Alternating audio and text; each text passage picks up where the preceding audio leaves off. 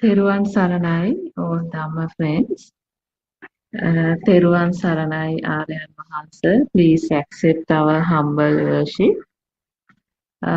We welcome all our Dhamma friends for the daily English Zoom session we are conducting today. So this Dhamma Zoom session is very different. This Dhamma Zoom session deliver a message of true liberation. So the term liberation.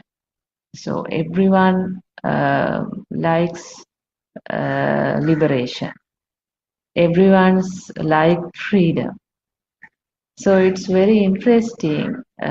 Is the real freedom, real liberation is outside, or is the liberation is expected from some environmental change, or the real liberation is something else? So the real liberation is, you see, is the liberation of self. So which is actually beyond mind. So fight for liberation, all that happens in the mind, but the real liberation, you see, it is beyond mind. So this is a forum which discuss about ultimate happiness. Ultimate happiness means usually happiness is something in the mind. So when something in the mind, you see, mind is not a permanent thing. Mind is a kind of a current, and that vary. So every moment it is a new current, a new spark, new thought. So so there is no permanent happiness in the mind, because mind vary, and the maybe the same object or some particular happiness relating to a thing, that vary. For example, a food. So when someone enjoy the first 2 bites, 3 bites, after that, that enjoyment is not there. It is a secondary level satisfaction. Even that is for the case for any relationship as well. So even if you listen some music, so it's still the same. So mind is, you see, it is a current. The secret behind the mind is it want to maintain some level of stress, some level of power, some level of current. So it will look for that and this. It will see the next entertainment facility or signal in the system. So it level of current start to deteriorate when it's associated with the same level of sensor or any object, any, you see, any signal. So and so this is the problem. That's why the mind happiness, that is a never ending process. I mean, if someone is slave to the mind and try to say what the mind say, even if that person try its level best and, you see, perform such requirements in the mind, still still after its achievement, immediately that mind indicate the next level of unsatisfaction or the next level of entertainment target in the system. So that's how it's run. um, because it's all the time will highlight or will show some unsatisfied end, because they are the more current, easy to drive more current.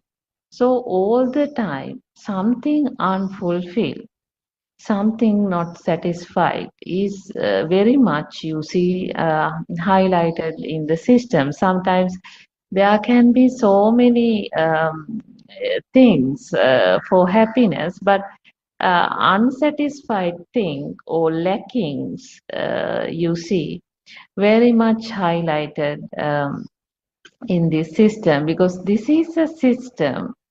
The system wants to have targets or fulfill, and to have the engagement. The power raising mechanism is the one which is happening. So the other thing is, mind is kind of a end in the sense, all the time there is some stress level of, you see, maintaining things as the mind, because all the time when a thing is there, the happiness is there with the thing, but like the opposite, like the same side of the I mean the two side of the same coin. When a thing become real in the system, the need for the thing also arises. So that is another stress, because need to maintain thing is a kind of a suffering here, the stress here. Or the system reject the thing when it is not happening in the way it wants to. So the attachment and the detachment, the you see, is the one happening. So when the things become real, you see, there is so much rest of the power variations are happening. So this is the silly mind. Mind, you see, it wants things, and it rise upon things, and it raise power on things. So in this number, we understand what is the reality behind the mind. Is the mind is a permanent thing, or is there a place for the mind, or what is this mind exactly? Is this a real thing? So actually, this Dhamma will provide the necessary guidance as to how this mind is formed, the formation. So when one sees the formation, it understands this electric sparks mechanism. The sensor spark and the sensor power is the mind. So mind is a collective, combined energy, or combined sparks, or combined impact of sensor sparks. So nothing real here. I mean, even the sensor creations or the mind or so-called soul, nothing is realistic here. So at any given moment, there would be something, because mind is a thing. But that thing, you see, the moment the thing become real, the process doesn't stop there. So the moment the things become real, then the soul also become real. So that's how it's happened. But what's the soul? So then it's a power. I mean, it is the same power. So there is actually no several things here. So finally, there is one thing here. What is this one thing? That is this alive field. So that's it. All the rest of the things you see, those are just variation of the in this transformative cycle we analyze, but ultimately it is just a spark or just a power or just the existent field of something. So the why thoughts or the mind is heavier, it because of the thought burden. It is because of this power. But when someone understands this power, then automatically it is this mind, you see, mind become immaterialized. So this power is the one start to fade. So then it is more like natural liberation from the mind, because mind is well understood in the sense this understanding term sometimes not quite suitable because the term understanding happens in the mind, but clearly we are describing a breakthrough in the mind. So that's why sometimes the term understanding is not suitable here, because the understanding can happen in the mind as well. But this is experience which is beyond mind. So the mind sort of become irrelevant or valueless automatically in the system. So we are discussing a scientific approach, actually a greater science here.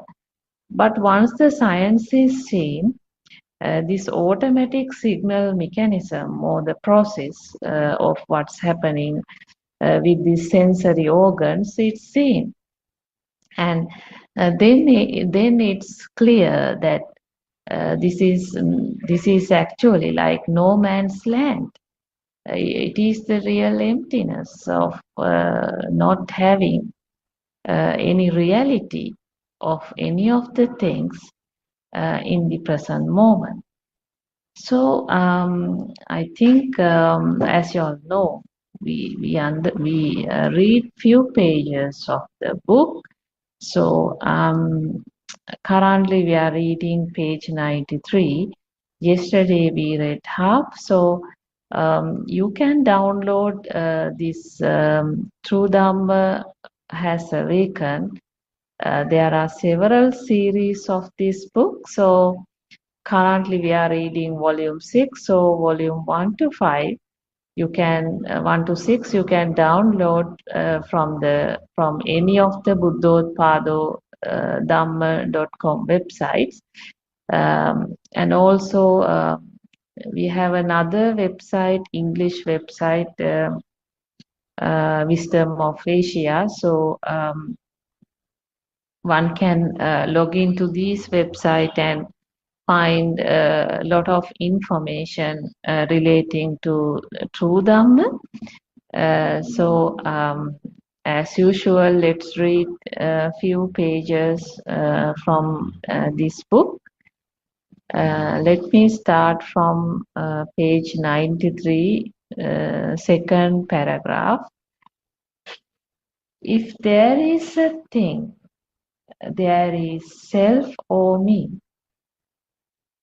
Now, with the combination of all these, the notion of an individual self gets created.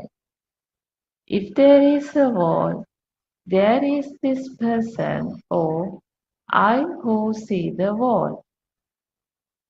Now do you understand that the notion of a self cannot be referred to a person? The notion of a mother, brother, or house, all these are only thoughts. When a thing exists, the concept of a self exists too, and vice versa. These are creations of the vibrations and senses. So, if we elaborate that, so who is a father?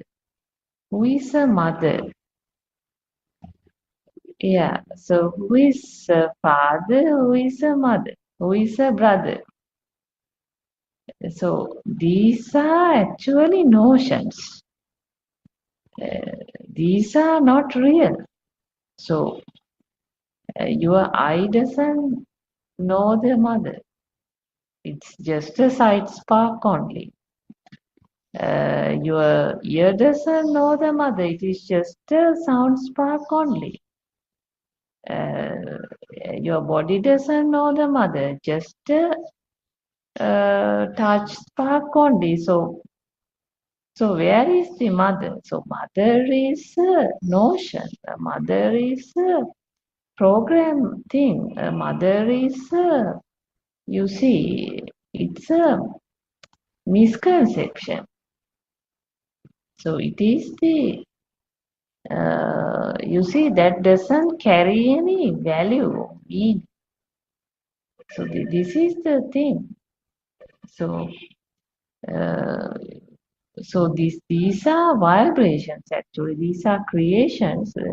But when we take the mother, but mother is a label. So it is the thing. It is a perception. The perception is just a reflection of some combined sensation only. The perception doesn't carry any meaning. It is the misconception. It is the wrong view that some perception is there. So this is the duality. The duality is here because the combine the senses spark, that is the power, and that power carry a misconception of something there like so. It is the duality. So nothing is meaningful. So when a thing exists, the concept of a self exists too. So it's like the two sides of the same coin. It is the same thing. It is not two things.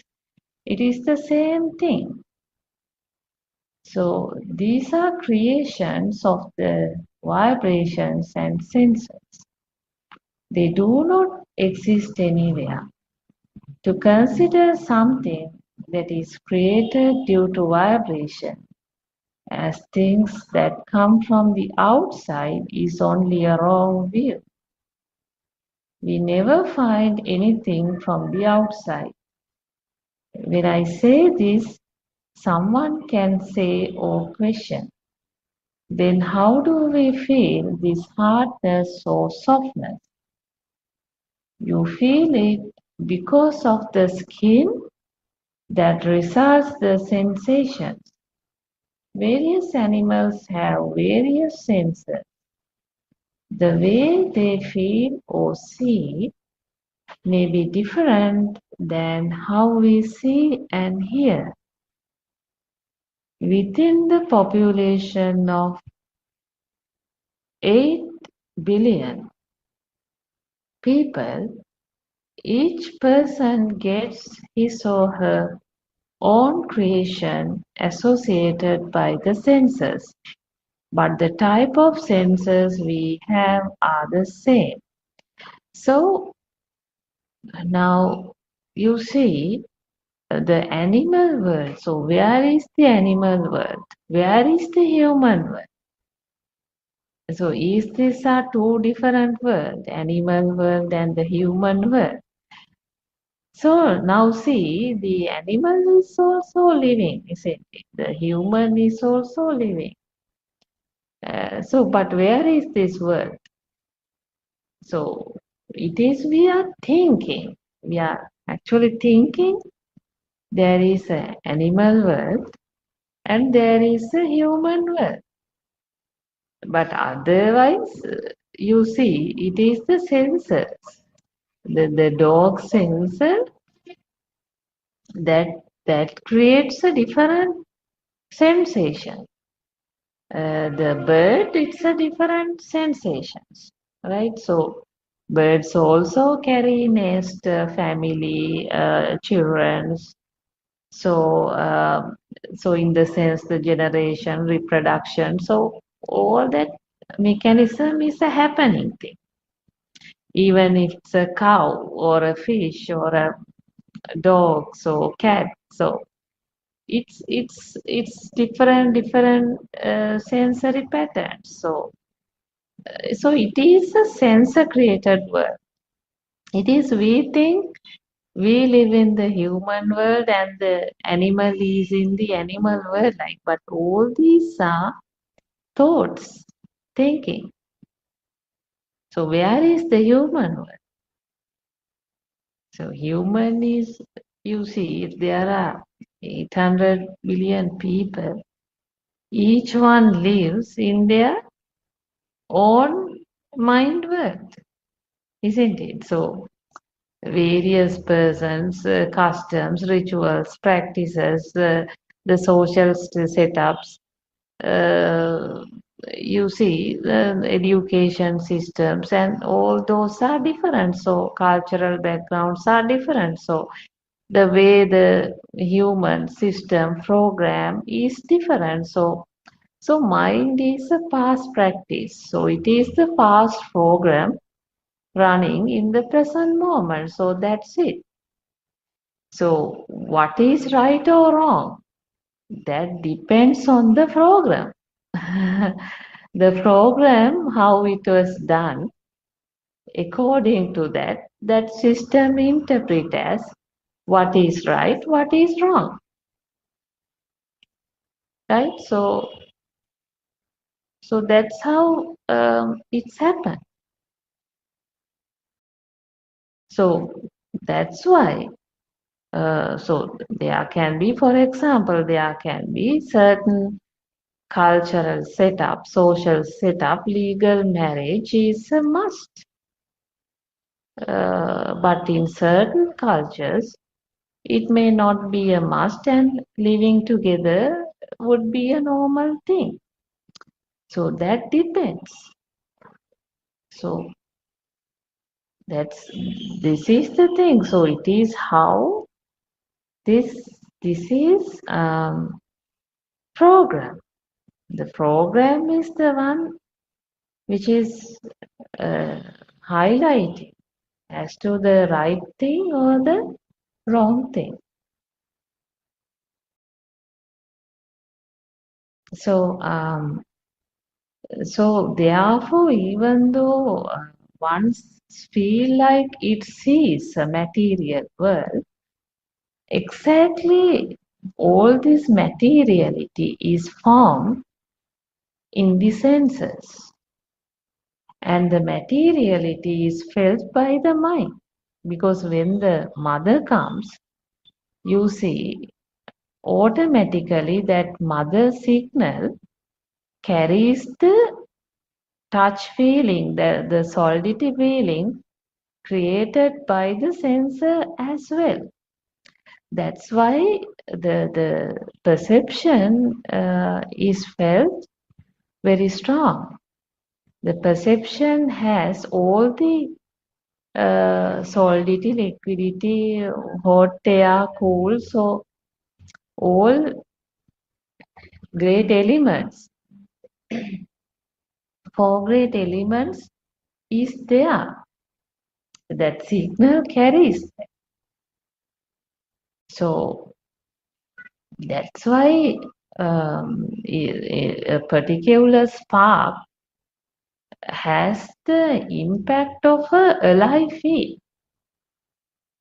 It has the liveliness, because this materiality is the one, you see, which is so strongly felt um, in the mind.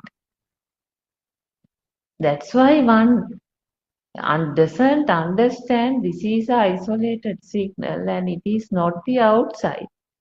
And but since this process is simultaneously happening, like, it automatically connect the internal signal to some outside object. So the internal and the external is created.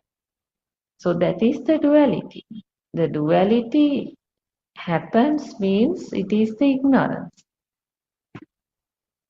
So actually the ignorance is the real reason for the mind power. Why mind power? It is the ignorance. Duality has happened.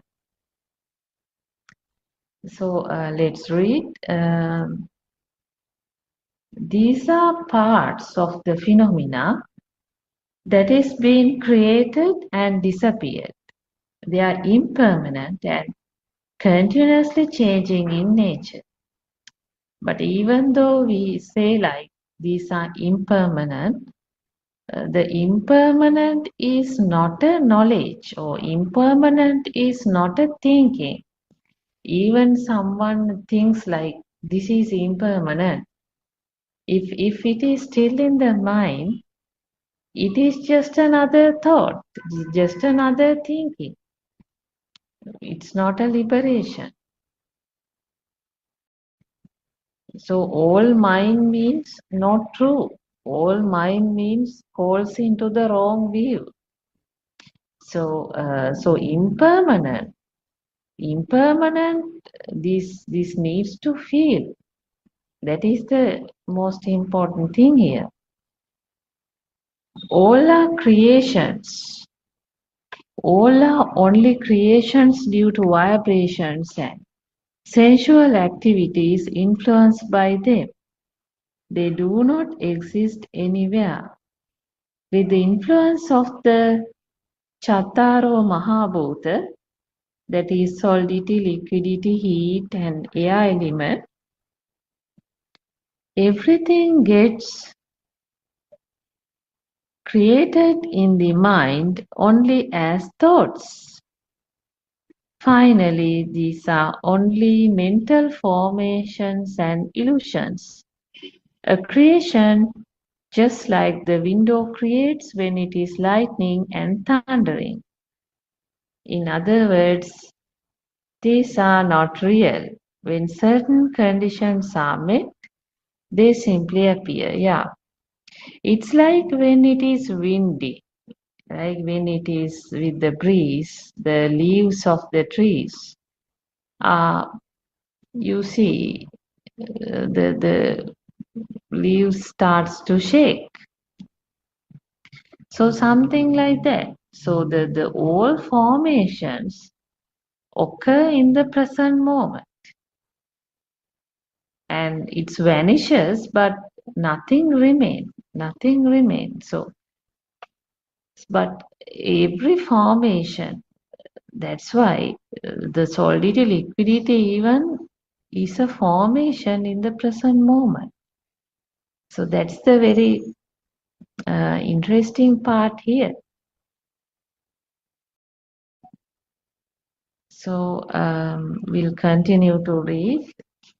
Participants, during the time my friend became sick, I was maintaining the awareness. However, when a problem came up, I felt that my unshaken mind turned into a shaken mind. When that happened, I focused my attention to that particular situation and realized that this is as same as the three worlds, Thunbhumi.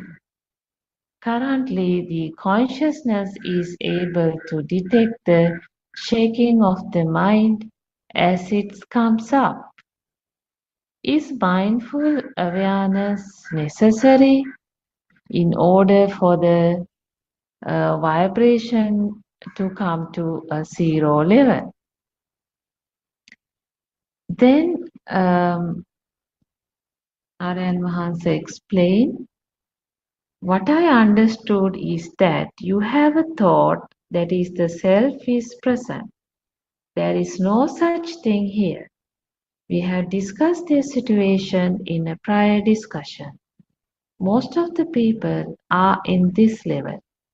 People get misled here. These disclosures offer the essence of the pure Dhamma as Buddha has taught. Maybe these are not valued in Sri Lanka. However, the entire world gets peace through these disclosures. After following these disclosures, Arhata created. These are the same sutras that Buddha has taught. In your case, thoughts have taken the power over you. The reason is the sensual world, giving value to the sensual world associated with the perception of form and formlessness. This is a situation that can be experienced that in any thought or in any kind of perception that the notion of a self does not exist. This can be seen only through inner calmness and quietness and with the supreme wisdom. Within the quietness, all are done in normal way. This can be explained as Adhigata Samadhi. It is apparent that the most of the people cannot experience this level. The reason for this is that purification has not completed. The spiritual situation can be detected only by Dhamma vision. Buddha's Dhamma doctrine is magnificent and deep. So it is the deep wisdom is the insight is the one happening here. So what is important is the insight. So insight is not relating to the mind, not relating to any of the senses, not relating to the sensory organ. So insight is insight really for the insight value transformation, like the value system drops, where that you see that field of transformation is not relevant to any setup. It's not. It's not relevant to any body or any sensor. So it is a totally irrelevant formation or totally irrelevant field. We can't say formation, but it is a totally irrelevant field. There is no any other term to use. So that is the insight given up or insight change. So that is the insight that really happening here. So then it's quite easy because the any outside setup or any perceptions not felt strongly because of the insight. It's a natural sort of liberation from the this perception world. So that's why we talk about beyond mind. In the mind, it's very burden, but beyond mind is the real tranquility.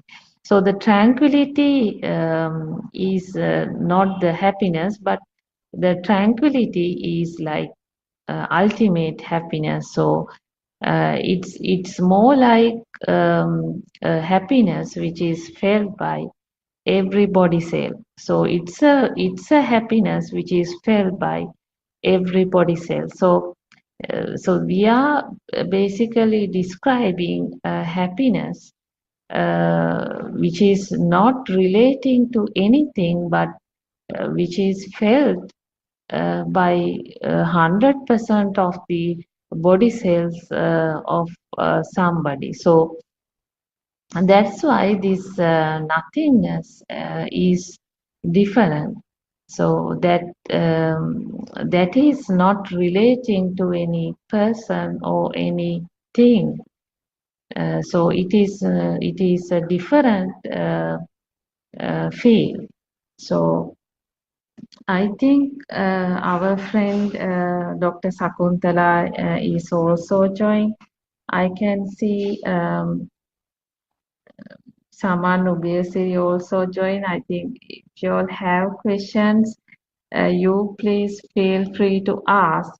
That's very important, your engagement in the forum, because I'm sure all of you have some question to clarify. So just no matter even a minute or two, kind of a discussion would be helpful. So please feel free to ask questions and engage yourself. And our noble friend, spiritual guidance teacher, Buddothpado Aryan Wahanse is also join with the forum. We can discuss the next part of the discussion. So I'll invite Dr. Sakuntala to explain us anything relating to this Dhamma. Teruvan Saranai. Peruvan Saranai. Actually, I joined a little while ago. You were discussing something about Adhigata Samadhiya, if I am correct. Peruvan Saranai. Yes, yes, that term was there. Yeah, you can explain that, Teruvan Saranai. Yes, it may be something sort of deep. I don't know whether I'll be very successful in explaining that. In very simple ways, if I try to tell it, actually, this is something that is somewhere when you reach a significant level of understanding of Buddhottpada and Hanse's teaching. And in very simple words, if I say, what happens is the thoughts that the thoughts that are formed then and there in the system, what happens is automatically it is given a value. That is how the mundane world is. So in mundane world, you tend to give a value to each of these thoughts and then take the thought as a real, as a part of the existing world. So when you realize how these thoughts are formed and the mechanism, that uncontrollable mechanism, by the nature's law, it's something happening, and there is no controlling body, especially there is no controlling self. Then you realize that this is something that happens automatically, and the thoughts are the end product, and not only the thought, actually the end product is the feeling of self or the self-existence, or in Pali Sakkaya Ditthhiya. So that is the end product which is unstoppable for a person who has no idea about this true Dhamma. So when you realize this mechanism, the fact that there is no one who can control and there is no self controlling this system, then it becomes very obvious that there is no value to the thoughts that are formed at on each instance. So it's the mind is a flow of thoughts. There is no one single mind. It's a continuous, very fast flow of thoughts. And when you realize the mechanism, it's not easy, I would say. It's not easy to sort of have that transformation, because what we have been taking is that there is a thought mind, and we get thoughts, and all sorts of these thoughts are related to past and thoughts about the future. All sorts of complete misconception was there. So when you realize the truth, little by little, the feeling comes that there is no value in these thoughts. So thoughts in the sense, thought can be anything. It can be the mother, father, your child, or anything in the world, material world, house, car. Not only that, myself is also a thought. So little by little, the value given to these thoughts diminish. The significance of the thoughts gradually sort of disappears. And at this point, uh, you can experience the world in the same way. That means because your senses are functioning, your sense activity is there, you can see, hear, and feel the things in the same way, but the value is the one which is disappearing. In other words, the fire that was created or the current that was created due to the sensor function, that is the one which diminishes and fades away. So that is the place where the Adhigata Samadhi, I exactly don't know the English word for this actually. So Adhigata Samadhi is a state where you feel that it's a feel, it's not a thought. It's a feel that there is no value in these thoughts which are coming. It's felt to the system. It's not something that you can sort of try and achieve. It's something automatically happens. So right at the beginning, there are some fluctuations in the Adhigata Samadhi. Now, I think if I remember correctly, Buddhajanan Mahasi, our Lord Buddha, asked once from Anuruddha Thero that time.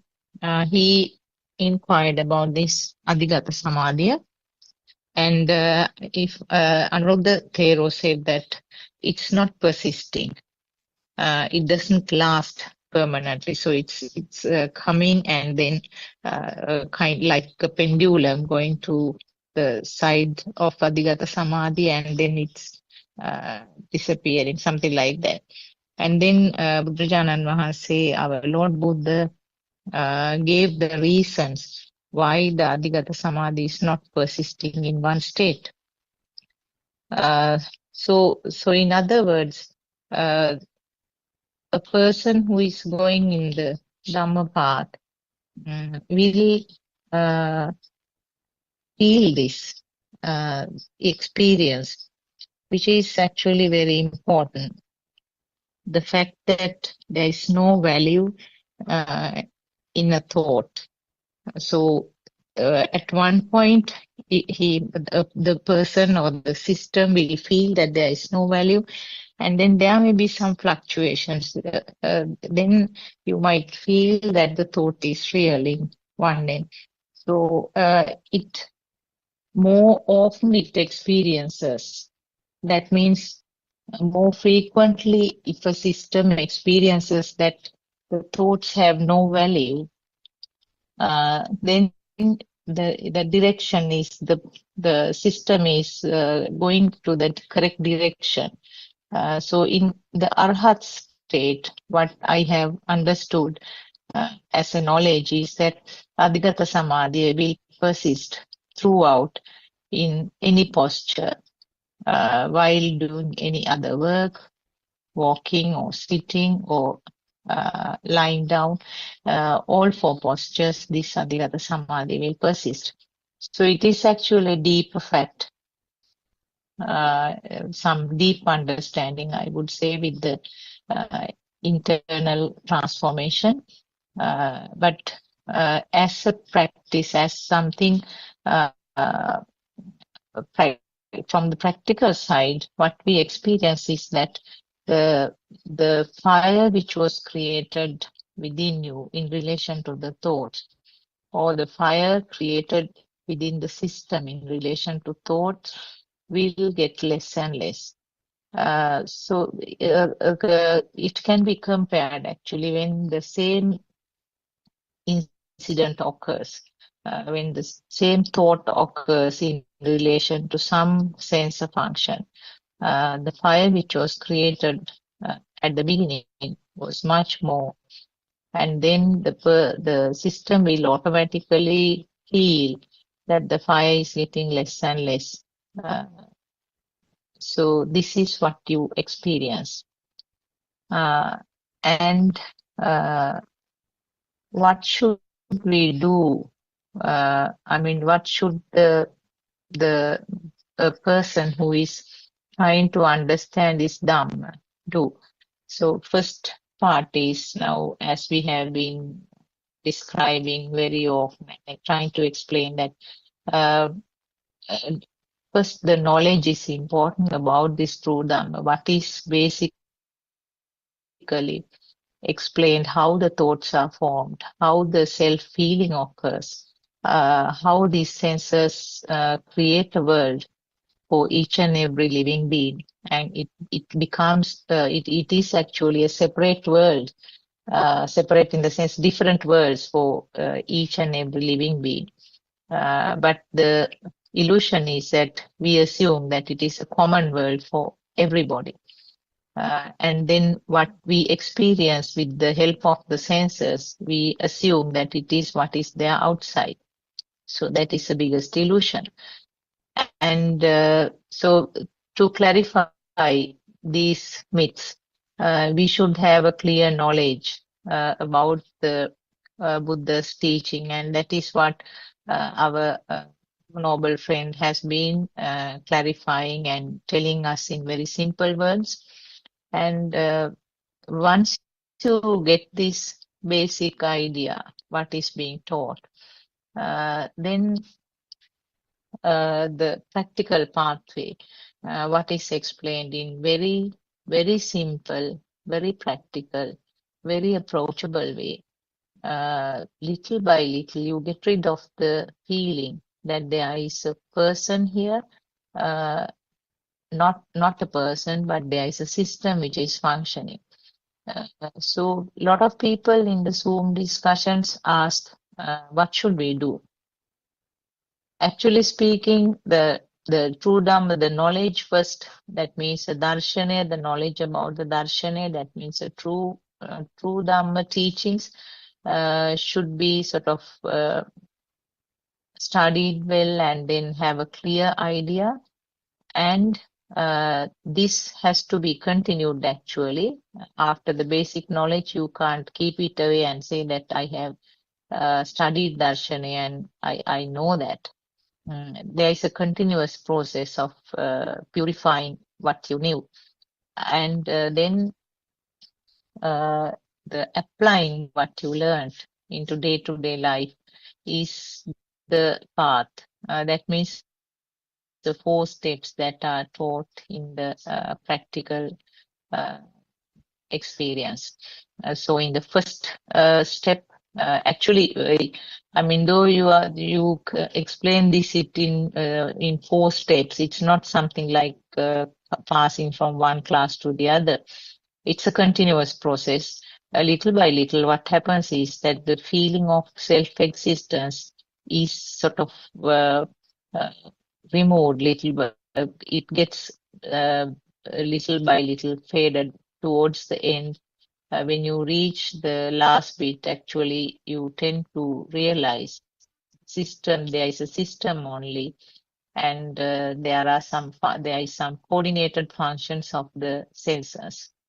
And then finally, what is experienced is the tranquility and lack of current or fire which occurs with each and every thought.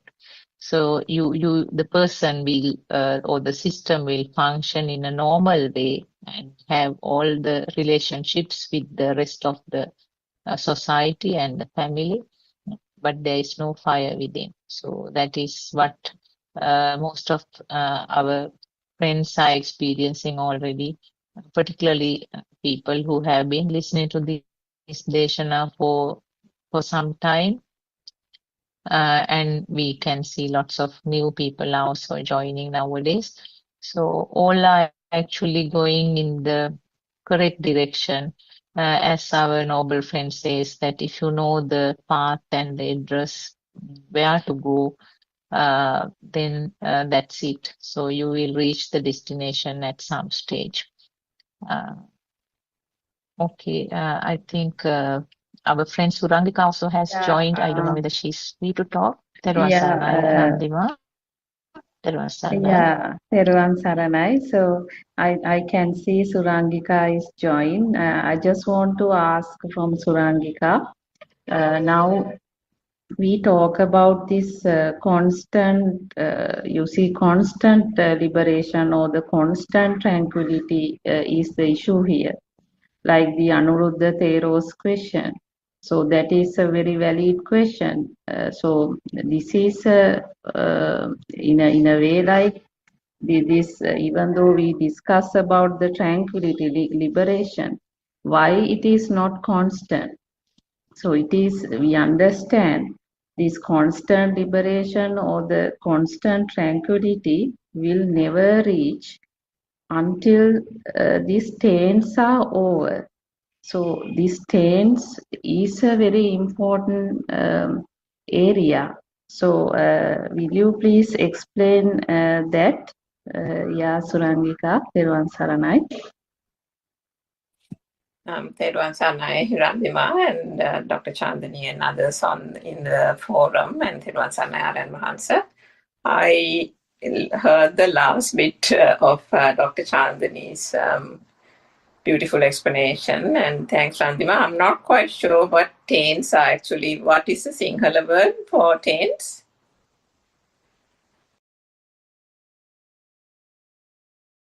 Is that the fetters or defilement? Taints means The Terwasanai, it's a defilements, the sasava swabhava. Sasava.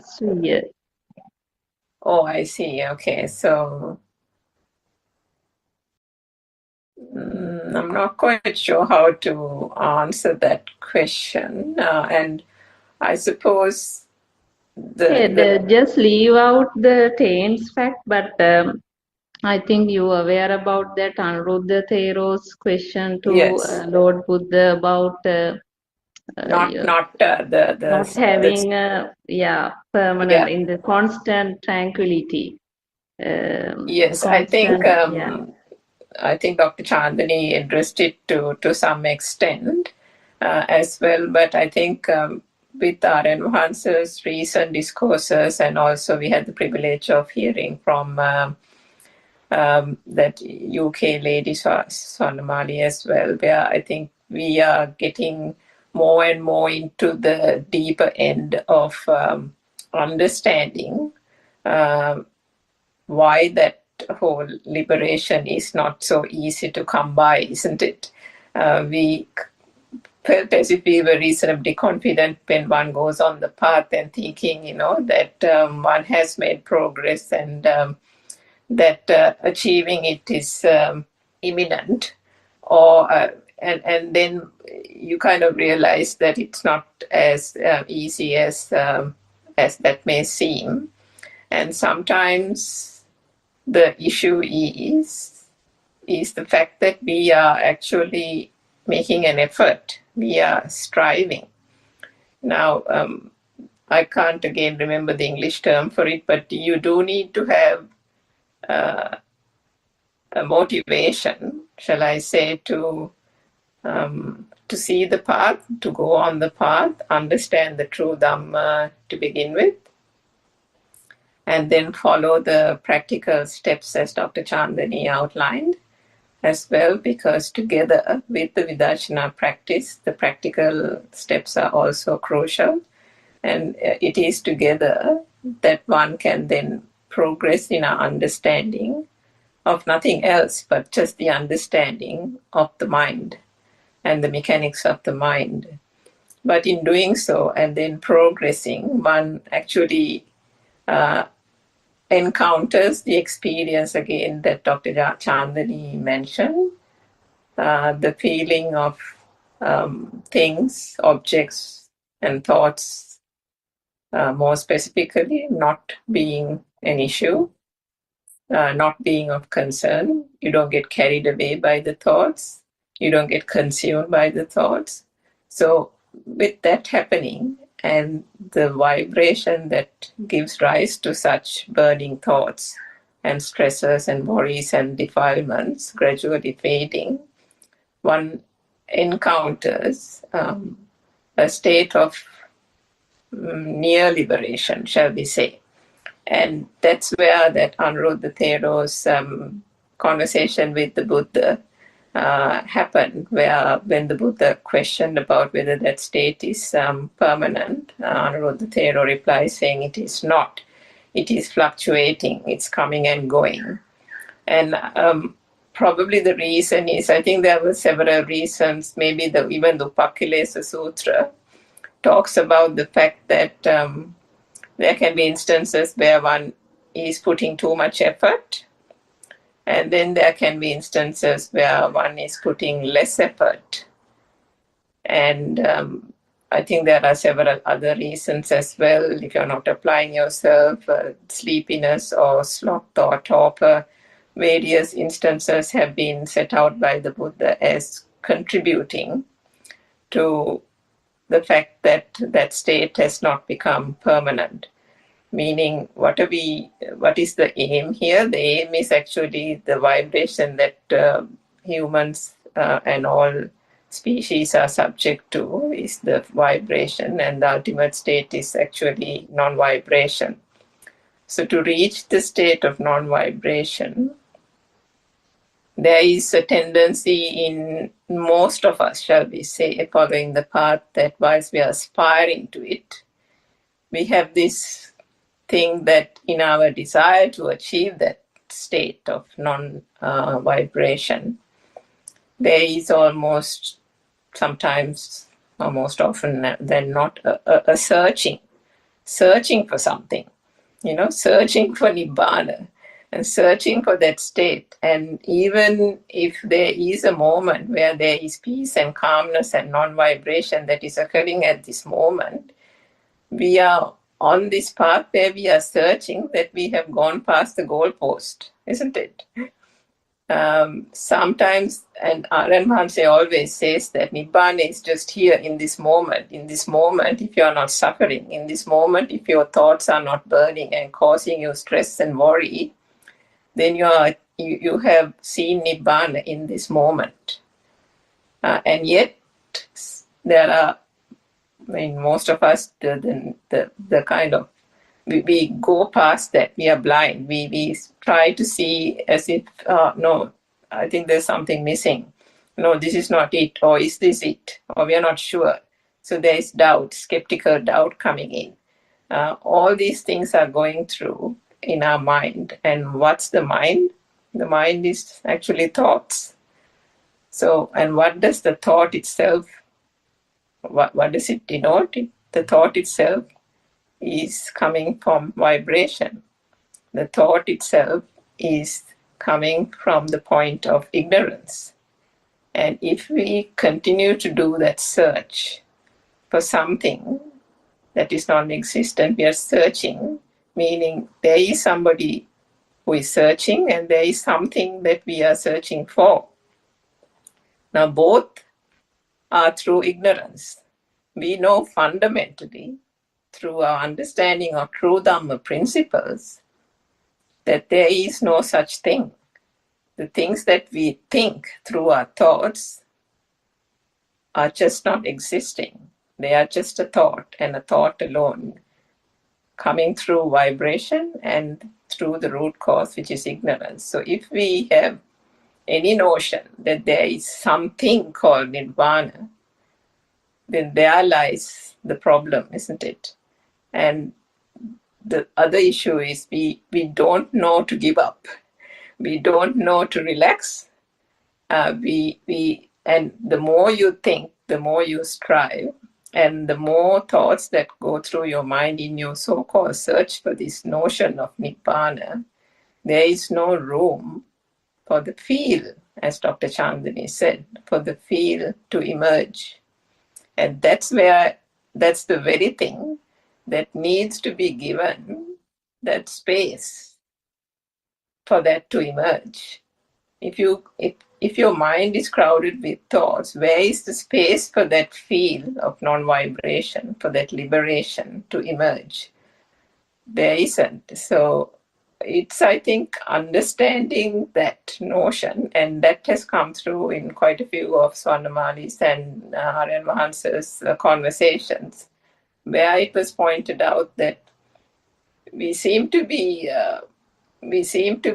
able to recognize defilements coming through various other senses like the eye consciousness, ear consciousness, and so on, but have a tendency of getting trapped, shall we say, in the mind consciousness, stimuli that arises in the mind consciousness alone. And that seems to be almost the last frontier, because every sensor is finally connected to the mind consciousness, and then the mind consciousness on its own also gives rise to various stimuli. And that's where we, when thoughts occur, if one is not present in that moment and understand that we have only this moment, and this moment only, and that moment is also comprised of nothing but a thought, and the thought has also nothing in its composition. If that understanding, that basic understanding, and that there's something lacking in that understanding, that is where one can then get carried away by that thought, and then that thought will latch on to another thought and another thought, and then one gets carried away. It doesn't have to be an object or the mother or the father or your children. I think most of us, or the people who have progressed on this Dhamma, are no longer getting carried away by the mother and the father. They are now almost latched on to this notion of achieving Nibbana, and that seems to be the ultimate point where they are continuing to strive and continuing to want something and searching for something. But that itself, if it's giving rise through thoughts, and then that's where Aryan Mahansa points out that understand that thought itself is the very thought that's preventing one from allowing the state of non-vibration or liberation to arise. So all you got to do is just to see the thought, even, and understand that what is this thing that is being searched for. And as long as you're searching for something, there is an I who is searching. So for one thing, there is no such thing called Nibbana. Aryan Mahansa always says, if there is no burning sensation now, then there is a Nibbana in this very moment. And if there is a searching, then there is still the Atma, or the soul, that is looking for something.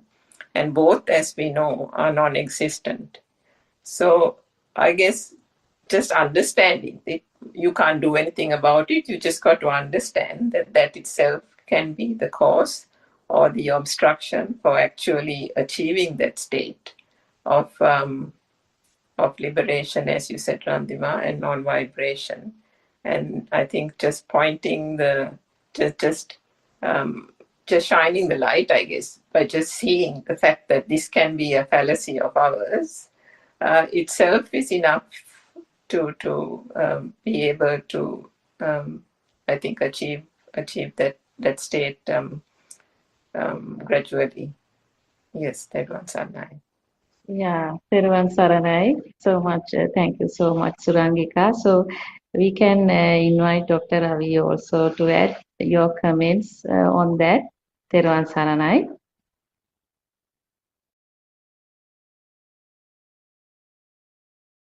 Thiruvaan Saranai, Randima, Thiruvaan Saranai, Surangika and all.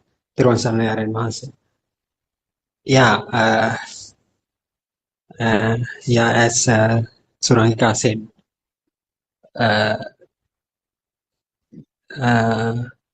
if this Nibbana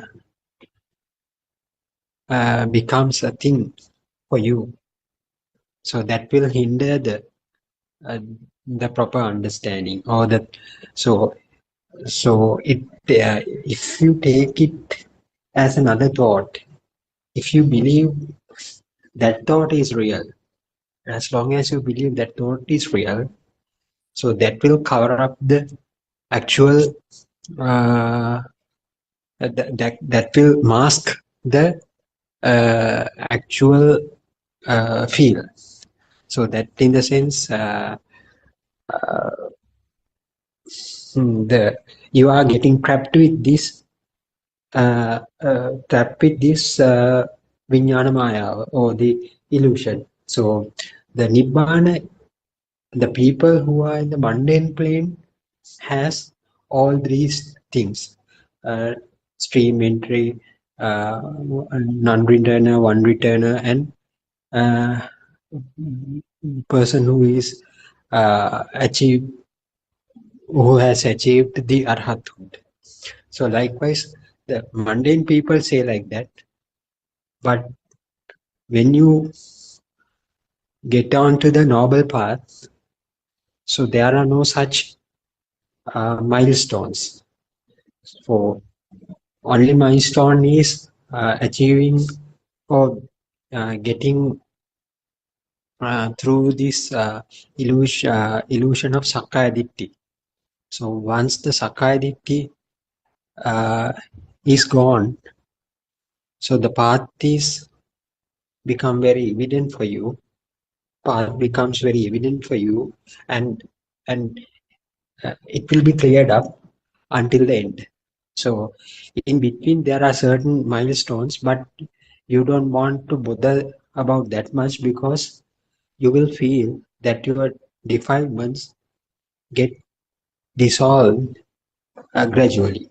So other than that, from the time your Sakkaya Ditthi got fade away until the Arahathood, there will be some kind of a gradual process. So in between there are certain milestones that has been set up for the mundane people, for the betterment of for the ease of explaining this Dhamma. But as Saranvasa says, there are no such milestones. So if you focus on any one of those kind of milestone, so that will mask your journey, because it will be taken as another kind of mental image. If you believe, once you tend to believe that there is some kind of a stage, that will imply that you have been caught up by that illusion. You have been deceived by that illusion. So that should not happen if you understand this Dhamma. So don't focus. So what Lord Buddha says is, don't focus on anything else other than your internal transformation. Internal transformation, that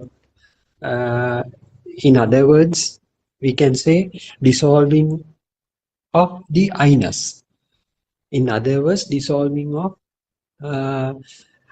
what you call these defilements. So you will feel definitely the I-ness you had previously. Now it has not in that much powerful. So you will feel that. So that is the only indication that you will feel while you start traveling through this noble path. So that's why it can't be it is not visible to some other other one, so other people. So it should be felt internally to you. So there are no such milestones. Only what you feel is the fading of the defilements, the intensity of the I-ness, the self-centeredness will get gradually diminish until what? Until the state of arahatun. So, so, so as Surangika clearly said, if you focus on any one of these stages, it will block your path. It acts as an obstacle to your path. So yeah, that's that's all what I have to tell. Yeah, you asked about the tails. So what I know about the tails is it comes from its tails are there at the level of the zygote even. So zygote itself is formed by combination of sperm and the ovum. So when the zygote is formed, there is some kind of vibration in it. So when that vibration gets telepathized with some other kind of vibration, so the tails will be there. So tails in the sense, even in one single cell there will be tails. So tails in the sense finding the nature of finding the other one. So the nature of finding the other stimuli. So it does not satisfy with the existing stimuli. It's tend to find the other stimuli. So according to R.N. Hanse's sermons, he says tails are there in the zygote even. Every cell has this nature. So once the zygote has been grown up to the level of a newborn or fetus or newborn, so after giving birth to the child, so the tails plays the major role. So it tends so it makes you to feel the signal of the light. Tails make you to feel the perception of sound. So the world that is created on top of those perceptions will be resulted as the functionality of the tails. So tails leads this everything. So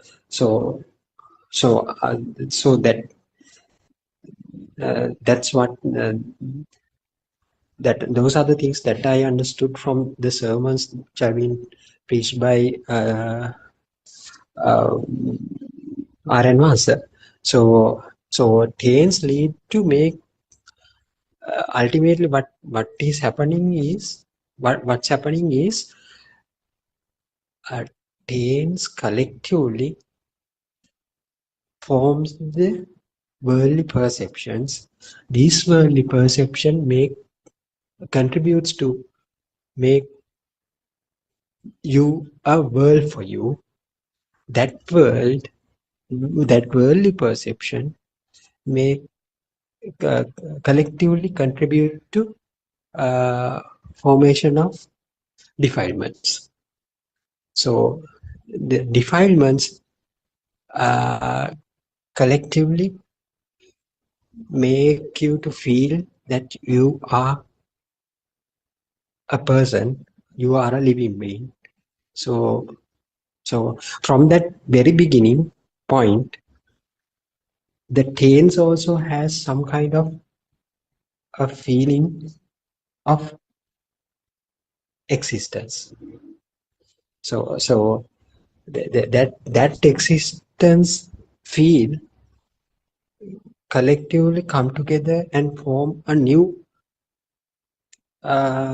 existence field called I. So it is a certain kind of a process. So it will happen naturally. So when we think that the feeling of I-ness is the feeling of existence is as I or me, my mind, so that is the point where our ignorance start to happen. So we didn't know until we hear this Dhamma, we didn't know this happens into a certain way. So we have been misled by the perception. So we thought the light is real. We thought the sound we hear is real. We thought the perception, the stimulation that we receive through the skin sensor is real. We thought our mind consciousness is real. We thought everything we perceive through the consciousness is real. So we thought the consciousness is a real thing. So that is the ignorance that we had. So if you understand, when you understand this Dhamma, we get to know that everything happens into a certain way. So no one is controlling. I'm not the one who is controlling it. So then of course you will understand the system. So then you won't be bothered about it. So there's no need to worry about this. So then you will understand there's no person here, no doer here. So that is the whole fact that Lord Buddha wanted to highlight into the world, express into the world, announce into the world. Even though you think there is a person here, there is no such a person here. So we feel like we are living, but it is not true. The consciousness that we have is not true kind of a consciousness. It happens as a result of certain processes, certain activities. So yes, Randima. Yeah. Thank you so much, Dr. Ravi. Yeah, I think these taints are the most important thing here. This taint, so it is the form of excitement. It's a form of excitement in everybody's self. So it is actually a power. So which is the inner power. So that is the power which really driving all this magic. So only thing is this taints the inner killer or this excitement, this power that is not seen until this you see the level of defilements sort of bring down to some kind of a level. So the hate, delusions, the jealousy, the lust. So these ones one will see at gross level. So that gross level is really drives by this one. So this excitement. So excitement in the senses, excitement in everybody's cells. So this is, as you explained, what is telepathized. So this is the story of the samsaric travel. So I think one of the important thing you highlighted in this discussion is this milestone. So as you very correctly pointed out, these milestones really there's nothing like that. So it's a form of another blocking. So So this is actually the natural kind of a transformation, and you see the scene or the insight of the what really happening. So this power is the one slowly get clear out, and slowly that's the one which fade out, and then only one can talks about the real neutralization in every cell, in every sensor. So so I think today we have come to end of our discussion, but we had a very great discussion, somewhat trying to going into deep or touch some deep. So so we are happy if Aryan Mahansi also have some words, but we know these days Aryan Mahansi is busy. So anyway, thank you all of you for coming and having your views, opinions, and here. So that's very important. So yeah, Thiruvvan Saranai. Yeah. I was just wondering, I saw Mr. Obesity is a new person, isn't it? I mean, I don't join this forum often on weekdays, but perhaps there's something he can add because I know them. I think I know them, but they will join very soon. Okay. So I encourage, you see, every day or daily I'm encouraging them to speak, but I know them. Yeah. Right. Okay. And Very I think soon, maybe, I'm sure if there there are is new a young people. lady there. So I think she's very good. So most probably, so let me have a chat with Aryan Mahanse and get her also to the forum. So she will talk very soon, I feel.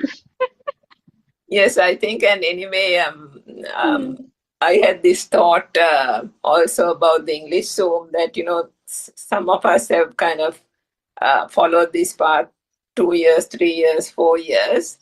And it's always refreshing to hear a new person, isn't it? Just like the Sinhalese Zoom discussions. When a new person joins and asks a very practical question or gives an example of some occurrence in that person's day-to-day life, and then the Dhamma is explained in relation to that experience that person has had, then it's very lively, and it's more practical, and then it's easier to communicate the message of the Dhamma as well to the audience. So I hope more and more people will join so that we can have a very good conversation, isn't it, Randima? Yeah, exactly, Sarangika. Yeah, that's immensely benefit. If everyone speaks only, we can have a form of a conversation. Otherwise, it will more like just a isolated talk. Yeah, That's that's right. true. So thanks so much for every one of your views. So we'll meet up tomorrow as well. Theruvan Saranai, all Dhamma friends. Theruvan Saranai Aran. Please accept our humble worship. Therwan Therwan Saranai Saranai Mahansa, Randima. Therwan Saranai all friends. Friends, Therwan Saranai Mahansa.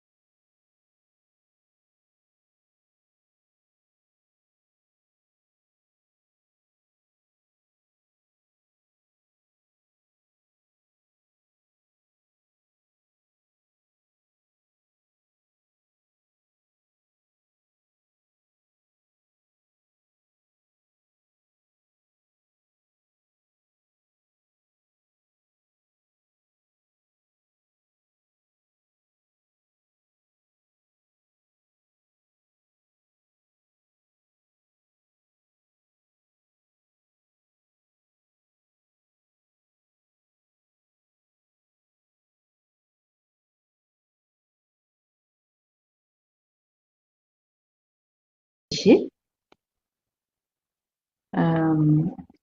Dear Dhamma friends, we welcome all of you to our English Dhamma Zoom session. Um, this English Dhamma Zoom session is very special since this Dhamma Zoom session communicate the true Dhamma message. So this true Dhamma message is important for the entire humankind because this Dhamma provides a sense of relief of somebody from mind and even from the body life. So it's a sense of liberation from mind. Many people spend so much of money, you see, to have some relief in the mind or to seek satisfaction. So much money is spent. But you see, this Dhamma message really enable someone to have a liberation or relief from self, in the sense relief from so-called mind, because in this Dhamma, it is the thought formation. Who are you? You are a current, you are a wave. What is your formation? Exactly what is happening? What is the living? Living is these thoughts keeps on coming. But is this thought is belong to somebody? Or there is a mechanism is happening? So we explain the mechanism behind this thought formation and how this fire or the burning inside occurring, and how one will relieve from that inner burn when they understand this true Dhamma message. So this is very interesting because a lot of people, actually people in general, suffer in the mind. People suffer in the mind, and even some mind related, you see, many health issues arises with the mind, the stress in the mind. So unlike before, nowadays the term stress is widely discussed. Even small kids talks about stress, professionals talks about stress, mothers talks about stress. So these terms are nowadays commonly used with the complex lifestyle of the people. So what is the stress? Where is really the stress? Is the stress outside, or is this really the mind? So you see, so even things like anxiety, depression, sometimes some mind sparks, you see, occurred in a sharp way, and that has a chance of recurring, and some chemical imbalances in the system. Even you see, even that kind of people will really able to experience difference, you see, after listening this Dhamma, because this Dhamma clearly explain what is the mind, what is the thought, what is this whole system, what is this wave, what is this current. So when someone understands its own formation, basically it starts to liberate from itself. So therefore, this is very interesting. So we invite everyone to have a discussion with us, come, question, share this message. So then many people will benefit in the world.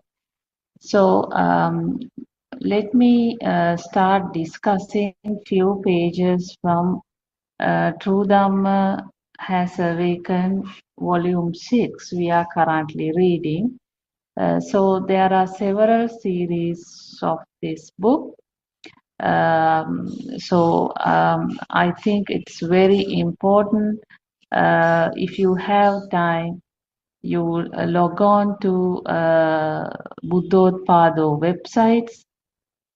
So in these websites easily you can find these English books and that carry conversation between Aryan Vahansa, that is our spiritual guidance teacher, and the participants, various Dhamma seekers, so who are seeking truth.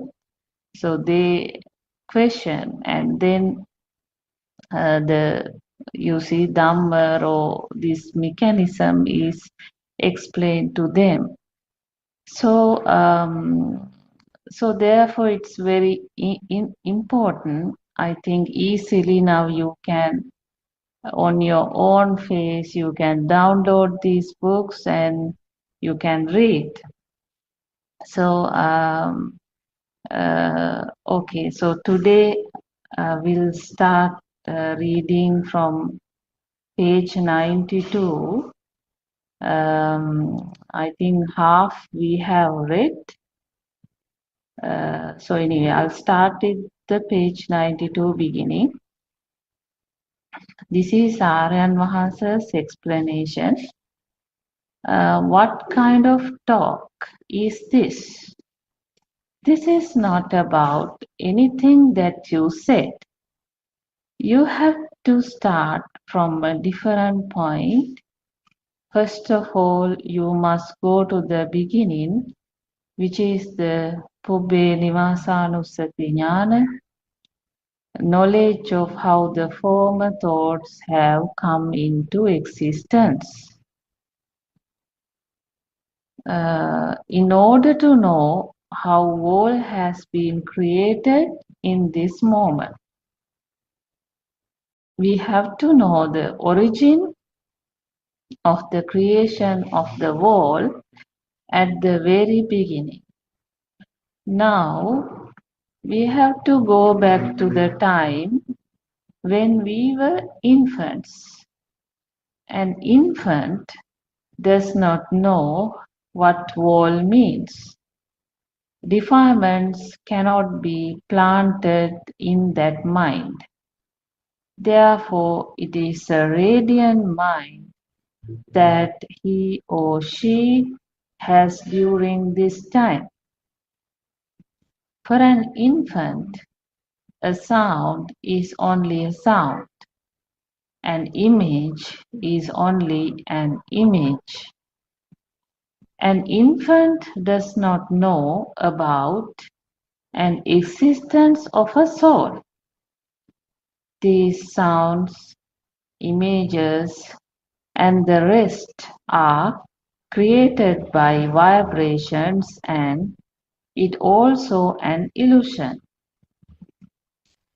Due to the vibrations and the wave system created by it, sounds and colors are constructed in the senses. People with wrong views believe that these are coming from the outside.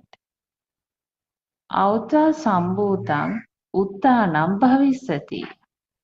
This is a natural occurrence. An appearance and disappearance happens in every moment. For a baby, due to vibrations, sounds, colors, and images appear in the senses and disappears. This happens with each sense, and these are related activities. This situation is very delicate. It cannot be solved by people with common thinking patterns. Nahidang atta katan bimbang nahidang parakatang aga. This stanza refers to, with the arising of cause, arises effects. With the cessation of the cause, cessation of the effects occur.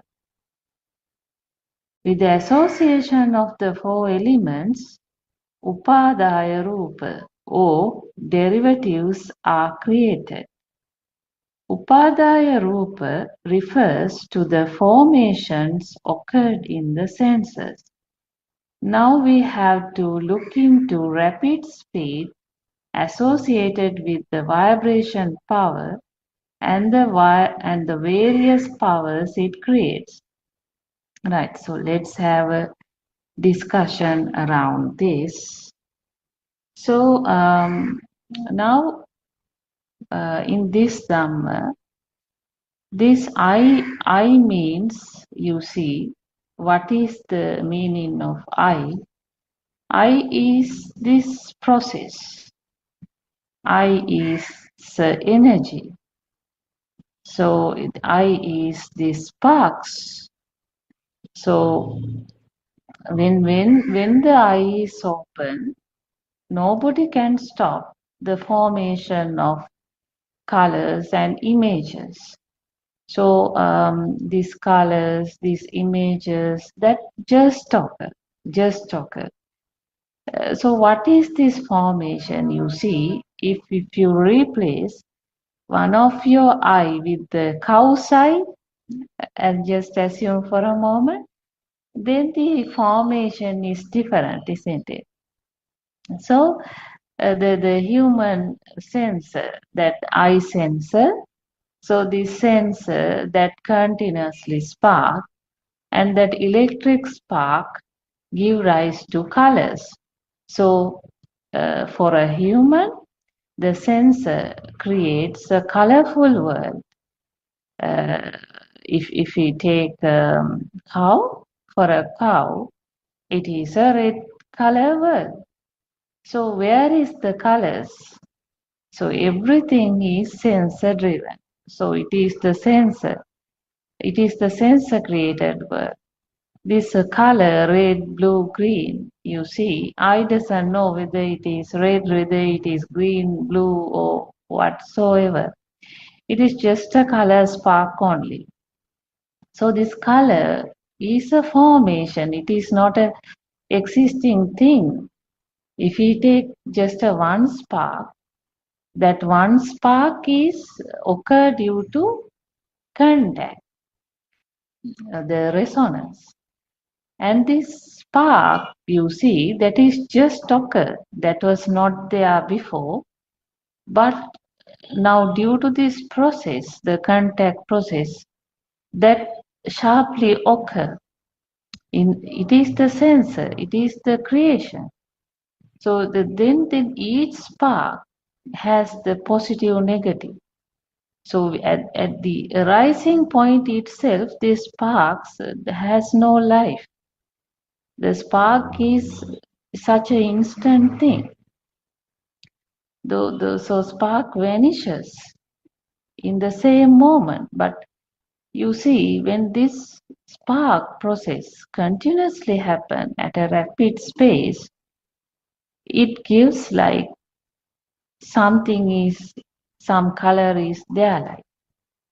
So that is the color world, or that is the picture, that is a shape, that is a color spark. So nothing else here. So this is the sensor world, basically. Sensor means something like this. So every body is a sensor. It is we classify these sensory organs to eye, nose, ear, and skin like. But really speaking, the whole sensor system naturally spark, and it has a sensor field.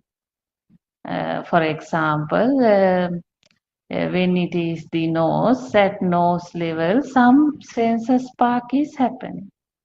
Then if we take the ear, so that eardrum is constantly spark happening. So eardrum doesn't have any variation like between what is that sound or this sound like. It's constantly sparks. So same like the skin, hot and cool. You see that is the some feel that arises. Even the tongue, some taste like sweet taste or the bitter taste like, but you see, this is a sweet taste, this is a bitter taste, is a thinking. But none of this thinking is applicable for the sensor level. These are just sensor spark, just like the other sensors. So it is we think it is hot, it is we think it is cool, it is we think it is my body, my tongue like. But if we leave out the thinking part, like this is just a sensory organ system that continuously sparks. So in this section, what Aryan Hansi highlight is just see the origin of the thought, because presently you get some thought, you get the feel of a chair, but you need to go back and see how this chair was originally formed. That's why you need to go back and see, go to the original point. Because in your system, there wasn't a chair when it was born. So when was the chair was born? One has to find. There is a day this chair was configured or introduced to this system. That was programmed also in a natural way. So that's why it is going to that newborn baby and understand the newborn baby did not have any chairs. Newborn baby, it was just the sensor sparks. Some color, some sounds, some feel only. There is no conceptual world. It doesn't know whether this is my mother or somebody's mother like. So that is the thing. It doesn't know that this is a chair or a book or something like. But after some age, you see, this is program where a color spark in the eye and sound spark in the ear. And these sparks now powerful enough to combine and give rise to some sensation of a feel of something. Now it is suitable in the sense that's automatically happening. So now in the system, the sparks combining, coming together, but that coming together is also not real. The color sparks not real, sound sparks not real, but those two comings together and having the chair is also not real. But this is not a problem of the chair. In this system, it is the chair, it is the table, it is the tree, it is the sun, moon. But for this system, you see, it is not this chair or a table or a tree or a house or a mother or a father. But when these things, you see, these things become real, something become real is happening. That is the chair. It is not the chair now, it is the existent field of the chair. This is due to the speed of the activity. The speed of the activity. The chair is, you see, is become real. So this existent field is the critical thing here, because that existent field, you see, it is a strong, it comes to, that means this whole process is coming to a very higher power level. High power level in the sense, all the time we are talking about vibration or the resonance, and when a particular you see vibrations, when the sparks is coming to another level, like the resonance circle also getting increased. So there's no time frame for these sparks. So the unexplainable number of trillions and billions of sparks of resonance. So that's why entire samsaric effect is here, because this moment when the things become live and there is so much of power, and that power is getting stronger naturally in the system. So in Pali we call bhava. So this is the helpless situation in this system. Even though we think like this I is mine, and how can, I mean, this I is the best thing in the world, this ear is the best thing in the world, like, but the sensory organs helps to create so much of power, energy, and that energy is the continuation. So anyway, so there's nothing wrong here. So this is a natural phenomena, that continuation or the power formation. So mind means this power. So so if someone asks, who are you? You are this alive field in the present moment, that is this current. But who really are you? Are you a soul living inside the body? Then who are you really?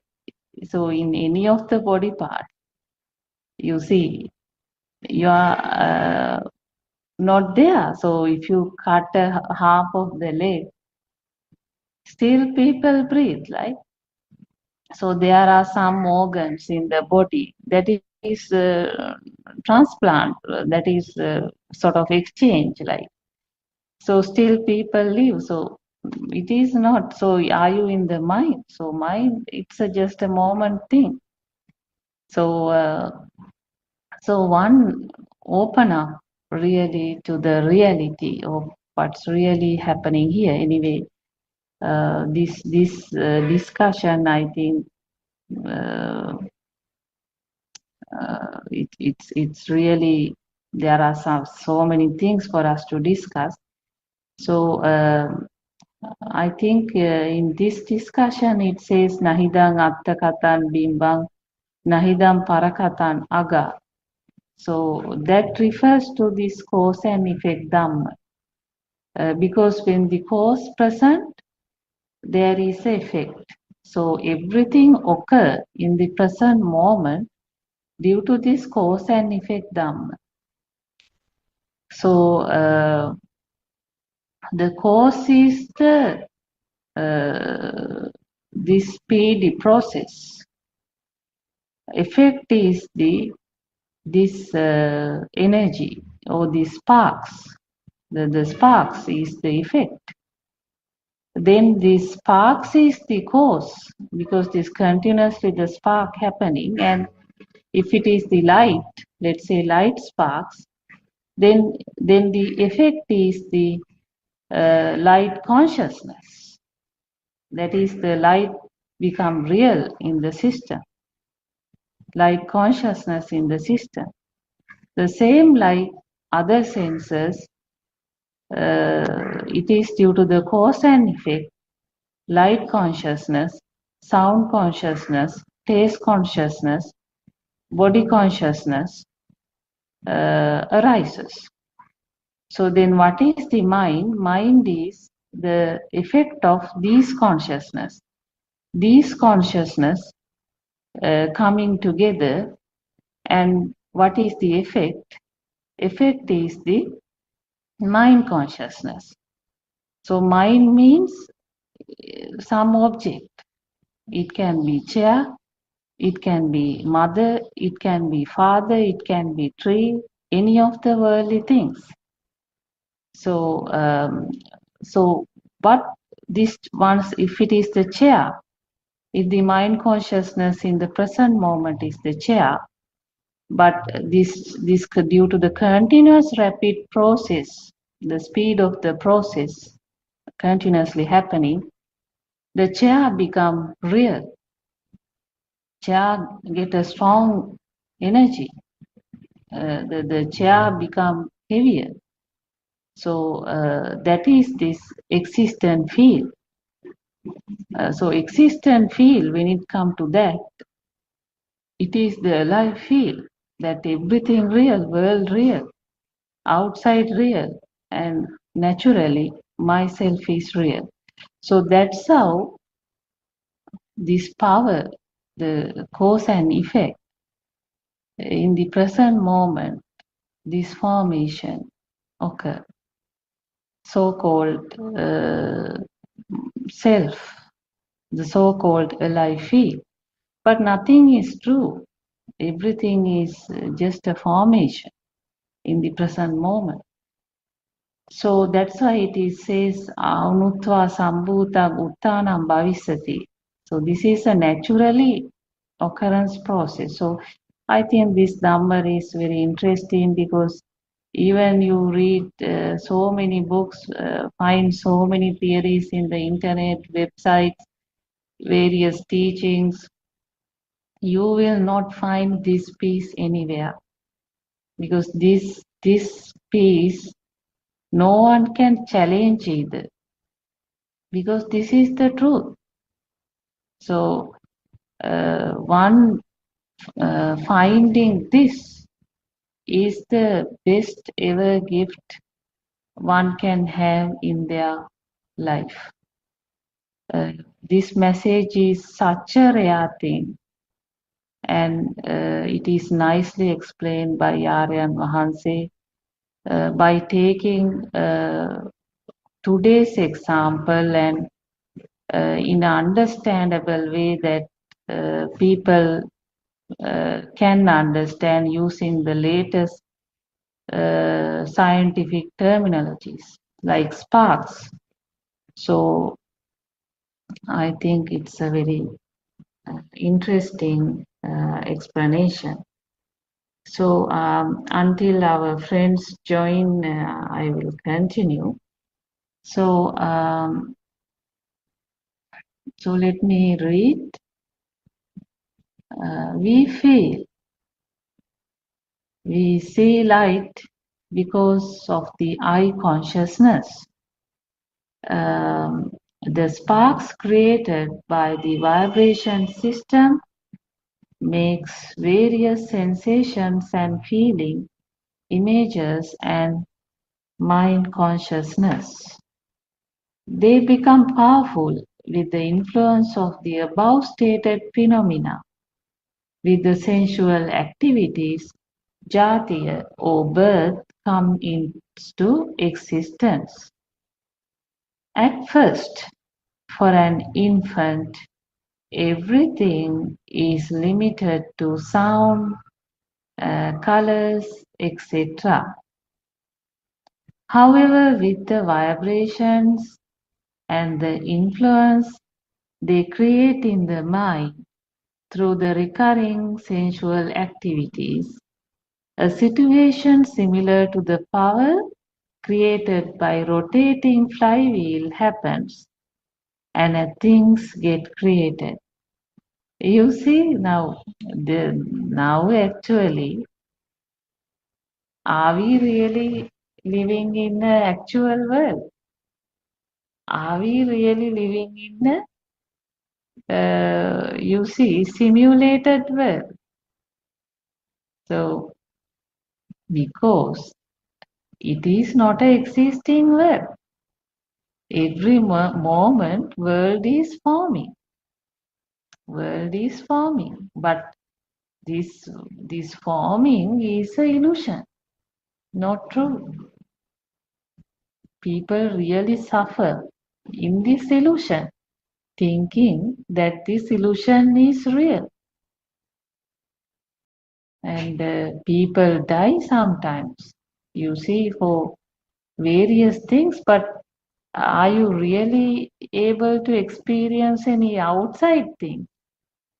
Or yourself also a birth in the present moment?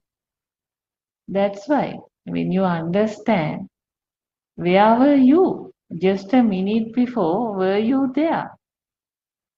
So where were you? So it is a present moment occurrence. It's an illusion. Actually, birth means it is not the birth in the womb. One has to understand. The birth means every moment is the birth. If the world becomes real to you, because you are there, then you are naturally born in the present moment. As long as the world become real, so that is the ignorance. Ignorance is the birth. So what is the problem here then? What is the problem? I mean, world become real and soul become real. What is the problem here? The problem is the current. Because if this current is not there, one will not so much suffer due to this illusionary world formation in the senses. Why one get hurt with the sound of voice of somebody? Why someone get angry when with the sight scene of somebody? Why sometimes jealousy comes? Why somebody can't live when something happens to the loved ones? This is the problem. Why someone become very stressful in their day-to-day activities? Because all this because this mind power is a variation. Sometimes this mind power become unbearable to the whole sense system. The mind pain is experienced in the body as well. Why sometimes people suicide? Yeah, so it is the mind says to suicide, right? So it is the mind. So this is such a mind. So this mind one has to understand, because this power actually it is a variation of power. But if the power is not understood, either one becomes slavery to the mind and just go by satisfying it, doing that and this, and it is the same mind says you are wrong also after doing something. So one has to understand. So for example, let's take example like, so there is a husband and wife. So the husband, let's assume the husband wants to have, husband has another woman as well, like just example, right? So for that husband, you see, uh, who is that is the mind says it wants to have another person. So when that spark comes, like you see, the spark getting stronger. We're getting stronger. Initially, it just a thought, but when that spark coming again and again and again, some action would happen. So then it will be the action. Action in the sense back again, it is the thoughts. So and then after doing some wrong thing, like it is the mind says you did a wrong thing, like so. This mind is something like that. This mind, one will never able to satisfy or to have a correct opinion from this mind, because this mind, you see, it is doing something, and after that this is the same mind criticize it and make oneself wrong, you see, trying to forward oneself to the wrong end also. So therefore mind is such a thing. So the current level of current, these sparks getting stronger, and some action is happening. Really, if he really analyzes out of the control of somebody, but somebody is finally suffering in the whole film, because due to these spark variations, some action is also happening. But once the mind is quite well understood, it's easy, because it is the system knows the truth behind the mind. So I can see my friend Sakuntala is joined. Thiruvan Saranai Sakuntala.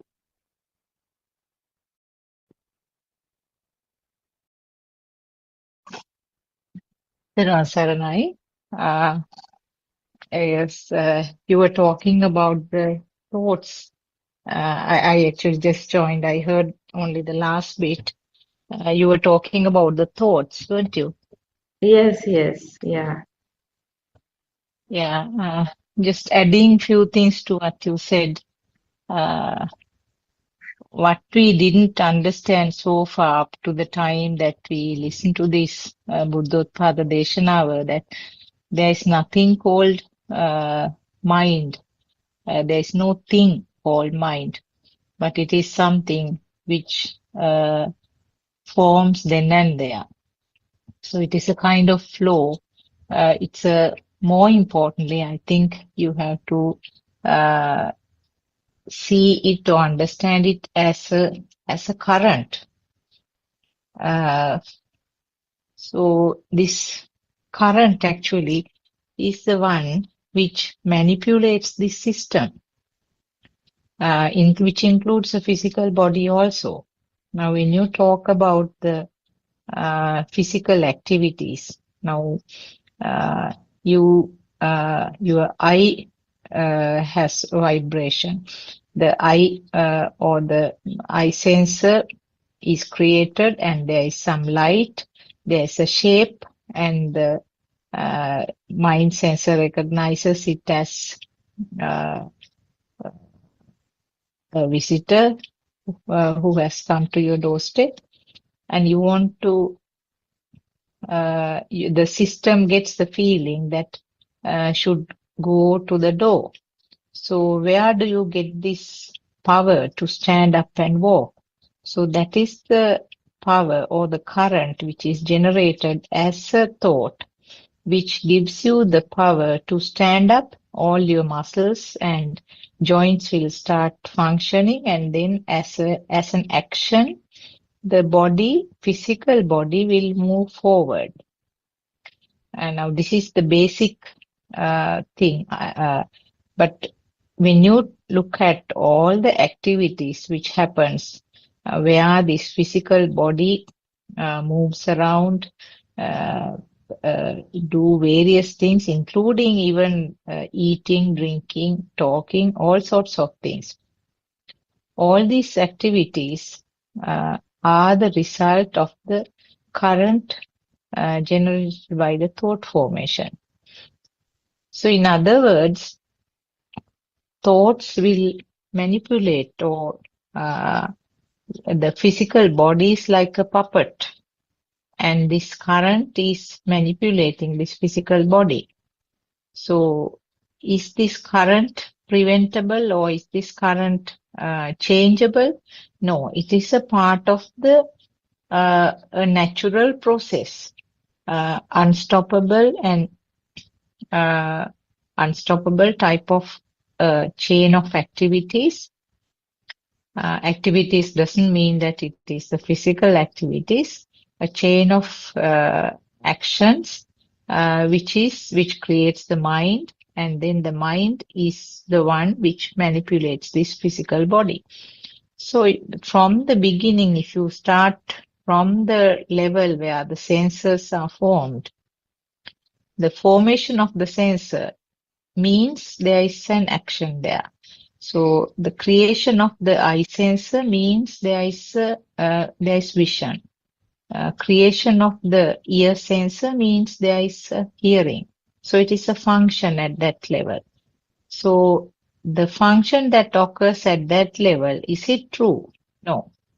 That itself is not a truth, because that itself is the result of a fast vibration, where it gives the impression that there is light. It gives the impression that there is a sound. So it is a creation due to the very fast vibration of that particular sensor. In other words, the creation of the sensor is the creation of the activity. Actually, the activity or the vision, seeing the things, hearing or feeling, all these things means then and there the sensor is created. So it is same actually.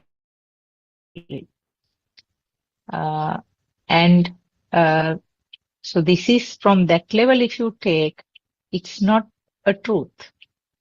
It is something which is created, and we tend to, the system tend to feel that there is a light, there is a sound, there is a smell, there is a taste, etc. And what happens? The process doesn't stop there. This is now, as I said, there is no controlling body, and there is no self who is governing this process.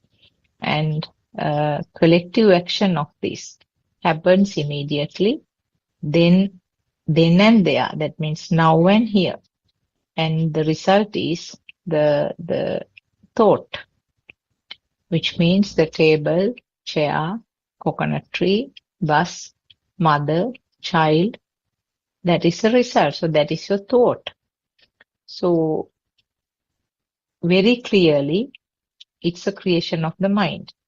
The light which created in the eye sensor didn't say that I am mother. And also the sensor itself has no idea what it is creating. So, but the ultimate result is the mother. Mother is created in the mind. Mother is created as a thought. And that thought is created with the help of the past data, which we describe as a mechanism, the telepathization or resonance, where experiencing a collection of data in the past, right now, as a spark, the thought appears. So the thought is the mother. It was not in the memory. There's nothing called memory, but in the mundane world, we use that word memory, but it sparked right now here. With everything, all the bits and pieces of the experiences, the time to time that the thought experienced will, as a collective thing, will appear right now here as a spark. And then the system gets the feeling that I saw my mother.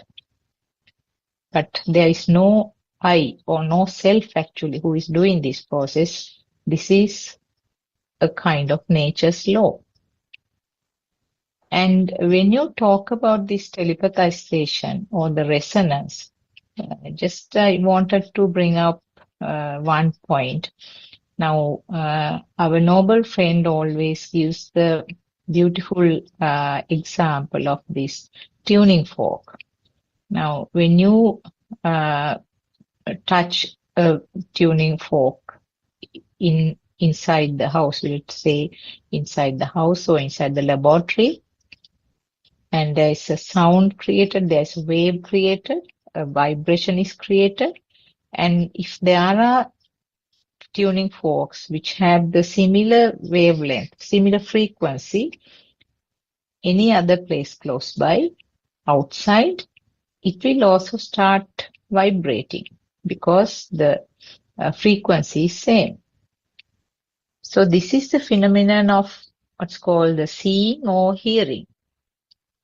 But when it applies to the living being, this resonance or telepathization doesn't mean that it is always something which is matching at this moment.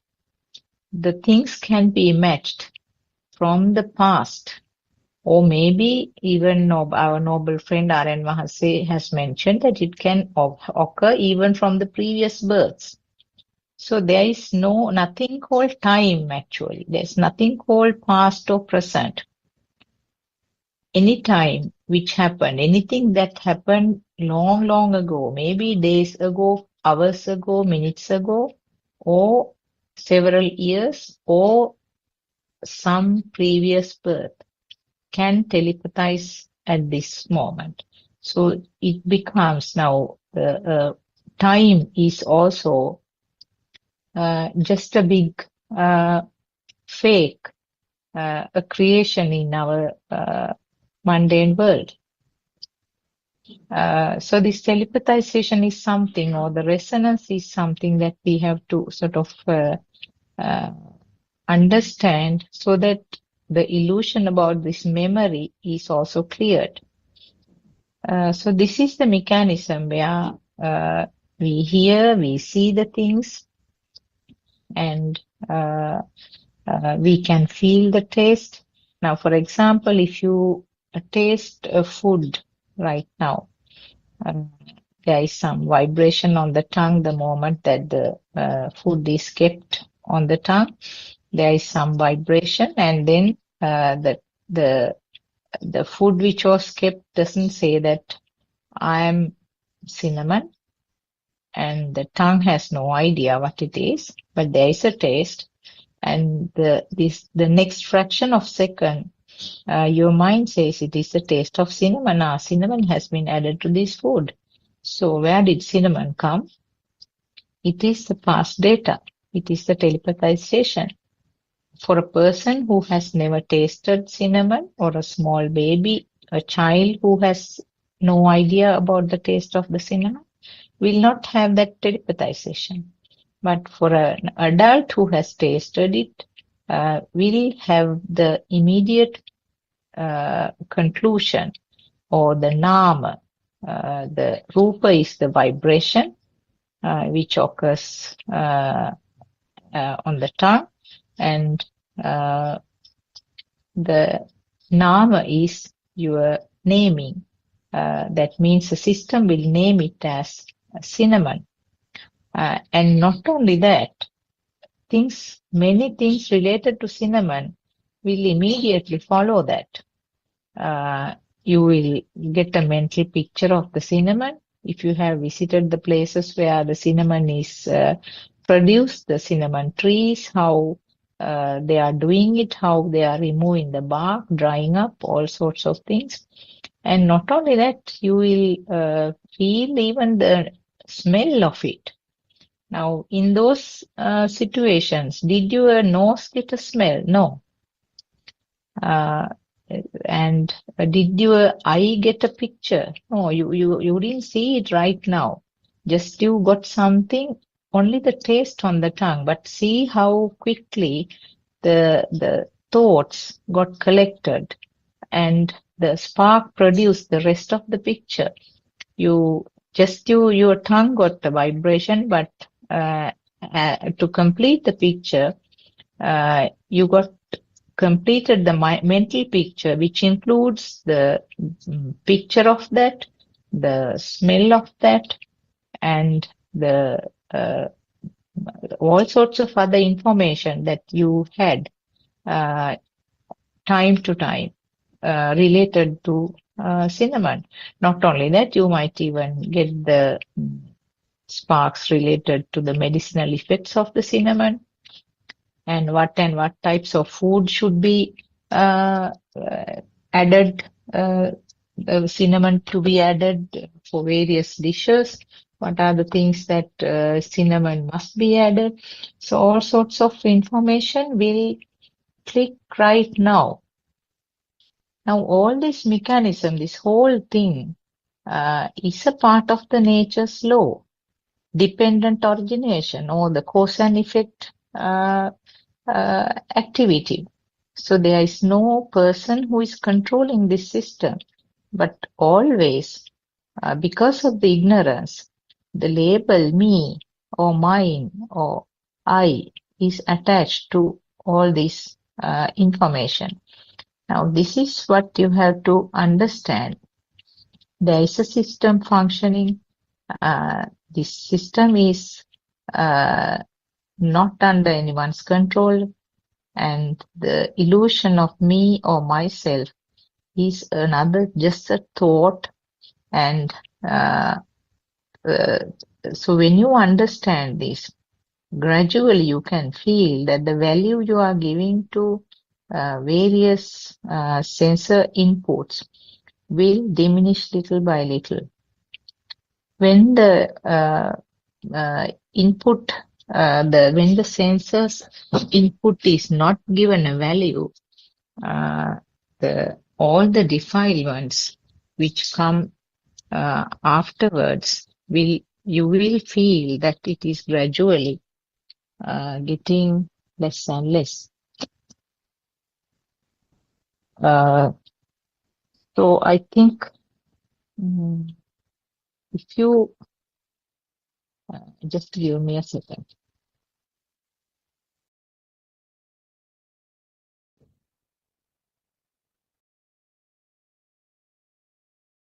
Sorry. Yes. So this telepathization or the resonance is something that happens even in the dream now. Even in the dream, your mind sense is working. How you see the dreams is more or less similar. Even during the so-called awakened time, we are seeing everything as a dream, which we don't realize. We feel that we see dreams only in the night, in the sleep, but daytime also, it is all a creation of the mind which happens then and there. Now, when you take the dreams, sometimes you see the pictures, sometimes pictures are seen, even the colors can be remembered. Sometimes you might wake up and say that I was wearing a red frock at that time, so you can clearly remember the colors.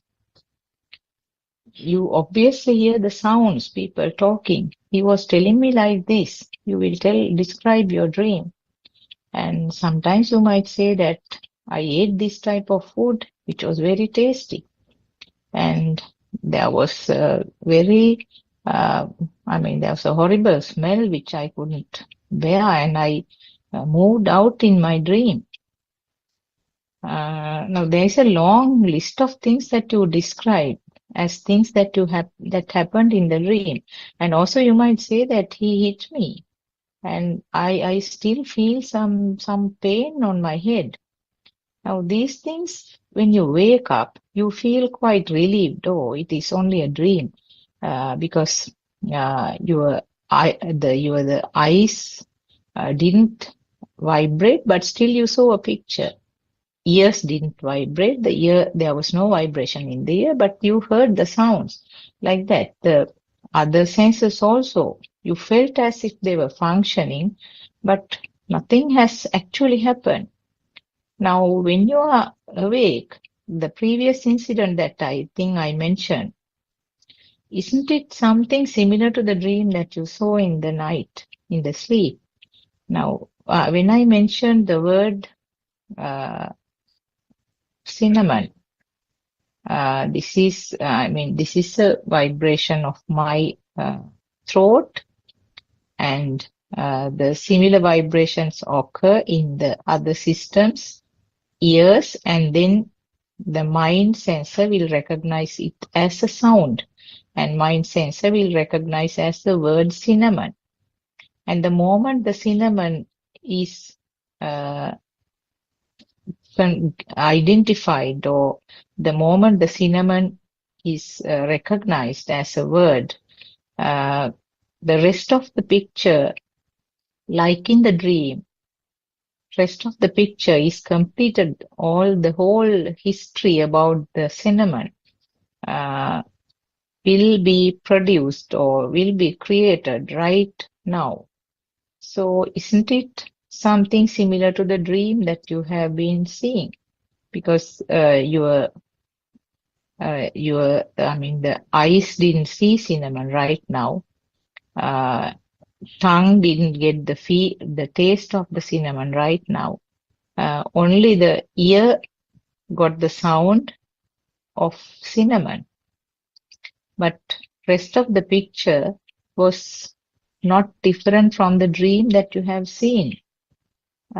So this is some kind of research that we have to do about the sensor information. When one information is created that time, see how quickly the rest of the picture, rest of the jigsaw puzzle is completed in the mind. But that mind is also not lasting. It happened just now, right now, at this moment. And when the mind changes to another sensor function, that mind is gone. So that mind is not something persisting. So I can see Dr. Ravi also has joined. Anything that you would like to add, Dr. Ravi? Therwan Saranai. Therwan Saranai, Dr. Sakuntala. Yes, as you said, the way that the mental image get created. So yes, that is true. So what I want to add is the dream that you see in the night when your eyes are closed is very similar to the actual world that you are living at right at this moment even. So same thing happens. So the problem is we can't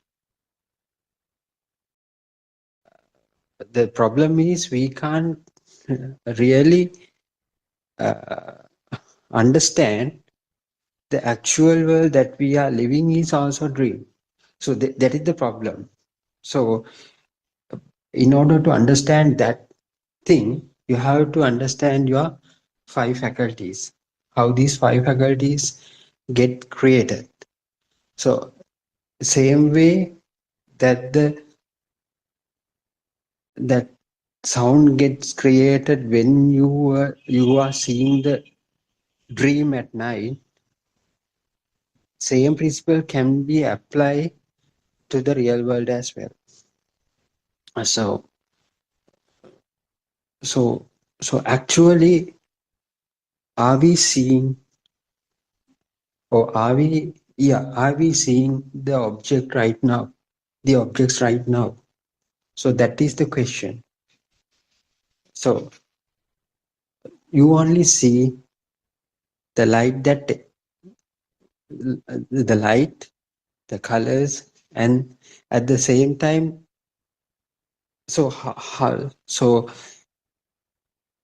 we have to understand how this light gets created.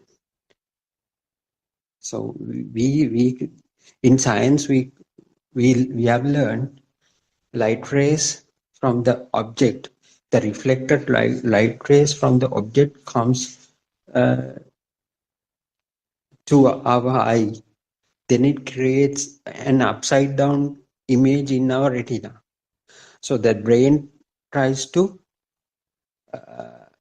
put it into the right direction. Then we tend to see the object in the normal way. So is that the real thing that is happening? So for the science, for the knowledge, that is all right. But seeing is something different from what we have learned in the school. So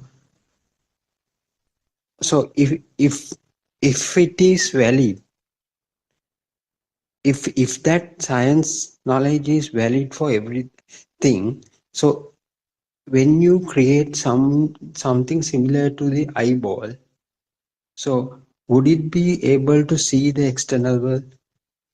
No, same thing will happen, but it won't see the external world. So as you all know, in a dead cadaver, so eyeball is there, very similar to a living human. So but that particular dead body can't see anything.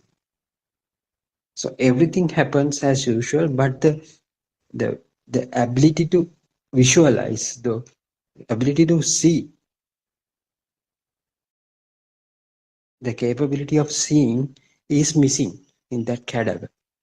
So how, so there should be something that goes beyond the normal scientific mechanism. So that mechanism is the vision. So as you say, the hearing is something different from the vibration that happening in the eardrum. So people might think it happens in the brain, but it is not belongs to the brain either. So we can't assign a certain place where the vision takes place, where the hear takes place, but it happens in certain place, and we call it that we see the world, that the vision is there, but it's very difficult to explain. But actually what happens is, when the impulses get generated in the eye, they are generate some kind of an stimulation or impulse that make you to feel that there is something, that makes you to feel that there is something. Then it tries to find what is that, what is that, what is that. So that to give a valid justification to that, it shows some kind of a picture. Some kind of picture gets appeared. Similarly, some kind of, in ear faculty, some kind of a what do you call, a sound gets appeared. So this is the signal. So the signal or the perception will not be there unless you get some kind of a feel in it. Feeling is something is there, the perception is light. So feeling is there, the perception is sound. So from that, you will be able to understand the light doesn't come from outside. It is get created within the system. So when the lights get created in a certain system, we call it, now the I gets created. That is the point where the I gets created. When the vision is there, when the light is there, so we call that is the I. That's why we don't usually refer to the external eyeball that you see is an eye, is the eye. That is not, yes, in the scientific basis, that is the eye. That is all right. That is the place where this vibrations happening. But the rest of the thing, the vision, where the vision takes place is, we can't say where it happens, but it happens. The eye gets created after that. Actual eye in the sense the vision, the ability to see. So why this ability to see? Why this capability is created? Because of that initial kind of a feel. Initial feel will be there, should be there. That makes something is there. Something's there. So what is that something? Something is there. When the something becomes the light, then you will see, you will call, oh wow, this is the I. So now the I, now the light is there. So similar way, so if you think in that direction, along that line, would you be able to tell that something has come from the outside? No. Because of the feeling of something is there, internally a creative perception will, kind of perception will get created. So that perception becomes the light. So the light is a creation of the faculty. So without the creation of the light, we can't say there is a faculty. Faculty is, the functionality of the faculty is the creation of the light. So that makes kind of a feeling. The feeling is something is there, the feeling of something is there. So likewise, when the sound gets created, the ear faculty gets created at that moment. When all these things, ditta sutta mutta, the tactile stimulation will be also the same. So even though we think we go, the skin touches the external object, then it comes to kind of a feeling that the solidity or liquidity or the consistency of that object. But actually happens is the skin sensor get sensitized with the vibration of some kind of object or a liquid or whatsoever. then the perception gets created. What sort of perceptions are there? Ditta, Sutta, Mutta. No, sorry. Patavi, Apo, Tejo, Vayo. Likewise, we tend to feel the solidity, the consistency of that object. That is the feeling. So the perception is the Patavi. The perception is the liquid state. The perception is the airy state. The perception is the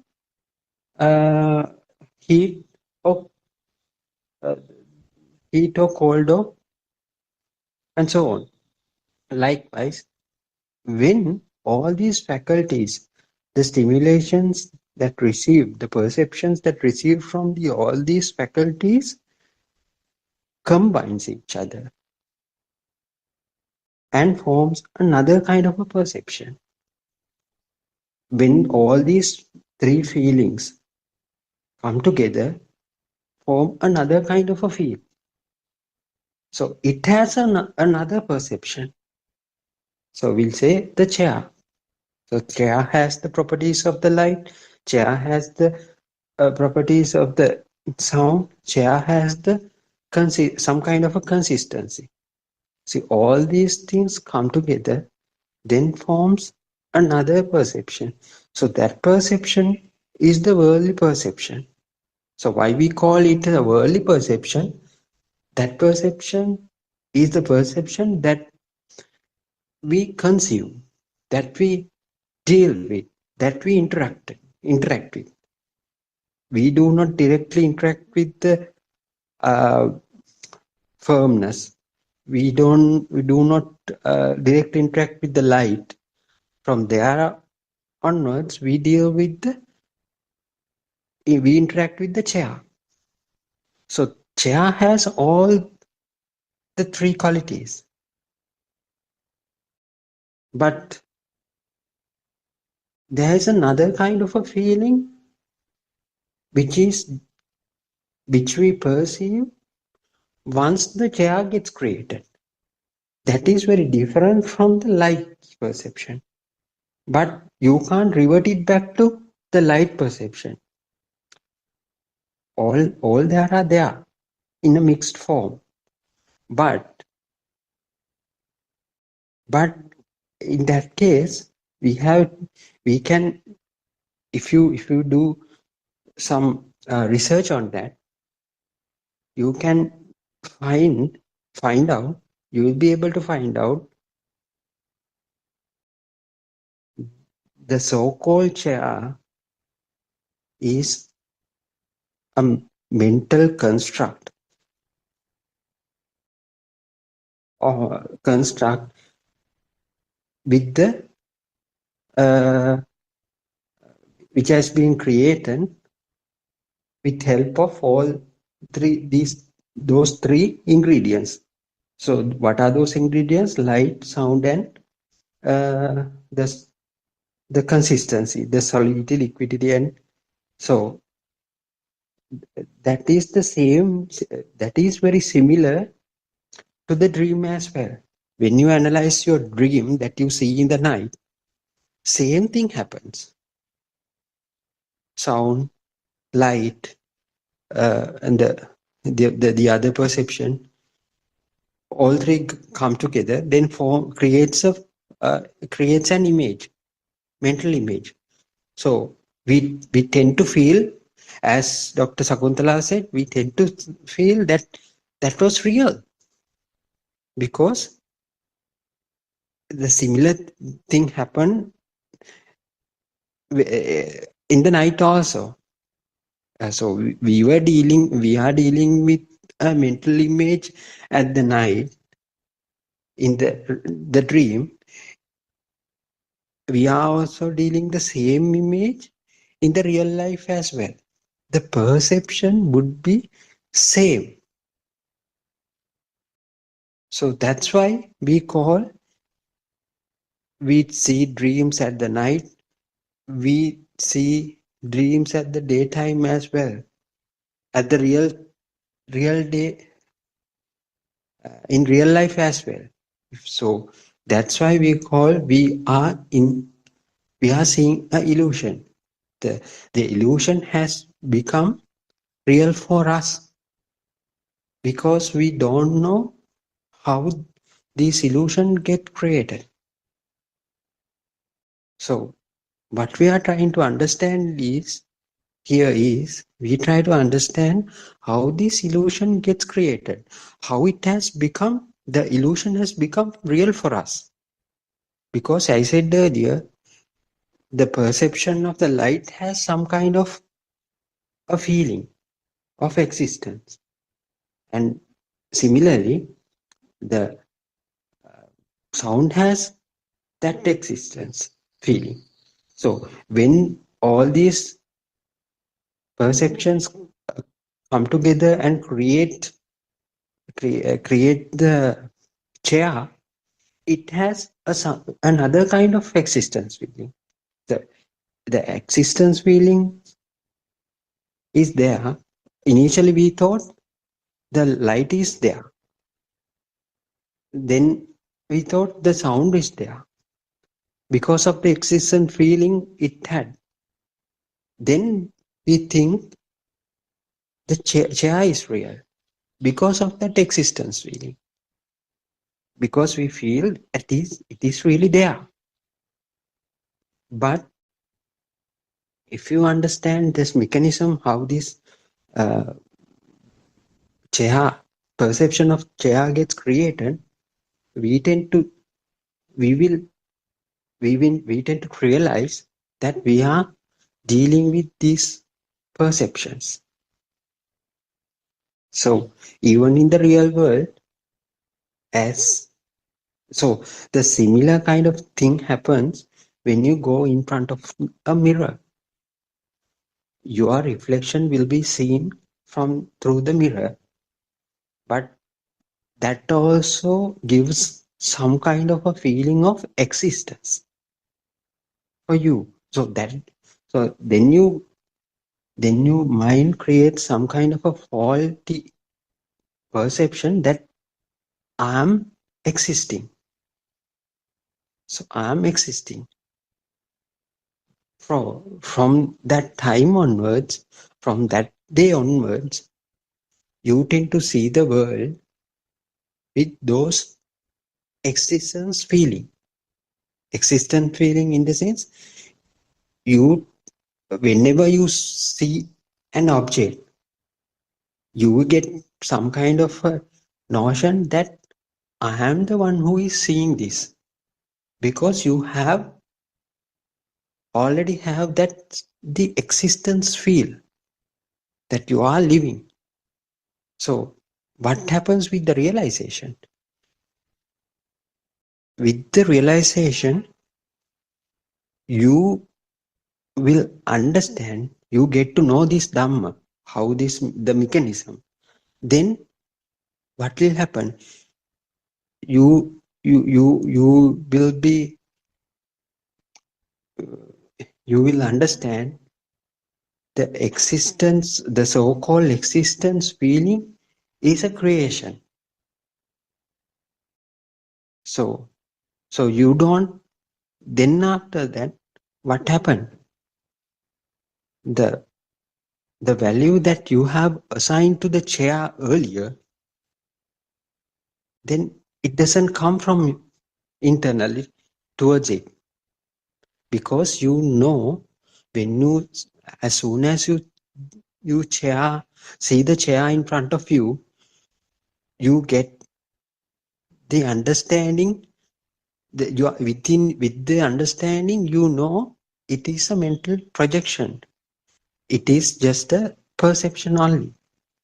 So there is nothing in it, that is not the real, this is the illusion. Likewise, you, with this understanding, the value that you had put over the things that you deal with will gradually reduced. So what will happen? Then you tend to detach from the world that you deal with gradually. So similar thing happen to the I-ness also, the self, the soul also. Earlier you thought that you are a being, real living being. But with the understanding, you know it is a misconception. So I was in such a misconception that I am living. So it is a misconception. So I have been cheated. So that so similar way, what similar to the similarly, the value that you put to yourself will also get dissolved. So then what will happen? So you tend to deal with the external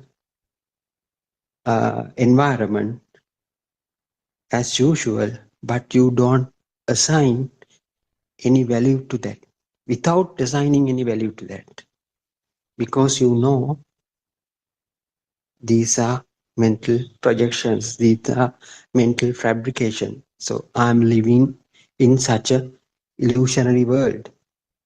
So then you will realize, if I am if my mind concept is not real, so have I ever been born? No. So will I die? No. Your birth and the death will also be a part of that same illusion. So you will realize there's no one to be born. There was no one to be born.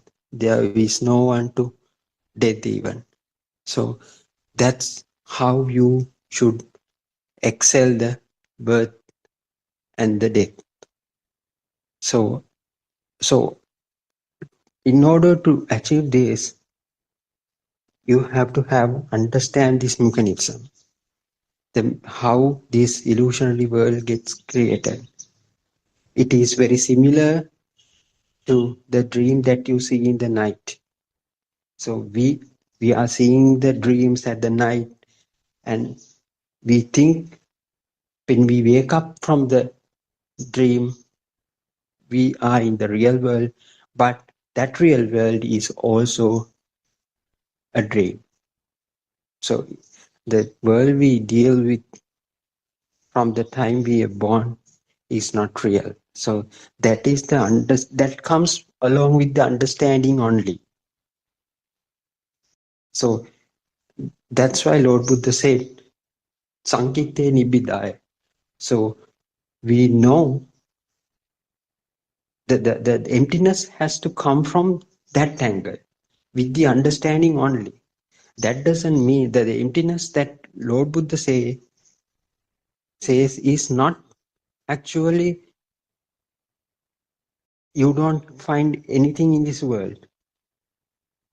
He doesn't mean like that. The actual emptiness has to come from the understanding. Even though we deal with the external world as usual, so we maintain our relationships with our neighbors and the family members, we do our work, we go to work, we uh,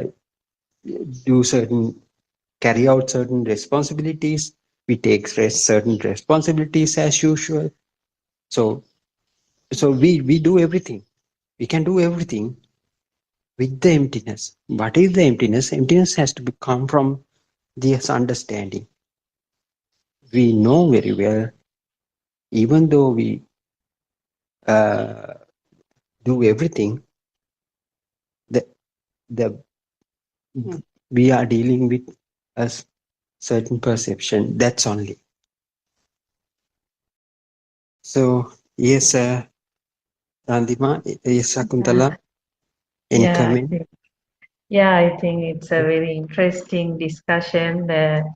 Yeah, both of you had really wonderful explanations today. I think it was a very informative discussion, I would say.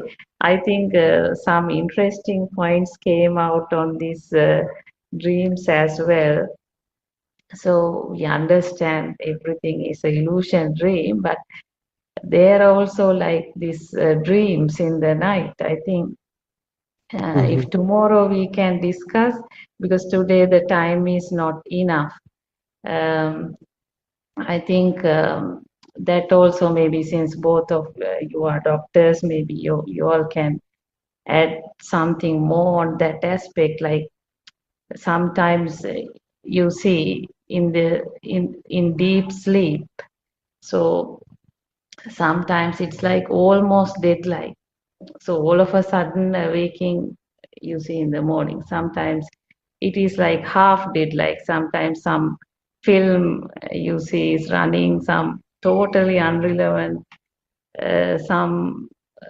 something you see is another film, like then once a week, like it's totally irrelevant film. So and Yeah. sometimes you see even a cockroach is in the mouth, it won't feel, right? So Yeah. what happens to the sensory organs? So even it sparks, so where is the consciousness? So I think maybe tomorrow, since we do not have time today, so we'll take some time to discuss about the dreams. Yeah.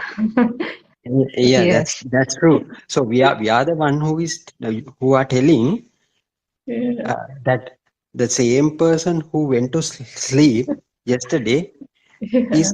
is getting up in the following day. So people from the mundane world, they say, you are the one who slept last night. Then why did you wake up so early? So so it is not the thing. Yeah. So we create our And in own the sankara. awakening also, like it's take a couple of minutes to, you see, get the consciousness back, no, right? Yeah, yeah, that's it.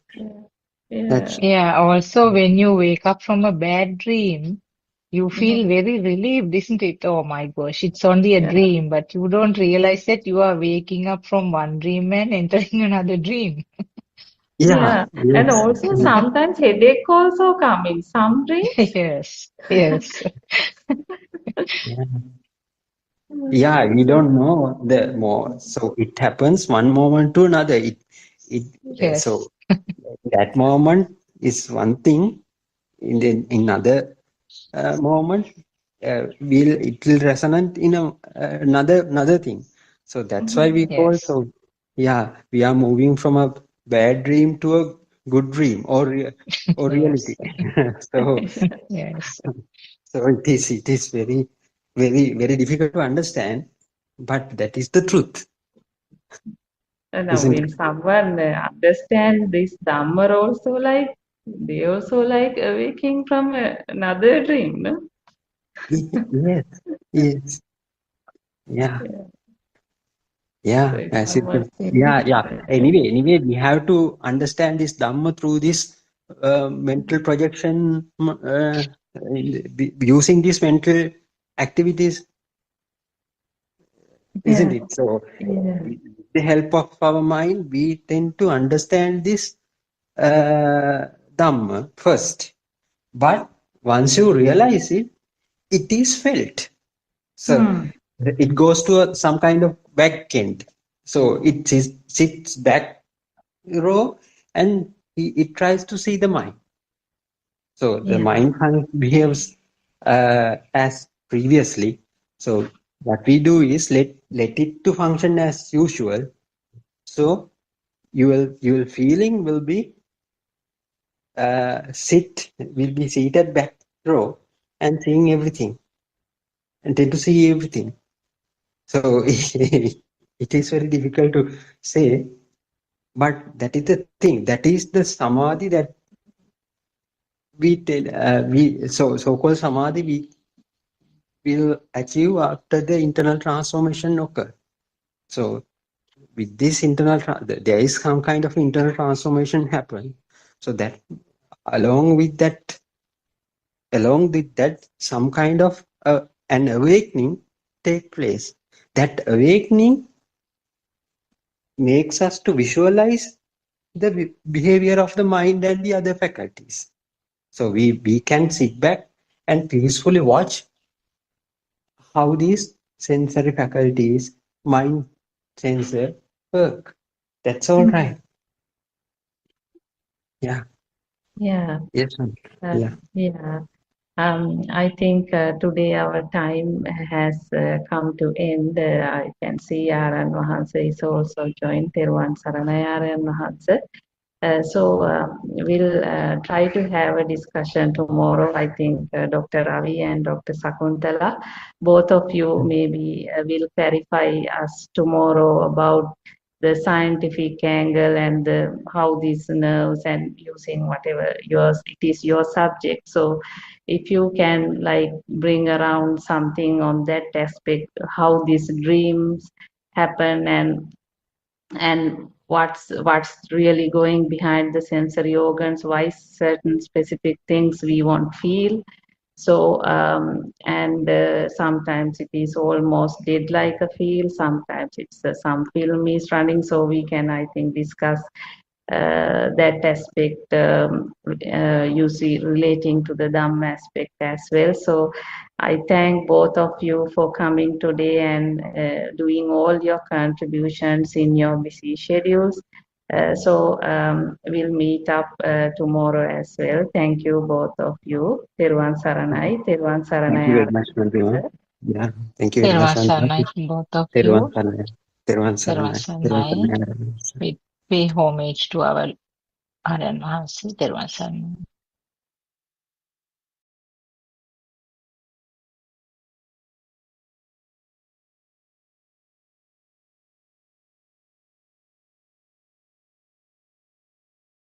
Good morning, dear Dhamma friends.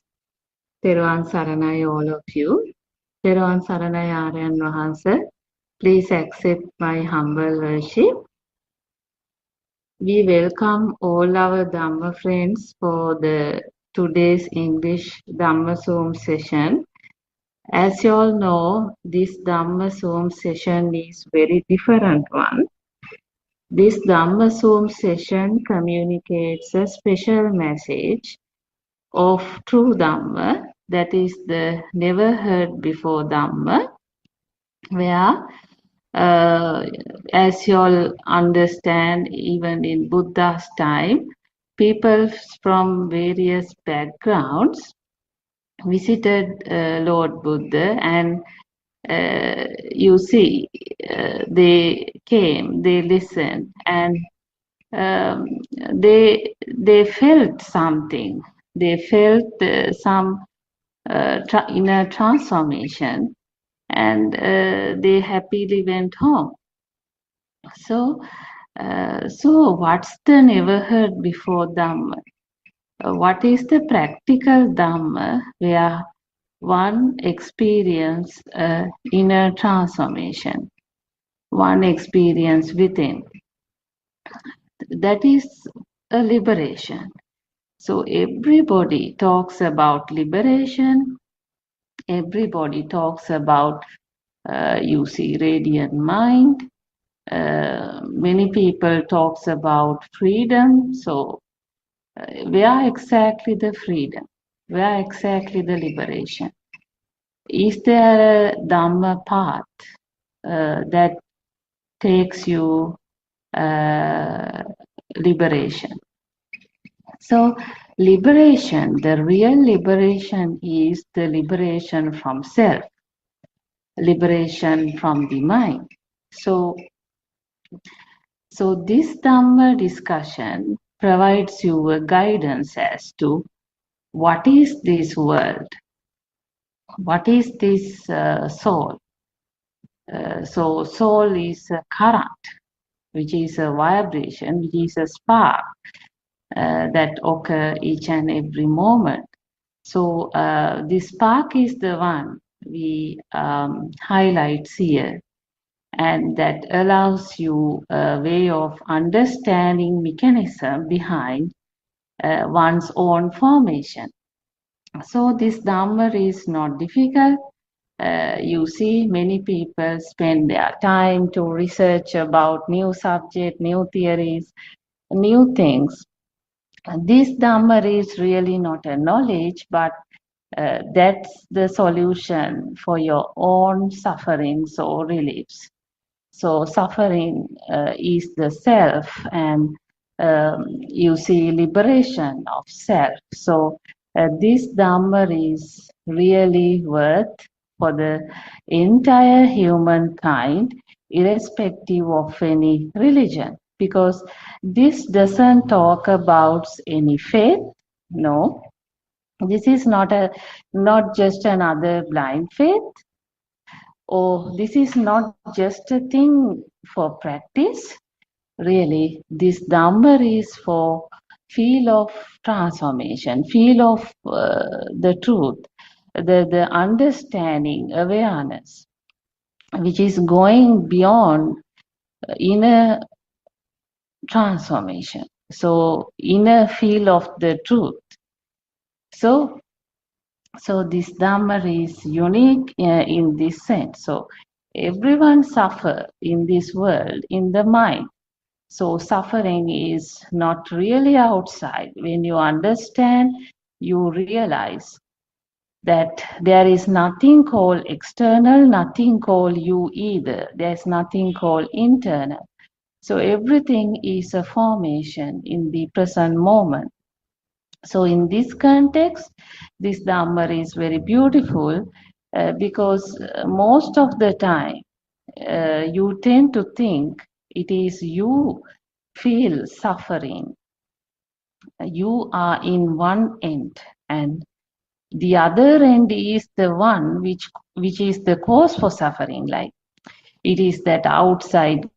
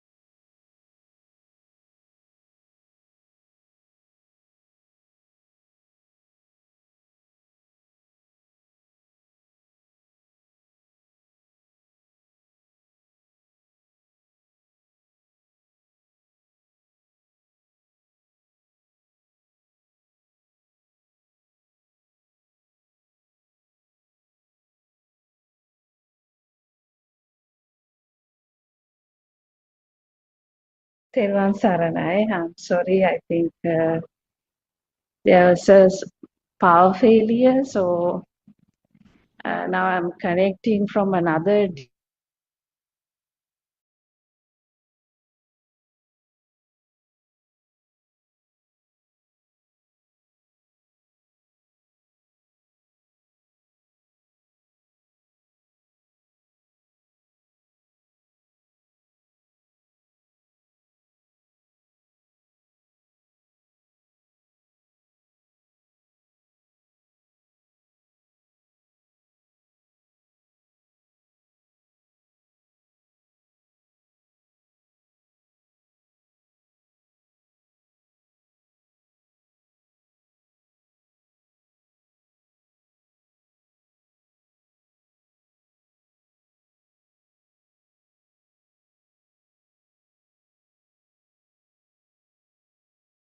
Everyone, sorry, please wait for a while until Ms. Shantima join to our Zoom. Thank you.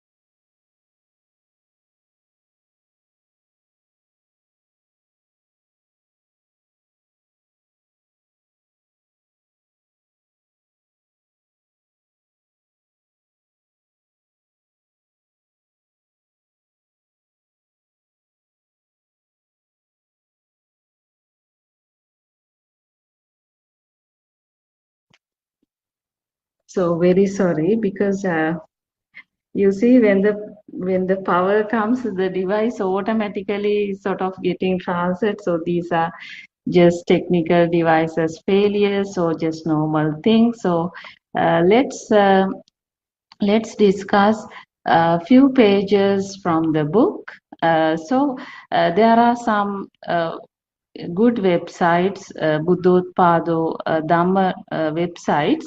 So you can download from even from Sinhala websites also give you see direction to these books. At the same time, Wisdom of Asia is another website, which is an English website. From there also you can download these books. So let's start reading the book.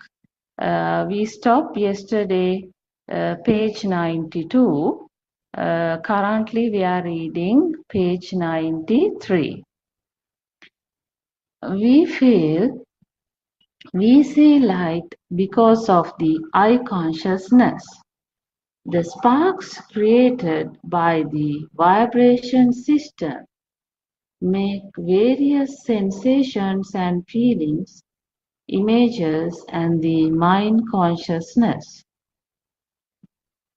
They become powerful with the influence of the above stated phenomena. With the sensual activities, jatiya or birth comes into existence. At first, for an infant, everything is limited to sound, colors, etc. However, with the vibrations and the influence they create in the mind through the recurring sensual activities, a situation similar to the power created by a rotating flywheel happens and things get created. Then trees, chairs, mother, walls become real in the mind. If there is a thing, there is self or me. Now, with the combination of all these, the notion of an individual self gets created. If there is a wall, there is this person or I who see the wall. Now do you understand that the notion of a self cannot be referred to a person? The notion of a mother, brother, or house, all these are only thoughts. When a thing exists, the concepts of a self exists too, and vice versa. These are creations of the vibrations and senses. They do not exist anywhere. To consider something that is created due to vibration as things that come from the outside is only a wrong view. We never find anything from the outside. When I say this, someone can say or question, then how do we feel this hardness or softness? You feel it because of the skin, then that results these sensations.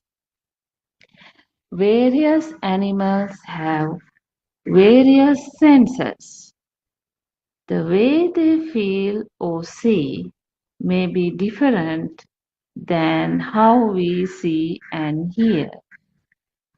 Within the population of 8 billion people, each person gets his or her own creation associated by their senses, but the type of senses we have are the same.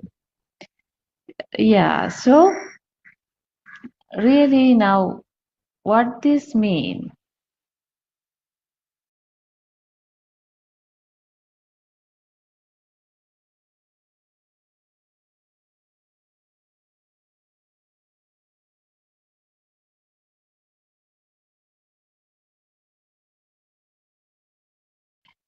It is the outside that it's experienced. The reason is the moment the side spark occur, the sensation arise and you see the feel occur that something is there like.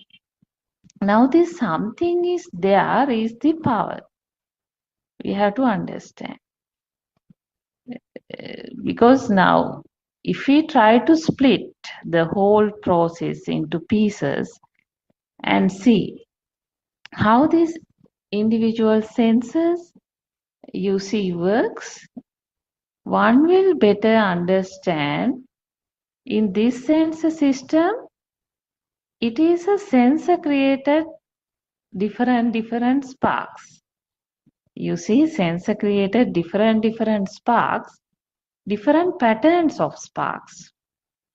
But spark process is same, but different, the variation is due to the sensor. The sensor capability. So various sensor sparks patterns, and that coming together, you see totally a different spark. That's how it happens. Now just assume for a moment, you are walking. You see, you are walking in the beach, right? So now you can practice what's really happening here. So when you walk like so, now one can feel, you see, one can feel it feeds, just sense the hardness of the sand, but the feet doesn't know that it is the sand, isn't it? The feet has no sensation of a thing. That sensor feel, the sensor, that sensation is, you see, some sensation only. It is we think that it is hard or it is soft or it is sand, all those are thinking. But if the thinking is set aside for a minute, what's the sensation? A sensation is, you see, that is unable to figure out like what it is all about, and whose feet even no idea. So then the spark vary, you see the sensation of the breeze. So then the breeze is a sensation in the skin sensor, but it is just a sensation only, nothing more. I mean, it doesn't know whether this is a breeze of the sea or something else. Then the sensation vary, like smell. See smell, you see the smell of the breeze, the salty smell. So that's another sensation, right? So just a sensation only. Then sound, then the spark vary to the sound. So then you see it is the sea sound of the sea, sound of the waves. But the ear doesn't know, like it is the sound of waves of something, or is that the wave, or no, it doesn't carry any meaning there. Then it is the sight. The sight almost carry a picture.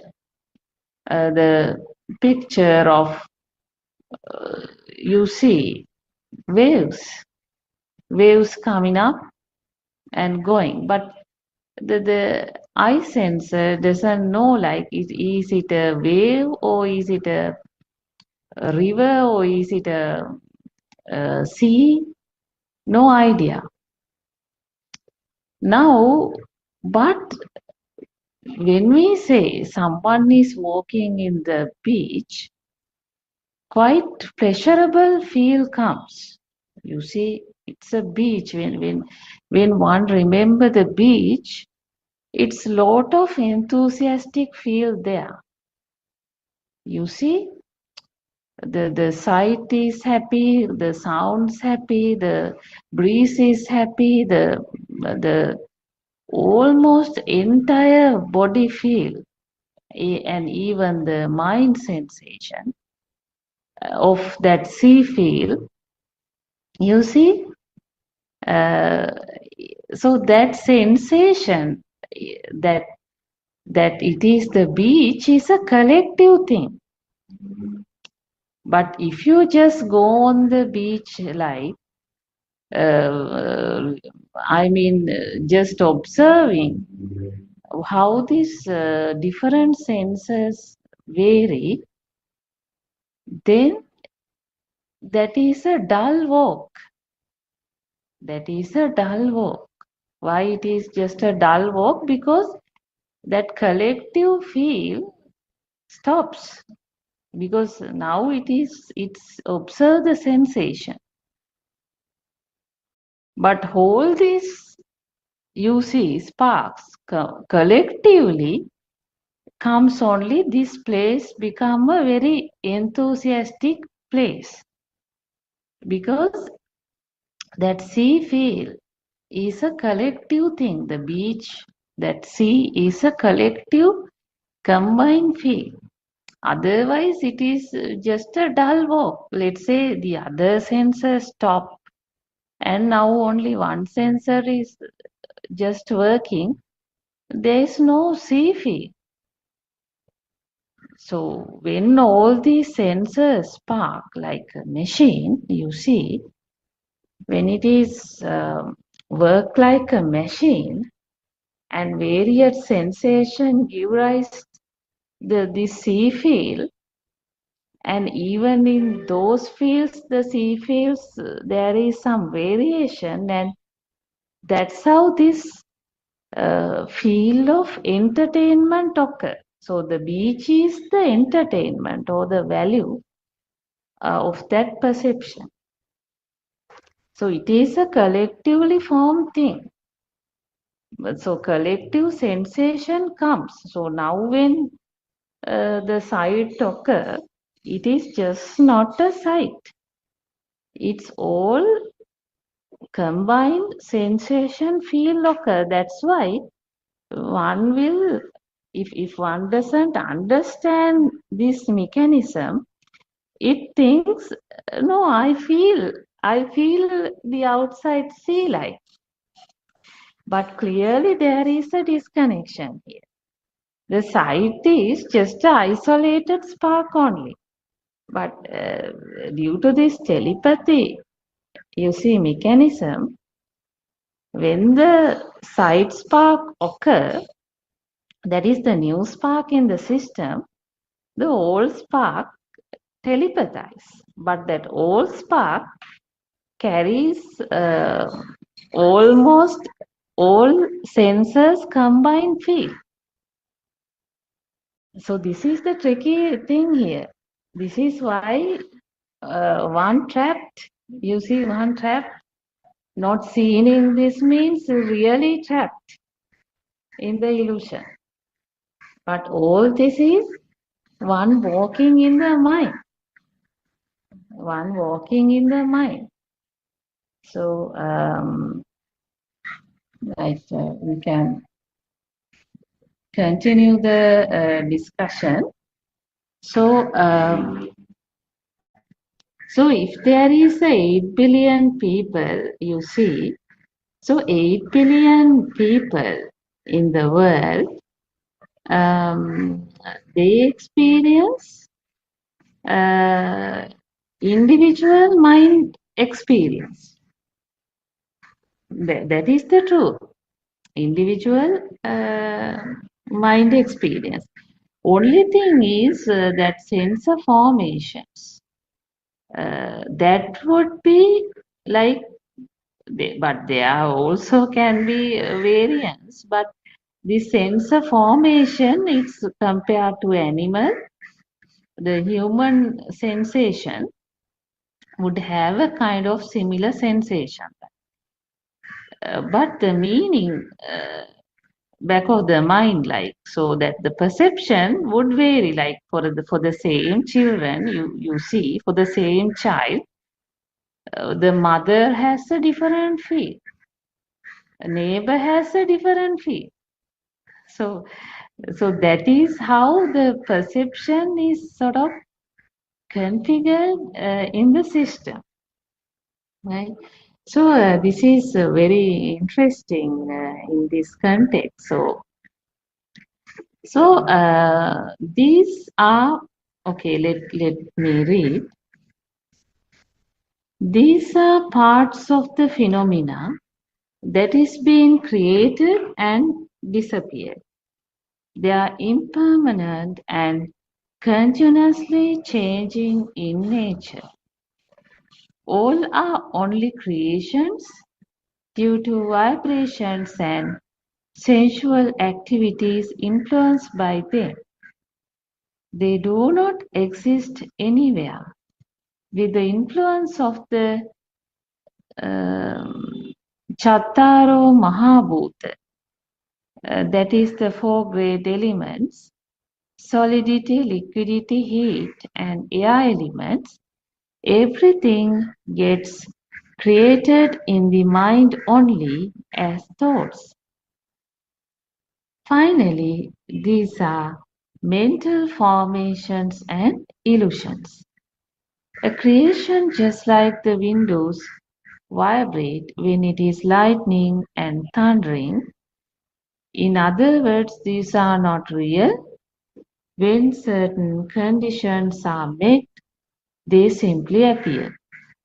So now see this solidity, liquidity, heat, air. These 4 creates the solidity that something is there like. So, for example, we understand now. Tree is a perception. Tree is a perception. So, but the tree has the feel of solidity. This is the problem. The perception carry the feel of the solidity, feel of the liquidity, feel of the heat, feel of the air. So, but these are really mind creations, mind constructions, mental formation. So these are really the illusions. So this creation is how the solidity is formed. Solidity is also a mental construct that forms in the same telepathy mechanism. Same telepathy mechanism in the sense it is the You see, it is the sensor. Sensor creates the solidity. Now, if you have a sensor, just like an X-ray machine, right? So X-ray. The X-ray can reach the skeleton of somebody and then take the image and return like no. So X-ray is a wave. So it is a wave that can surface, go. It is invisible. So so likewise, now just imagine if there is such a capability, then for such hand, there is no solidity. So solidity is created in the sense, right? So that is also back again the telepathy. Telepathy in the sense that is a sensor vibration. Sensor vibration. So when the sensor vibrates in some form, that formation people incorrectly think that exists outside. That's how it's happened. If vibrate, such kind of solidity is found. Like, but the reality is all these are vibrations. Right, now let's look at, there is a participant. So now participant question. During the time my friend became sick, I was maintaining the awareness. However, when a problem came up, I felt that my unshaken mind turned into a shaken mind.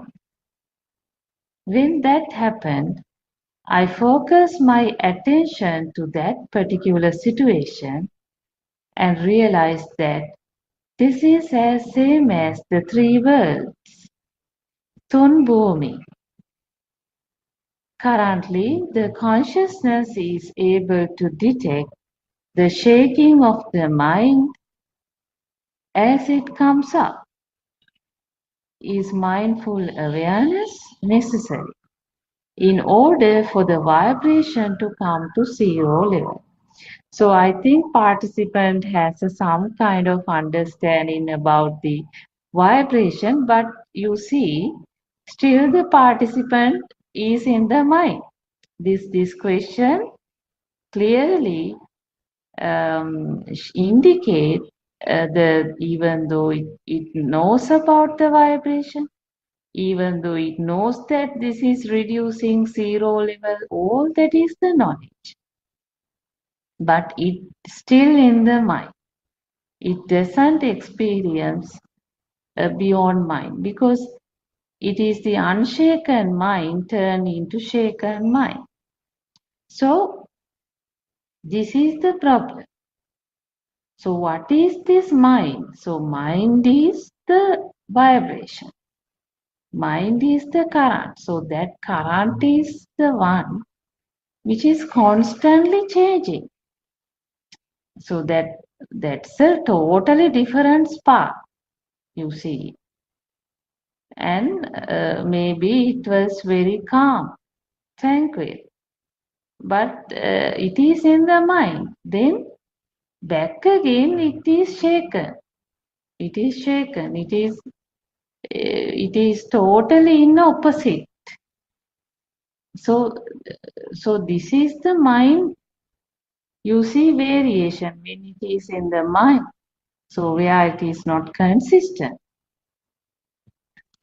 So then Aryan Vahansa is asking, what is that vibration? Then participants say the notion of a self. Then Aryan Vahansa asks, please give an example. Then participants say, I felt empathy for her. Aryan Vahansa, okay. How do you find a story about a self in a thought? Participant, I have tied up the notion of a self into the thought. Now Aran Mahansa is explaining. What I understand is that you have a thought that the self is present. There is no such thing here. We have discussed the situation in a prior discussion. Most of the people are in this level. People get misled here. These disclosures offer the essence of a pure Dhamma as Buddha has taught. Maybe these are not valued in Sri Lanka. However, the entire world gets peace through these disclosures. After following these disclosures, Arahat are created, that is the fully liberated person. These are the same sutras that Buddha has taught. In your case, thoughts have taken the power over you. Actually, some people cannot understand that it is still in the power because it has not seen the power. It is because it is a knowledge. It is a knowledge. So the reason is the sensual world, giving value to the sensual world associated with the perception of form and formless. Yeah, so this value set is the form. The form word means the values. So formlessness also explained here. That is even there is entertainment for nothingness. So there is entertainment for tranquility. There is life in the system for samadhi. That is the formless. So there is a situation that can be experienced that in any thought or in any kind of perception that the notion of a self does not exist. This can be seen only through inner calmness and quietness and with the supreme wisdom. Within the quietness, all cures are done in a normal way. This can be explained as the Adhigata Samadhi. It is apparent that most of the people cannot experience this level. The reason for this is that purification has not been completed. The spiritual situation can be detected only by Dhamma vision. Buddha's Dhamma doctrine is magnificent and deep. So this discussion indicates what is important is the purification. It is not like one maintaining a soul and that soul try to be a good soul like. No. The real transformation is, it is the powerful soul because everyone over their years have sort of practice or sort of has a valuable soul. Whatever said and done for the person in the mundane world, there is a valuable soul. So that valuable soul want that to be praised. That valuable soul want a status. That valuable soul wants to maintain that soul power. So this is the thing. So there is no point of discussing Dhamma as a knowledge because then there is another powerful soul knowing some different theory, some different explanation, and it will well explain that to any kind of audience. But what is its inside transformation is the matter. So the insight still it is valuable for him or her. So as long as that value is there for oneself, you see, it's very hard, because even the knowledge is in a way to take to satisfy a soul. Like now I am a calm soul. Now I am a tranquility person. You see, that is the clearly without a transformation, it clearly goes to the formless. So there is a clearly soul there, because now that soul want to protect it. That soul want a peace. Actually, this is not this Dhamma. This Dhamma is where the value is the one which start to drops. There is nothing to maintain, like. So then it is just like a water. Then it is like a, more like ready for any incident, any situation, any moment. So it is the same. So this transformation is happening at the beginning, that the early part. So it is the soul, the power of the soul getting dropped is the actually the transformation happening. There is no any other transformation.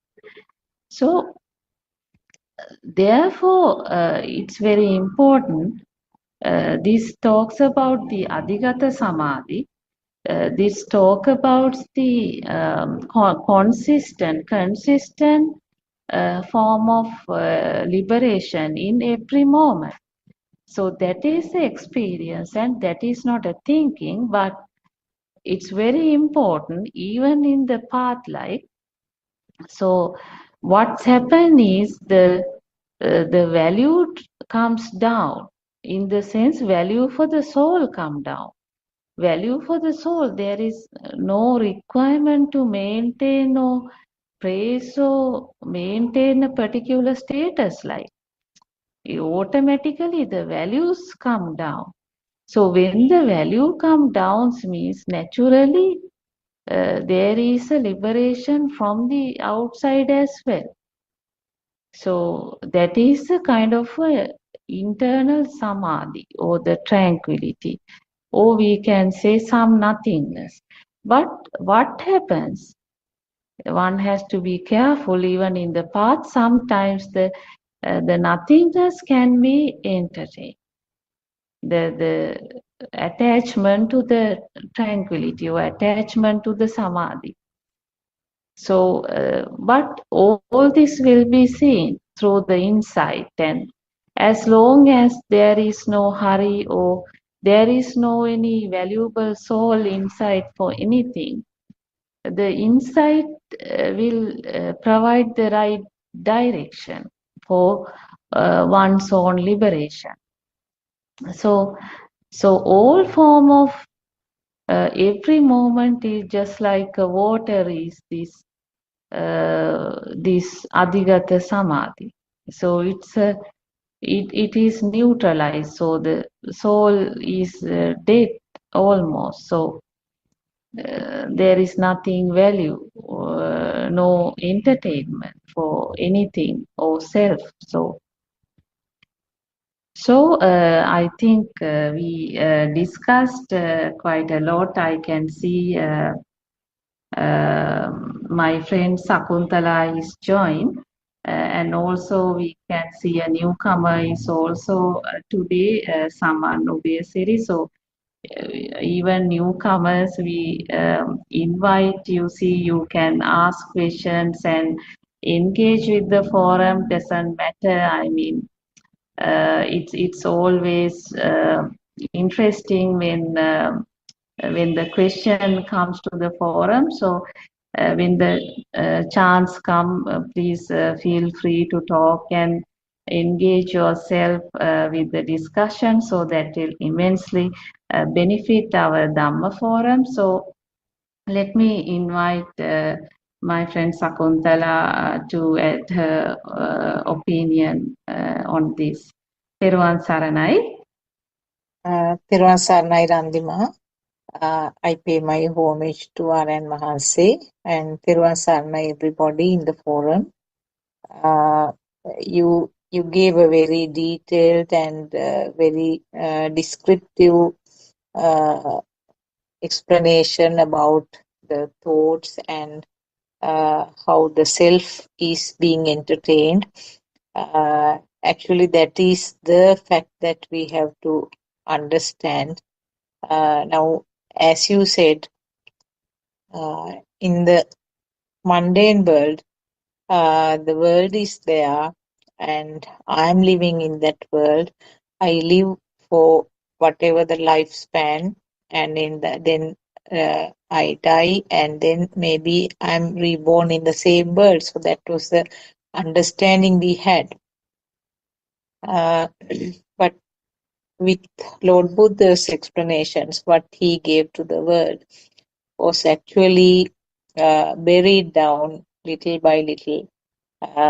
Because there were problems with the translations. Different interpretations, explanations were given to the same word sometimes in different places, different explanations were given, and then the writers, they themselves added certain comments to the original Buddhist teaching. So therefore, it actually was going under sand. It was getting buried little by little. And in such a situation, our noble friend Aryan Mahanse sort of got it surfaced again, dug it out from the where it was burying, and then he is trying to Nase is trying to explain it in simple words and in more practical way, so that most of us can follow. Now, as you said, Randima, this a person who has no idea about this Dhamma, who is in the mundane world, has two entities. That is, the duality is there, outside and inside. Inside means a self, and outside is a world. So that is how we believed. And then what happens is when the person understands what is being taught in this Dhamma, little by little, we realize that the outside world is a creation of the senses. So different animals, different living beings have their own world created. That means a sensor function. Actually, there is no separate sensor, and the sensor is producing something, manufacturing something. Manufacturing action itself is the birth of the sensor. So it's the same thing. So if a thought is formed or thought is constructed, that is the birth or the appearance of the sensor itself. So sensor means actually it's a function. So it's in the form of vision, hearing, and then the feeling, which includes three things: the feeling the smell of smell, feeling the taste, and the tactile feeling. That means the skin. So when you sort of try to understand these facts, first we think about it. We have to analyze it with the help of our thoughts, and then we realize that this what's called this outside world is a construct then and there. And then we feel that the outside world is little by little getting faded, or in other words, it's not that the way you see, hear, or feel is going to be different. You, in the same exact way, you will see, hear, and understand, feel the world. There's no way of no change at all. But what happens is that the value which automatically came up with this sensor creation. The value is the one which gets faded away. And then after some time, as Randima very correctly said, the system, I use the word system rather than the person, because if the word you or myself or the person is used again, it gives a bit of a wrong impression that there is a living being, a self.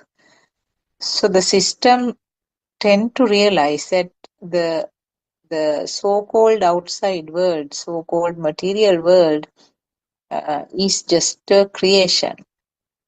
But what happens is the system on this side is still there. So the system who realize that I have less and less defilements now, I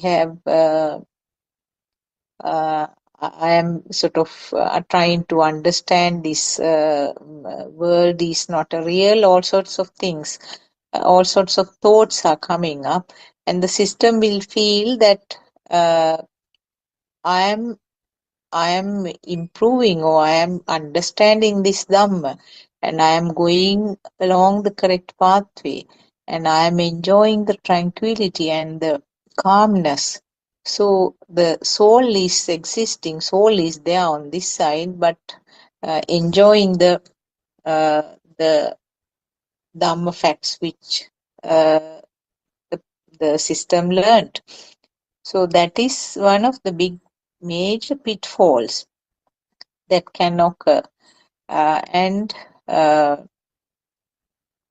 this is something very important. This is where the advice of our noble friend is needed, because then in a very fine way the self-perception is there, self-perception which is called in Atma Sanyava, Atma Sanya in Sinhala, that means a self is hiding in a very, very fine way. The system tend to like that tranquil feeling. The system like to experience that tranquil feeling again and again. That means the system wants to have it. They are very clearly, it is a self-feeling or the self-perception. Now, right at the beginning, now, particularly in the mundane world, the system is covered with thoughts, which we call Atma Drushtiya or Sakkaya Drushtiya, where if you take Atma Sanya, or that fine feeling of self-perception is considered as a seed, there is a husk or a thick skin around that, which is the collective collection of thoughts, which we call Sakkaya Ditthiya or Atma Drushtiya. So this is an automatic or a mechanical thing that happens. The sensor level is what is described as the sanya or the seed, and the Atma Drushtiya are the mind level where it is thoughts. So the thoughts are the ones which are really damaging, because thoughts will divert a system to various levels, and that is the ultimate result which lead to all sorts of defilements. In other words, defilement itself is the current that a system feels, and current itself is another word for the Sakkaya Drushtiya or the self-perception. So many words are used for that. But ultimately, what we have to do is, what we should understand is this. It's the feel which is underneath everything. Feel is the original one, which is the sensor level. But what happens is, the feel itself, it will not stop at that level. as a part of this system, or the system, the mechanical system which takes place as a part of the nature's law, I would say, the thoughts are formed, and then because we do not realize that this is a thought which is manipulating the physical body, we tend to take the thoughts as real. So every simple thing is a thought. Every word is a thought. Now, if you say Sri Lanka, if you say Sri Lanka, or if you say a book, rose flower, mother, not only that, even the thought, myself is also a thought. So all these are thoughts. So the thoughts have a sound. You express in the form of a sound. And this is the thought is a fake one, or a construct, or an illusion. If you look deep into that, if you go back and see how the thoughts are formed, then you can understand that thought is an illusion.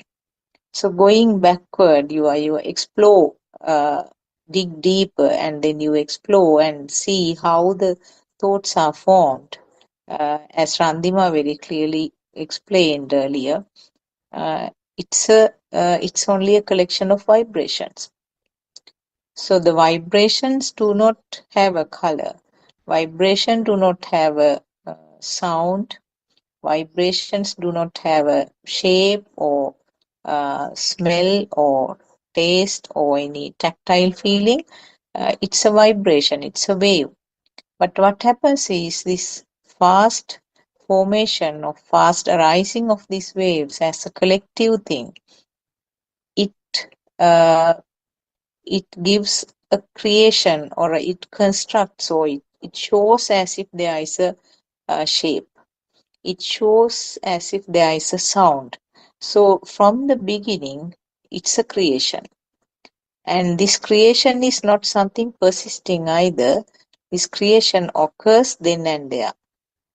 So a collection of creations or collection of waves, fast occurring waves, will create a light. Fast occurring collection of another set of waves will create sound. So like that, the waves are kind of raw materials, but don't take it as a material.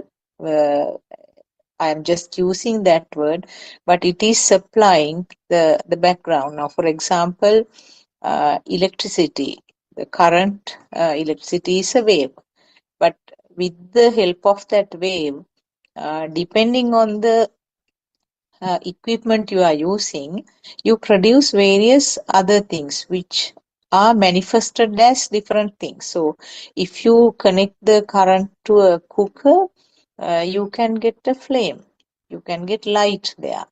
If you connect it to an electricity bulb, you will get the light. Then if you connect it to a heater, that will provide warmth. Similarly, if you connect it to an AC machine, AC air conditioner, you will get a cold weather. So like that, the electricity, being a current, doesn't have any color or sound or heat or anything. But depending on the equipment you are using, it manifests in different ways. So similarly, in the animal or living being's body, what happens is that the waves, same type of waves, will produce different manifestations. If it is related to the eye, you will see it as a light.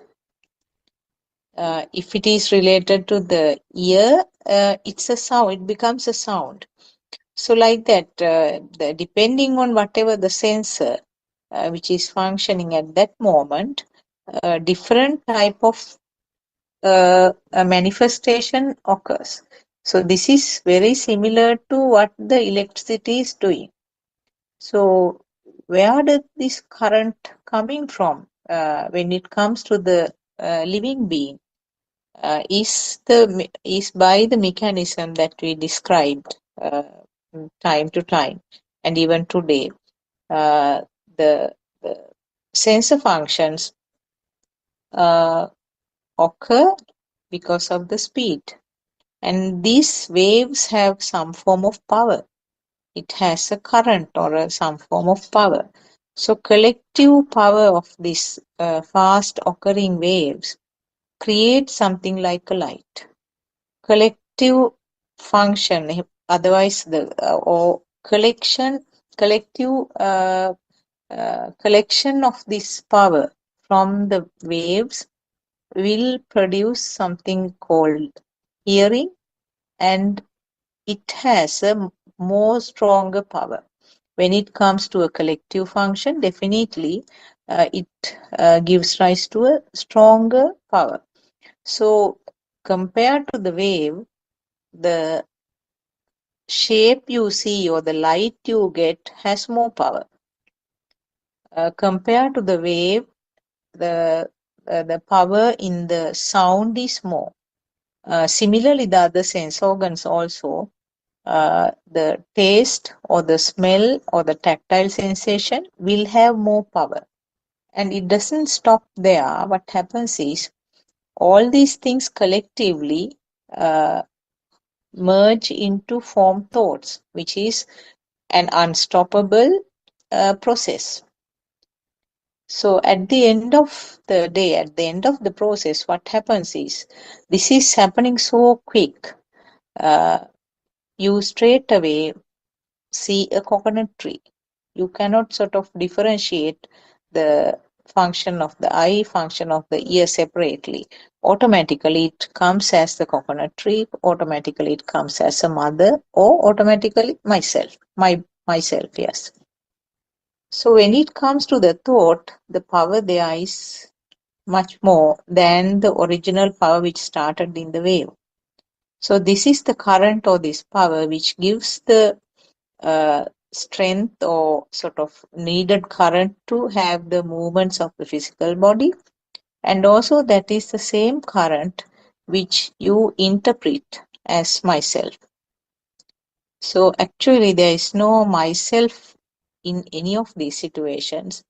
The current you feel is interpreted as a as myself, which is the biggest illusion. In other words, this current is the one which is given the name Sakkaya Ditthiya. So Sakkaya, if you have this strong feeling of yourself, if the system has a very strong feeling of the current, that means proportionately the defilements are also more. So I hope I added few things to what you said, Randima. Anything else? Yeah, that's a very interesting explanation. I think that had everything. I think as you highlight the speed, I think the speed of these sensors, that's very important, because these sensors, you see, if we just try to see like what's happening in the daytime and what really happens when someone is in the sleep life. So daytime, there is so much this power variation.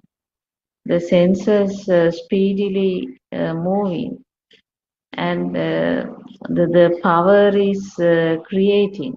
So the speed is very high, like.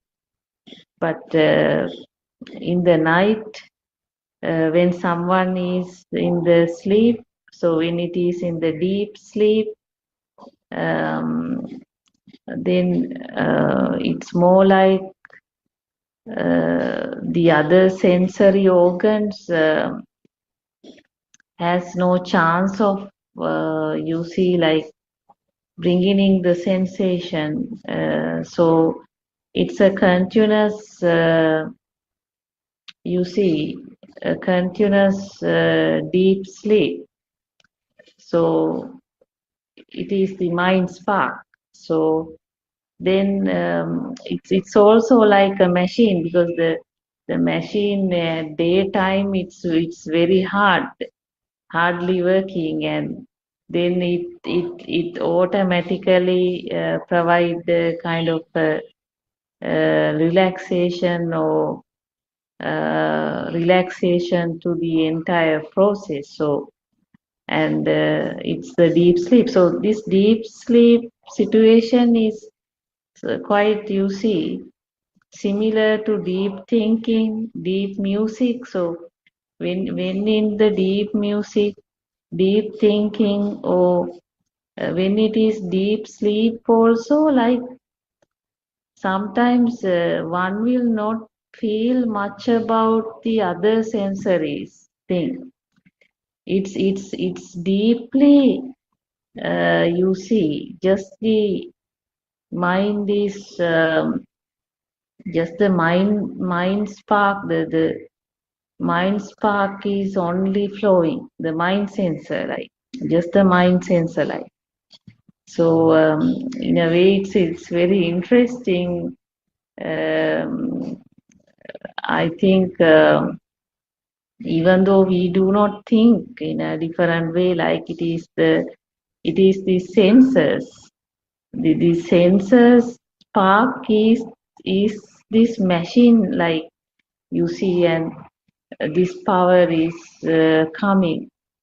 So and that carry variations, and that variation is the really the thing here, what matters here. And due to this variation only, one will feel like it is living. Otherwise, if it is in a deep sleep or deep thinking, or when someone get lost in deep music, like so, actually the situation is quite different. So uh, uh, yeah, I think we can continue the discussion. Mr. Saman Obesiri, yeah, Saman, can you please unmute yourself, and if you have any questions or any ideas, please feel free to talk. Teruvan Saranai, Saman.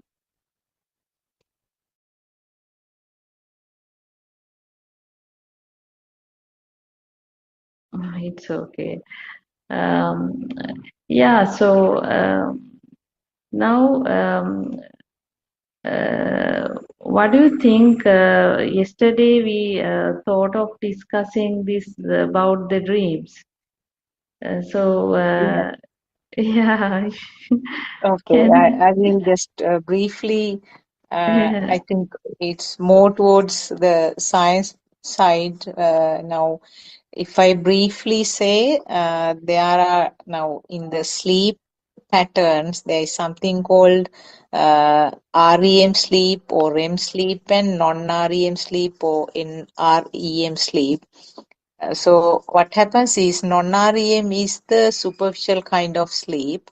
REM sleep or REM sleep is a deep sleep. And Ah, we tend to see dreams in the deep sleep. mhm. So always we start with the non-REM, that means the superficial type of sleep, and then step by step it goes down to deeper and deeper levels. Mhm. And then we go to what's called the REM sleep.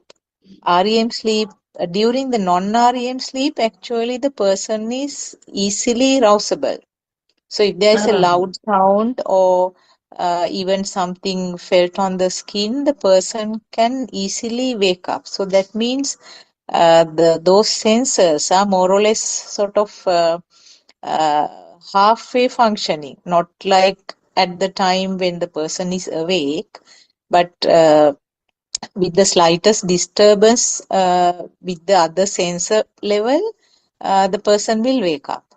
And then it goes down and down level by level to what's called the REM sleep, where the person goes to deep sleep. That time, now when we try to connect up this knowledge we gathered to what Lord Buddha has taught us. So when you connect up the two, we can see that REM sleep, only the mind sensor is working. Because the person is not rousable, very difficult. I mean, you can rouse the person, but it's difficult. So when the mind sensor is working and active in the REM sleep or REM sleep, you tend to see the dreams. So in the dreams, as all of us know, all five sensors seems to be acting. That means in our dreams, we see uh, colors. We can remember what color the person was wearing. Sometimes people say, no, my mother appeared in the dream all dressed up in white. And then you hear some people talking to you. He said something like this in my dream. I just don't know what happened. And I was feeling very sad when he said like that in the dream. And not only that, people tend to act according to the dreams. Now, sometimes they say, my mother appeared in the dream and asked for some food. And then they interpret it as that she's having a sort of low-level birth somewhere, needing some merits. And then people will give alms and various other activities to help that soul. I mean, it's good to do meritorious things like almsgiving and all, but we don't realize that this is just a creation of the mind, because mother is a figure who will continuously, I mean, throughout the life in our mind. So seeing the mother in a dream is not something abnormal. And similarly, we sometimes taste various things and we say that it was very tasty. I ate it in my dream. And you get the smell. Not only that, the sometimes feel on the skin. Hit by somebody, pulled by somebody, you feel that as if you were pulled by the hand.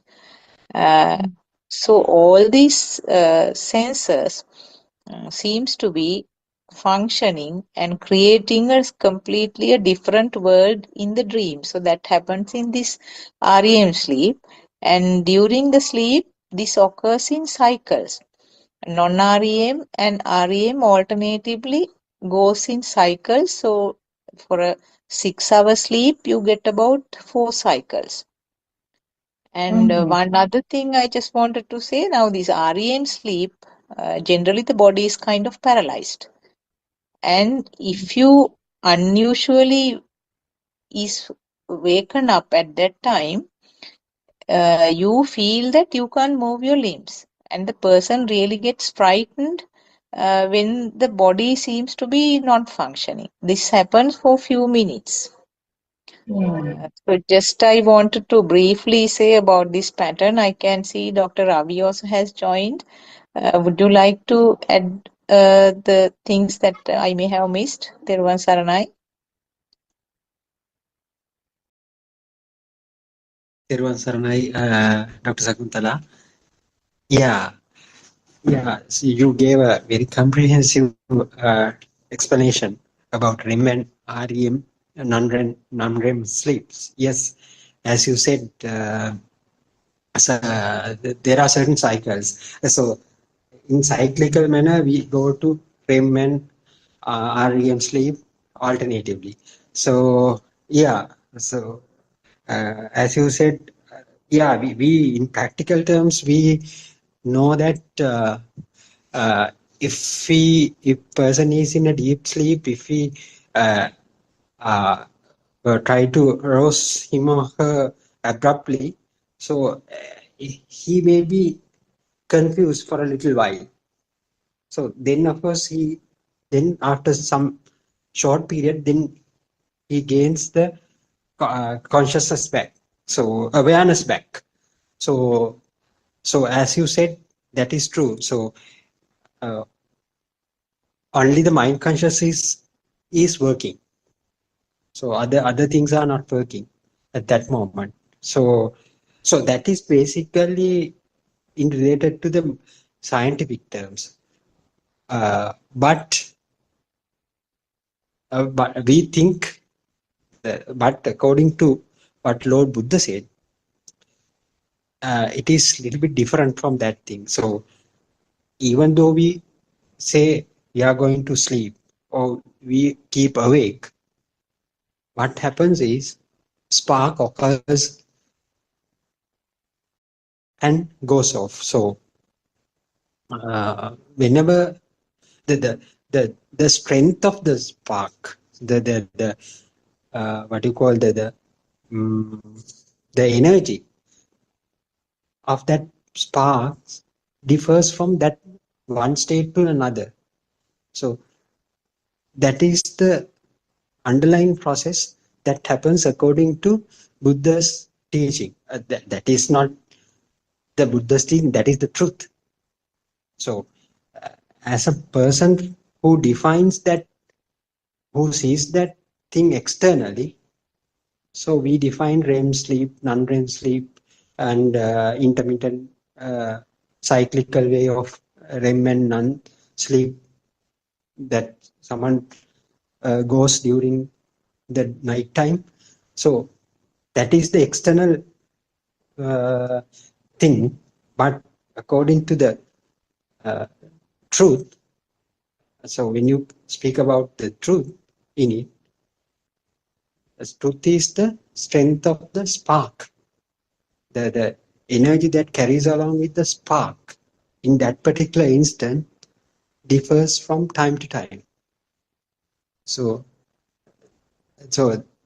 the illustration of that, the external visual, what we can visualize is the REM and non-sleep. So yeah, it is very,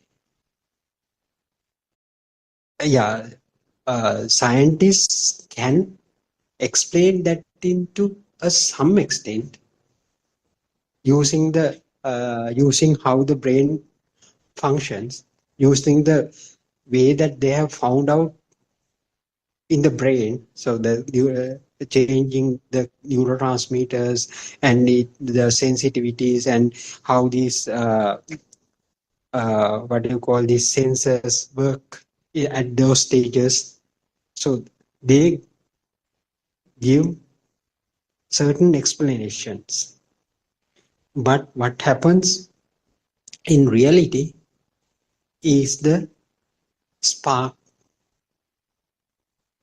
is the sparks. So arising and passing away of the sparks. So for that spark has certain kind of frequency. That frequency get telepathized each and every time with so-called physical body. So that physical body, so what we can see from outside is the sleep and the REM and non-REM sleep. So that is the way of Buddhist explanation. So at that point we can't say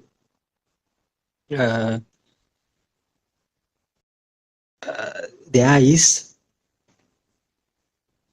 mind in REM sleep, but in scientific terms the mind consciousness work. But I don't know whether the soul can be applied to that state. So the soul,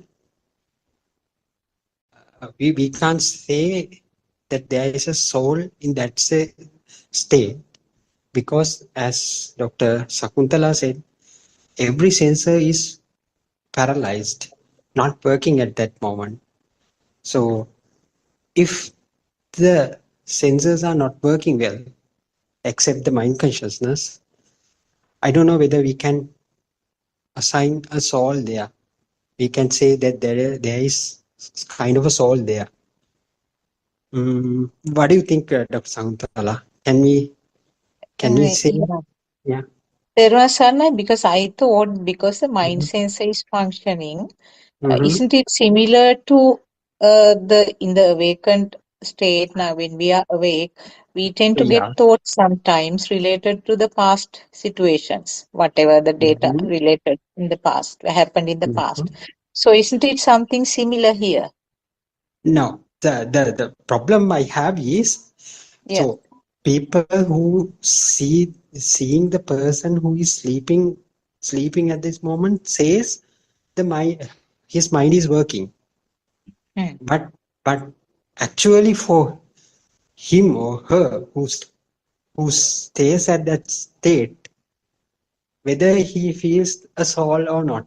So I don't know. So I'm also Yeah, I very think confused about. now, Yeah. Dr. Sakuntala, you said about this deep sleep and the non-REM sleep, right?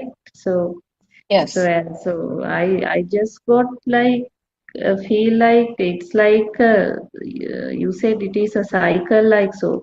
It's like Hmm. a bell curve, like it's a some cycle thing is happening here. So so it looks like it is just the mind sensor is working. So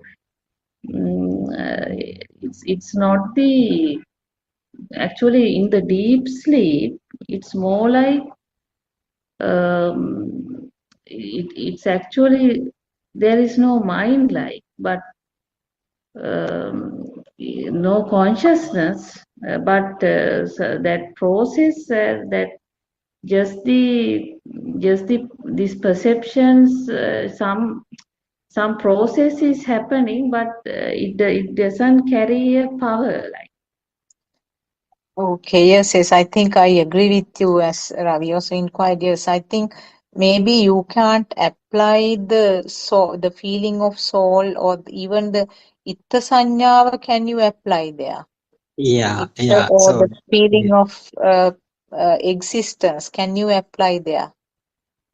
No. yeah, yeah. I'm also having that doubt. Mm, mm, So we people say, scientists say, in that mm, state the mind consciousness is working, right? It's all right, but that is true. But in the Buddhist angle, can we say, does in that certain instances, do they create power? Do they create birds? mm. I don't know. Yes, So, so yes. yeah. It's an interesting point. Maybe we'll have to clarify it with R.N. Mahasi I and not say, yeah. yes, that's an interesting point. Yes. There is some Pali term that I don't know, but the Pali thing that Sanya Mm. Sanji, what that some Sanya I Sanyi, can't Visanya remember. Sanyi, Visanya Sanyi. Yes. Sanya, so it's like we can't say there is no power like there, but some process is there, right? Mm, So mm, mm, mm. yeah, Yes, yes. it's yeah, we Yeah, will there look may at be it. some similarity to that. No, the REM sleep may be something similar to that. Hmm. Yes. Yeah, if we get a chance, one of us, I think when we have a chance to talk to R.N. Ohase, we'll get it clarified. It's an important and very interesting point which came up. Yes. Yeah.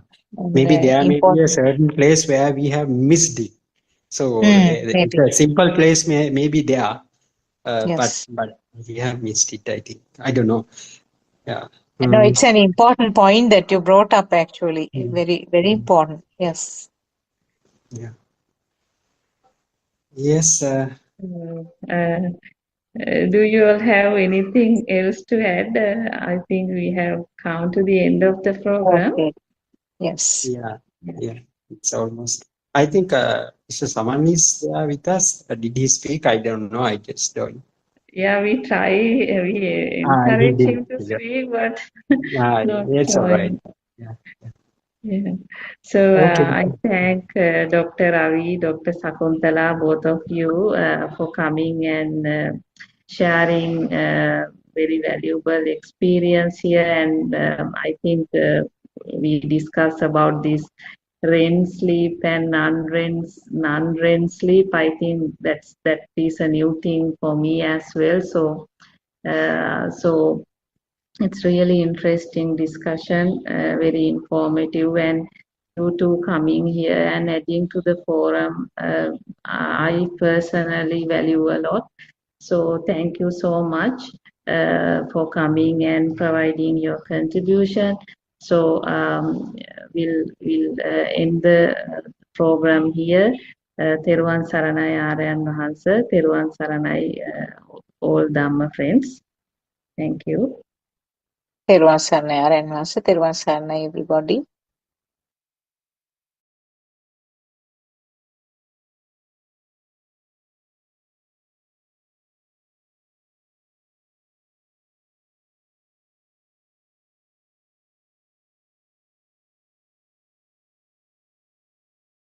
Ultimate truth and reviving the wisdom of the Arahants is a gift of immeasurable value.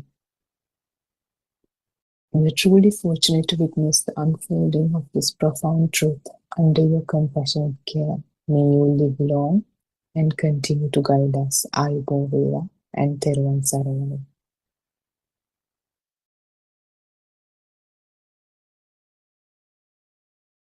So we've been discussing Volume 6 of True Dhamma has awakened, PDF of which is available on Buddothpado's website, buddothpado-dhamma.com.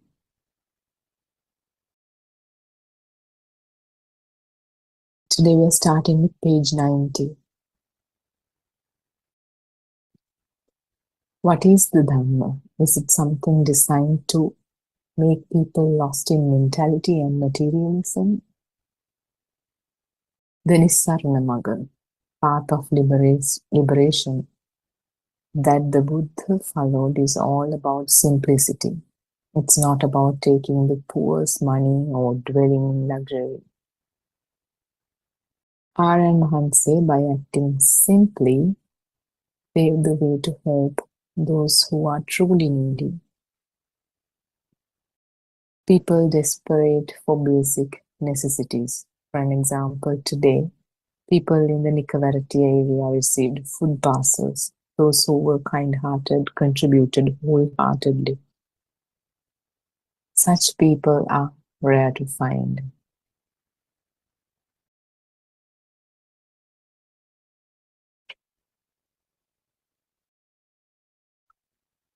When you fully absorb this Dhamma, it's also called endless compassion and liberation, or the great mind of compassion. Every road of the path leads towards Nibbana. With liberation of mind, Nibbana can be reached. Give your mind and body rest, and bring peace and rest to these innocent people. We do not need divisions such as Siang Nikaya or Amarapura Nikaya. This mundane world is entangled in madness and wild, wrong views.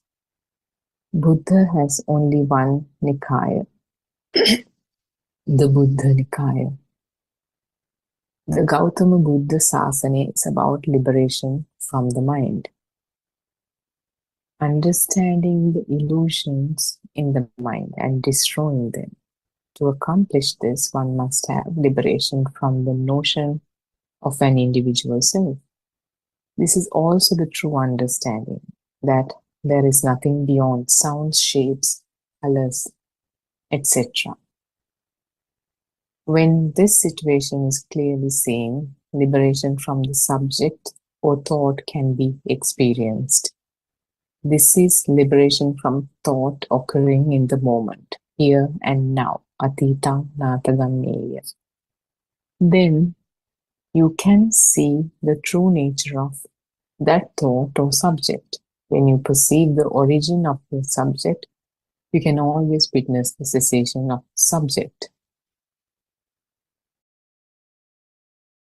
So this path we are talking about is called Nisarana Magga, or it's a path of liberation of the mind.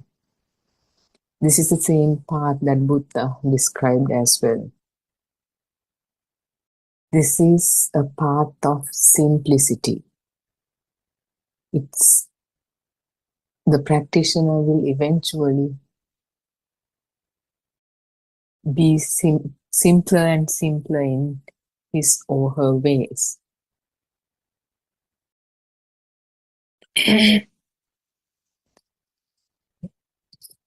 So when you fully absorb this Dhamma, when you fully understand and see it within yourself, what will happen is the self, the so-called self, is diminished. The sense of self is diminished. That intermediary role is slowly diminished, and what is left is endless compassion and liberation.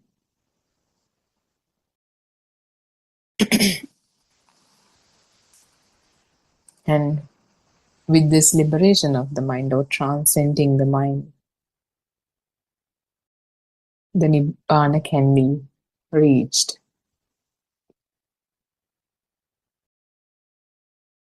These divisions we see in the Buddhist culture, these Nikayas, they all belong to mundane plane that is entangled in madness and all kinds of wrong views. There's only one Nikaya or order for real, which is Buddha Nikaya, which is all about liberation from the mind by diminishment of the defilements, by understanding and realizing how the mind works, understanding the illusion. The destroying of the illusion is happened when it's understood and realized. This when you realize it, what happens is the notion of an individual self is the one that's slowly diminishing. It is the same thing to say defilements are diminished. So we see the created world, the mentally constructed world that is beyond sounds, shapes, and colors, because it's all manifestations of vibrations. When we say sound, or when we say color, smells, taste, touch, different ranges of vibration is manifested or detected through the faculties. And when they all come together, it feels like this illusion is out there. So when you realize how it came into existence in the first place,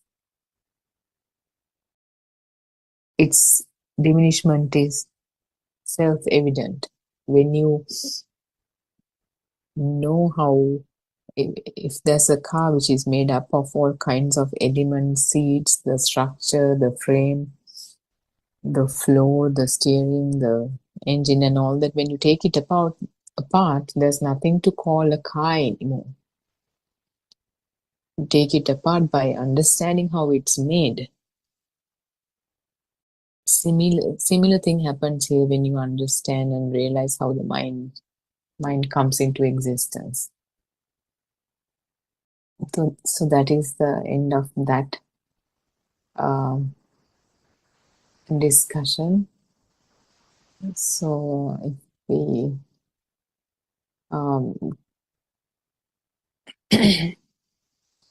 talk about it a little further, this whole Dhamma is nothing but understanding and realizing how the mind is created. And we come across this path because someone wants to know the truth, or someone wants to see his or her suffering come to an end, unbearable pain. So they're looking for a way out, and they stumble upon this Dharma. So this suffering, if we talk about this suffering, there's suffering in different forms. There's suffering when something that you like is broken, or some person you like is killed, or whatever it is.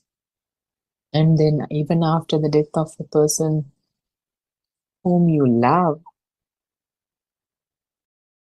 that thoughts about that person, you keep thinking about that person and it hurts, and they're still suffering in the form of thought.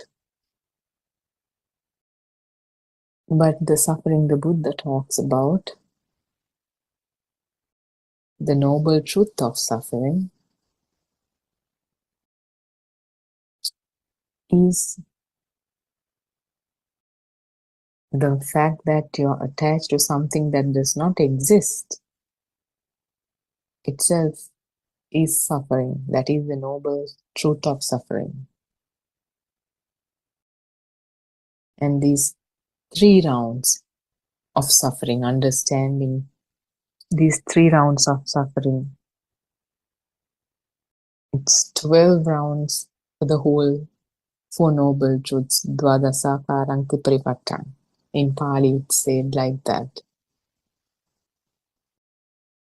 Noble truth of suffering, the noble cause of suffering, and cessation of suffering, the noble truth of cessation of suffering, and the path leading to, the noble truth of path leading to cessation of suffering. So each noble truth can be understood in 3 rounds. So what Buddha preached was the noble truth, where the suffering and the cause of suffering and the cessation of suffering and the path leading to cessation of suffering happens due to believing that something is out there when there's nothing. When, as a kid, we were introduced to these labels, we keep talking about that something is out there and yellow is out there, and the label is given as yellow in the form of a sound. The relevant image is out there. That is what we've been told as kid. So that entanglement of that sound to that image creates a feeling. The feeling is already there, but creates the thought that something is out there, and it reinforces that feeling. Or what I'm feeling is out there. That what it seems like that's existing is red or yellow or mother or father or whatever it is.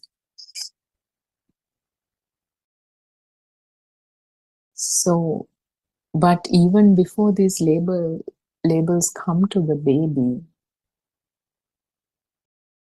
this babies usually learn to start talking at the age around 1 year, 1.5 years, 2 years maybe.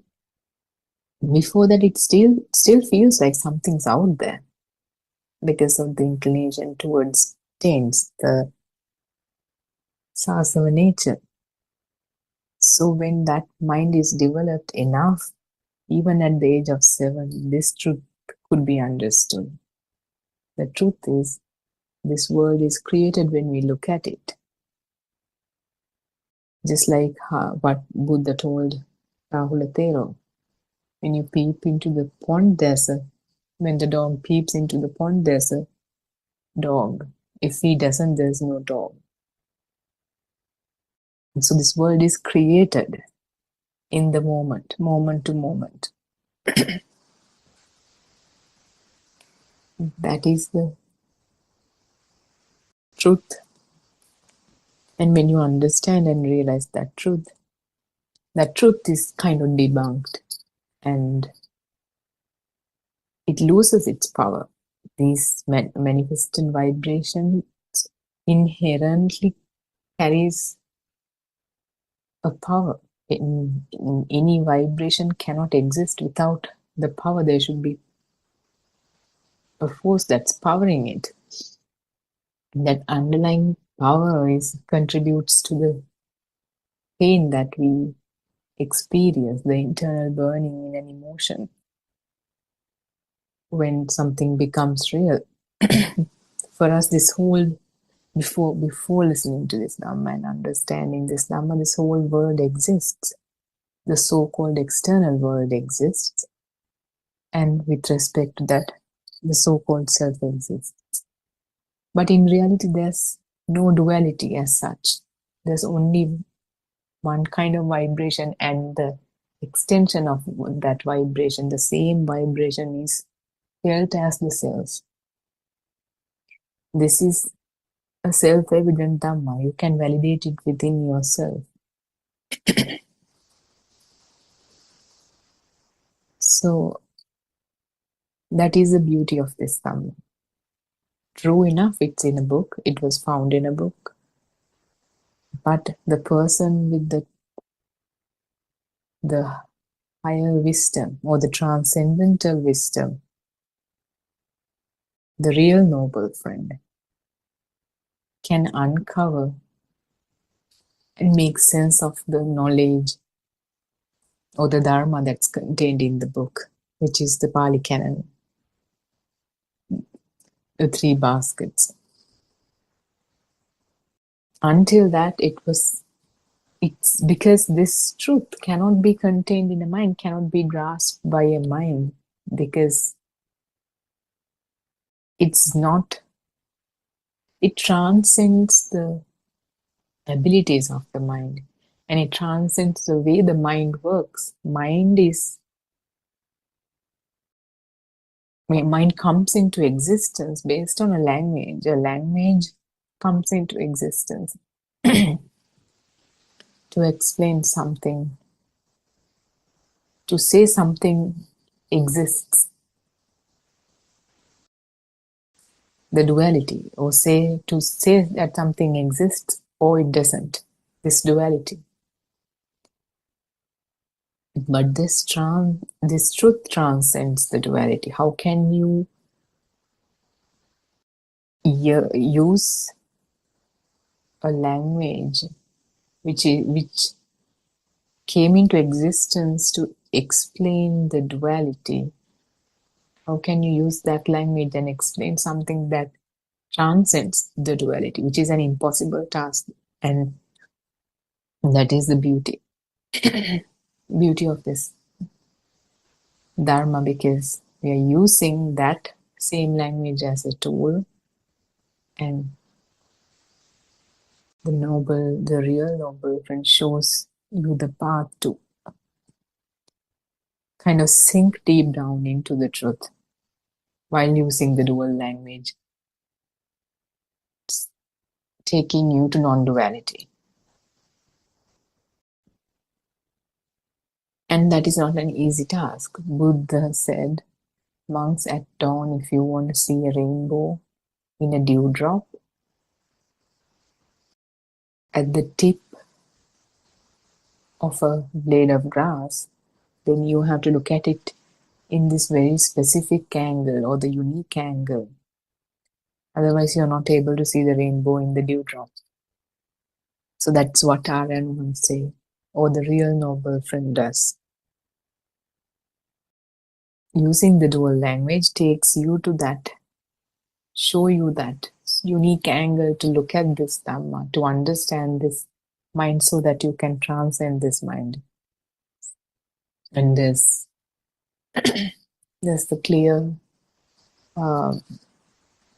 wisdom of truth, the philosophy in the form of intellectual knowledge. You would first, the message of the noble friend, first you would listen to it and you will understand it intellectually, but with the very clear practice that Aryan Mahansa has expounded, you can see it within yourself first. With this, you see that there's nothing, the so-called external world is not real. How? Because when you say that is a mango tree didn't call it a mango tree. Mango tree is a label, a label that's given by the convention, and that label is in the mind of someone. What is out there is just what you can see, the experience, the colors. We can't even see where the colors, because colors are also a label. So, mango tree, dog. Does the dog know his name is dog? No. If there was a Tamil person, he will call the dog Nai or something. Or in Sinhala person who doesn't know English, he or she will have a different label. So whatever is the label that we use to call these things out there, no, it's in somebody's mind. We are attaching the system. Even though we say we attach, it's the system, how the system works. System started attaching these labels to a seemingly external object. So as we continue to contemplate on that, when we get upset to our kids or husbands or wives or whoever, or you go to a restaurant, you don't like the food, this tastes like that, this tastes like this, you contemplate on the truth. These ideas, they're not contained in the food. Oh, I don't like the way my husband treats me, talks to me, or my wife talks to me. These are not in these objects. And in fact, the fact that you call your so-called husband, or your so-called wife, all these labels are in the mind. It's a mental construct. So as you continue to contemplate this throughout the day with whatever the activities you do, contemplate as in to try to see this truth, inquire into this truth. Is it so? Is it true? I heard this. My noble friend told me this. Is that true? Does it make sense? You investigate, you inquire into that. With time, it sinks to you. It becomes your own first-hand realization that the so-called external is not real. It's a mental construct. And then comes to the next karmasthana, which is the mind is also not real, because when we in the wisdom of truth section, when we theoretically talk about how the mind is created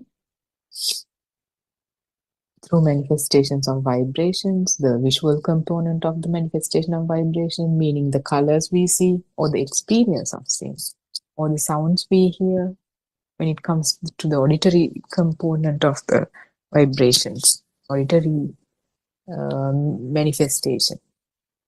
The sounds, they're also vibrations.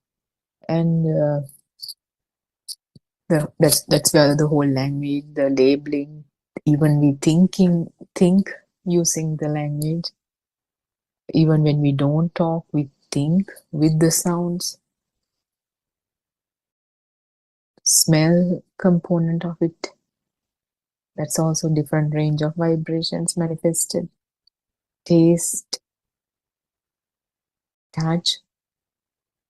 Even when we think we are touching a table, only the solidity of a surface is detected, because we can't touch a whole table with one small hand. We think, the system thinks, I am touching a table, when in reality the fingers can only touch a limited area of the so-called table only. So when all these, even that is a manifestation of vibration. So when these vibrations come together, it feels like something is out there. And with respect to that, I am observing it. The labels, they're all this manifestation of the vibration. So this thought is also not real. When we say, when we read a book, whatever it may say, Kamal climbed a tree. There's no Kamal in whatever you read. Whatever you read is printed black. We can't even call it black because then that is also a label. On paper is also a label like white and black.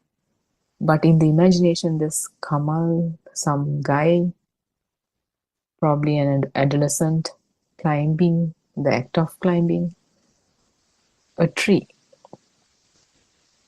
That's a thought. That's a mental object. Is that real? In that thought, are there any people? Are there any trees? No. So that is also, with that enough contemplation over a period of time, we begin to see within ourselves, even the thoughts are, so-called thoughts are not real.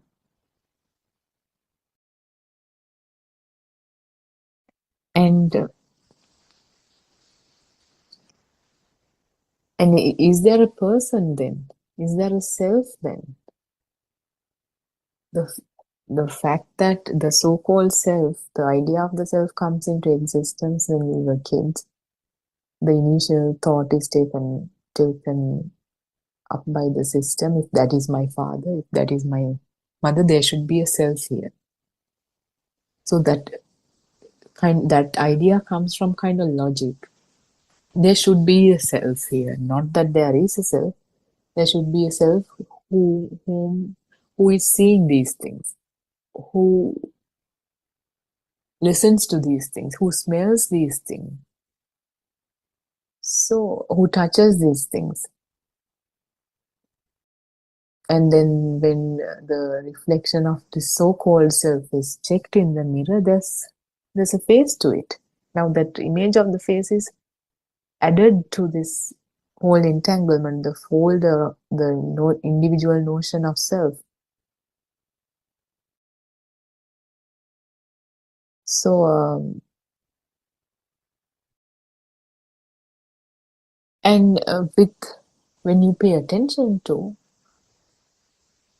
what's happening, okay, the external is not real, the thoughts are not real, there's a system that's at work here. You begin to pay attention to the process, the mechanism, the system. You see that there's no necessity of a self, and without the interference of a self, everything happens. Gets up, gets ready, go to work. There's no continuous feedback from a self.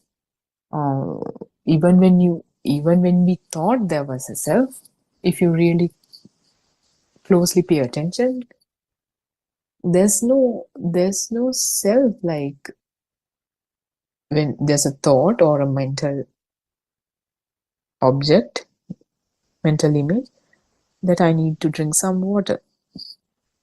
With that, there's a mental image of drinking water in a glass. Everyone has different mind images of the so-called self-drinking. And the body is activated, walk towards the kitchen. The glass is grabbed, the tap is opened, and the cup is filled with water.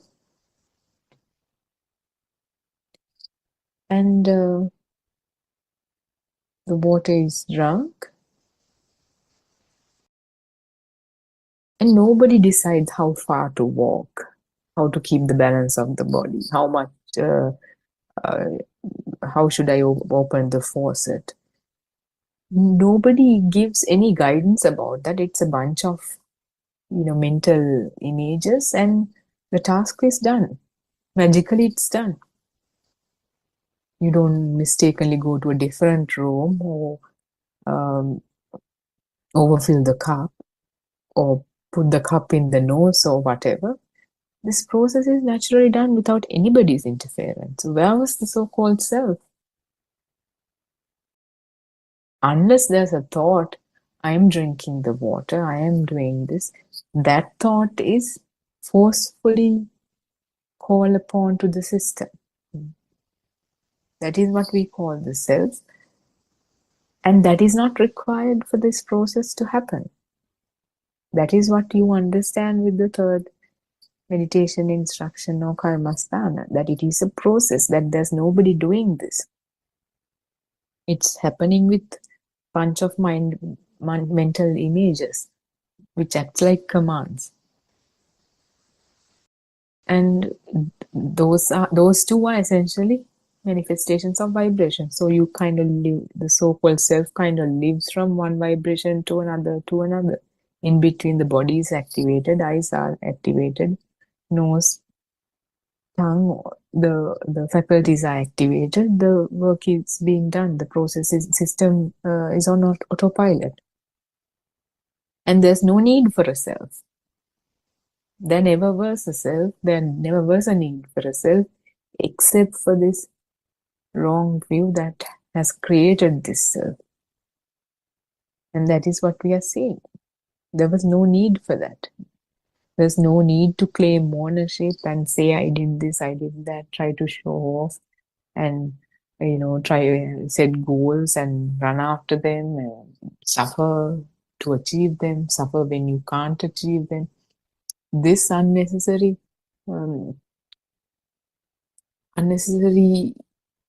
commentator and sufferer is never required, not required.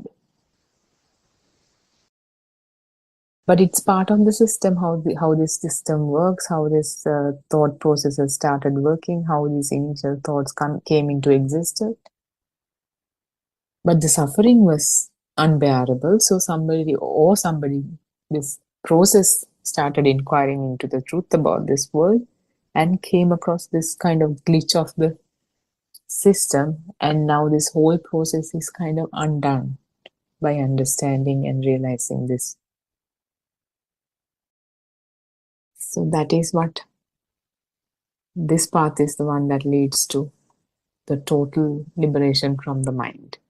And yet the system will continue, just like how trees bear flowers, fruits, goes in the wind, dies when needs to, when it's out of its life, usable life. That's what we awaken to, understand the system, realize this system. So I think that's all I got for this portion of the discussion. Therwan Sarnai, everyone. Therwan Sarnai, Arana Hamsa. Therwan Sarnai, Randima. Therwan Saranai Harshi, thank you so much for your very valuable explanation. Therwan Saranai Arana Hamsa. Therwan Saranai, all Dhamma friends. Yeah, I think that was a very interesting explanation. So if anybody has questions, you all can ask. Mr. Justin, I think sometimes you raise questions so that immensely benefit our forum. So if you have any questions, please feel free to ask, or anybody. Therwan Saranai. Therwan Sarnai. Therwan Saranai, Mr. Bernard. Now, I have a problem regarding these neutral sensations. Now, there are three categories, pleasurable, painful, and neutral sensation. And the neutral, all these three are in the mundane world. And we often hear that we are standing on nirvana, and we don't know whether at that moment we are in the nirvana or not.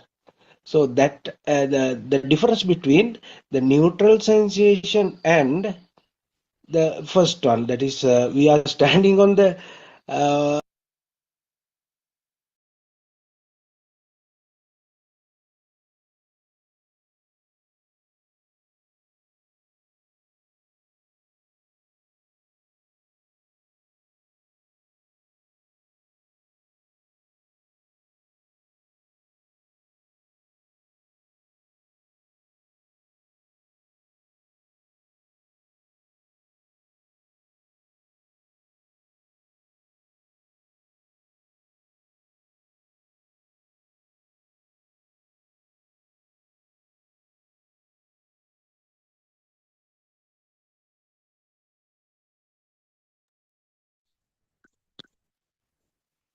Teruvan Saranai. I worship Triple Gem respectfully. Also, I pay homage at the feet of our Kalyana Mitra, Buddothpado Aryan Mahanse, the great sage of our era, the most valuable spiritual master with the highest wisdom. May Aryan Mahanse live long to spread this Dhamma all over the world to end the suffering of all human beings. Teruvan Saranai, Dhamma friends. Today also I am going to explain the continuation of Nissarana Magga 2, the Dhamma discourse Buddothpado Aryan Mahanse has done 6 years ago. The path to liberation 1, the way out, a drop of water for the fire of worldly cyclic existence.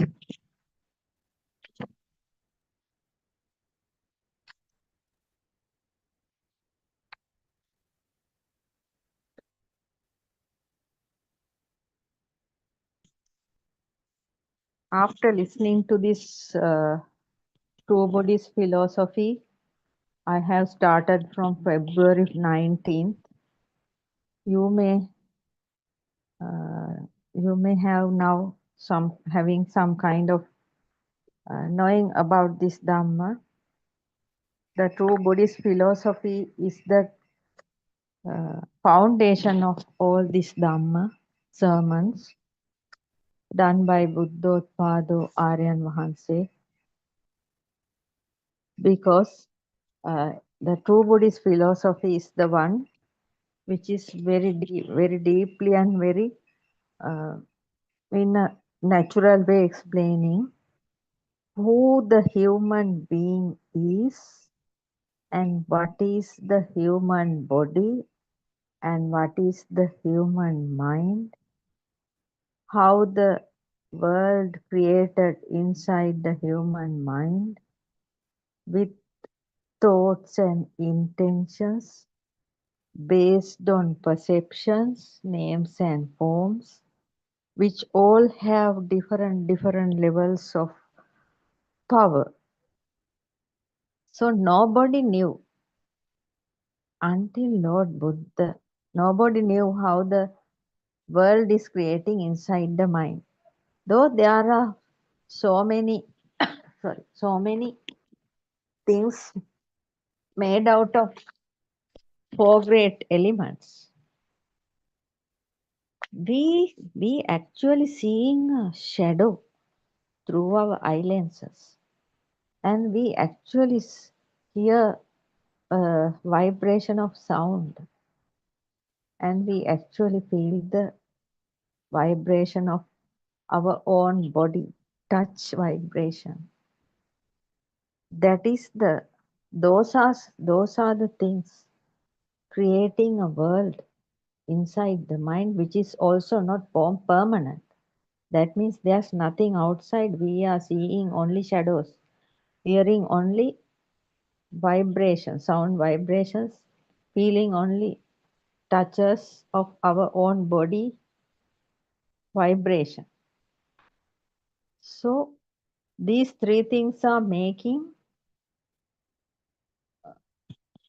each and every moment, they are making stimuli in the mind, where the mind bubble occurs, and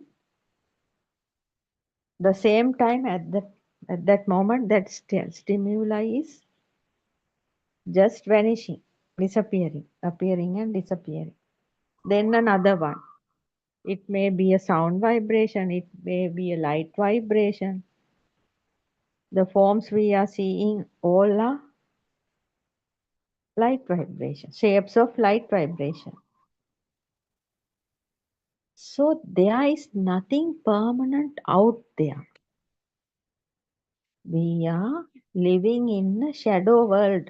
That means our body is also a shadow, because we see our body through our eye lenses. That means like we are standing in front of a mirror, we see only a shadow of this body.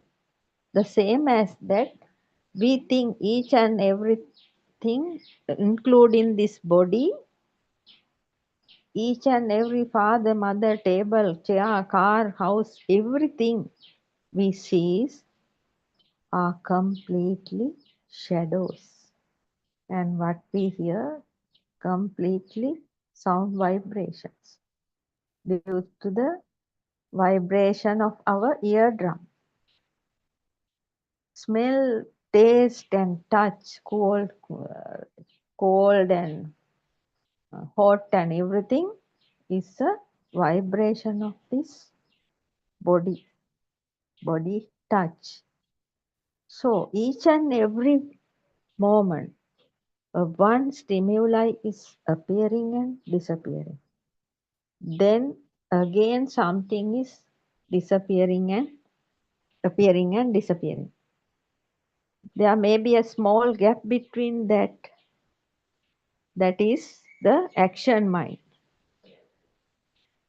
That is the action mind. So like that, every moment we are, until we are sleeping, in the deep sleep, we can't feel thoughts, stimuli.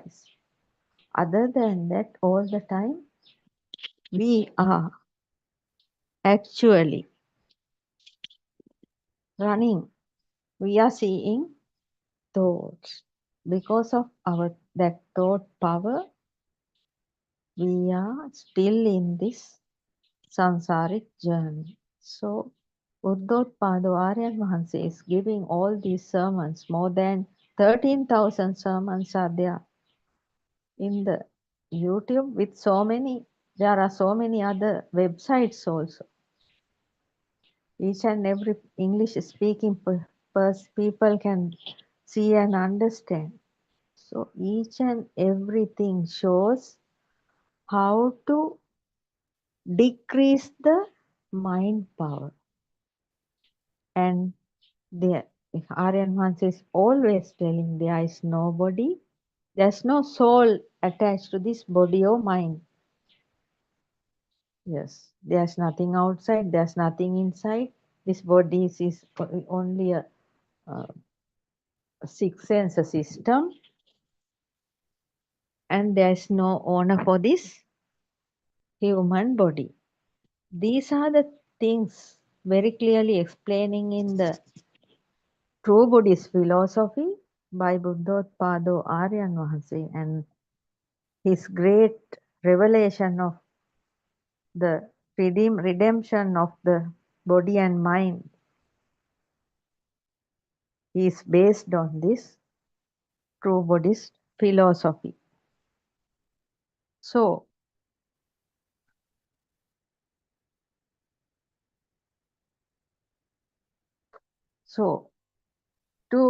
by understanding, listening and understanding Buddothpado Aryan Mahansa's Dhamma, there are 10 wisdoms very clearly shown by Aryan Mahansa. And when a seeker going through listening and practicing this, the great path of realization clarifying by Buddothpado Aryan Mahansa, the seeker will not be having any kind of doubt about any of these things in Dhamma. Certainly, the seeker who will be realizing the truth will never ever have any of these doubts.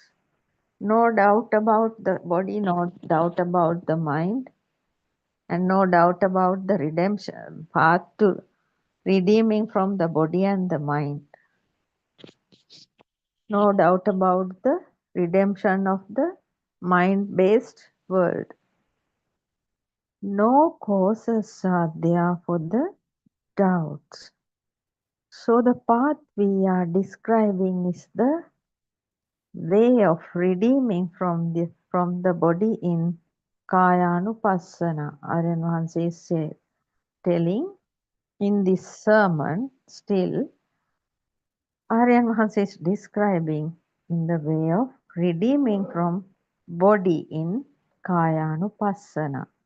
That means awareness, mindfulness of the body. Come to that point. When we talk about in Dhamma Sati Sampajanya Bhavanaava. There is something here to talk about. Navasivatika. එසේම like that Sati Sampajanya Navasivatika Dasa Anusati Dasa Kasina. Aryan Vahanse is explaining these meditations for the seekers who are having different kinds of characteristics to come out from their mental attachments, mental clinging. Sati Sampajanya Bhavanava means mindfulness and clear comprehension meditation. Because some have the scattering mind, because the mind is always running here and there, running through so many topics. So that kind of character, this mindfulness meditation is good, because we need some kind of mindfulness for us to see the stimuli appearing in the mind each and every moment. That is for the scattering mind people. So there are some other kinds of seekers as well. That means the other one. In Dhamma it called Navasivatika Bhavana. The 9 charnel ground meditations. In the Lord Buddha's era, there were so many people and so many clergy also trying to realize this Nibbana. So they according to their different kinds of characteristics, they did different meditation. Some are having lot of lusty thoughts appearing in their mind.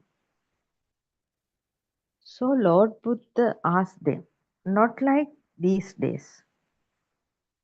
The cemeteries, those days there were no much of cemeteries. They used, when somebody died, they used to take him and take that dead body and putting in somewhere in the jungle. There are some places, maybe a charnel ground, somewhere in the jungle, they just throw it away and coming. So the decaying of the human body can be seen by each and every passing person from that road, from that area. So, this body, without this air, that means oxygen, prana, there's no life in this. After this oxygen is prana is not coming into that means completely left from this body, it starts decaying at the same moment. With this prana, even with this air, oxygen, even is still that decaying is happening inside our body without our knowledge. Decaying is there inside. That is why it looks, our cells are aging. That is why we can see our body is aging. Because of that, our body is getting sick. Our body is getting sick, aging, and finally dying because of the decaying is happening from inside. So, Lord Buddha asked the seekers who are having these lusty thoughts, most of the lusty thoughts, they can go to these charnel grounds, cemeteries.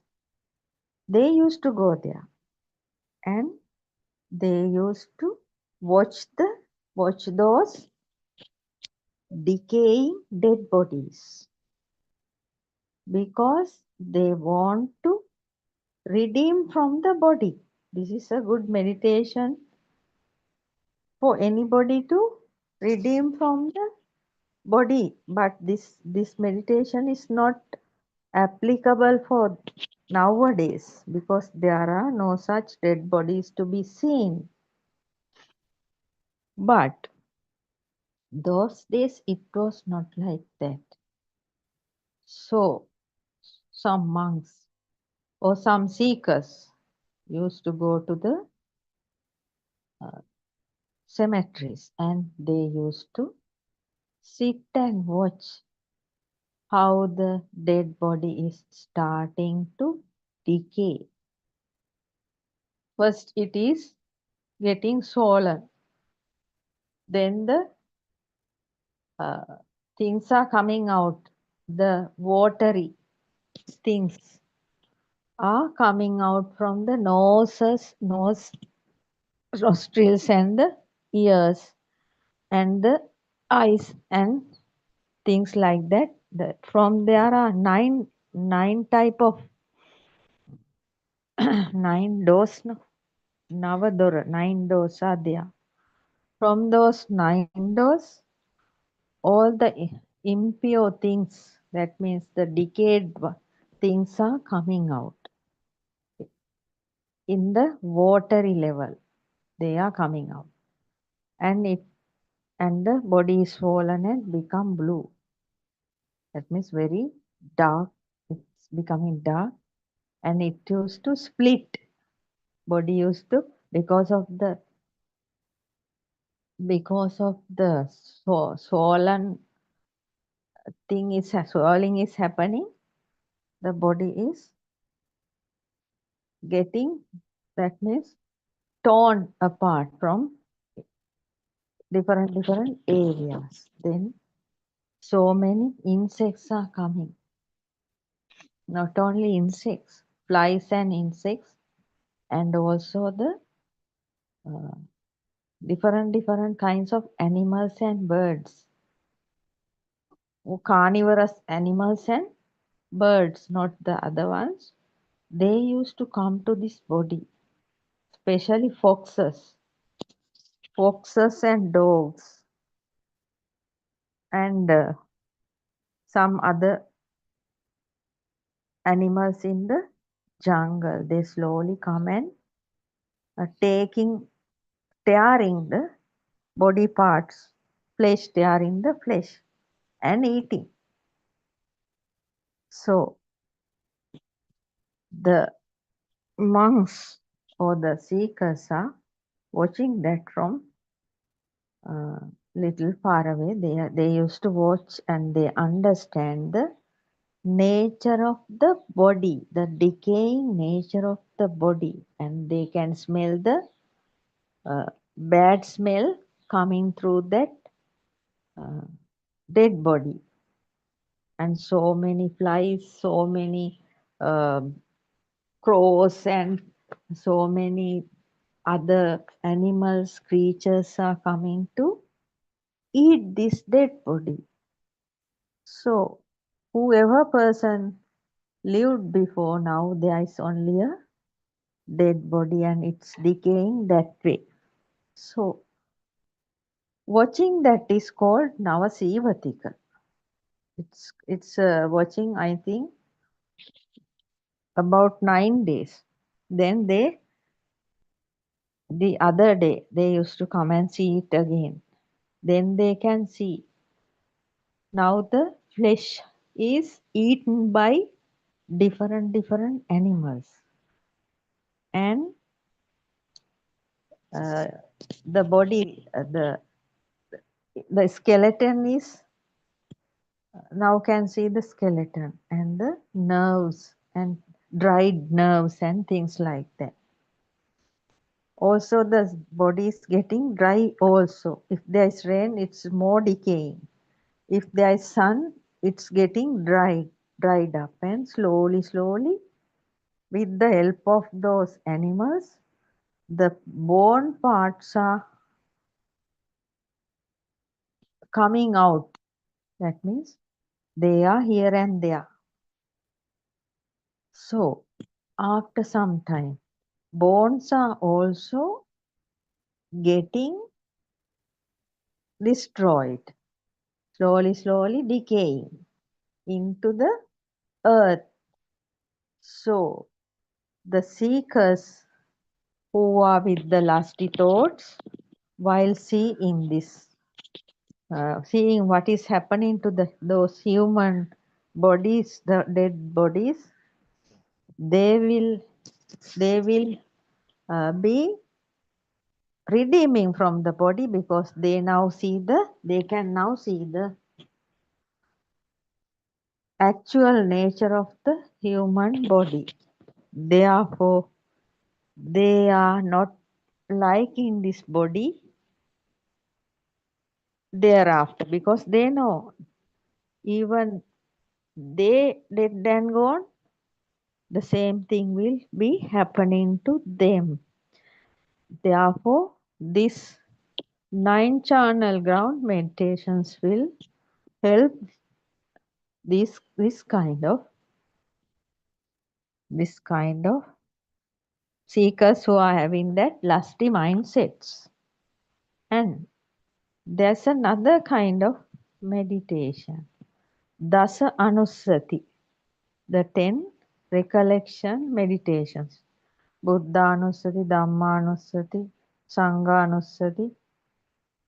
In that way, there are 10 recollection meditations. That means they are thinking of Lord Buddha. That is Buddhanusati. They are remembering of Lord Buddha. Dhammanusati means they are remembering of Dhamma. Sanghanusati, that those things are there. So by doing that, they are trying to, it's a kind of a mindfulness. It's a kind of a mindfulness meditation.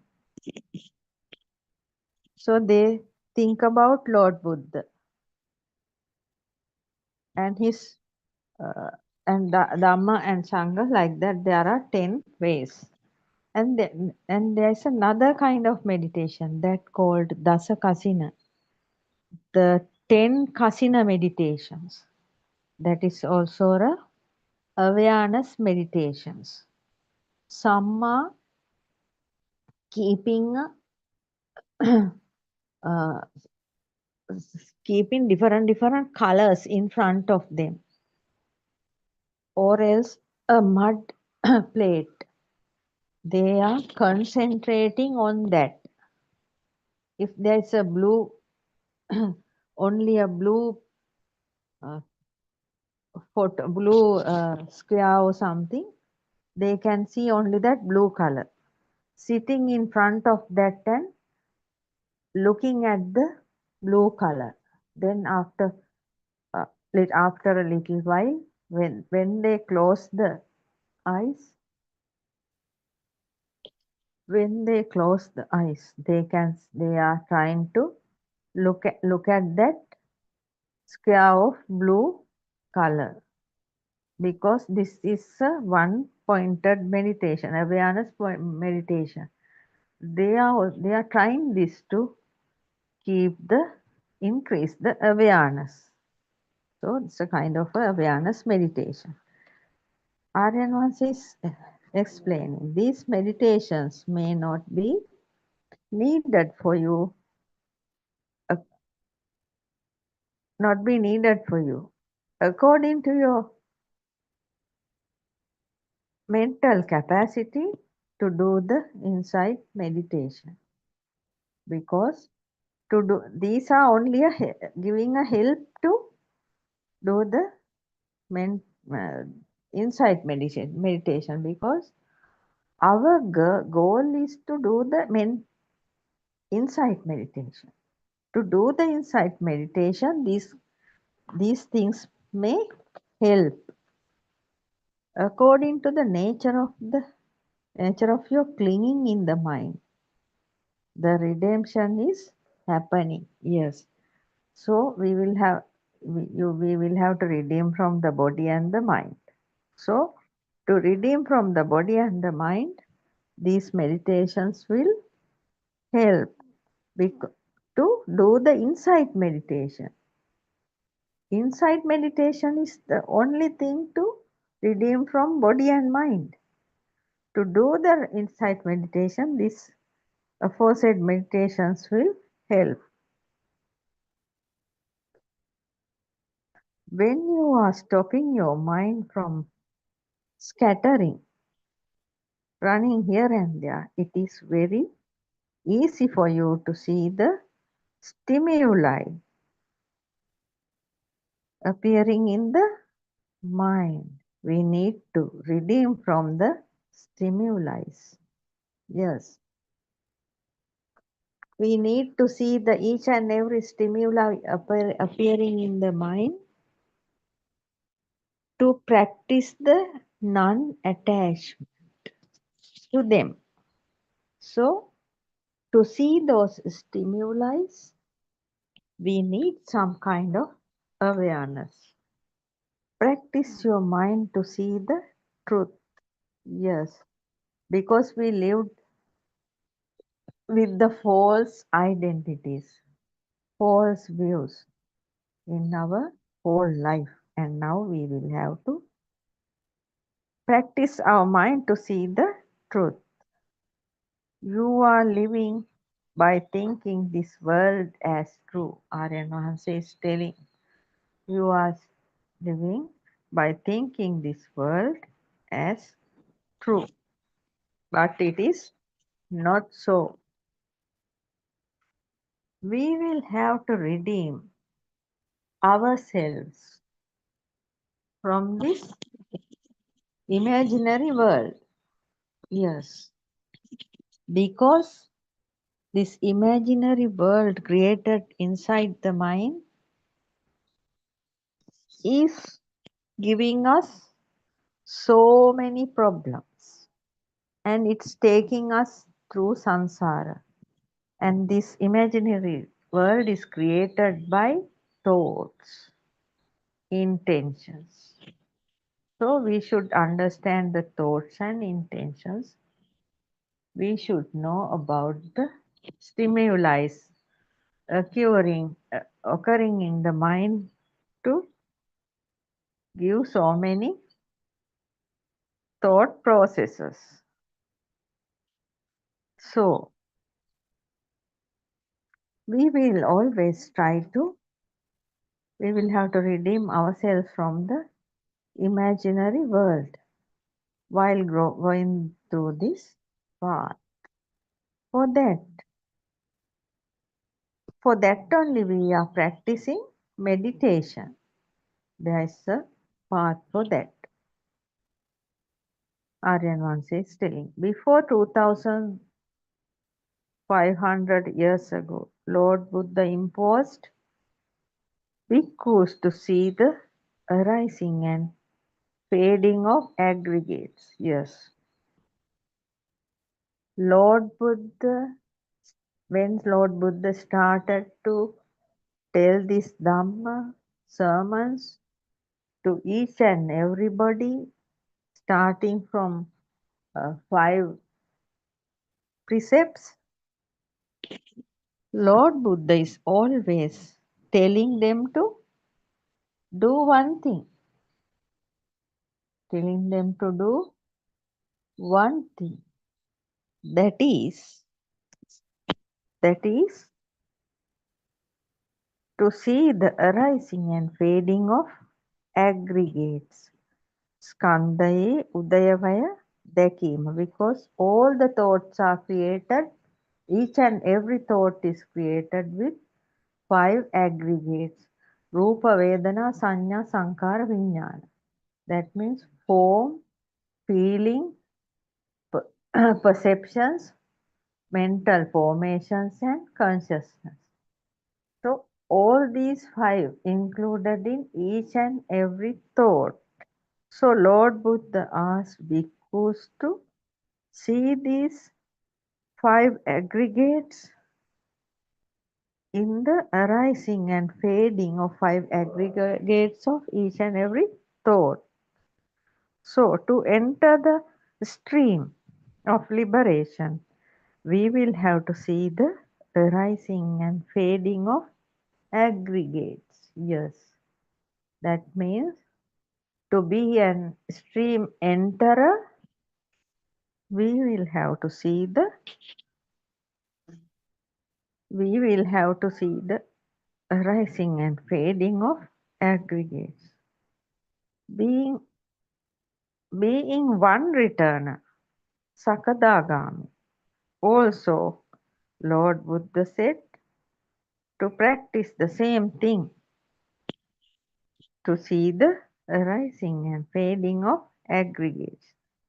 As Lord Buddha said, the monks in that Buddha era.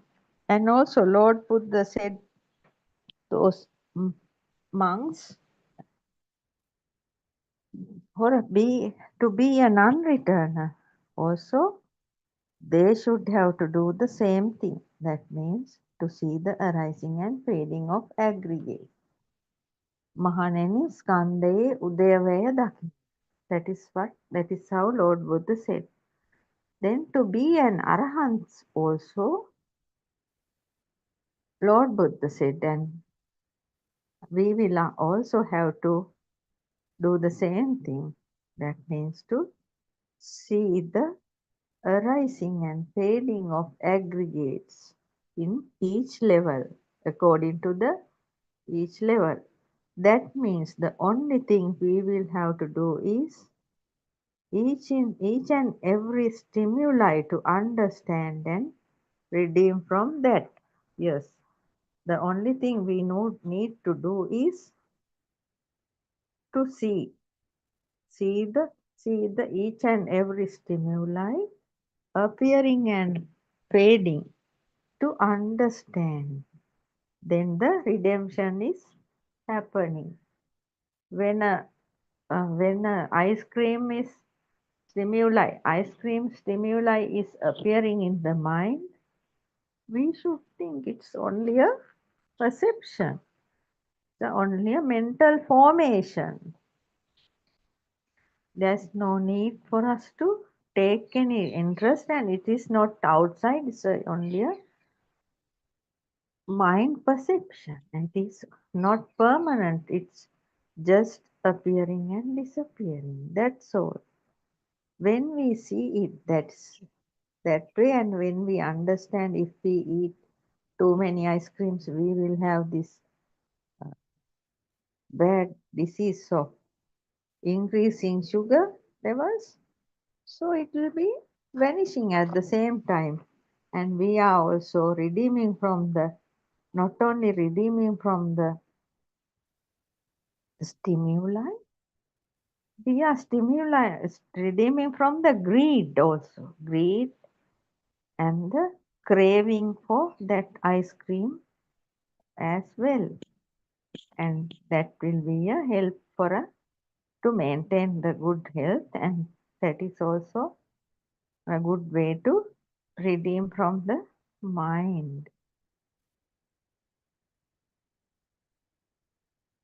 So if those stimuli we feel as they are outside, yes, that is the biggest problem, because up to now so many human beings, so many people used to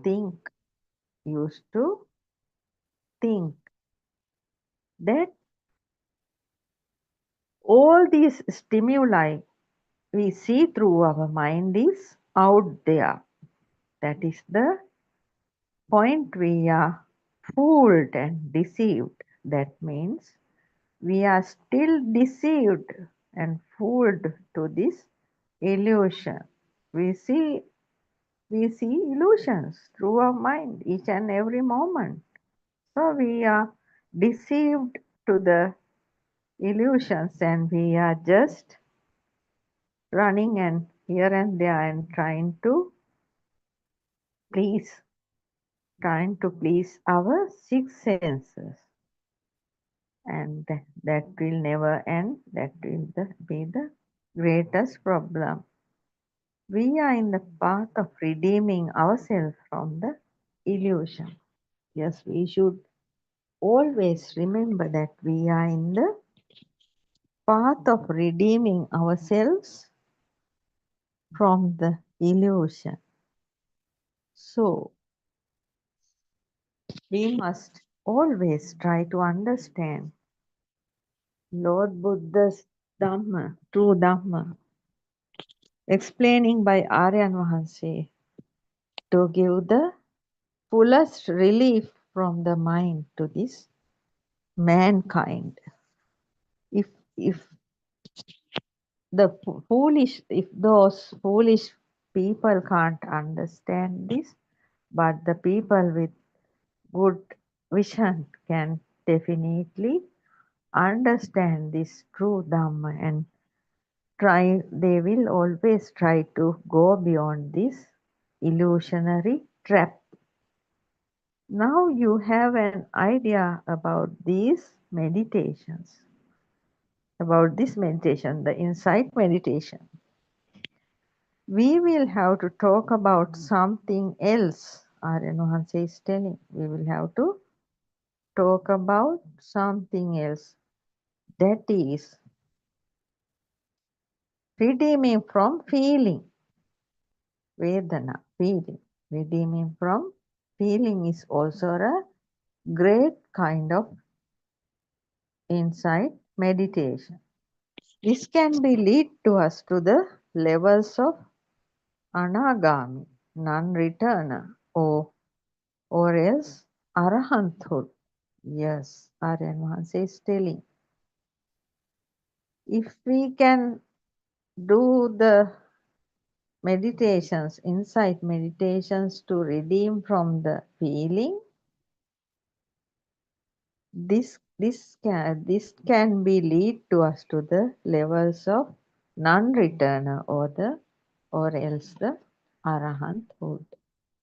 Certainly, before talking about the redemption of feelings, thought of doing a little clarification in this sermon. So Aryan Vahanse is telling, certainly before talking about the redemption of feelings, Aryan Vahanse wanted to do a little clarification in this sermon.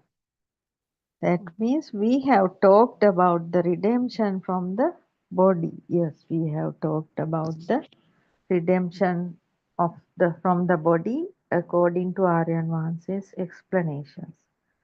So we will have to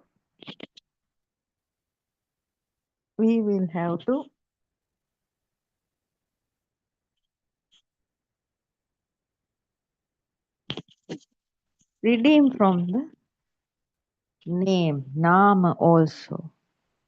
go with one by one. Yes. So we have talked about how to redeem from the form. So now we will have to talk about the redemption from name, because name and form the most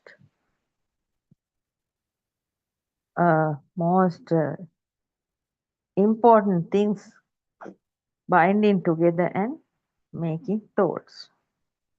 So as we first talked about the redemption from the form, we see that through our path of day-to-day life. Yes, as we talk about the redemption of the form, we must always practice this in the path of our day-to-day life. We will have to show how the form is creating to each and every stimuli. Yes, that means when we see each and every stimuli, we should always show to the mind how this stimuli is creating. This path we should follow with a great effort and must do it very carefully. Yes, this path is very subtle. We must be able to see our mind also. And as you are aware, each and every stimuli coming through these six senses are appearing in the mind. So, when we see a form, that means when we see a form through our eye sense, we should show our mind what we see as a form is only a vibe, only happening due to the vibration of light. Because if the light is not there, we can't see anything. Light vibration is synchronizing to our eye vibration. And when those two are synchronized with the object outside, the all of those three are synchronizing each other. That means when the eye vibrating due to the synchronization of light vibration, and when those two both are vibrating, we can see something vibrating equal to those two vibrations. That means all these three are coming together and become a one vibration. That is why we are seeing a form of a cat or a dog or a sun, moon, tree, children, boy, girl, mama, papa, everybody, grandpa, grandma, aunt, uncle, everything, cup, chair, table, anything, house, anything. So what we see is only a form, which is a shadow, actually a shadow of a form happening inside our mind due to the vibration of the light, vibration of the eyes, and that vibration of that thing outside is equal. So we are seeing a upadaya rupa. That means only a form, shadow form. If we say a cat, we are seeing a shadow form of a cat. Right? We are seeing a shadow form of a cat. But but the shadow form of the cat we are seeing is not equal to that cat out there. That is the thing, because we are thinking that both those are same, but it's not like that, because we are seeing only a shadow. Because of that shadow, this stimuli of shadow, we feel things. We think that little pussycat is very cute. That is a thought. The consciousness is now creating. Oh, it's brown color. It has a nice tail. It has a nice eyes. And it is going. Nice catwalk it has. Like that. So many thoughts are appearing. But we should clearly understand what we are seeing is only a projection, a shadow of the mind coming through the eye sense. When we hear a song, nice song, so when we hear a song, that is only a sound vibration, a sound form of a sound. So it's a form of a sound coming through our ears, because our eardrum is vibrating according to that sound vibration.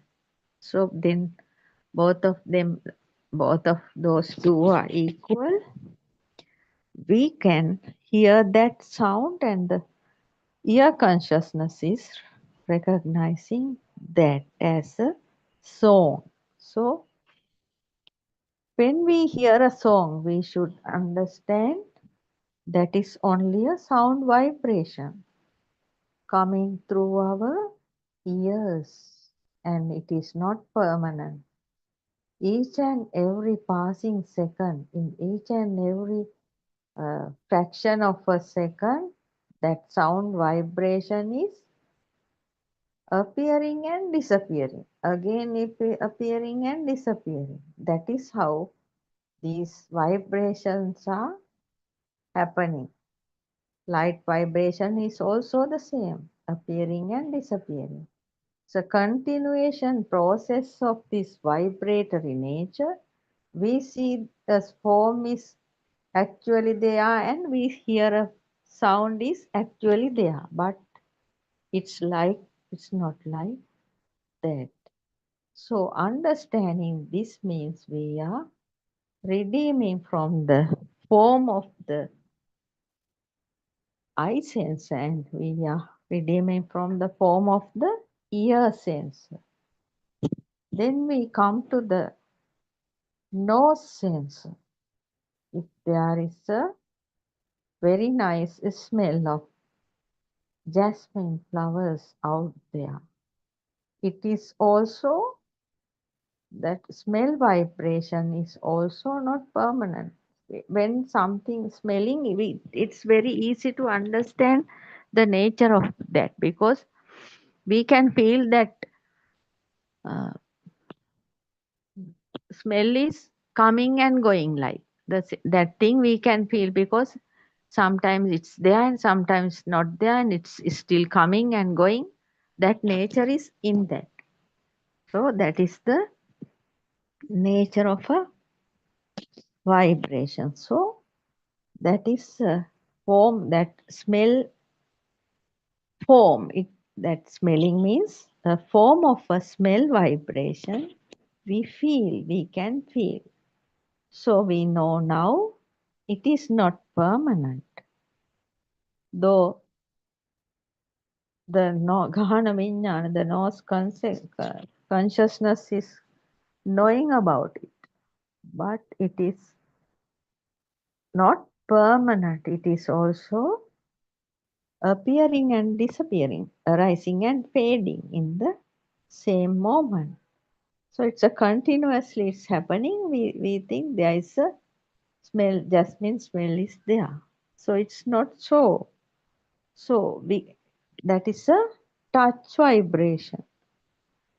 Smelling is a touch vibration appearing in the nose. So when we understand that there's nothing permanent in that also, it's giving some help for us to redeem from the body. At the same way, if we feel the taste when we are eating, we can feel the taste of the food. But if you can really have a good kind of awareness, you can feel that the taste is not permanent. Taste is happening, and that means arising and fading. Appearing, taste is appearing and disappearing. That we can feel. That is the actual way of that. So it is taste is also a touch vibration happening on the tongue, touching the food and the tongue. There is a vibration happening. So understanding that this taste is not permanent. This is appearing and disappearing. Then we can. It is also giving a kind of a help for us to redeem from the taste vibration, touch vibration. Then we are not running behind tasty food as Lord Buddha and so many Arahants and Sangha. When they are going arms round on the roads, whatever they received, they ate. There is no other way. They didn't think. Whatever they have, they ate. There is no way to match. There is no need to match. So that is also a kind of a way to redeem from this body, because the taste vibration, so many people are nowadays, we can very clearly see in the internet. So many, they are showing so many foods. They say there are so many tastes are there, but they are only, the taste is actually appearing and disappearing. It's also a vibration. By understanding this, it will help us to redeem from this body. So there is no need to thinking of the pleasing of tongue all the time. Whatever is there, you can eat and live with a calm mind, relaxing mind. You can just live. So when we talk about the cold weather and the heat also the same, you can very clearly understand those vibrations are not permanent. They are appearing and disappearing. You can very clearly feel that, because when there is a breeze, cool breeze, it touches your body skin and passing away. So again it's coming and passing away. So there's no pressure of that all the time. It's happening and ending. So appearing and disappearing. Cold is also like that. When there's so much rain out there and very cold, and in some countries whether there are ice, the cold they can feel, but it is, if you are aware of it, you can feel that coldness is appearing and disappearing, appearing and disappearing. Hot is also the same. When you are in the hot sun, the hot vibration is also, the touch vibration is also the same. It's appearing and disappearing, but it's happening continuously. Therefore, you can feel the hotness of that. Like that, you can very clearly understand the stimuli coming through these five senses, and the sixth one is mind vibration. So mind is showing, mind sensor is showing so many past vibrations, so many past stimuli, showing you again and again. So you can understand the mind is also, whether the thoughts are also coming, they are coming and just vanishing, not permanently there. That also you can, if you have awareness, you can see each and every thought is appearing and disappearing at the same moment. So that means if the form of the mind, stimuli coming through the mind is also appearing and disappearing. So you can, this will help you to understanding these six sense systems, will help you to understand the redemption of the body and the mind, the name, nama also.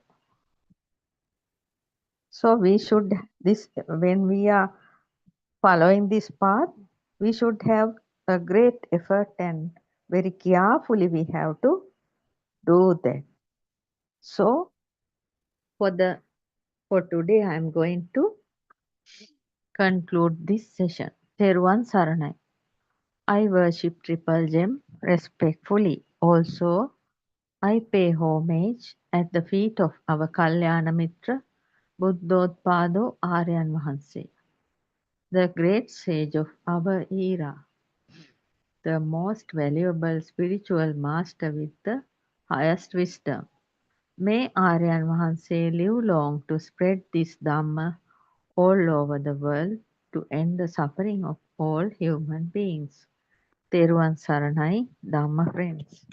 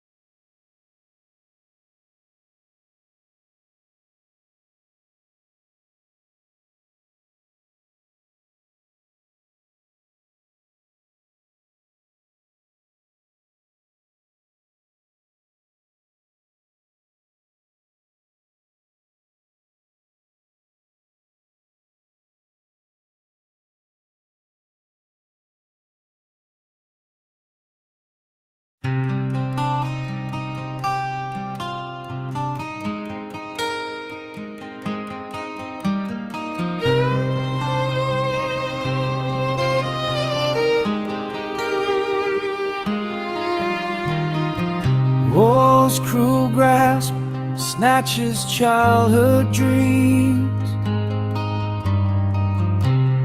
Innocent hearts bear the darkest schemes. Tears fall like rain in a world gone cold. Their laughter silenced, young stories unfold. Rise up, let love break the chains. Heal the wounds, ease their pains. In their eyes, the future's cry. Buddothpado will heal the world.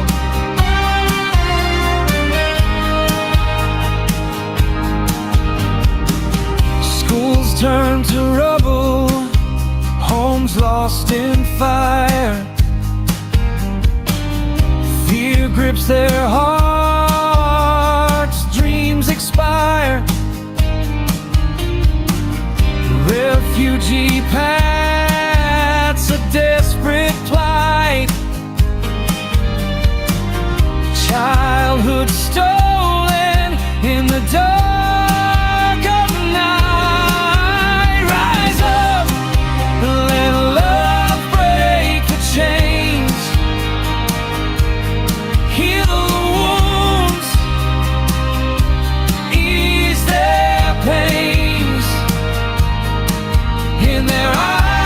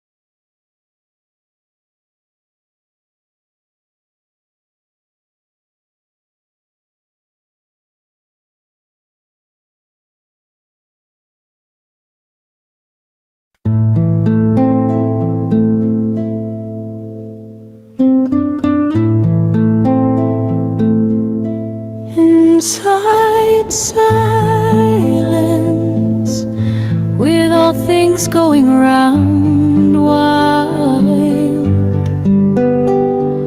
voices, storms passing mild. Sit still, do not flee, just watching what arises in me.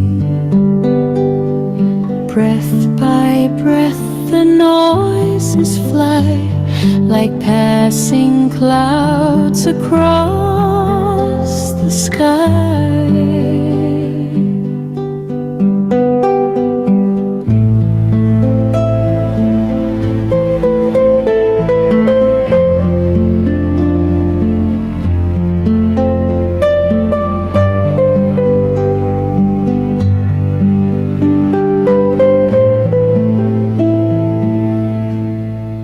Inside silence, inside meditation, where I meet myself only to see there's no one called me. No honor, no claim, just a flicker of a nameless fame. Inside silence, the knot comes free. Inside silence, and simply be. Thoughts like waves just rise and break. Joy and sorrow are all the same. No one to hold, no one to push. Inside silence is calm and gloss. Not mine, not me, not who I am. Just flowing like a river, just flying like a bird.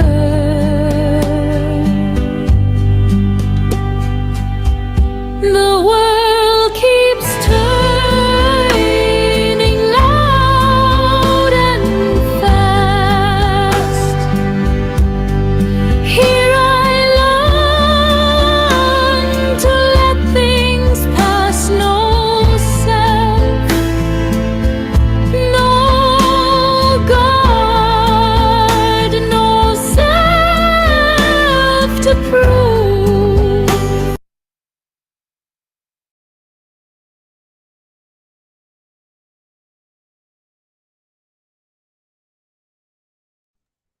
Therwan Saranai, Doctor. Yeah, thank you, Aaron, also for your noble guidance. We'll start the 3 to 5 English Zoom discussion. I wish all the Dhamma friends could join. Thank you, Champa, for calling. Is there anything, I mean, you must be having so much to tell us actually, because you participated the long discussion with Aaron Hanse. Yes, Doctor. Did you hear that? No, I didn't hear it fully, but I saw the end part of it. I was there and I was asking so many questions also. Morning session, actually, Doctor, we held it in a temple and Aryan Vanse mainly spoken to the new guys there, new ladies and gentlemen. About 20 new people were there, and Aryan Vanse talked to them according to the where is the soul and things like that. That Pubbe Nivasanuspitijnana, you know, no, the normal thing. Aranasi used to talk about this, how the name and form creating like that. Those things were discussed. Thereafter, we all about 70 were there yesterday. We went to Neela and Geeta's places. So finally, at Geeta's place, the discussion, afternoon discussion happened. and there were so many good things discussed there. So the thing is, yes. So a lady at the beginning, a lady asked when she see her daughter today, and when she see her daughter in another day, it is differentiating like that. So she asked about that 4 great elements. So Aryan Mahanse said there's no such thing as 4 great elements permanent. There's nothing permanent like that. That means to think about the water, ice, and the evaporation of water, and thinking of that, just understand. No? So there's no permanent thing as solidity, liquidity, or the air. And Aryan Mahanse said, nothing outside is not stays, that means not existing as it is. Therefore, do not think about anything permanently existing there. So everything is creating due to the vibrations. What do you call, Dr. Gani Bhavanya? Kampana Gani Bhavanya. Yeah. Condensation. Sorry? Condensation. Right. Vibration, condensation, due to vibration, condensation, everything is happening. The chemistry is also like that. Things are, that means mixing. And due to this vibration, condensation, different things are creating. So physics means the fastness of the that means fast Existing vibration. speed, actually. Yes, vibration, fast vibration. Yes, existing speed. So biology also like that, and Aryan Mahanse said there's no differentiations in this science. There's only one big science. So also Aryan Mahanse said all these are based on atomic vibrations, Anshu Kampana, stages of atomic, that means small particles vibrations. So when somebody is fully realized, he can see how the vibrations are creating.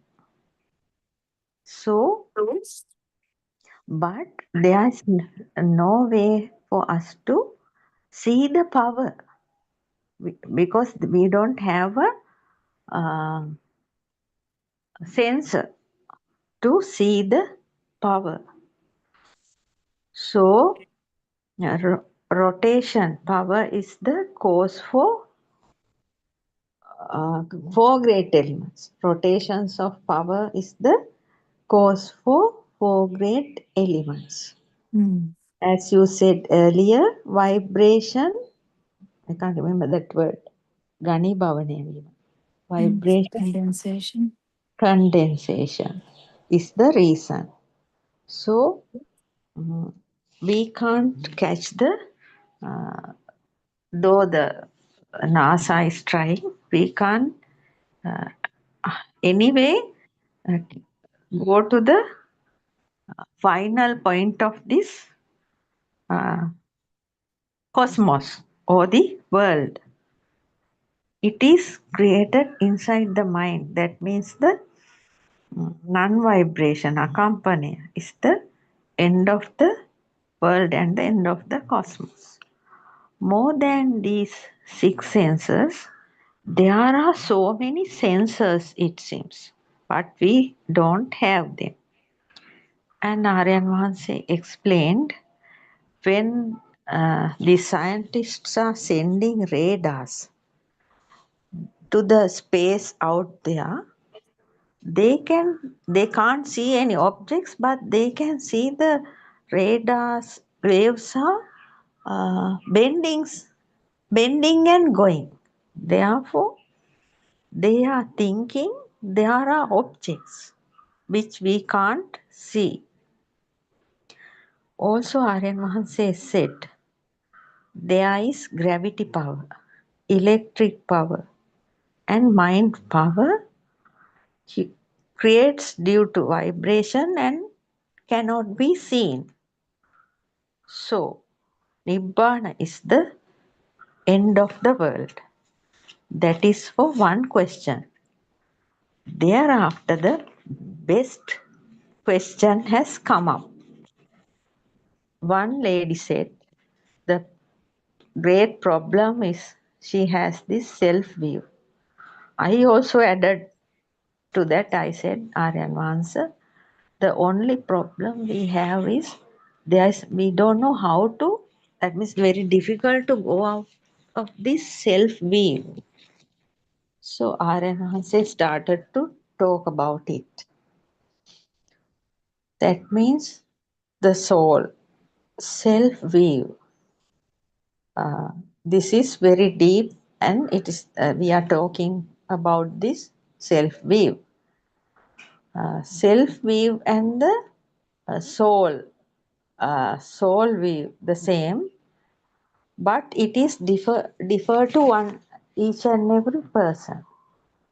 So this is a big topic, and there are so many abhiyoga, it seems. Abhiyoga, I can't remember the English word. Challenges. Challenges. There are a lot of challenges, and there is no paru. So we have to create our paru, it seems. So, but all the time we feel that the the soul is there. Arenas said, you know, whatever you say, you can feel that somebody is inside you. That is why we are talking about that. Then I said, අරමුණ දෙයක් වෙනකොට ආත්ම දෘෂ්ටිය නැගිටිනවා. Yes, I said that. When some stimuli is become something, the self-view is arising. Aryan Mansi said there are a lot of apirahas also. Because he asked whether we are afraid to die. Because he said, I am just in front of him, sitting on the floor, right? He saw me very clearly yesterday. So, Arinvasi said, still I have that feeling of Mama Marinda Kamatine. I don't like to die. That is the problem. And we have a Vancha Sahagata Hita. That means what, doctor? The mind which is not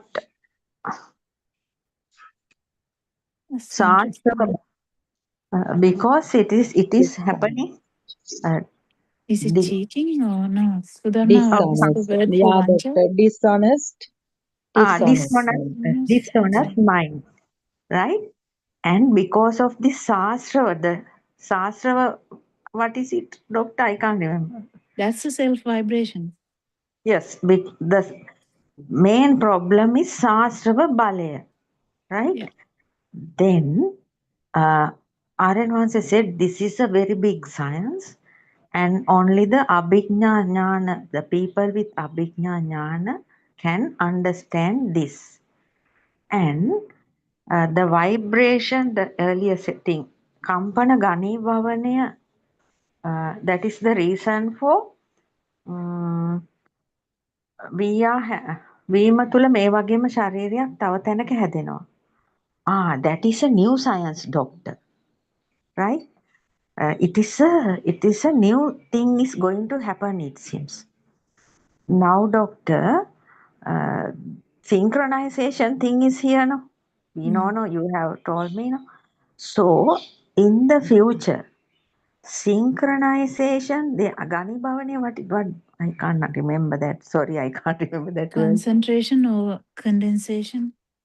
Consent, due to the concentration condensation, a body, the body, same body like this is synchronizing somewhere else, right?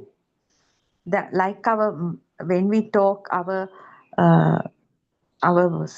sound vibration can be synchronized somewhere, no? When that means through a telephone, it's happening now, no? Right? The photo of ours also the same thing synchronizing there, no? And doctor, the inside body, all the organs with this whole body is happening somewhere due to synchronization, it seems.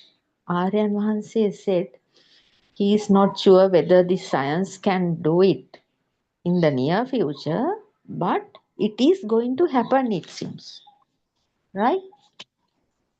He said, ඇතුලේ තියෙන ස්වභාවයත් බාහිර ස්වභාවයත් synchronize වෙනවා. That means the outer nature and the inside nature both are going to synchronize itself. Right? All these are happening due to that Sahasrava power and the Itta Sanya, existing perception. Yeah. And the තියෙනවා වගේ දැනෙන එක, the feeling of alive feel. The life feel. And he asked us to think about the chair and think about the tumbhomiya.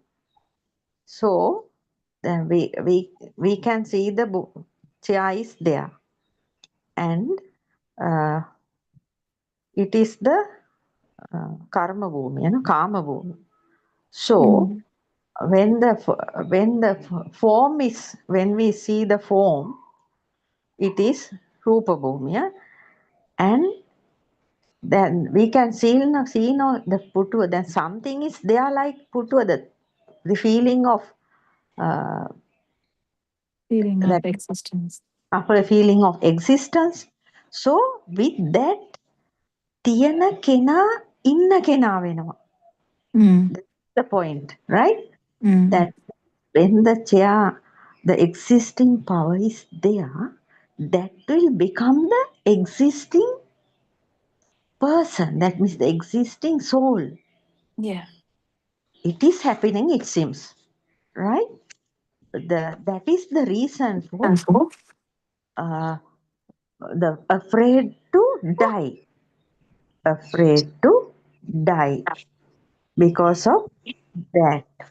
So, to this, normally we are practicing this manasikara. Thoughts are, we are using thoughts to understand this. And also said, arupa, none, what is it? None form. If we attack none form, everything is over. But because we are still in the sensual realm, we can't do it. Therefore, he asks us to see this avaboda jnane, that means the through our wisdom, we have to see this three realms and to come to that position. Because we are unable to attack to the non-form, because still we are in the form realm, not form realm, sensual realm.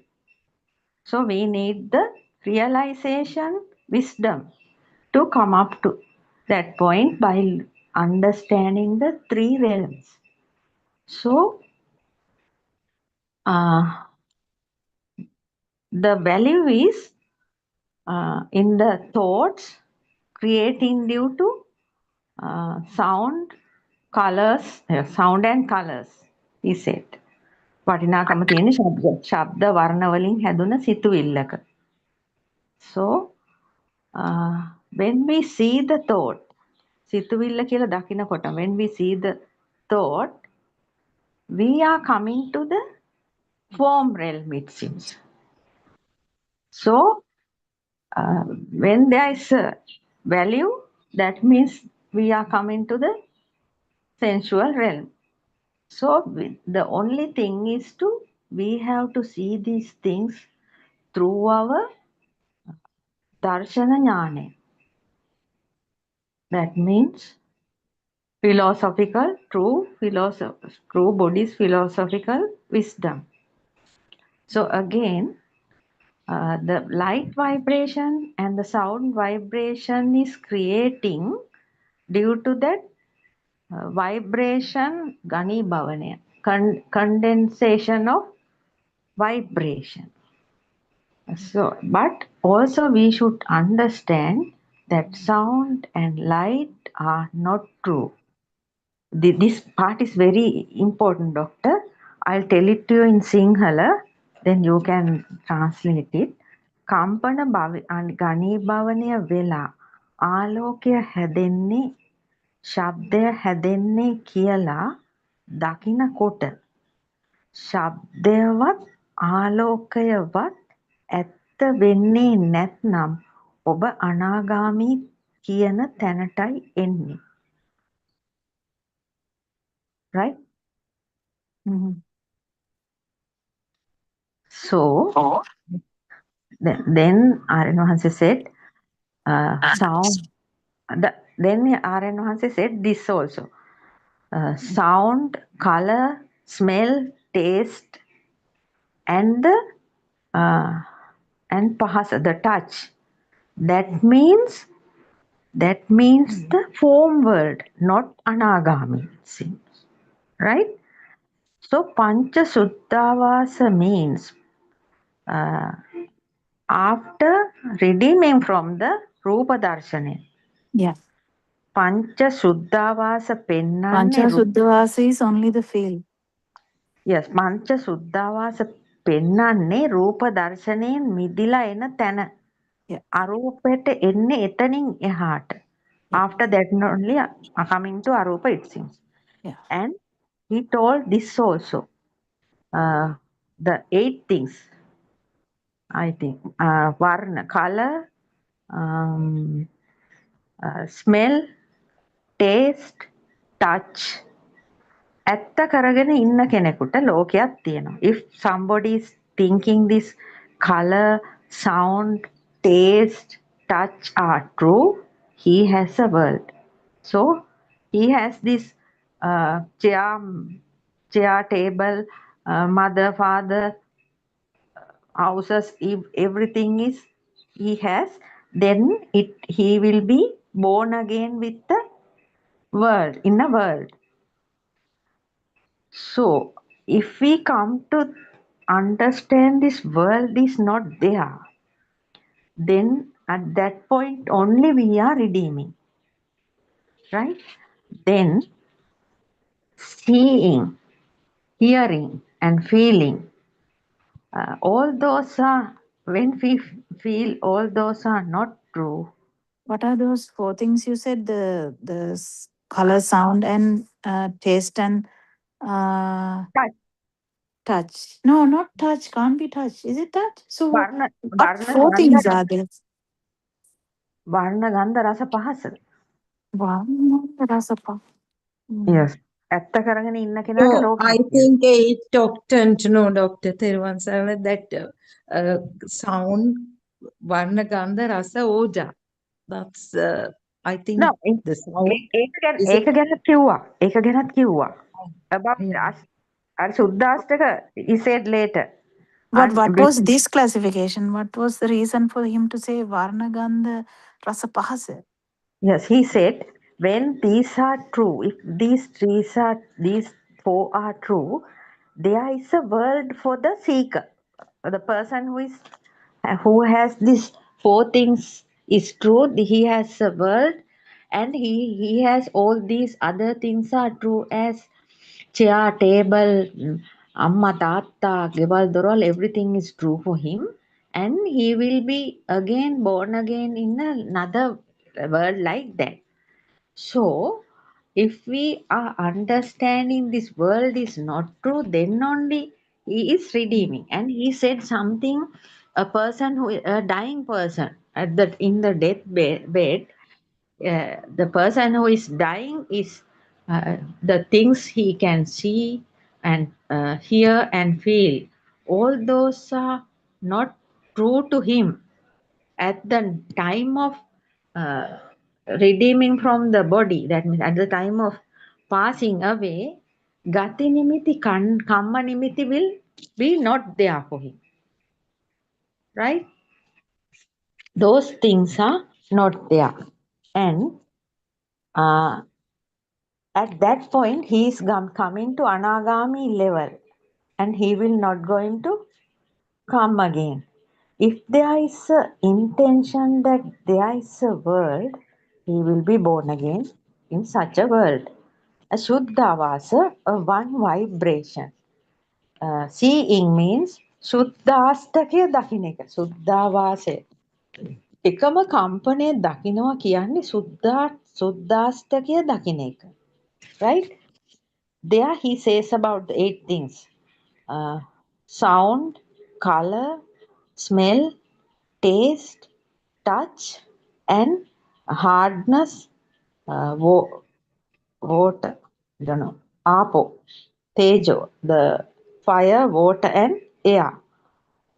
All those 8 things are in one vibration.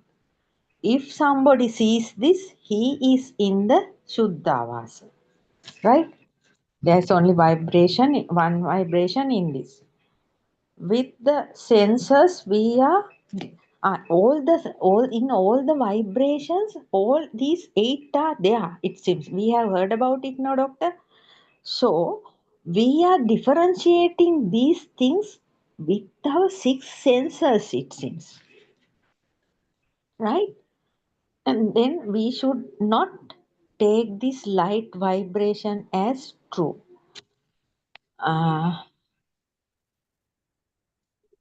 If we are thinking these the things coming through these 6 senses are true, then we will be born again in a form world. ආයතන වලට මැවෙන එක තියෙනවා කියලා ගන්න එක තුල රූප ලෝකේ ඇත්ත වෙනවා. Right? අපි දකින හීනයක් අපි දකින හීනයක් ලෝකයක්. What we see as a dream is also a world. The existing feeling, the vibration, existing vibration is not there. We are redeeming from sattva, itta, sanya. Then anatma. That means තියනවා කියන කම්පනය නැත්නම්. If the existing feeling is not there. සත්ව ඉත්ත ස්වභාවය නැහැ. Then අනාත්ම. කෙලින්ම අනාත්ම. I can't understand. The word is not coming. අනාත්ම. No soul. None soul. දැනුමට ගත්තට මදි. තාම ඉන්නේ එතනනේ. I told him, we know Aryan all this by knowledge. Aryan said, දැනුමට ගත්තට no use, you are still there. So Aryan said, if there is no fire, but there is no soul. But if something is there, burning is there. And he told something very useful also, doctor. This ginna thing. The ginna thing. පුටුව කියන ශබ්දය ආවා. කියන දැනීමක් නෑ. That means when the chair sound came and the existing feeling is not there. Then කාමාශ්‍රව, භවශ්‍රව, දිට්ඨාශ්‍රව, අවිජ්ජාශ්‍රව, until they are there. These ashrava are there, taints are there. The chair is there. We have a believe that chair is there.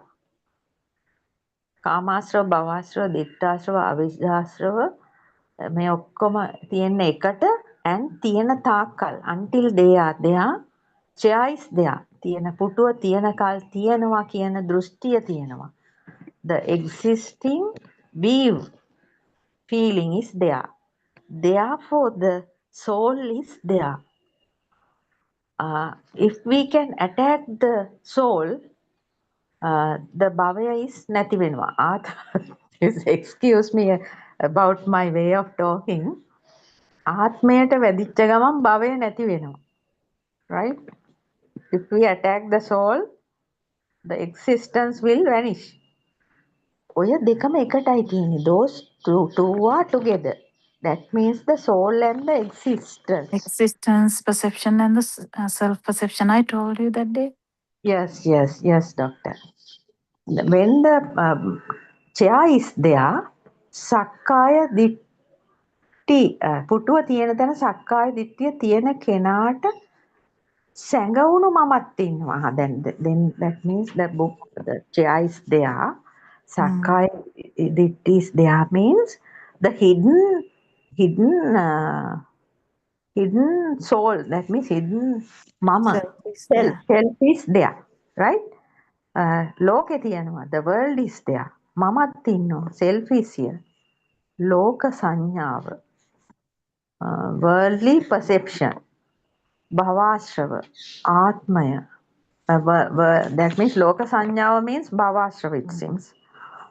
Atma Drishtiya, that means the self view is also Ditthashrava. Yes. Atmaya means Ditthashrava. Right? Soul is Ditthashrava. බැසගත්ත එකේ නෙවෙයි මේ කතා කරන්නේ. That means this is not talking about the බැසගත්ත එකේ නෙමෙයි. normal. සාමාන්‍ය මොහොතේ කොහොමද මරබිය තියෙන්නේ. Right? Then again, this is also very important, doctor. This is coming as pera sanya, it seems. Pera sanyaව විදිහට අපිට දැන් එනවා ආත්මය. The soul is coming to us as a previous perception. Right, previous perception.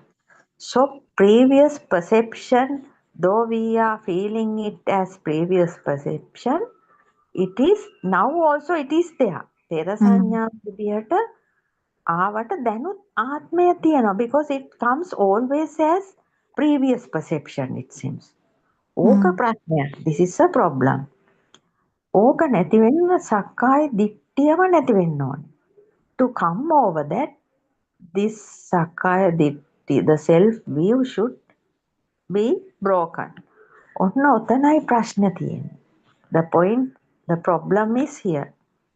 සක්කාය දිට්ඨිය නැති දුරු වෙන්නේ නැතිව ඕක නැති වෙන්නේ නැහැ. So without overcoming this self view, this is not going to break. නැත්නම් මේ හැමතැනම සක්කාය දිට්ඨිය එකයි ඉන්නේ. Everywhere we have සක්කාය දිට්ඨි. තුන් සංයෝජන සක්කාය දිට්ඨි විචිකිච්ඡා සීලබ්බත පරාමාස is that means redeeming only from darsana ඥානය, true Buddhist philosophy. We have to ඔබම විසින්ම මෙනෙහි කරලා දක්ෂ වෙන්න ඕනේ. We will have to that by remembering we will have to do it seems. And there is another part, doctor. I have noted down this part only. Today I'll talk about the next part. It's very important, doctor. Very good sermon this is. ඔබේ හෝමෝන පද්ධතිය ආදර සිතුවිලි කාම සිතුවිලි එනකොට ඔබට ගින්නක් එනකොට ආර්යයන් වහන්සේ said that I couldn't write it down. ආර්යයන් වහන්සේ said to see all those things not made to each and everything is only to the sensor level. To very deeply understand, then you can live whether these thoughts are coming and going, you can just live providing them to those 6 senses. That's all I wrote today. That's fabulous, actually. Yes, doctor. The other part So, how did you feel? Did you feel easier to understand? yes. And Aryan once I asked how to overcome this. So he said he has done something in the past, it seems. Right? To see during the day and count each and every time when the uh, self is arising with the stimuli. When the self is arising, he used to count it and write in a book it seems earlier. So I thought I did count 2.5 hours yesterday. More than 20 times it has arisen, right? So, so today I thought if I go to count, it will be another problem for me, as you said. And now I am doing. When it comes now popping up, I understand. Oh, this is the self perception as arisen. Like that, I am understanding and dropping it away. My God, doctor, it is very great, right? Because of you only, I had that power to talk to him without fear, right? Then I talked and got what I needed. Thank you very much.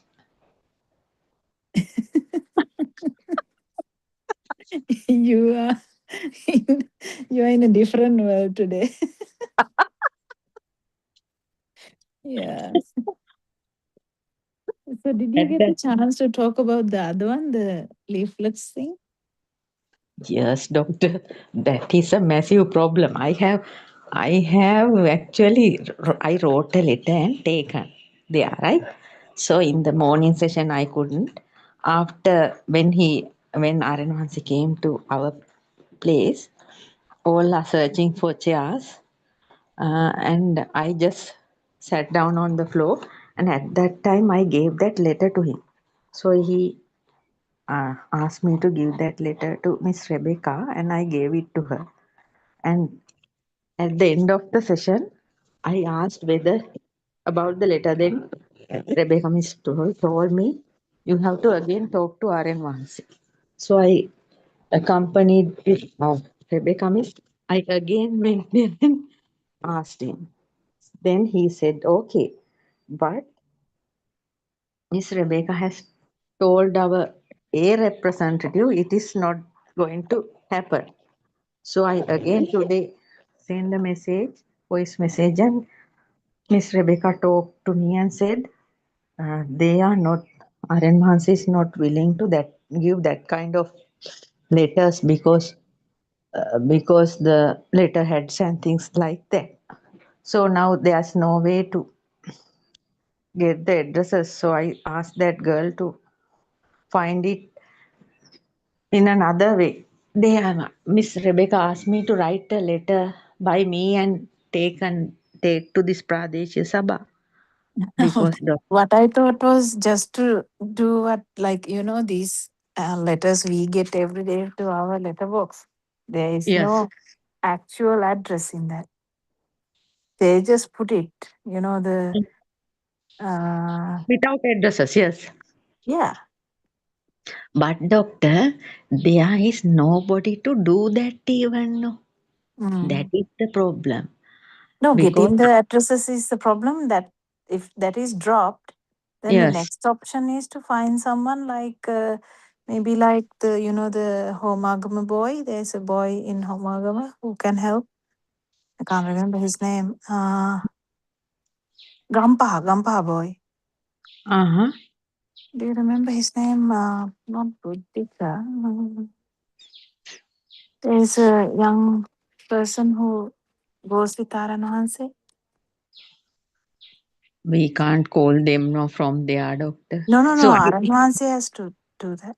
yes. So I asked that girl to do something else. I asked her whether check whether there is somebody for her to check whether there is somebody working in this Pradeshi Sabha or Nagara Sabha and to tell him there are 73 Gram Seva Vasams. At least one or two get first, and slowly we can Yeah. send that kind of thing. I am going to do. Other, or else I have to talk to the that means the party people. This Sajit Premadasa's party member or somebody in Casbah, I must talk and see. I don't have any type of connection. But It's okay. It's okay. I'm, We have to try whatever the way we can. yes, yes. Yeah.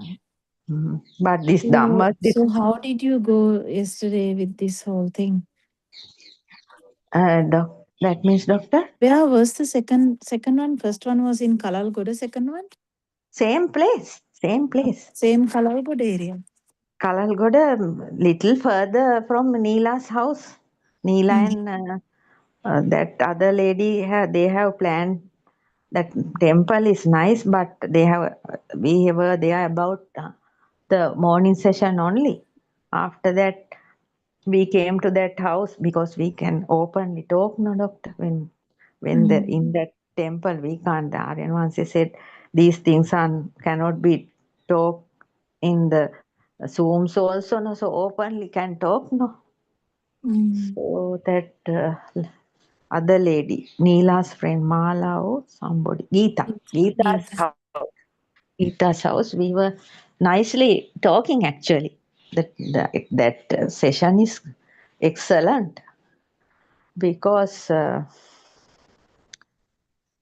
problem Best that thing is that you could understand. That is the main important thing. yes, that is because of you, doctor. You helped me to understand these things. No, still I am 2 years. So there was a lady 5 years. She has listened to this Dhamma, and she is the one who asked for this Sakkaya Ditthi problem. So I also said, I don't know, so this is the main thing. We are unable to, still couldn't come out like that. So only thing Arenvase said, you should have the power to see the kusalaya. That means you have to do the kusalaya. Without doing it, it's not naturally happening. Must try, no, doctor. So he showed us a different way, and now I am doing things as you said. Some things, not all the time. So the vimarshanya, the what do you call it?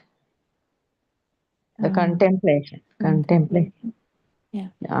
Doing But somewhat. remember, Aranhanse said in one place, I heard from that onwards, he said, Hitana ekkina inno. So anytime you try to think something that this is not going to be a thing.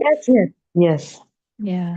That That is is that always I am remembering you said, you are telling me, no, if I try to do more and more, that hitana ekkena will be there, no. So I'm not doing it all the time, right? When time to time I used to watch this. No, what you should do is you start some kind of pattern, like timetable. You keep Yes. doing that. I'm also not doing this. Yes. Actually, I'm not the good practitioner. But what I'm Yes. trying to say is, if you can do one, like you go to the toilet, you go to the kitchen, make a tea, you never think about that, no? Yes. Like that, Dhamma should be like that. Yes, that's true. Without thinking, I am watching it. Not birthday watching or whatever, even cleaning the garden, keep cooking, whatever. Dhamma should be like a background thing. Like it is always there. Then you don't have to think. If you have to think, then thinking person is there. Yes. But doctor, this hidden person, the self, to catch him, right? So for that, at least for 1 or 2 weeks, not all the time, just to, as Aryan once said, just to see when it's coming up, right? Just to see that for a little while. After that, can drop, no, right? As an active contemplation for a small period of time. I will actually try to listen. It sounds really beautiful, this one. Doctor? The Aranhanse's sermon sounds Yeah. really beautiful, Yes, it's even with your really beautiful. explanation. Very beautiful and very, that means very wonderful sermon it is. Mm. The final part also I have to take down, then I can remember it. That he showed us how to come out from this self view.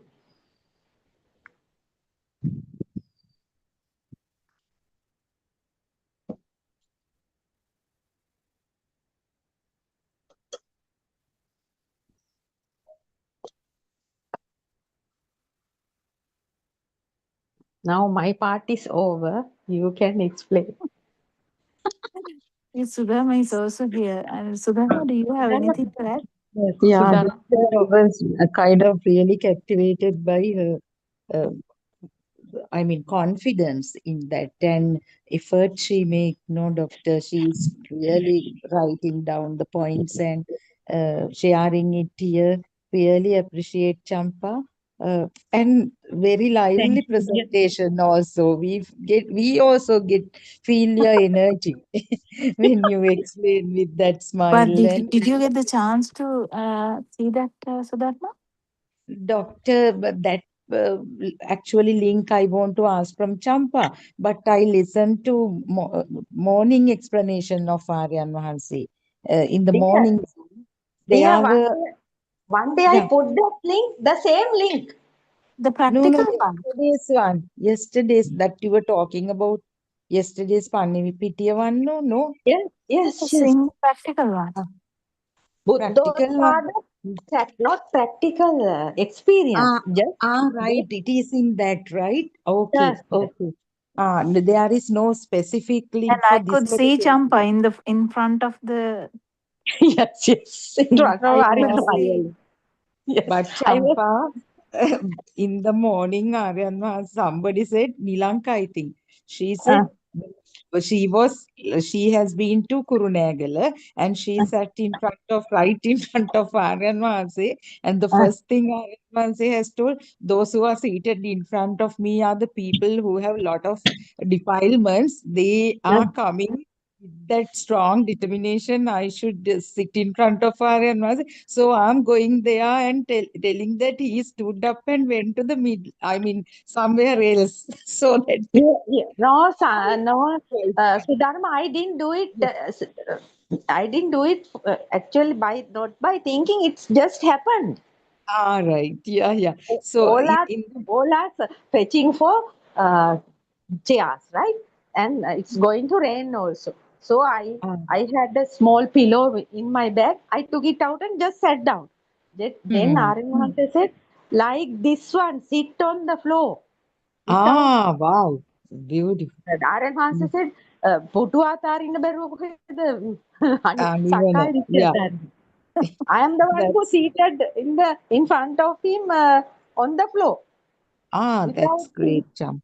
Yeah, without yeah. thinking of theirs. Hmm. And when you are explaining also, no, Dr. may actually affirm that actually you don't worry about the way, the language or accuracy or right No, no, word or no. Not whatever. to no It's worry. like, it's really beautiful, no, Doctor, that you actually speak out here. ITR try to, that's very good trying to do justice to what you were At that trying to time also explain. like that. I was telling and sometimes he is laughing. Though he is Hmm. laughing, I am telling like that. Hmm.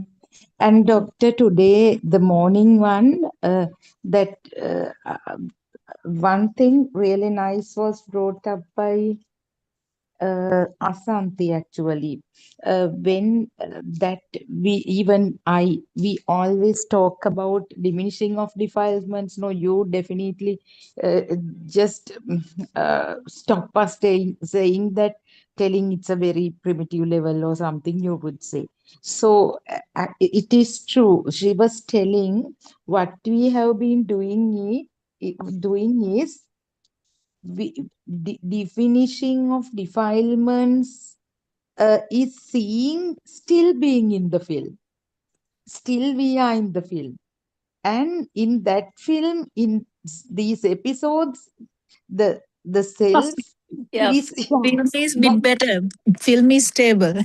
yeah, film is stable, and it really hit me. And to Nilanka also, Dr. Aryan once she said, yeah, something, she was telling something that she cried out her heart or something. Yeah, that was Yeah, very, yeah, very, I mean, yeah. that was just, I mean, kind of childish thing, I would say. Exactly, exactly. That's what she said. No, ignorant person will do the same. It's not the way. Yeah. And in Champa's explanation, that is beautiful. I still wonder whether Varnagandha Rasapahasa, Varnagandha Shabda Rasapahasa, maybe everything. I Ditta am Mutta maybe. everything. Yeah, yeah, Champa. Not the four things. Out of the five senses, we get the feeling of the existence of the world. Maybe, no, doctor. And that's, yeah. I need to I actually listen to that. It seems to be a very beautiful sermon. True. And Champa had the, I mean, Champa always writes down and try to tell it in English, so I appreciate that. But Yeah, main very good. is to calm down, Champa. That's the only thing I have been telling you for some time now, but I think she's doing it. Slowly she is calming down. Calm down is not actually related to Sakkaya, but it actually help you to see your own, chasing. Yes, Because doctor.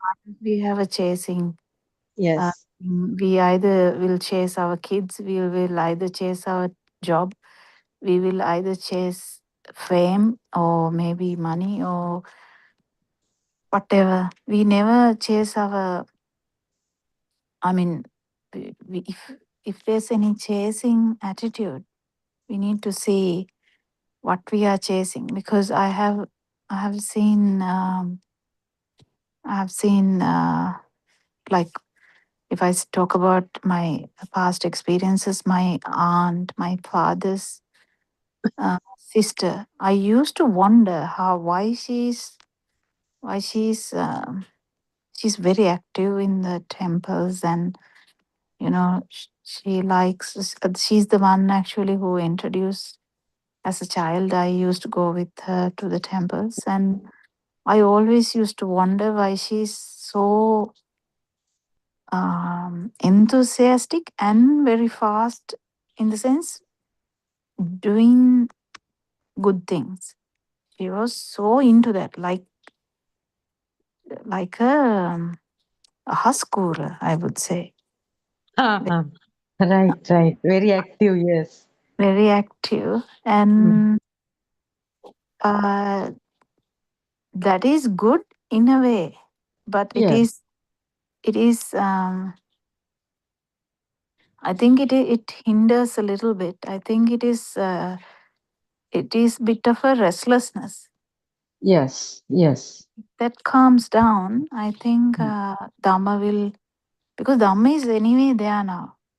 yes, Thing is, when the mind is very very fast, yes, it's difficult to do anything. So the hindrances, yes, Kamchanda, Vyapada, Tinamigda, Uddachukukkucha, Vichikicha, anything. yes, In any different portions. It can yes, sometime Kamachanda, because you comfort zone, like you, if you have a comfort zone and you don't, you like that thing, and then you don't do anything apart from that, right? Even for day to day life, yes, someone who is trying out of the comfort zone only will actually try out new things, right? yes, yes, Yeah. doctor. The liking towards something very specific, and being adhered to that as a kind of a reluctant to give up the self. Reluctance to give up self is very deep. I mean, it's a very Yes. deep thing Yes. that we have been talking. Why? What is the reluctance to give up the self? Because reluctance to give up the self actually is coming from ignorance, not because of anything else. No, there's no reluctance in me, doctor. No. The word doesn't even give the justice to that. Reluctance means reluctance to die, basically. So Yes, yes, the reluctance word doesn't do any justice there. The self, the reason why the self perception is continuing, we can say yes, that. So yes, there are yes, so many reasons. So you need to calm down a little bit and then uh, kind of slow down yes, little bit. And because originally you have a very uh, fast restless mind. yes, doctor. Yes, So if you can like realize that, because we have different attitudes. Uh, some have towards like inside, like the you like things.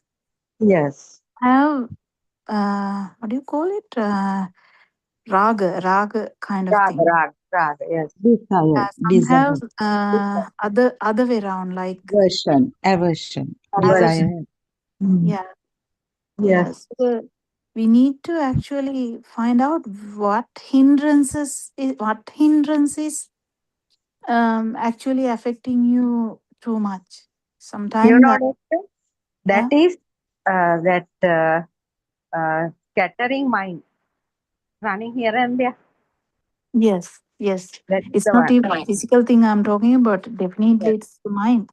yes, that is the one. Uddacha kukkucha. The thing is that. Yeah, restlessness and worry. Worry is not a thing now to you. It's a bit of the restlessness. Yes, yes, So if it comes down, because of talking to you for a long time now, I can say that. Otherwise, I can't even say that. yes, Because, doctor. That is the problem I have. I know that. So each and every night, I'm trying to do something. That means after this whole area is sleeping, I'm just looking out at the yeah, at my but the thing body. is, the what daytime also, Mm. what is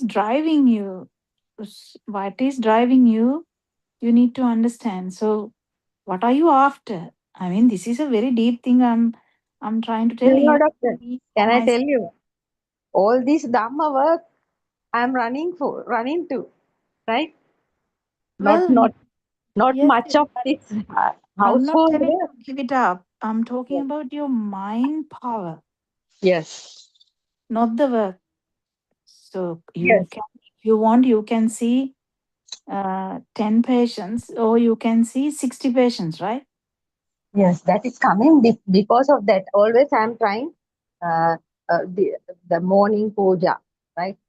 So after getting up, cleaning things and mm, having my pill and things like that. Then after the getting ready to the morning Buddha puja, then again, No, I'm not talking about the physical aspect. yes, listening to Dhamma translating. No, I'm not even talking about that. I'm not talking about the physical aspect. So the even when people are working, their mind can be numb. That is Yes, sloth yes. and stupor. Is it sloth and stupor or something like that? Uh, So the Thinamidda. So I'm not actually talking about moving your body or anything like that.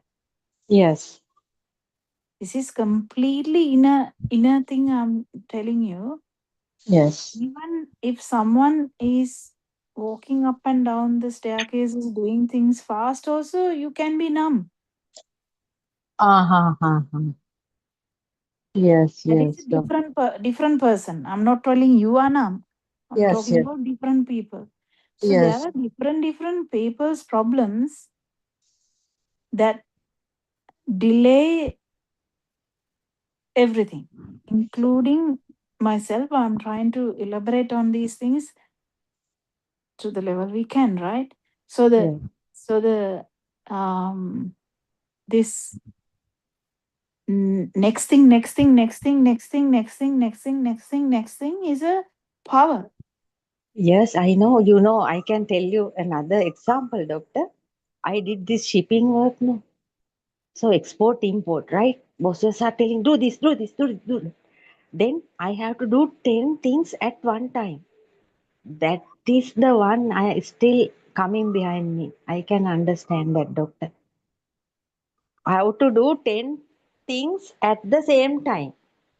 While going, giving a call, I have to type the emails and I have to prepare the shipping invoices, this and that. And oh, I had that big dance. That is why this ugly thing has happened to me because of that. No, no, no, no, no, no, no. I'm not even saying that. I'm actually trying to say it is a part of that, but it is, uh, it is, it is the speed of mind.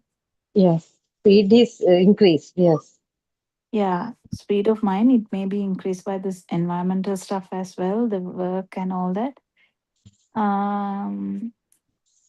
It's okay, but if you just realize that your physical activities doesn't need to be slowed down. It yes. just a Mind activity. little Yes, bit of the mind chatter or the mind mm. should slow down. So in someone else it is different. So Yes, so someone else it could be that too numb that you don't yes, feel, because actually speaking, Champa, yes. feeling feel is we will never come to the surface when the mind is so active.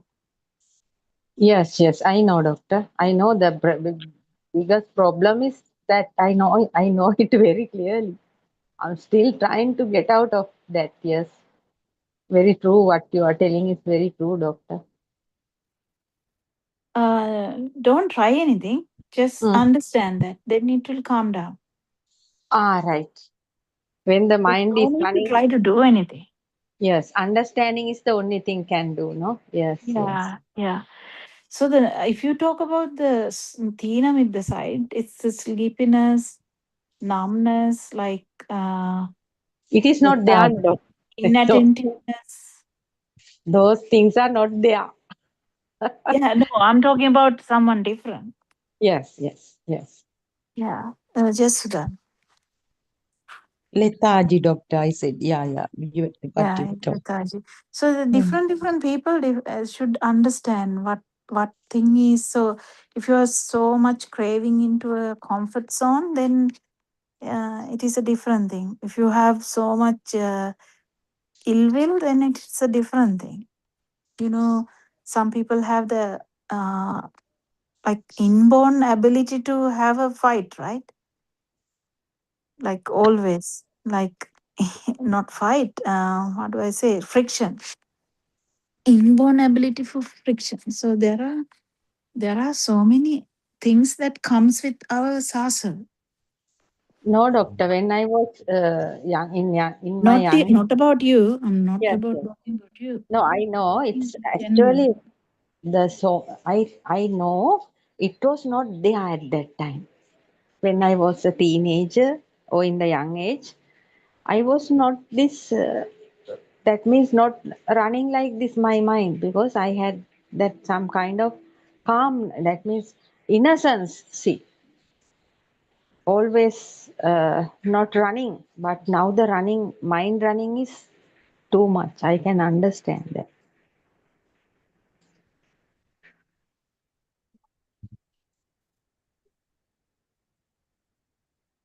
Yeah. No, actually, it's not even a problem. I'm just adding things so that Yes, we doctor. can It's very we much can helpful. Yes, we very, can very true. slow down a little bit and Yes. see. So, Sudharma, what do you think?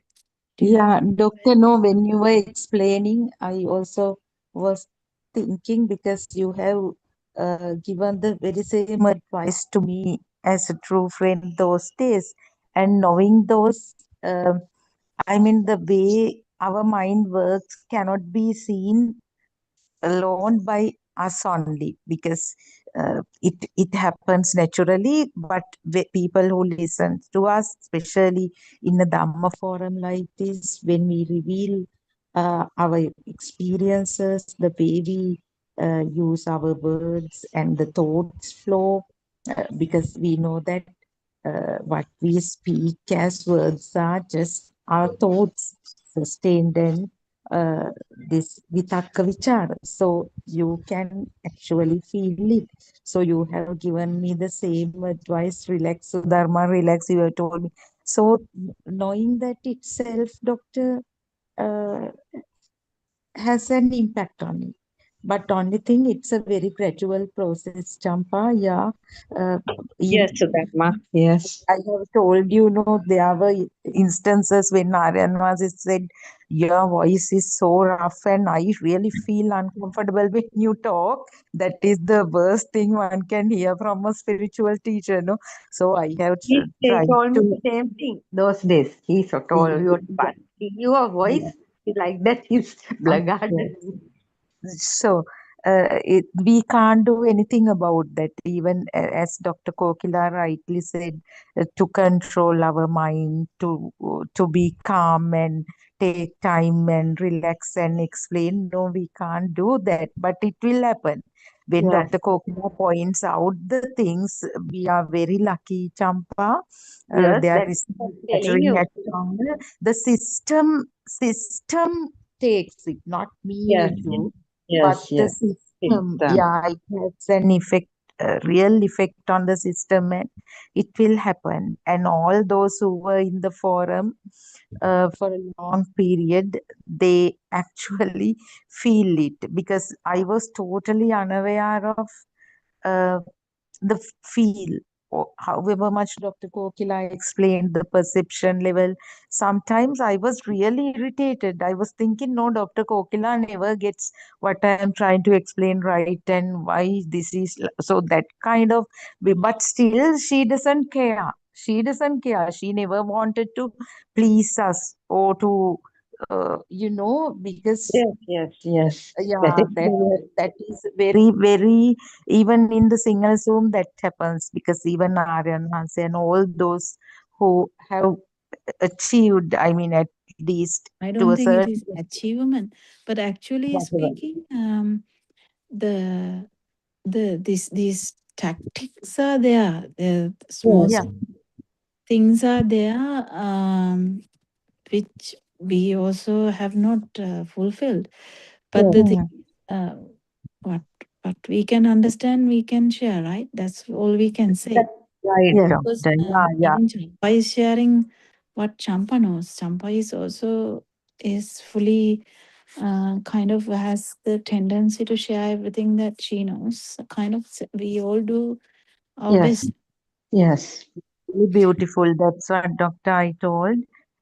Even in the past, doctor, there was some kind of preparation before coming to the Zoom also, that I have to say something sensible, something that is all good, but still now uh, I don't say that there What do is you no think about what do you think about your hindrances? me, doctor. Yeah, so after talking to you about my attachment to sons and future plans and all, I feel they are not a thing. That's why even when Champa was talking, this speaking out over defilements itself is the cessation of defilements. I don't know whether it happened fully, but still it goes down. And as Aryan Hanse said, in the morning it would reoccur, but for sure it may not come at that with that power. So, doctor, right now feel I have too No, many out of those 5 things. 5 things. Kamacchanda, Vichikicha, Thinamidda, Thinamidda, Uddacha Kukkucha, no doubts whatsoever about Dhamma. Kamacchanda, Vyapada is not there. I mean, obvious level, maybe at subtle level. Kamacchanda, Vyapada, Uddacha Kukkucha, Vichikicha, Silabbata Paramasa, we don't No, believe those in. 5 things doesn't have Silabbata Paramasa. This Vichikicha is not as deep as that Vichikicha. This is just hindrances, 5 hindrances. Hindrances. Maybe Kamacchanda, doctor. I don't know. I really today I felt somewhat relaxed and not relaxed actually. Uh, I put on a certain dress in the morning. I had to visit one of my students who has been sick for a while when I was away from the country. So I just combed my hair and I just went out of the car, went out. And halfway through, I felt, I mean, it occurred now. See, I am not so concerned about applying lipstick or doing my hair like before because I didn't plan to say this. But still, even today, the kids, prefect's body is making Vesak lanterns in the school. So I thought I can go to school the same way without thinking of, I don't say that I was untidy, but still not that much concerned about my looks, doctor, because I know I have a big kind of attachment to branded stuff. I don't know where it came from. Maybe due to my dark skin color, I wanted. My sisters never went to fashion like me as young people. I was so much into them. Actually, would change my hair. I don't know. Maybe subtle need was there to um, Get highlighted or get the attraction. get it right. Yeah, doctor. So now I feel that is where my problem is, doctor, honestly speaking, because I, uh, I still try to maintain a certain social recognition. Of course, I was into that, honestly speaking. Whenever somebody does a document in the school, I would find ultimately they send it to me for the final check. So I would find 101 mistakes and I wouldn't stop that, and I would say these people they should rather send it to me directly. It's really difficult to rewrite and so on and so forth. But now I am honestly, I respect everyone and I don't think I'm a bad or anything. I actually, even in a meeting, I don't talk that much. I just, because that is there, that is 100% evident. In terms of this, doctor, still I have, honestly, to be very honest with you, I would buy Lancome stuff, and I don't know whether they have any impact. I'm ashamed to say that. So that is there still. Still that is there. Um, Slightly. So I don't know whether it is Kamachandana, no, doctor? There's some of the traits that you were talking about, Yeah. getting the attention. Yeah. Stemming from childhood, as you said. So if you realize that, then it will calm down. Yeah, doctor. Because I suffered a lot because of my skin color. I honestly have shared that with you. I was compared, and on top of that, my cousins, Lokita's daughters were like real beauties, so fair. So always they were telling me as a kid, oh, like, do actually, kalu gavinama kind of thing. So I don't know how much I have suffered those days because in the on Kalugan, kind of things, the rejection, maybe they were just teasing, but it was a big thing for me. Yeah. I still feel sorry for that little Sudharma. So that's a really good thing, doctor. I really empathize with kids with dark skin, and I because I know the opportunities I missed because of my dark skin to be the Western band leader. Um, don't want to talk them openly. I mean, even in schools, the kids with, I mean, better skin color, they were always chosen for things, no? So Yes, the, yes. Everywhere. yeah. Yes. Not only for India. Everywhere it's Yeah. like. So my students are really lucky. I always see the marginalized one in the class, and I do justice to them. Yeah. See, the thing is, Sudhama, Yeah. world becoming true Yeah. is hell of a lot, right? Yeah. True. World True. becoming true is actually um, self is dancing when the world becomes true. True. Of course. So the film is true. Yeah. So overall, the film is true. To the Kusalaya is looking at picking this up. So you're doing it slowly, slowly. It's the great thing, right? The how this film is getting through. So it's very important how you get the tinge of this, because they will subside to a level, to a tinge now in the future. You will feel it if the whole school one day decide to not to consult you at all and not concern about you, then only it will actually come up, wow, what happened to me? Yeah, doctor. Oh. Or there's someone else better than you. Now there is someone else, doctor. I really appreciate her, and because event organization was totally upon me. There's a new teacher who has a really good background, and I really uh, encourage the management to uh, make decisions regarding the English days, all selections of students, and like a mother, like helping her, but still they keep coming to me. As long as I am there, they will be doing that, but still Dhamma has really helped me to look at those things also and see where the self is, doctor, where this Yeah, ignorant. so but you said Kamachanda as the thing. What about the irritation though? Because I don't know. Why did, as a child, why it, Doctor, right now, uh, I it is not obvious irritation. There, yeah, um, yeah, I, it is really yeah. nice to like dissect or dissect your own self and see, right? It's beautiful. Yeah, Doctor.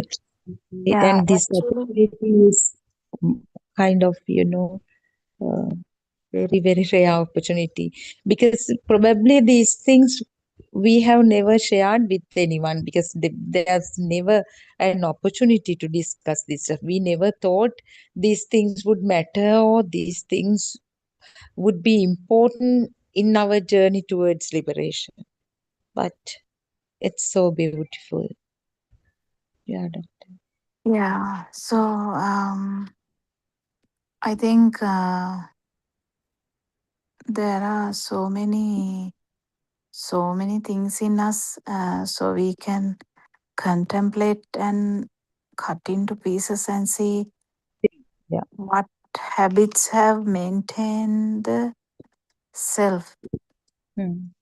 So the body aspect had been really, really, really important aspect to you. Yes, doctor. True. And so that was the beginning, and then slowly your abilities, your we have an ego, so we want to be in the highlighted areas. Mm. So it is very tricky actually. It's really interesting to talk about these things. As a if I talk about myself, because all of us are talking, uh, I I didn't I can't remember thinking much about myself because I had so much problems. I never had much time to think about problems. But then I felt sorry for myself when I had to handle so many problems at home. So I remember that. Uh, that was mainly I was thinking, how come my all the other friends are not having any problems, but why am I having problems? That's how my self view began. Like I still remember very obvious self view, and I remember my self view as a child, uh, like year 2, year 3, maybe. When I keep going back, I remember I could do everything really well in the classroom. So I remember feeling proud. I remember that. I remember that part. I only remember fractions of these things, but I remember feeling proud. Then after that, that feeling proud thing actually wasn't a thing because it subsided with all the problems at home and, mom falling sick and dad not being there. Dad is at work. So uh, we we had to move from somewhere. We lived near Trincomalee, I think, and then we had to come down because of the tiger problem. So father didn't come. Father stayed to work, and then we came down, and we stayed in Hillside. But then it was me, mother, and my sister. So always when my mother fell sick, it was a kind of a disaster because I couldn't understand as a child the helplessness that we felt. Even my sister must have felt it, but I felt it, but I continued without much problems. Actually, nothing stopped the studying thing, but with so much difficulties. So the other than that little proudness which stemmed from my abilities, after that the helplessness I can remember, it was taken as self. I mean now I interpret as self. Yeah. And then I remember, so after struggling a lot because my mother couldn't see because of the brain tumor thing. So I had to do, my sister got married, so I was the only one. So I had to do all the housework and then study, go to school and all that. Then also the helplessness was the thing I remember. Yeah, At the then same time, I was mother so down, of happy course. that I could Mother is still not work. very, yes, everything is like that, doctor. I also had that experience. My mother also got sick most of the time. I was shivering sometimes. I wasn't like that. I was actually very brave.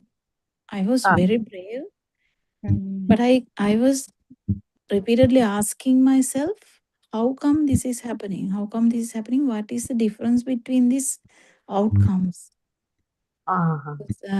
I was never, I mean, I never flustered. I managed really well all my, uh, it was a unique ability in me. Like, I'm not shaken as such, even though I'm shaken. Good. That is very good, doctor. Uh, Sometimes, as a little child, I used to go and see whether my mother is breathing because she had this high blood pressure thing from her 30s. That it was very, yes, uncomfortable feeling. Yes. yeah, okay. But I think because my mother was okay, even though she couldn't see, Uh-huh. that she couldn't see. But due to the removal of the brain tumor, then she managed, I managed at the last minute. My father came home because I said I can't handle. So he Uh-huh. came home for the A levels, and I didn't know what will happen. So I went for teaching, English teaching. I got a direct appointment long time ago. Those days, yeah, doctor. That was in 80s or 90s? 90s, 90s. 90s, yeah. Mm. And then I didn't care. I just wanted to start helping dad. So I just did that, and then results came. But it at that time took long time. We Because had of the difficulty. TBT. Yeah, yeah. We had And difficulty in going to university also because my father had to look after mother. So I actually went with a friend. That decision also was difficult for me, whether to stay home and look after mother or be a teacher or go to the medical school. That was also a decision I had to make with great difficulty. But my father pressed me persuaded. to go, and he said he will look after mother. Don't worry, like that. So it it was a balance of helplessness as well as the courage. Yes, Hmm. yes. The Very courage was there. good. I never kind of flustered, managed throughout. Then time went on like that. Then So what happened to the mother, doctor? she passed away from another problem. In it was like in third year in university or second year, I can't remember. I actually was there with her in hospital when she died. Not But because of the brain thing. no, not from that. It was non-cancerous. It was not a cancer. It was just a tumor. Huh? Hmm. The she died from something else in the hospital because she got sudden blood clot or something. And then I remember uh, getting very sad and running in the corridors. I knew about medicine by then. I was in second year or third year. Yes. I knew about You, medicine. Still, I can remember running in the corridors in the hospital when they declared that passed away. it was dead. But again, I handled that situation also okay. Like I wanted my father to be strong, so I acted strong. Uh-huh. So Unique child, actually. You must have that courage from the child. You were in Peradeniya, doctor? Peradeniya no, I faculty? was in Ragam. Rag. Ragam faculty. Uh-huh. So yeah, it's a complicated life actually. Mm. Well, at some point, doctor, all those who are in Dhamma forum has faced such, I mean, terrible situations. So now, in my case, the passing away of husband and father in 1 month, and I mean, if we compare the lives of it, somehow They Yes, have been driving very, force. yes, Yeah, very big lashes like things giving. yeah, sure. They don't say putting into this road. It's the way. Yeah, then but after going to the university, uh, I think that was my the time I studied really well because I Yes, never had a chance to study properly in school because yes. of the home problems. So that was a good time. I studied really well in university and came out Then your father was alone there at home. with mother. Yeah. After passing out, no, my sister lived close by, so sister looked after father. Father. So, but sister was also having kids, so it was a bit difficult at the time. But at the same time, she also managed to do that. And yeah, somehow or other ended up. I had a kind of a tumultuous. Is that the word tumultuous or? What is what? What is Uh, is Yeah, it Tamil, yes. tumultuous kind of thing? And after the marriage also bit difficult again because I actually got married to a defense officer, so he had to be far away all the time, so I had to manage my kids alone. Again problematic. Yes. So I actually, the thing is, ego, my ego, I don't know how it survived. Uh, I don't know. I'm actually you trying to may find out not how my ego survived. achieve ego. You may not. It was no ego.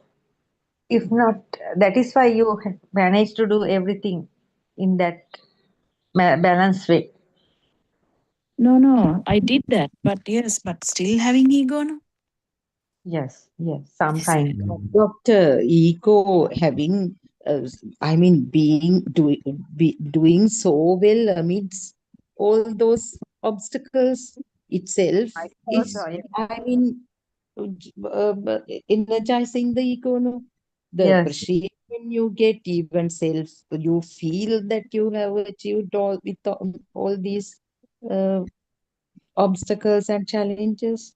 So it grows from it, that yeah, maybe obstacles gave me ego, maybe. yeah, yes, yeah, not rather than the obstacles, doctor, the unique achievements, outstanding achievements, because being a doctor those days Maybe that itself gave is me the ego. not, yeah, yes. it is so rare, no? Now, even when we think of the number of students who gain admission to medical faculty in 90s, it was very Very, less, no? Even very. from a very prestigious school, one or two, probably. Yes, yes. So, No, I had that yeah. even ability to grab everything in the sense so much becoming was so easy. I could remember everything. Right. Mm. Memory. So it must be my some kind of ability because Yes, it's a yes. it's becoming kind of I I grabbed everything easily. Yes, easily. Anyway, this whole thing has been difficult. So uh, I I became a consultant in that country. Then I had to come to this country. Then I realized how, Really, doctor, you specialized here in Sri Lanka. yeah, that's not a big thing. But what I'm trying to say is when I Yeah. came, uh, my husband couldn't come. So I had to come here alone with the kids. And I'm still Really? juggling with the kids alone for last 7 years, 8 years, no, 10 years. Husband can't come. Okay. No, he can't come and we have our differences also, which is okay, because he loves his work as well. Right. Is it still working? Right. Yeah, that's why I don't want to talk much about that side. And the other factor, my ego is, I was very fearful of him. Fearful? Of him. So other factor which carried my ego. Right. So I think that's where my egos are. Doctor, you are great. I don't know what. I have no words to say. You are a great. No. Calm down. No, facing such a life difficulties and achieving. No, now you have to calm down. Achieving Dhamma. You have to calm down. Always you get that thing suddenly fire up like a what is it? Ice core. Sorry. No, I actually I must appreciate your way of achieving things. You achieved Dhamma so far. How good? No, still Aranvansi said not fearful to death. But anyway, what I'm trying to say is because we were talking about self, I was trying to dissect myself and see. I think the ability to grasp everything, even though with almost all the difficulties, problems, we didn't have much support at all. My father is not that rich, but he's kind of a very kind of a prestigious man. He had a very great, good education and a good job. But the thing is, we suffered a lot because of mom being sick. So we struggled a lot. So I think all that gave me such a ego. I think going backwards and thinking, where is my ego coming from? I think that is one way of ego, like kind of managing. Yeah. But I think that's my courage also, like kind of I have that ability to go through any hardships. Yes. That's one side ego, one side good thing. Yes. And Also, the understanding the life also coming through that. I have a great understanding about that. Yeah, actually, Evolutionary nature of the life. Yes. yes. It's funny. Yes, it's really there. Yes. But this Dhamma, when I struggled initially, and then slowly I calmed down because everything kind of settled down. The Sri Lankan, in Sri Lanka, it's so pressurized. Like you, Yes. it's like a pressure cooker. Sri Lanka, the system. Yes. Yes. There's no night and day. I'm on call throughout. Yes. So there's no sleep. You have to answer the calls at night also. So slowly, that all these things calm down. Then I could start listening to them. That's where I like. That's where I like it about because slowly calming down helped a lot. I got time. Yes. And then listening to Dhamma started very slowly, and I listened to Aranvanse's sermons very randomly, and I listen to a lot of things as much as possible. I listen to kind of like international podcast, whatever I or like feel interested, I listen to. So kind of have a wider Knowledge, yes. wider area of knowledge about how people in the world see, how they see the consciousness, how they see about this science and spirituality and all that. Yes. So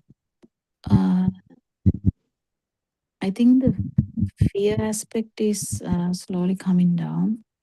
Hopefully, ego will come down as well.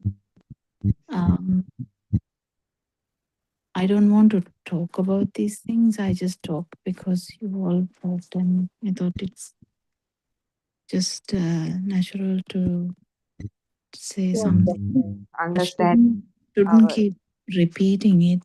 It's not a, I yes. mean, good thing to keep repeating. What do you think, Sudharma? Today you are here. You didn't vanish. Yeah, doctor. I anyway, I can stay till just 5 minutes. No, I have some work, but still I assigned some task and I don't want to leave. And doctor, yeah, it's what I got was like all of us. I mean, 100 people speak out their life experiences. There will be lot of things in common. I mean, at some point in life, they have faced certain problematic situations. So, I mean, in contemporary world, also in the mundane world, also Yes. we see the gods have been fair to, I mean, everyone. So, the beauty of this is in my case also, doctor, after marriage I had to face lot of problems because husband fell sick. He died very young. I told you at the for age of 48, and my sons were schooling at that time. My house was half built. So same, I mean, I at that of the, I mean, terrible period in my life. I told you, that I was not worried at all about my skin color or anything, and it was a survival thing. So, however, since I mean, when we go back to this Lord Buddha's era also, all these, I mean, challenges have given us an opportunity to think about who we are and why we are here and why all this trouble. There was a time, and doctor, the beautiful thing is my husband passed away in uh, both my husband and father passed away in 3 months. I had to face the hysterectomy. So you can imagine the friends, they were questioning, oh, now see, everything happens to a person, troubles come in bundles like that. So you can imagine my mentality. At that time also, my sisters were not here. Sister was in Australia. I was with the two boys, and yeah, my mother was there, but she didn't stay with me. I was so helpless. I remember one day after the surgery, I was really hungry. Um, so boys can't bring me something. I was in bed. Uh, the helper didn't come. So one of my friends brought me some jelly. I still remember, with some plums, grapes, and pieces of apple in that. I because after the surgery I could. So uh, I I felt what hunger and helplessness was like at that moment. With the husband's death, I didn't feel so helpless. But after that surgery, when I felt that I am all by myself, and these blows coming one after the other, so I still remember how uh, I mean, uh, ate that jelly thing and uh, satisfied my hunger, the pain. uh, they at that point, actually it's a very simple thing. I mean, being hungry, but at point with the two boys, no one, I couldn't go walk to the kitchen, no one was there helping us. So I have also experienced, I mean, uh, really, I don't know, these may not be big problems for others, but at that point, the helplessness. Sure. Uh, Why not? yeah, It's a you can. lot of So problem here. they have, yeah, this, that is why we can, even either good or bad, I mean, be the luxurious things as well as being a homeless one, we can, we don't feel big difference. We do not look down upon anybody or look up to anybody just because someone's. These experiences have um, made us to see. I Compassion, mean, yes. we are just, yeah, empathetic, made us empathetic, and I think they will uh, help us to uh, get rid of this ego, or the understand that there is no self also, doctor. Yeah. Teruvan Saranai, doctor. Teruvan Saranai, Champa. That We was have, Yeah, I think we yeah, have come to the end of the session. yeah. We yeah, will Good continue night, doctor. tomorrow. Night, yeah. everybody. There was God bless you all. Thank you, Harana. Saranai, Aryan.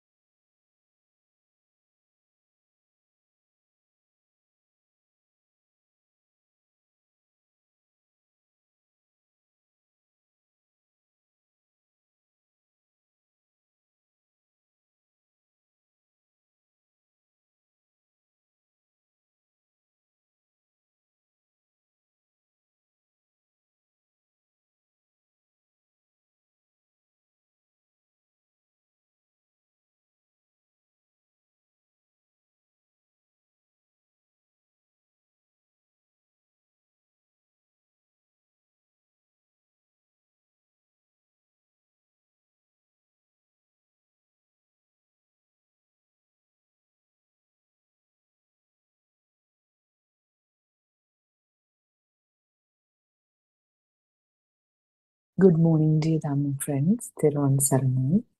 Before we begin, let us respectfully pay homage to Buddothpado Aryan Mahanse, our noble friend and teacher, Thiruvan Saranai Aryan Mahanse.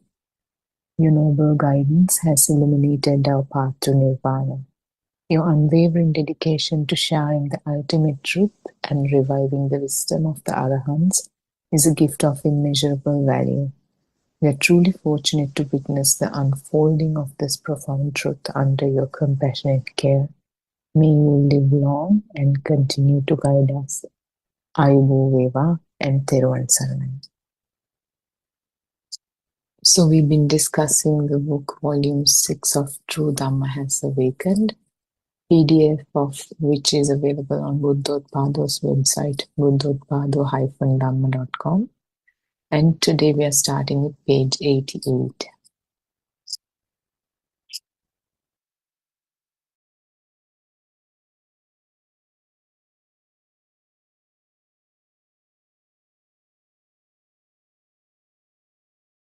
Participant, whether it is pain or pleasure, a thought brings suffering only. Aryan Mahanse, how does a thought bring about pain or suffering? What we experience through the senses when it turns into mental formations becomes pleasure or pain according to the way we think. At this point, these are only thoughts, don't you agree? After realizing the truth, you can find liberation from thoughts. You no longer feel that the Dhamma is separate from you or that you are separate from the Dhamma. Participant, yes, Aryan Mahansa, Thiruvan Saranai. So, we see that the suffering is not caused by the external world itself, the so-called external world itself, but by the way our mind interprets and reacts to these experiences. Every sensation, whether pleasant or painful, is a process that turns into the mind, turning it into mental formations. Once you truly see this, you no longer cling to the idea of the so-called I and the Dhamma as separate. And this is the doorway to freedom from thought-based suffering. It's if there's some sort of a thought, it's always thought about in a language, and if another person is present in who speaks a different language, he doesn't have the same thought. The thoughts that person has will be in his or her own language. So meaning, we cannot be upset or feel pain about something that's not created in our minds at some previous point in time.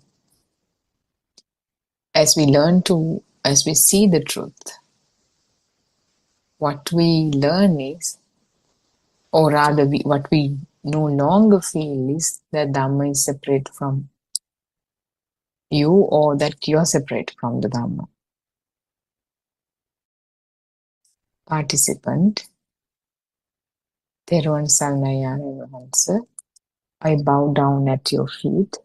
During the morning Zoom discussion, it was explained that nothing can be found from the outside or inside.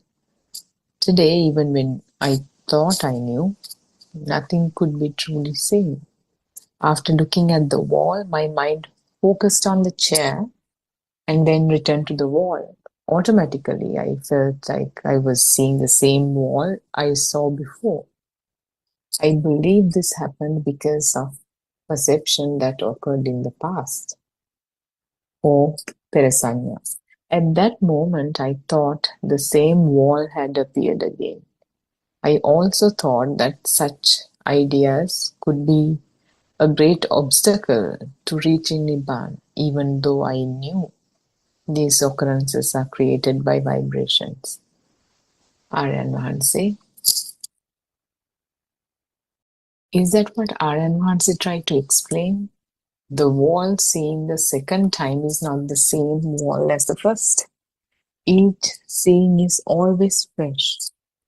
During the second observation, when the image gets registered, a false idea is created in the mind to make it appear that the same wall is being seen again.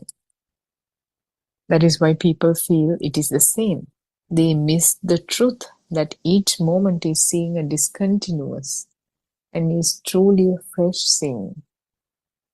Then the Ponobhavika, or repeated thought patterns creating the sense of existing things or a living entity, arises, giving birth to the feeling of bhavaya.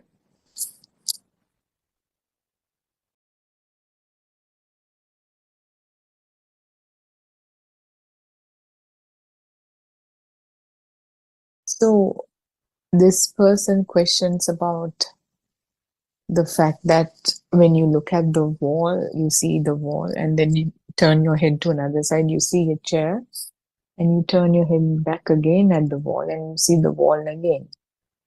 So the mind recognizes the wall that was here before looking at the chair as the same wall that you're seeing for the second time. But that is the illusion, because you're seeing the second time when you see the wall, you're seeing the wall freshly. It's a fresh wall. But since when we look at the wall for the second time, it telepathized with the wall we saw the first time, like this vibration resonating with the vibration that was created before, there's this thought that I'm seeing the same wall I saw before I turned my head to look at the chair. But that is not the case. That is the illusion.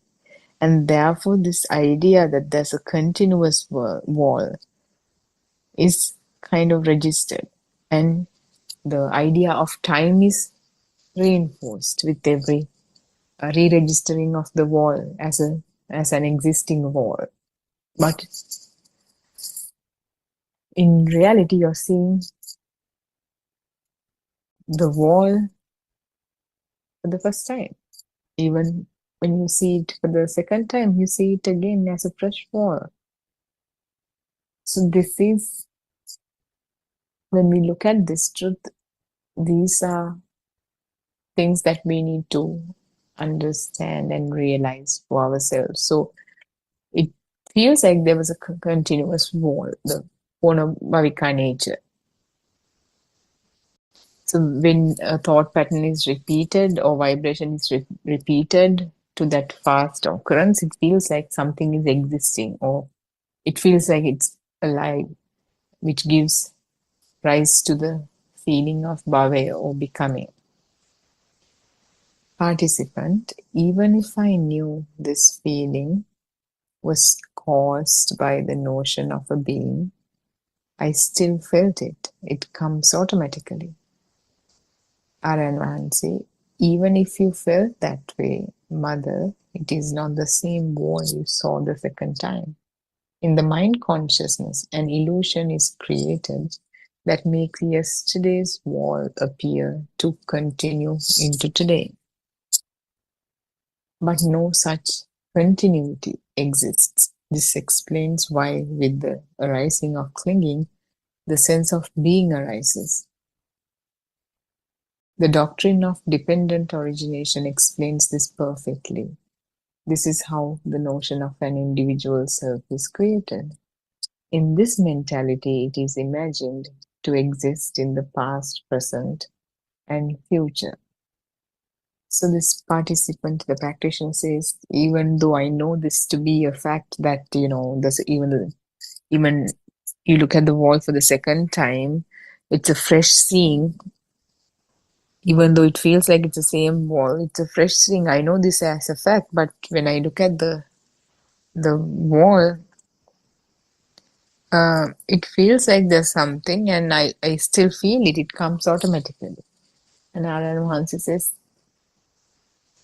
even when we feel that same way, it is not the same wall. This is the illusion of the mind consciousness. It says this is the same wall as the wall that was here yesterday or day before yesterday or last month, last year. But in reality, there's no such continuity. So when the clinging is there, it's the same phenomenon, this continuity, which gives rise to clinging to. The wall is there, I like the wall, meaning simultaneously there's a being that comes into existence who likes the wall. When there's clinging, there's the sense of being. And this is explained via the dependent origination perfectly. How the notion of an individual self is created in, and when it's taken as that the wall is there and I'm here watching the wall, looking at the wall, because of this continuity, because of mistakenly taking the wall as the wall that was existing a moment before that, or yesterday, or last month, the past, present, and future comes into existence. Avutva sambhutanang uttanang bhavisuti. Things, something appearing that did not exist before come into life and disappears without any trace. That is the order of the thought or the law of thought or chitta niyama. So you cannot definitely say that what you're looking at right now is what was there yesterday. Do you think the child you see now is the same child you saw yesterday? The Dhamma is extremely valuable when practiced with full awareness. The more you understand it, the more you benefit. You can never possess what existed in the past or even what exists now. All is gone, everything is limited to a current thought. Whatever you think about in this moment belongs to this moment. Even if you think about the past, even when you think about the future, it's a thought in this moment, and yet it feels like you just went to your past for a second. Everything is an illusion and cannot be found anywhere. And this is craving or tanha. Is it necessary to preserve craving? So, something appearing that never existed before and disappearing without any trace. How thoughts work. Even your children, even when you think you're seeing the same child today, whom you saw yesterday, it's not the case. It's a fresh sight.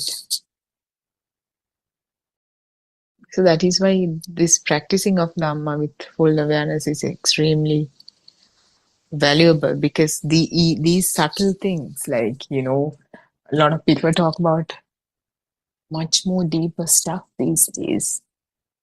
And yet these things, these kind of explanations about how the mind is created was explained at the very beginning. And a lot of people haven't spent enough time to kind of really understand these things, these subtle things, which can become an obstacle, because without really knowing the basic, it's very difficult to understand the mind with certain parts of it missing. Or if you have it as an insight of yours, then it could be helpful. But that's the good thing about listening to these sermons, Abhinya sermons, or sermons on delivered via transcendental wisdom, the 14-hour sermon. Extremely important, because every time you listen to them, you hear something much more deeper and deeper that we were unable to absorb in the previous time we listened to. Because every time we listen to, the internal transformation gets deeper and deeper. So if you listen to something that didn't make sense when you didn't have that deep of an internal transformation, now makes sense. Now makes much more sense. So until you're fully realized the Noble Friend's message, listening to Dhamma, the practical approach is extremely important.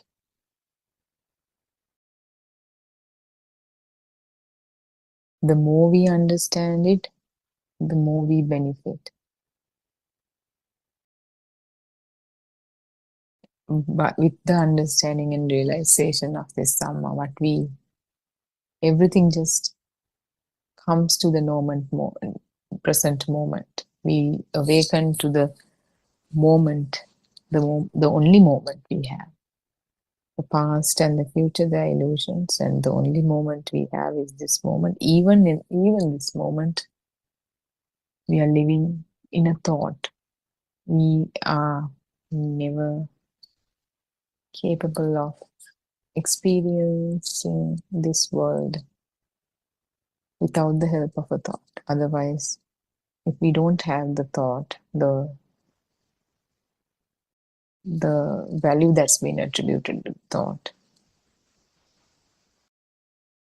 just becomes a tool, not a transmitter of pain.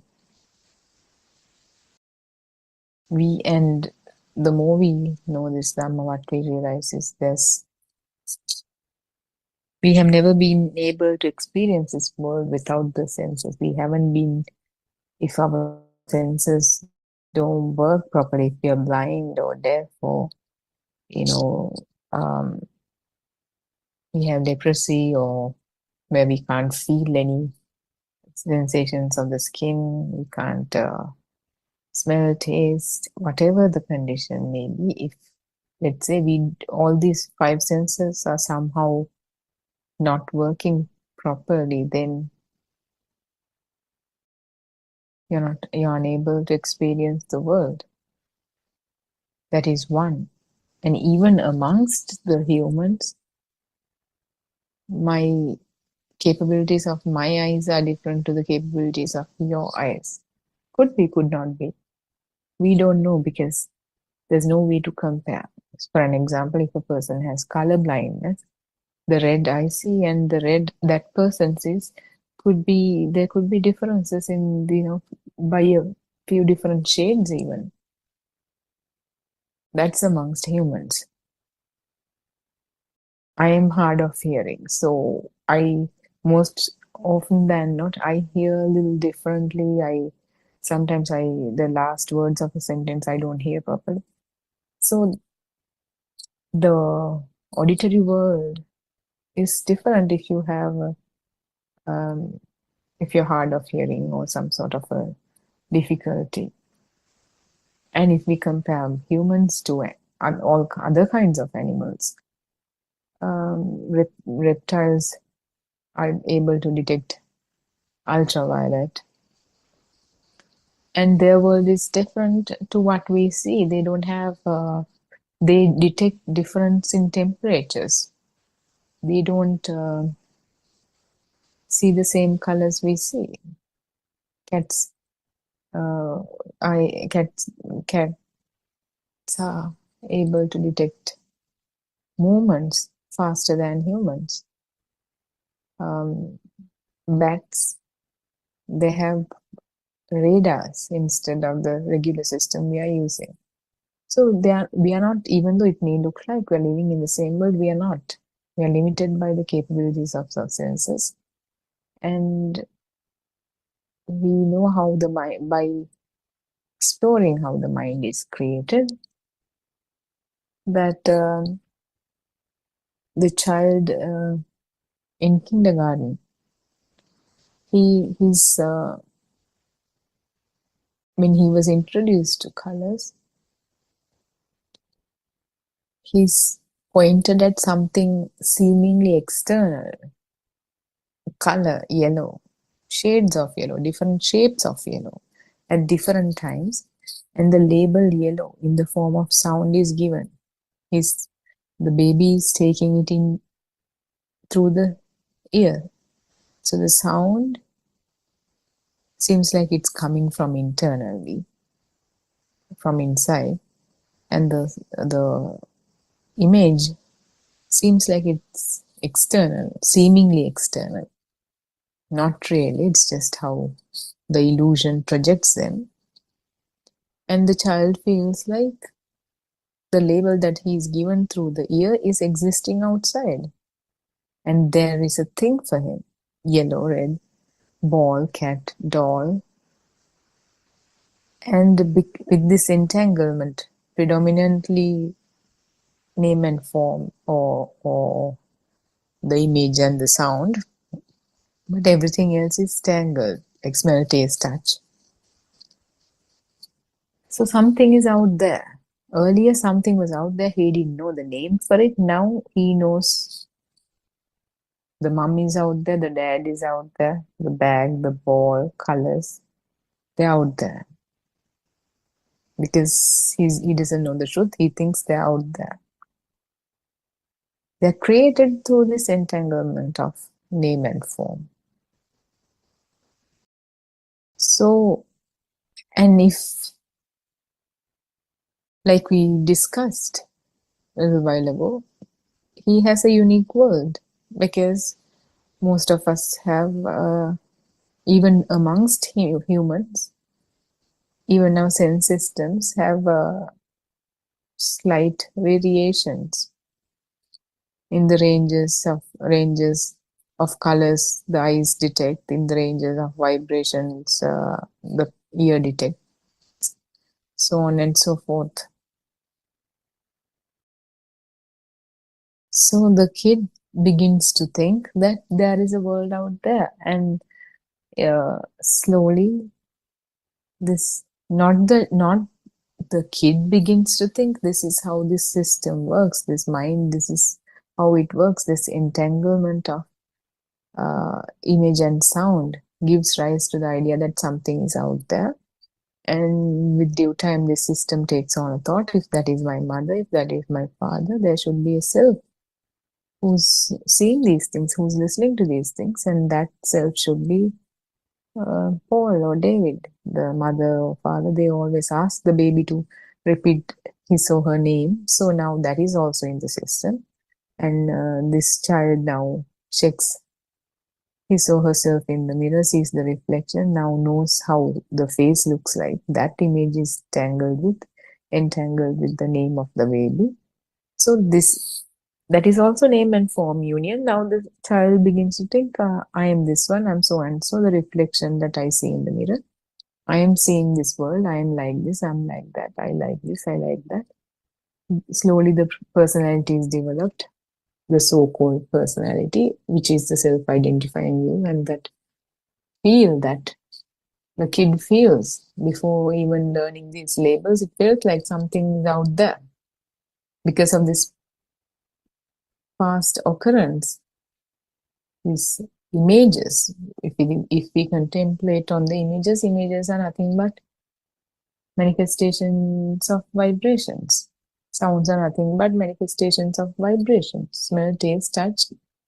So this entanglement is nothing but the entanglement of these vibrations, different manifestations of vibrations. And these vibrations, when they vibrate at a fast speed, that speed itself gives rise to this feeling that something is out there, and that feeling itself matures into the so-called self that's taken in as the self-identifying view by the system of the kid at that younger age, that first occurrence of the first thought of the self-identifying view. So, and this, when the child was conceived in the womb, the zygote stage, when the cell multiplication happens, a certain level of vibration, it's giving rise to a vibration. We can't say it's giving rise to a vibration. It's kind of, you can't say which one started first, the egg or the hen, something like that. So if that vibration, if there's a similar vibration to the vibration at which this self division happens, that vibration becomes this vibration, the Sasa nature, that Sasa vibration.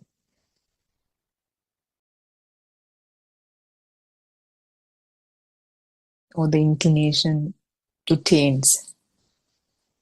In English, that's the phrase that's used to describe that.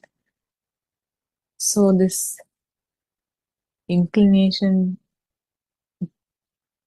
to form taints, this vibration, the whole system is vibrating at, every cell is vibrating at this speed, ICS, nose, tongue, everything. This vibration gives rise to the whole system, the thoughts. And when, due to ignorance, when thoughts seem to be true, the so-called external world is there, the self who's experiencing it is there. Then, due to ignorance, that sasava nature vibrates at a faster speed due to ignorance, due to volitional formation, abhisankarane. And that becomes asrava, or the defilements. That is out there, I'm here, I like this, I don't like that. I hate this, I love this. I don't care about it. This person said this and I'm upset. This person broke my heart and I'm upset. I got through my exams. I'm so happy.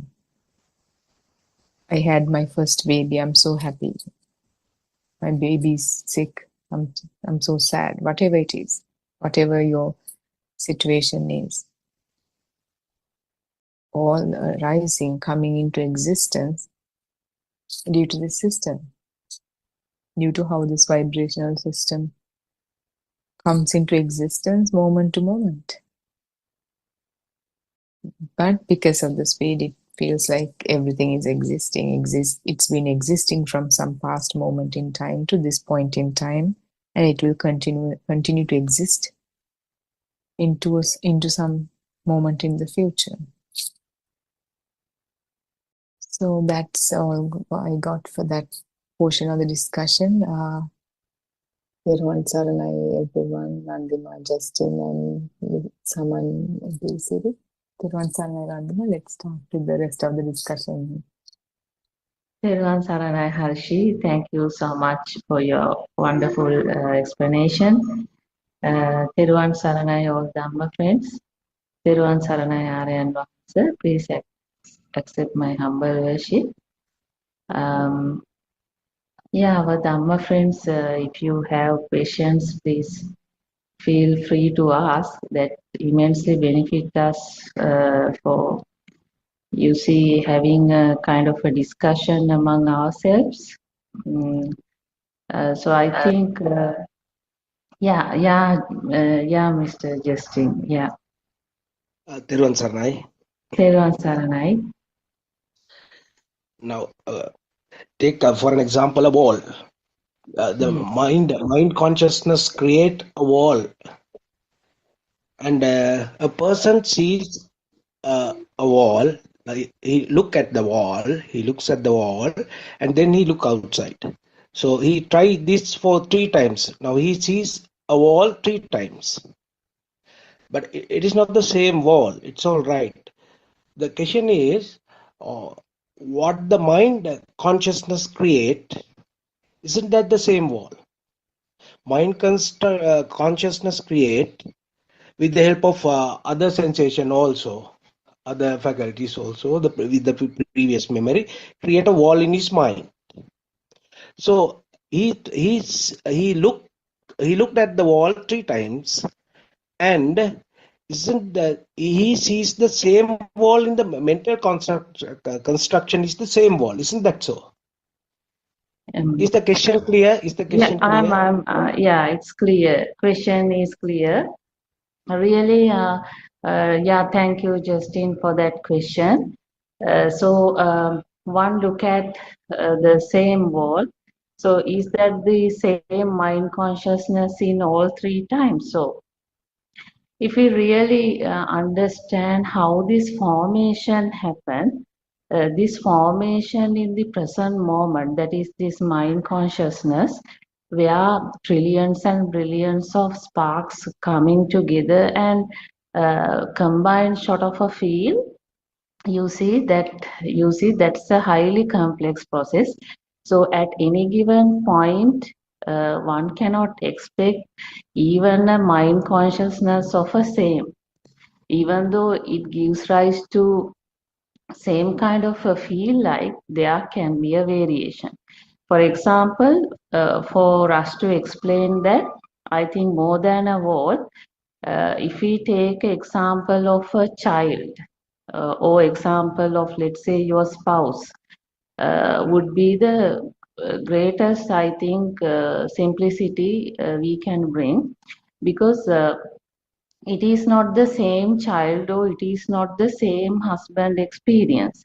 Even though at sight level that spark is occurring, the combined spark of this field of the child, you see, that vary. Sometimes it is you see hard child, sometimes a very simple child, sometimes it's a very sweet child. So uh, sometimes rude husband, sometimes normal husband, sometimes you don't get any feel like.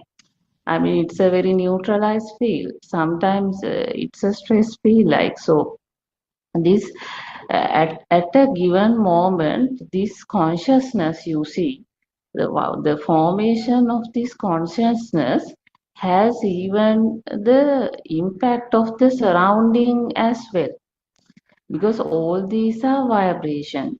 Is it a rainy day, is it a very hot day, cool day, even those things also matter, like what's the kind of a feeling one would get on the wall. So so you see, so various factors can arise, because the thing is this wall, how this wall forms by combining various sparks. So what sort of sparks in this moment get combined is an unexplainable thing, because it's a trillions and billions of sparks, because we know for these sparks there is no time frame. And due to the resonance process, when one spark occur in this system, the system gives rise to several series of so many sparks, that is due to this telepathy or the resonance. So at the present moment, there is some feel, unexplainable combined feel come, but that feel would vary. So it's not the same child, it's not the feel of the same husband. Actually, we never have uh, experienced the same husband in this system. Sometimes a dull husband, sometimes a good husband, sometimes you see that feel, the feel has a variation, even a child. So this is the life. Even though we think like we associate the same person, like it's never happening in this system. So so everything would give rise to different feel of perception. Even let's say a song, we hear a song, you see, we can't hear the same song twice. Even though we start with the song, sometimes at the initial part of the song, that happiness comes. Let's say you are going to see a musical show. So one singer come and start singing. Maybe when he starts singing the first half, you are happy. Then by the second half, really the system wants a change or end of that song and look for the next song. Like when that singer sing 3 songs, like this wants the next singer to come and sing, like. So that's the thing. Even a food, let's say we try to experience a food.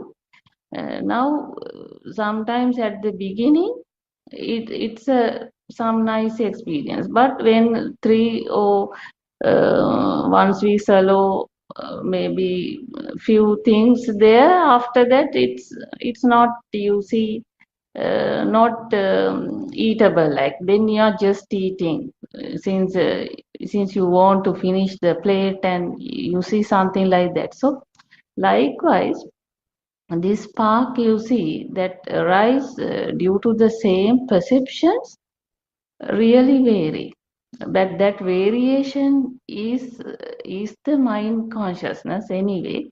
It not rising the same level of feel, because that feel formation is very complex.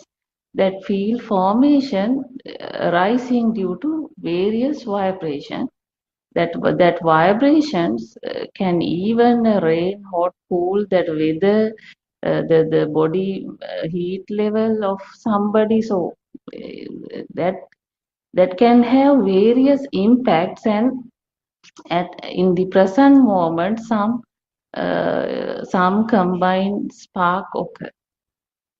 Yeah, I think I have answered the question. Yeah, I think others also, like Harshi and everyone, can add to that. Yeah, Randima, thank you very much for your valuable explanation.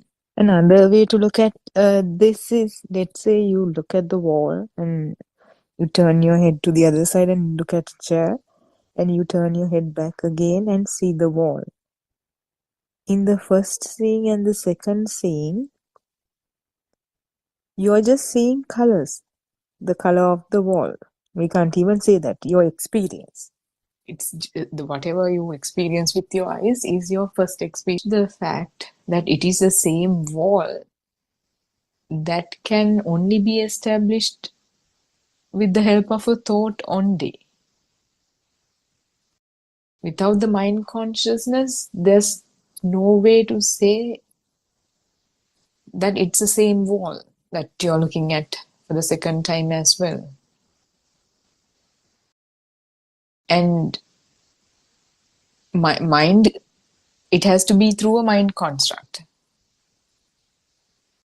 Meaning that whatever the eye experience, the vibration, that range of vibration that's detected through the eye, that has to mature into a thought in both the times, and the second time that thought has to say, oh, this is the same wall I'm looking at. At some point, it has been established mentally. That is why now when we look at it, we see the wall, we don't think, oh, this is the same wall I saw just a minute ago.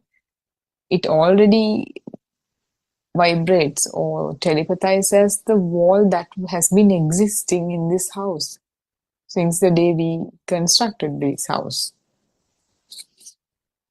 So whatever you say about the wall, including the name of that experience, that label that's given to whatever the experience you experience with the eyes, comes from the mental, the mind consciousness.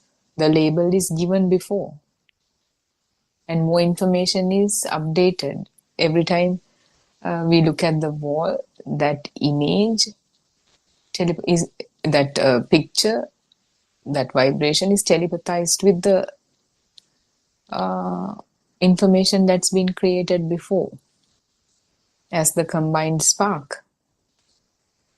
And when you see the wall, this wall, all the information is called upon through that vibration, and there's an idea about the solidity of it, the texture of it, the name, when it was built, how long it has been in existence, all that. So without the mind consciousness, without utilizing or using a thought as a tool, we cannot say that this is the same wall we are seeing.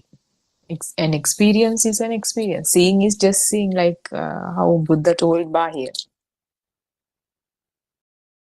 Does that make sense, Justin? If you need a further clarification, I mean, you probably understand it. You just want to. I understood. Thank you very much. Thank you very much for the question.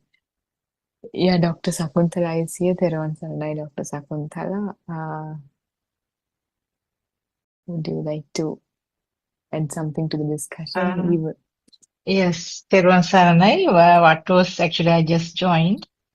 So the question was we were talking about, I think he said it was clear, we were talking about how when we look at the wall, turn your head to the other side and look at a chair, and turn your head back again, you see the wall, and how can you say it's the same wall? Yes. So, it depends on the weave, the way that it is weaved, or the angle that you are looking at it, isn't it?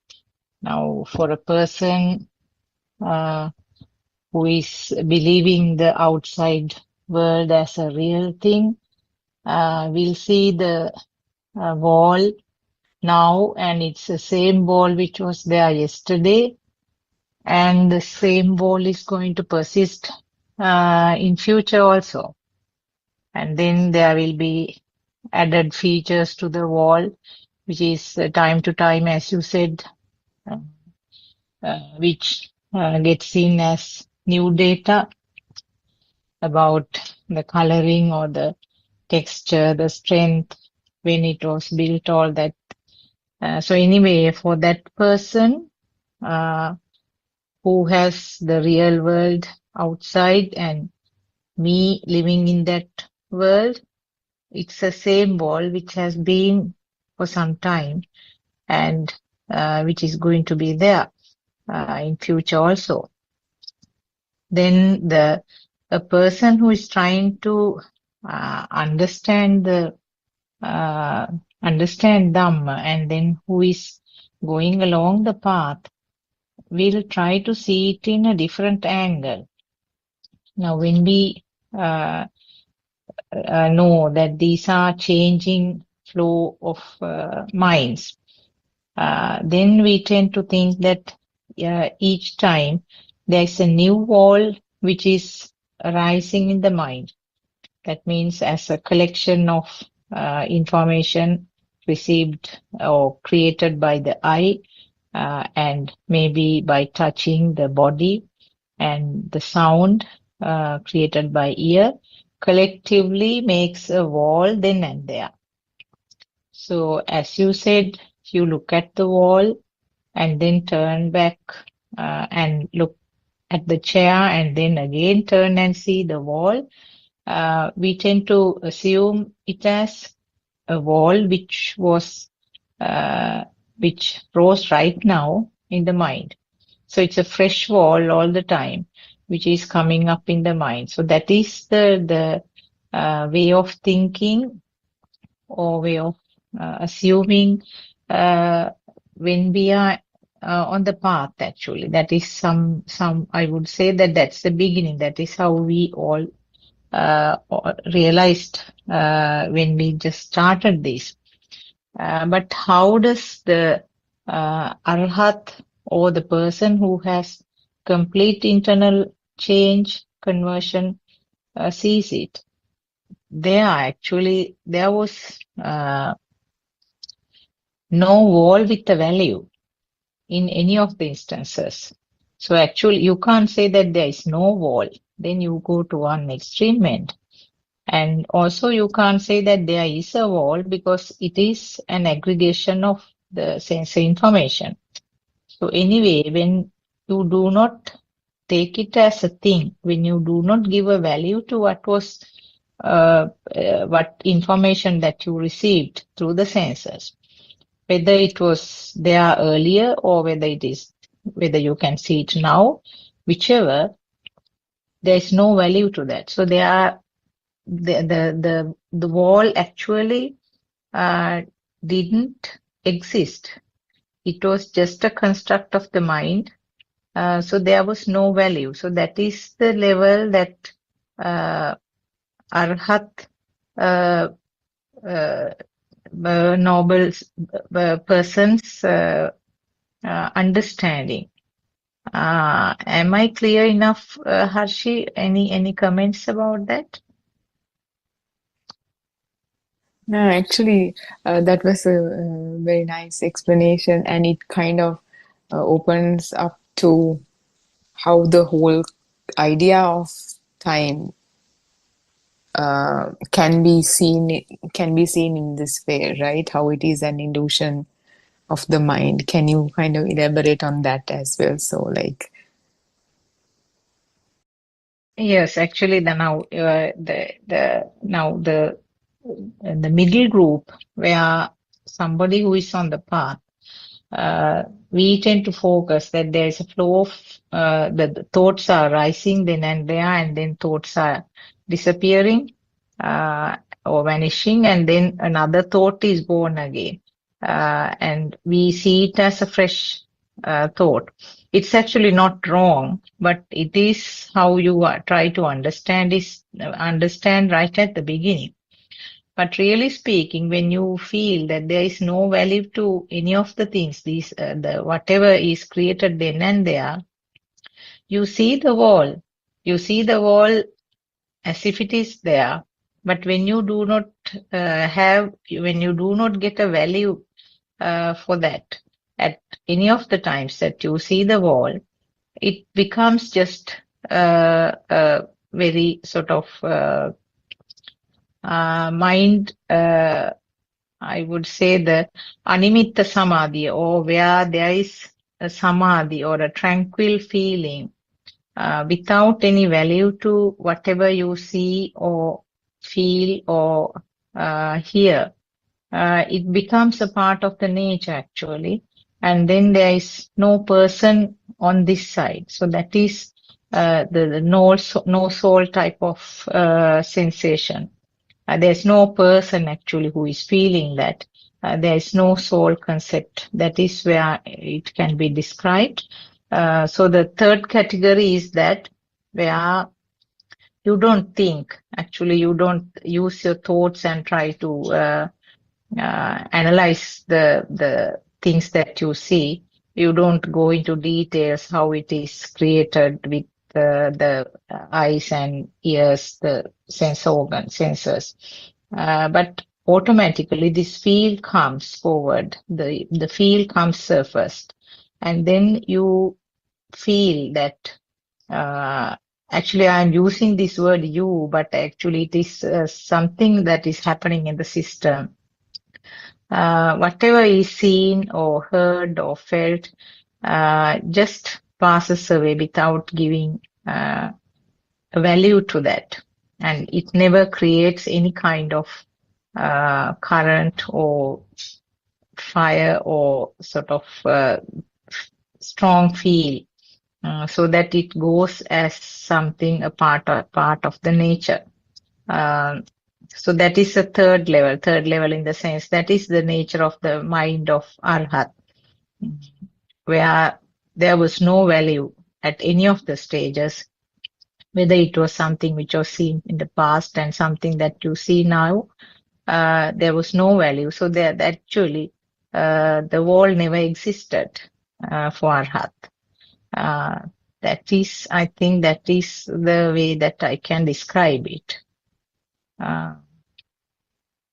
Therval Saranai, any comments or any?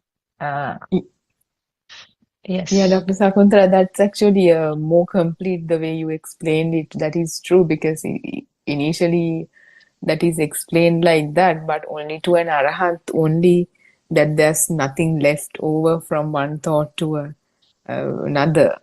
Nothing Yes. gets carried on. So initially we say it like that, but as you progress into the path, as the fact that these things were existent to you becomes less and less prominent in your experience, you begin to see it as one of your own experiences, that there's no value that's been attributed by the system anymore. Yes. Actually, it's not something which existed and that you are saying no wall now. That is at the extreme end. It never existed, but because of the ignorance, we take it as something which was there, isn't it? Yeah, we got caught to the illusion because Yes. starting off as a child, we were given these ideas with the assumption they exist. So the system just took it on and was never questioned or anything until it was explained like this by the noble friend. Now, which is slowly becoming the self-evident truth for us. Yes, the Yeah. reality is, Harshi, in day-to-day activities, we go through this norm several millions times a day, but we don't realize because most of the things that we see, hear, or feel are not given a value. but we don't realize it. Actually, then and there you experience the nirvana because there is no fire or no burning towards most of the information that you receive or information that are created by your senses. We don't feel it now. For example, when you are walking from one place to the other, you pass so many things.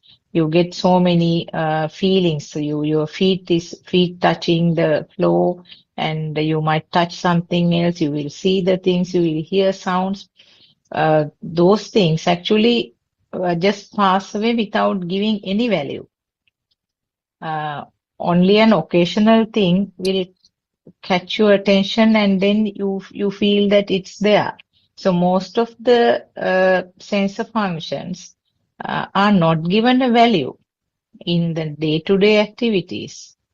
But we don't realize that then and there, that fraction of second related to that thought, you are experiencing the nirvana, or there is no fire within you, no current created related to that. Yeah, that's true. Yeah, because if you don't know because nirvana is something that you realize. So if you don't realize that, even if you're in nirvana, or even if you're experiencing nirvana, you won't be able to quite realize that this is what nirvana is, like you correctly pointed out. It's like occasionally there will be a thought, or there'll be a situation, somebody will say something, you'll get upset or whatever. Those situations become existent to us, and then we are kind of grappling with them. But yes, like you mentioned, there are many other situations where it doesn't make any difference, shift our emotions even a bit.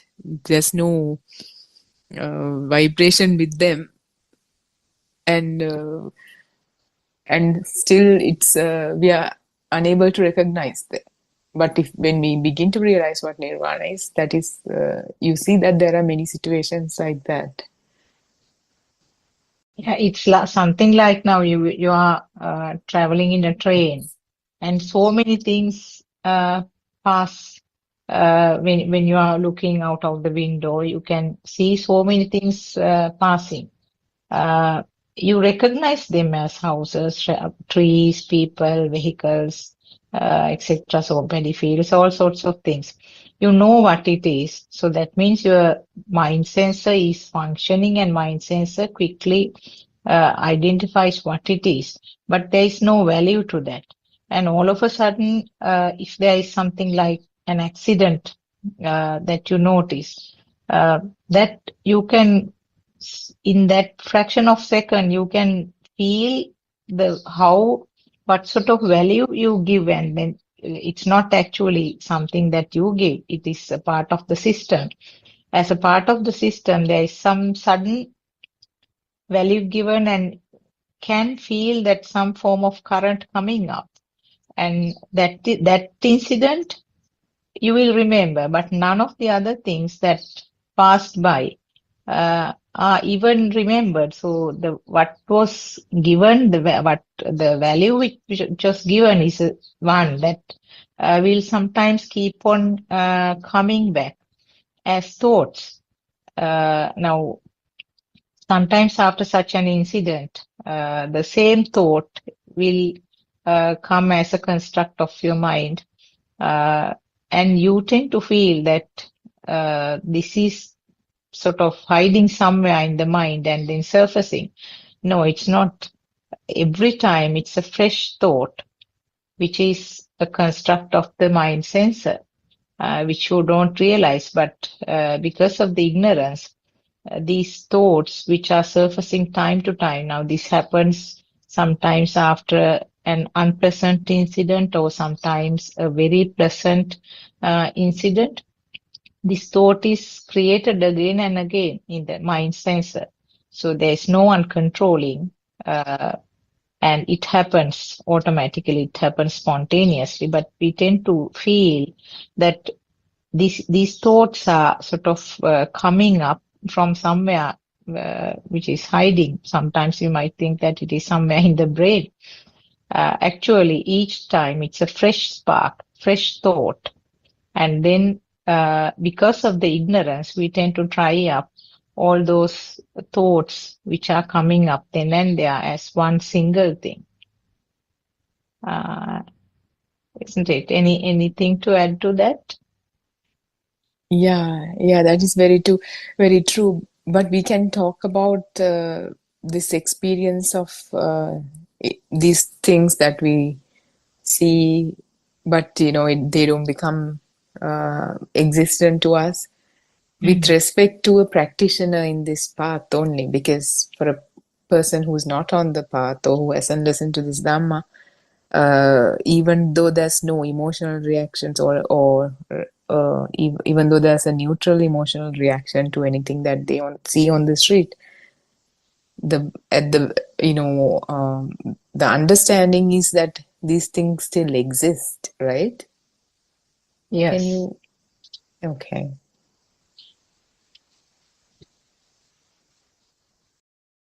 Yeah. Yes, Yeah. what happens is actually as you said, the feel that it is existing is due to the ignorance.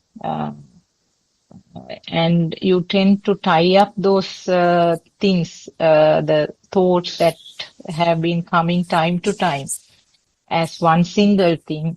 And when you give the value to that thought, automatically the self-feeling or the self-perception is attached to that invariably. So you tend to think that the thoughts are coming to my mind, or I am thinking and I am suffering because of this. So all sorts of the things all those thoughts will follow that.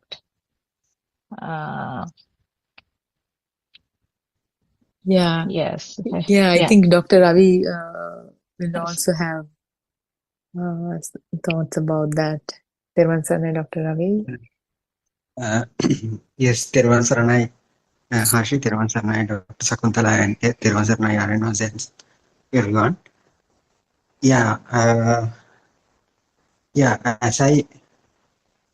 As I think, if someone takes this actual feel, when you become arahato, when you are on the path, so how you feel the outside, the way you feel the outside is, I think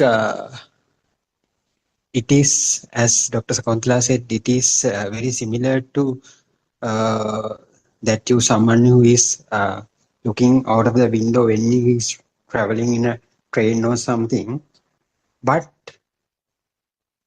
it is not a feeling that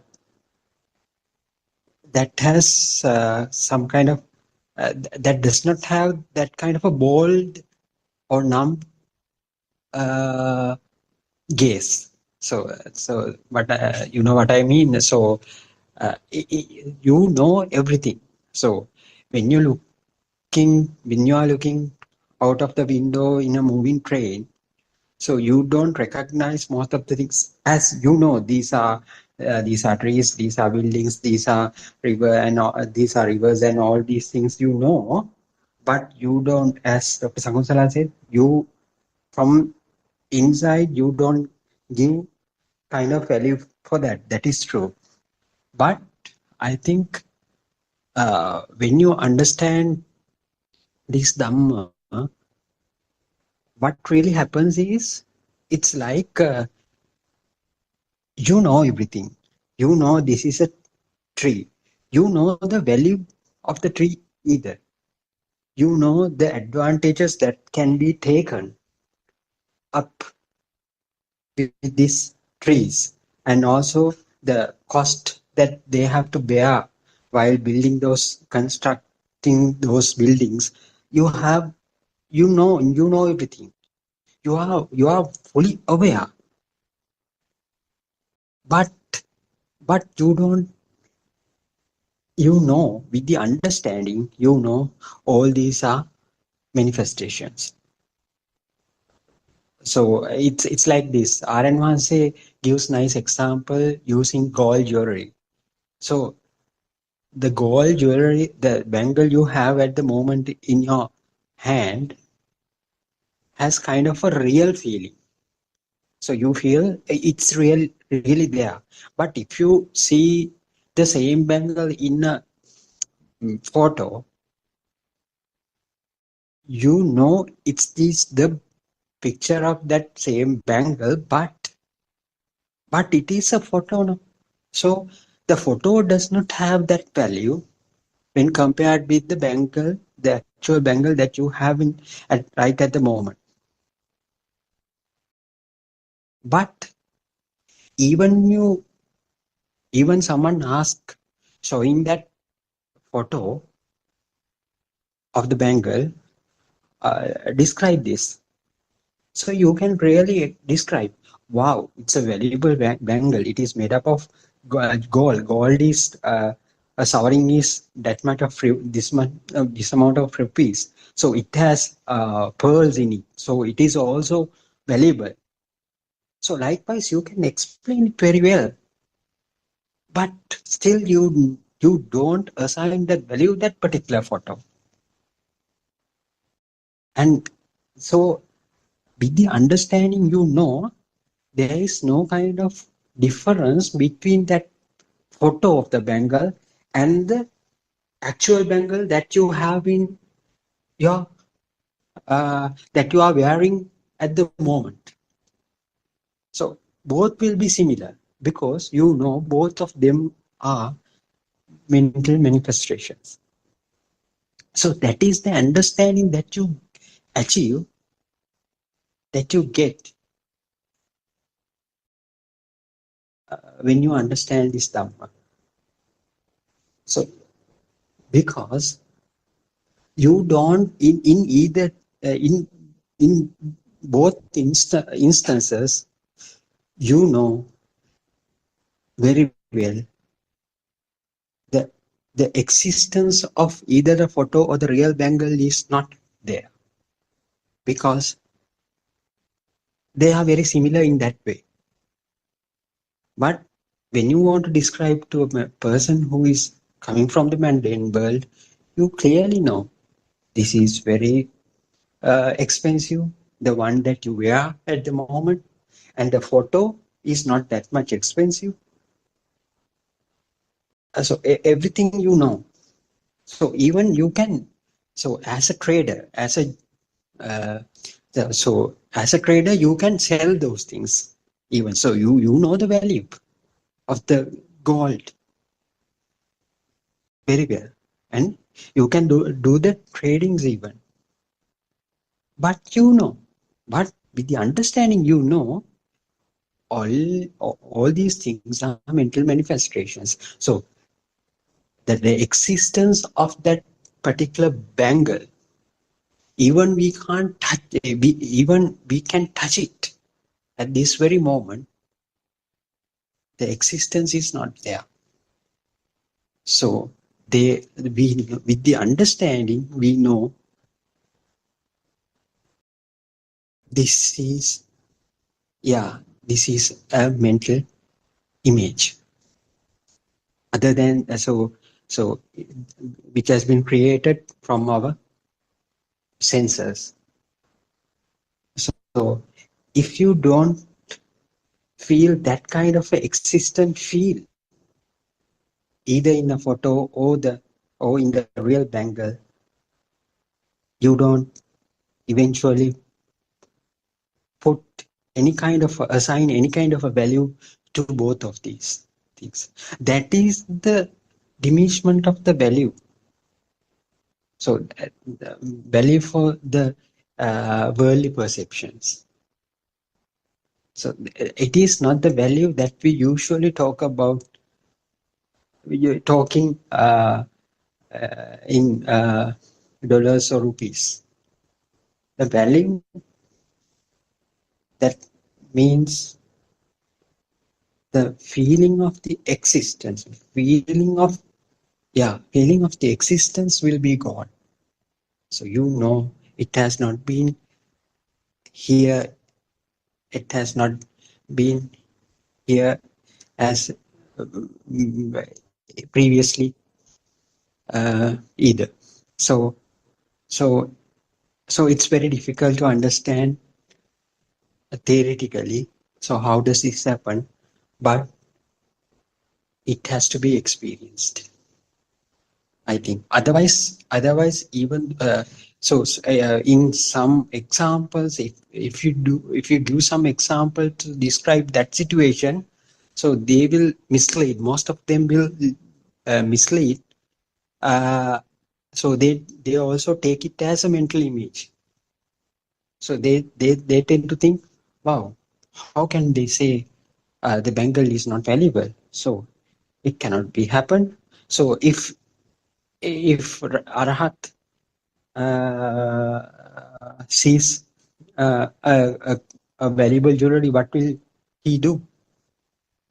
He will he throw it away? No, he knows the value of this bangle. So then he will keep it definitely he will keep it in a safer place. But it is not the diminishment of the value is not the diminishment of the value that we usually call, I think. So we, with the understanding only, we get that feeling. Through the understanding, we get the feeling, the non-existence of that gold jewelry. So it is very similar. So the photo and the actual jewelry will become equally valuable. Yeah. What do you think, Harshi? Yeah, Thiruvan Saranai, Dr. Ravi. I think, yeah. So I think you came to a very important point because let's take, for example, one is traveling in a bus, but if the self-perception, you see, that's the living thing. The self-perception has not dropped away, and that is at least not half dead like. So with the living soul, one traveling and it's comfortably sitting in a chair, and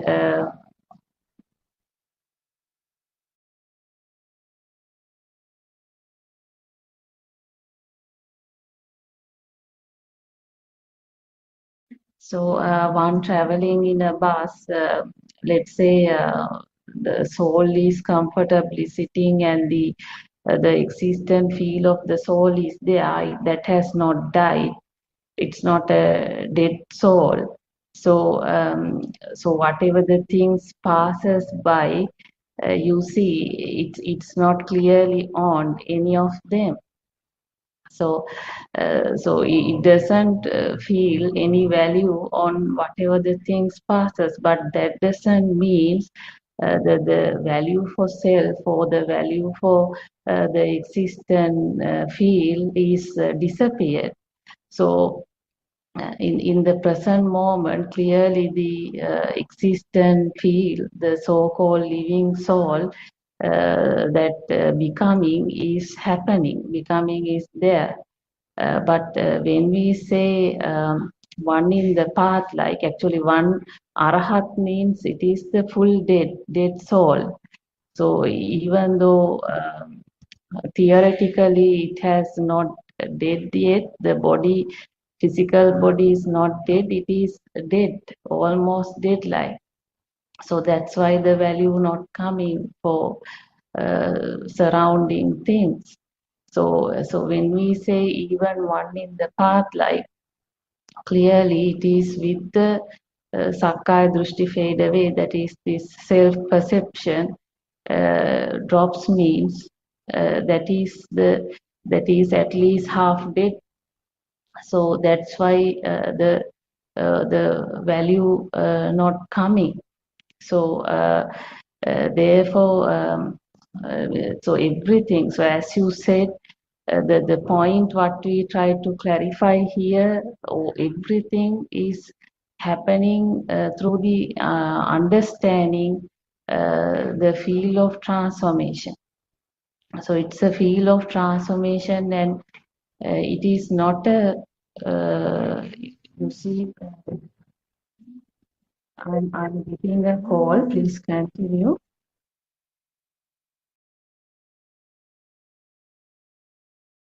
Yes, I think what Randima was trying to point out was that sometimes this can happen with some understanding in Dhamma path. The person who is a person who is experiencing this tranquility due to the I mean, if you feel that there is no value, if you tend to get the feel that there is no value to what is seen, what is heard, and what is felt, then you feel some form of calmness or tranquility when you feel like that. Then what happens is actually the person who is experiencing that will remain on this side. That means you like that. The person or the system likes that feel of tranquility. That means a soul which is not giving a value to those things which are created by the senses will remain on this side. So I think that is a bit.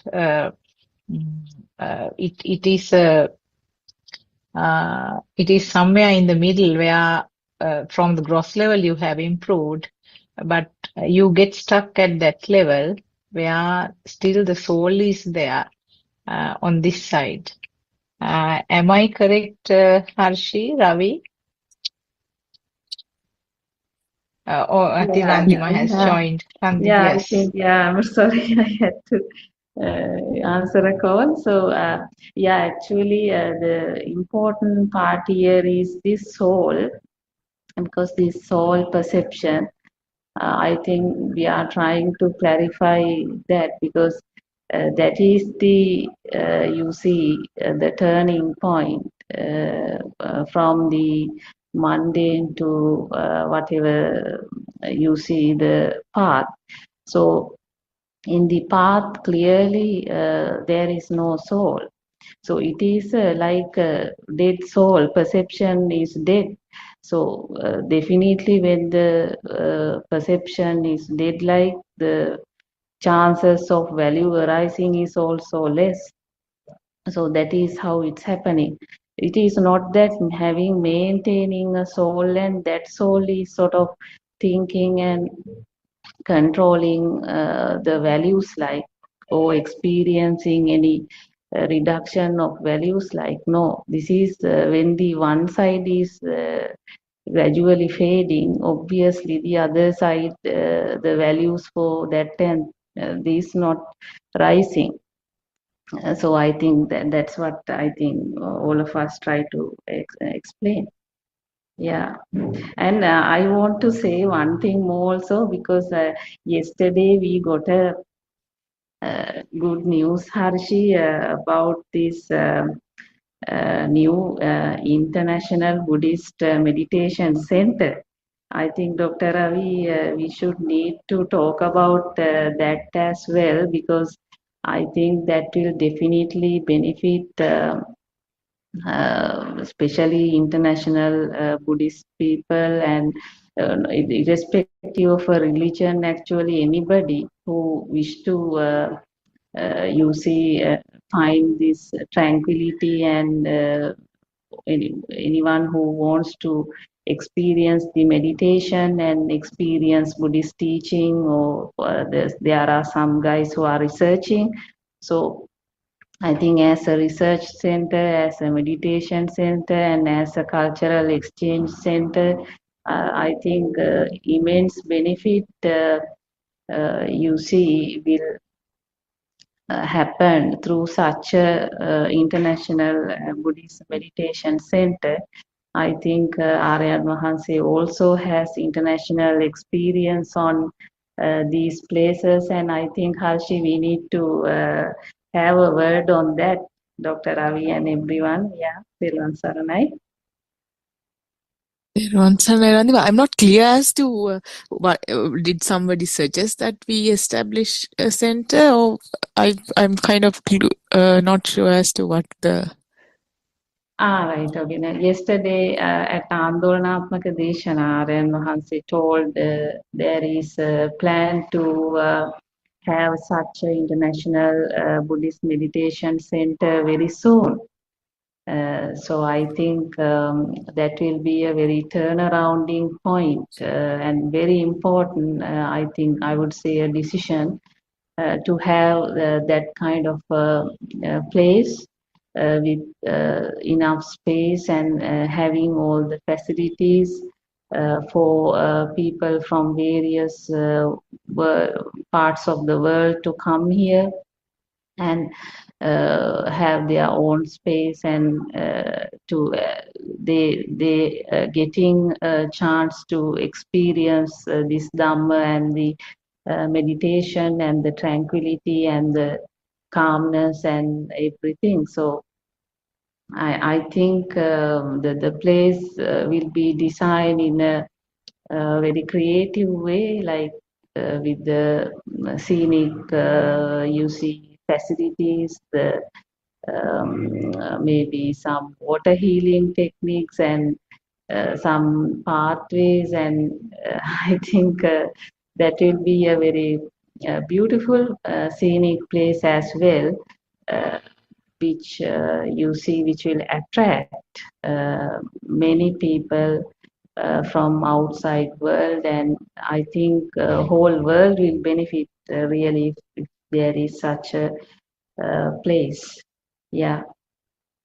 Yeah, that sounds like a great idea, and especially there are a lot of people who are seeking this truth, and I've seen a lot of people going to India and a lot of people from the West going there in search for the truth, and even our tourism being on the rise. So that will be and a lot of people are even in Sri Lanka focusing on spiritual tourism. So that will be yeah, like you mentioned, good opportunity for people who are really looking for the truth, not just as another ego booster, but yeah. Yeah, I guess like we can have a discussion with Taran Hansi at one point to see what his exact vision is for that, and contribute in any way we can. Thank you for sharing that with us, Randima.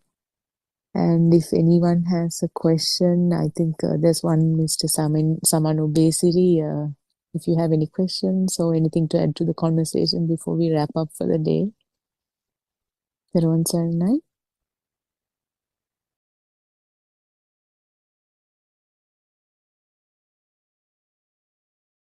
If not, that's okay. I guess let's wrap up for the day and let's meet again tomorrow.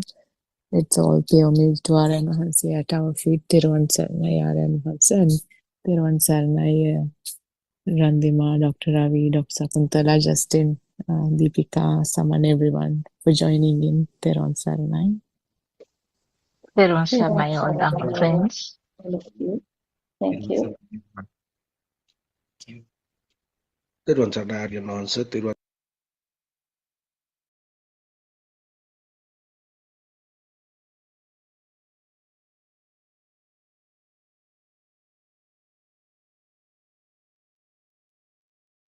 Theruvan Saranai.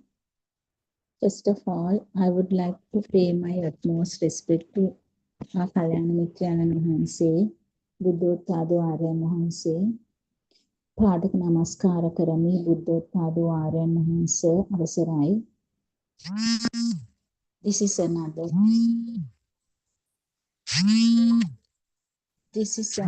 session This is another session of Buddothpado PeoTV English. So this is another opportunity provided by Buddothpado RM for the seekers of true Dhamma all around the world. This 24-hour live YouTube channel operates daily via Buddothpado Dhamma broadcast right throughout.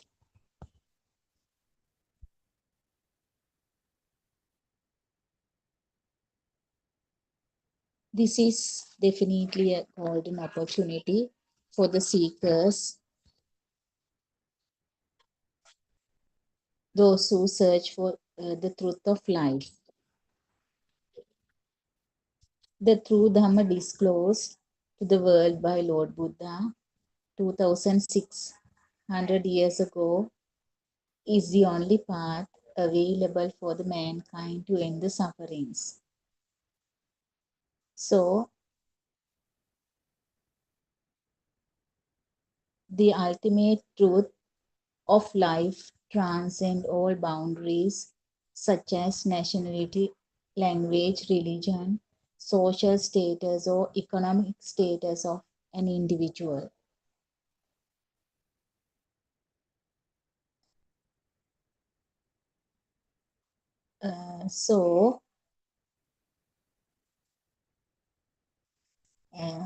So here in this Buddothpado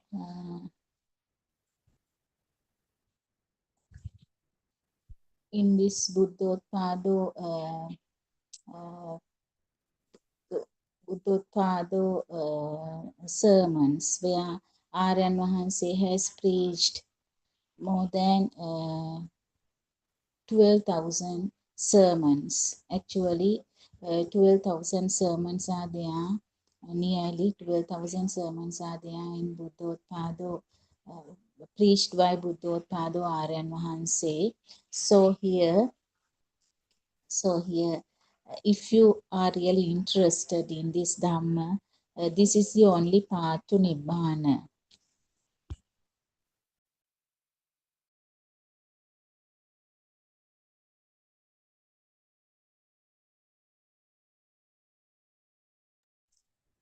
So, most probably, what Lord Buddha has preached 2,500 years ago is preached by Buddothpado Aryan Wahanse or Kalyanamitra Aryan Wahanse. So, this is true Dhamma, and this is the only path.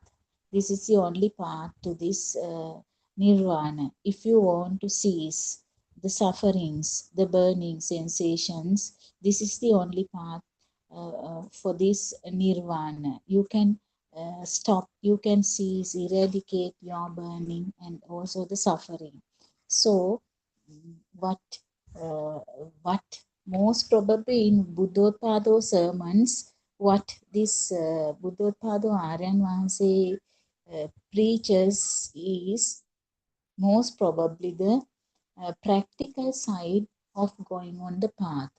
So, we can listen to many sermons. And also we need to identify the correct path to nirvana. And also not only identifying correct path to nirvana, and we need to recognize the correct direction towards nirvana by ourselves.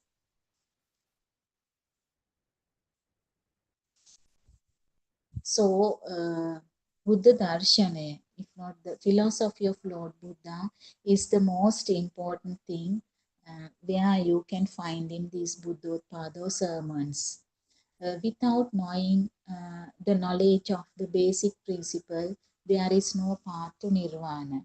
So, the knowledge should be there.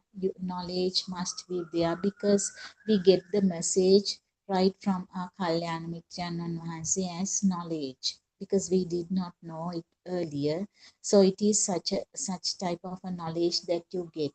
So so the knowing of the basic principle, but there is no path to nirvana. What we have to do is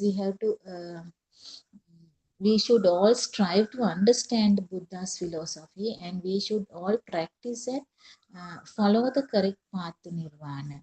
We have to practice it, and we have to follow the correct path to nirvana, because everybody has to understand this Purva Bhaga Pratipadava, which means that we need to understand the philosophy of Lord Buddha. So everybody has to understand this Purva Bhaga Pratipadava, that is the understanding of this philosophy of Lord Buddha. In order to understand it, we have to listen to many sermons, and not only listening to these sermons, we have to have proper discussions with Kalyana Mitranan Vahanse. Kalyana Mitranan Vahanse means the one who has already understood this philosophy of the Buddha, who has already realized. So, our Kalyana Mitranan Vahanse at that present moment, there is nobody actually, and he is Buddothpado Aryan Vahanse. So, we have to find out what is the truth in this world. So, not only listening to these sermons, rather than that, we have to have a proper discussion to take the proper kamatahana. So, whether we are in the real path or not. So, once you have that discussion, he is well aware of that, and he will give you this correct kamatahana. Actually, if not this Buddha teaches us and open our eyes to this truth, nobody will know the truth of this world. It is true. Nobody knows the truth if not. So, in order for us to move forward, we believe that we should understand this philosophy of the Buddha. That is the most important thing while going to this Nibbana, while going to this correct path of this Nibbana. Most of you have heard what Lord Buddha has said, what is the philosophy of Buddha. But although we have heard this, and also we have learned about this while schooling, even when you go for the Dhamma schools and all. So all these textbooks says about this, and also we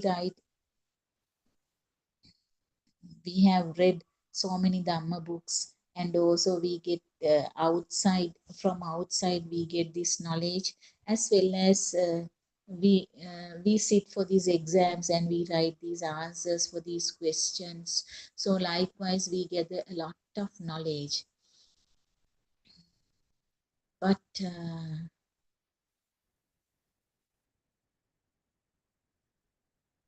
although we have gathered, we may not realize the pure truth.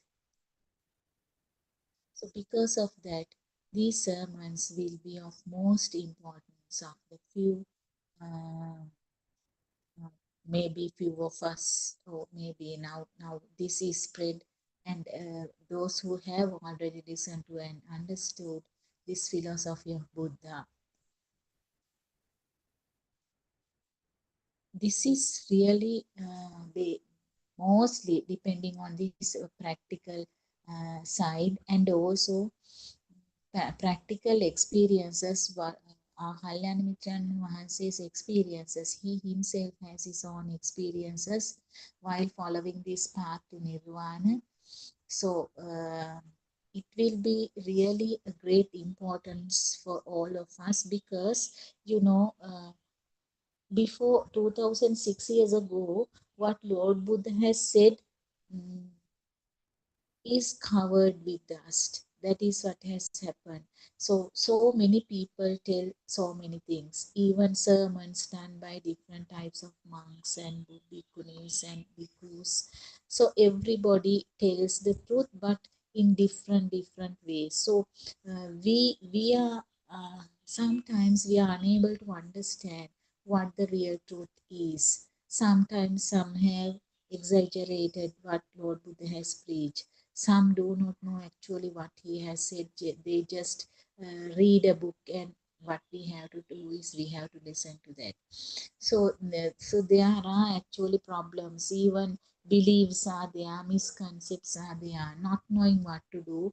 People also follow what these monks and bhikkhunis they preach. People are helpless. So because of that, they follow what others say. If they say this is right and this is what you have to do, and once you collect the money and when you do something like this, so you can accumulate merit. So the people listen to these things and they do that. They follow what these monks and nuns or so this type of some people, some say these are the sermons that they preach. The ordinary people, they follow what these monks and nuns preach. So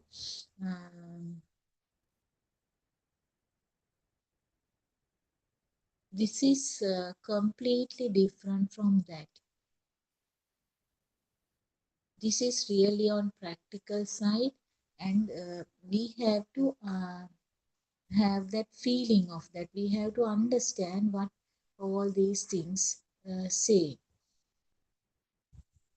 and they will all these sermons will be very useful.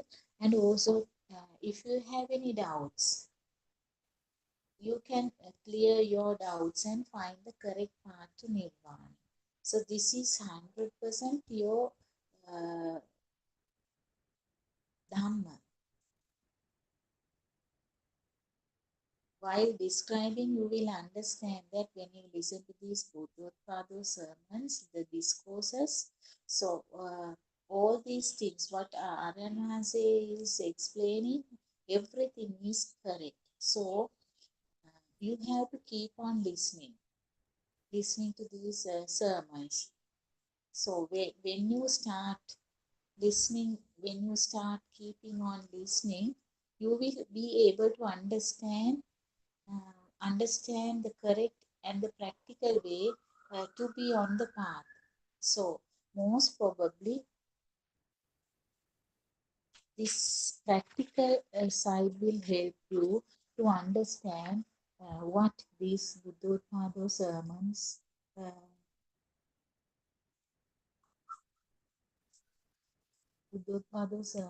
preached by Buddothpado Aryanase, what these sermons are revealing. So to understand this Dhamma, it doesn't matter if you are a lay person, an ordained priest, a woman, an old person, even or a young person. So here, what is the most important thing is that you all have a mind consciousness, and if you have a mind, then you have suffering as well as happiness, the happiness and suffering. So that is the most important thing. Mind consciousness is there. So if you have a mind, then you have happiness as well as suffering. If you have a mind, there is also a way to let go of your mind consciousness. If you have a way to let go of your mind, that means you have a possibility of attaining nirvana too.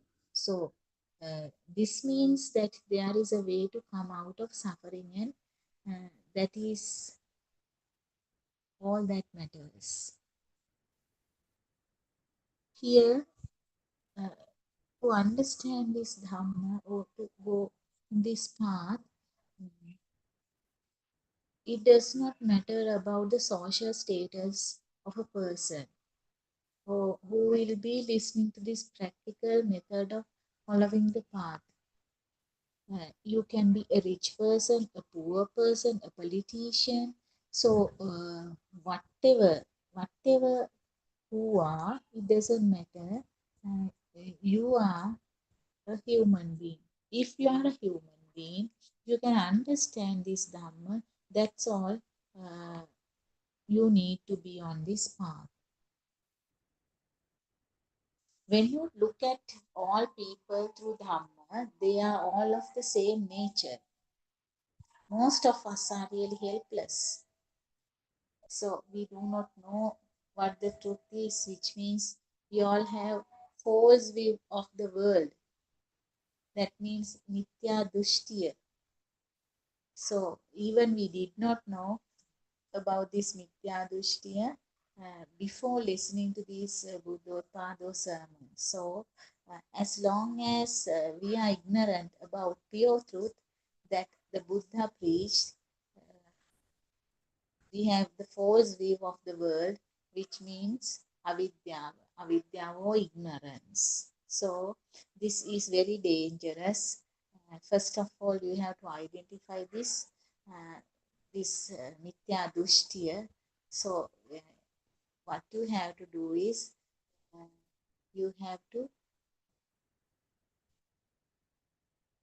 come out of this avidya, ignorance. So in Buddothpado sermons, maybe you have listened to this, especially it says the outside what we see does not exist. What you have heard and you already know that we live only with thoughts. We already know that the four elements that we see outside is an illusion. We have understood that there is no outside. So these are very basic principles, and also Buddothpado sermons. This is what always the practical side. This is what R.N. Hansi is always explaining. So there is no outside, and also what we see outside does not really exist. So you have to have that wisdom to understand this, and there is no outside. So we know that we are under a false impression that what we experience as outside really exists outside. So when we talk about the objects outside, just imagine there are so many things outside. When you look at your eyes, you can see so many things. Trees are there, and there are different type of people, and objects are there, the vehicles, houses. So there are so many things. So it is only us who name these things. So if it is a tree, so we call them a mango tree, a banana tree, a jack tree, a breadfruit tree. So likewise, we name all what we see in different languages.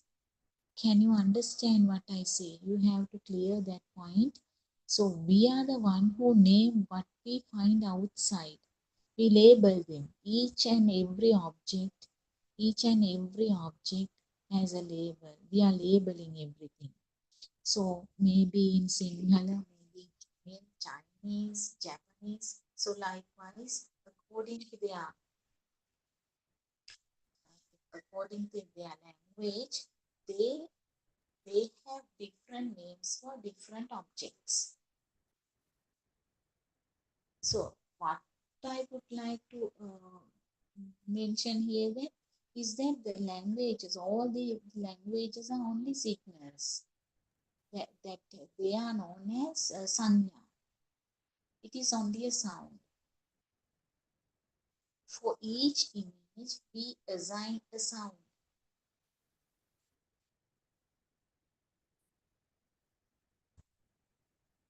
the tying of the sound to an image forms a thought. A thought means it is annoying. A thought means that you know that thought means that it is also known as vinyana or mind consciousness, a thought. So vinyana or mind consciousness. So what is happening is sound and image together makes a thought. So this is very, very important. The sound and image creating or getting together and creating a thought. The tying of the sound to the image is the thing that creates a story for us actually. If the sound is regarded as only a sound and if the image that you see is regarded as only a color, then a story cannot be formed. So this is very, very important these days, most probably in most discussions. So you are not going to, you are asked not to go in deep, just looking at it. It is just a look. So likewise, you are not going to think about everything deeply. So you were asked to do so. So that is how it happens. Then only a color, then a story cannot be formed. Then what is happening is a thing or an object will not be formed. And there won't be any more problems for you if a story is not building up or creating there. So if I say something like this, ditta means seeing or chakku vinyana, that is sight consciousness. Ditta sutta mutta. Ditta means seeing, chakku vinyana, that is sight consciousness. Sutta means hearing, or sota vinyana, that is sound consciousness. Sight consciousness, sound consciousness. Apply the same thing to the other senses too. Mutta. Mutta means all the other three types of senses, feelings. All the other three types of senses, feeling. So when we talk about smell or Ghana, Vijnana, smell, that is smell consciousness. Taste or Yuha Vijnana is taste consciousness. Body sensation or Kaya Vijnana is touch consciousness. So what you have to do is let the smell be only a smell. Let the taste be only a taste. Let the body sensation or heat, cold, and the touch feeling be only a body sensation. So that is what the practical side. So this is how you should practice. Then what is happening? Then that story cannot be created for us.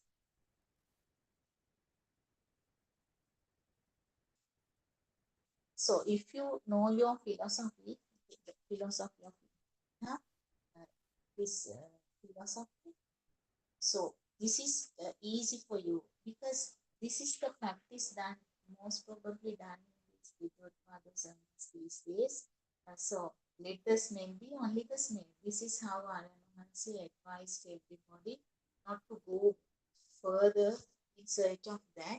If it is something you taste, it is only a taste. Body sensation, so maybe heat, cold, and touch feeling, it will be only a body sensation. So likewise, when you go through each and every thought, so it will not be able to create a story.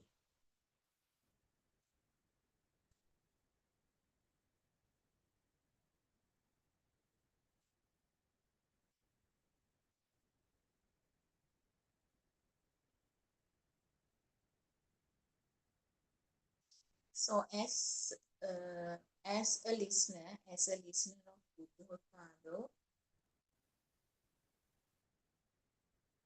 You may have the knowledge that this world is not true. Maybe you have not felt it, but everybody, those who are listening to this Buddothpado, so they know that the world is not true, although they do not feel it. For words, as the knowledge they know. And also, we know that we live in a world of thoughts. We have a world of thoughts created by ourselves. So that is what we have to think is that the world is not true, a world of thoughts, and this this world of thoughts we have created by ourselves. So this is such type of knowledge, a learning. But the thing is that you have to experience this as a realization, the pure truth. So just imagine, even at this moment, continuously we receive a lot of stimuli. Stimuli means aramunu from our six senses. Our thoughts are nothing but a flow of stimuli that we receive from our six senses. There is not a moment when you do not receive stimuli from our eyes, ears, nose, tongue, body, and mind consciousness. This is just like a machine. This continuous flow of stimuli means aramunu, is due to the phenomenon of impermanence. So when we analyze, when we see what it means by the flow of thoughts, if I ask you something like this, can the blowing of the wind be stopped? Can you assign a beginning to the wind? Can you assign an end to the blowing wind? That is the wind that blows is a flow. We can call it sotaya. It flows. The wind, it blows. When we take the river flows. In the same way, the mind consciousness flows. In the same way, the mind consciousness flows. The thoughts, the mind consciousness is a flow. The mind means it is a flow of thoughts.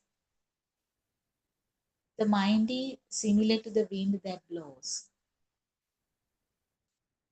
There is no beginning and there is no end to it.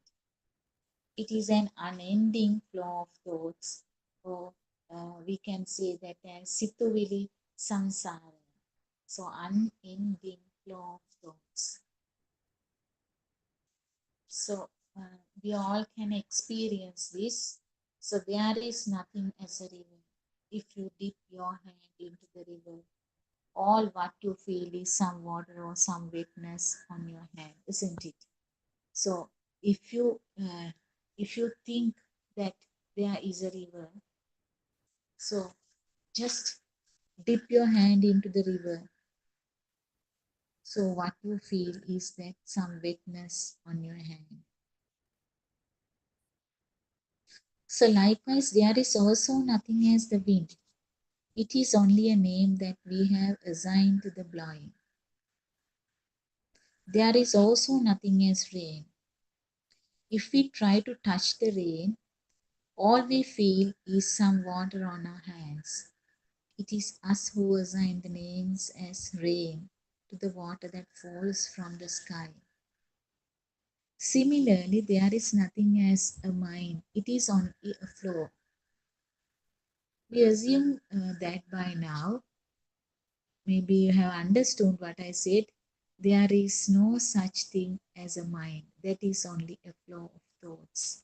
flow of thoughts like the river, like this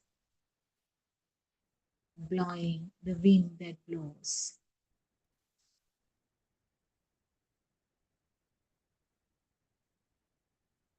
So when we talk about this flow of thoughts, it is only an illusion, a lie, a false view. Dushtiya, that is Dushtiya. The Lord Buddha has explained a few of the natural phenomena of this world. There are four. So the four seasons, the germination of a seed, the law of cause and effect, the forming of the mind. So these are a few natural phenomena of this world. The phenomenon of the mind consciousness is when a thought is formed and how it ceases immediately. So you can understand there that no person or any form of life in this flow of thoughts. The flow of thoughts, there is no person or any form of life.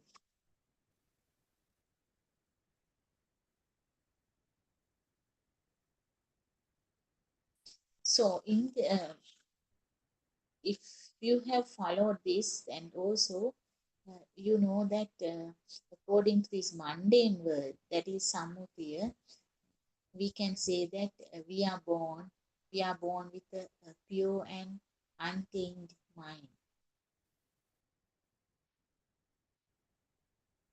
So this pure and untainted mind is called Prabhashvara Siddha.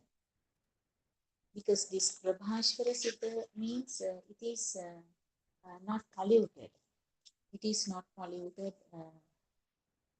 It is Raga, Dvesha, Moha.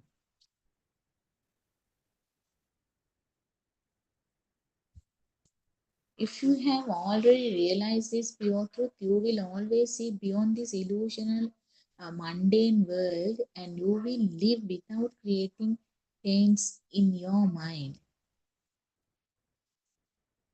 If you are still on your journey to attain nirvana, so most of us are there. So we are on our journey. So we have to realize that what it means by me in this illusional mundane world. What do you mean? So yes, in this mundane world, actually, that is this birth of our senses.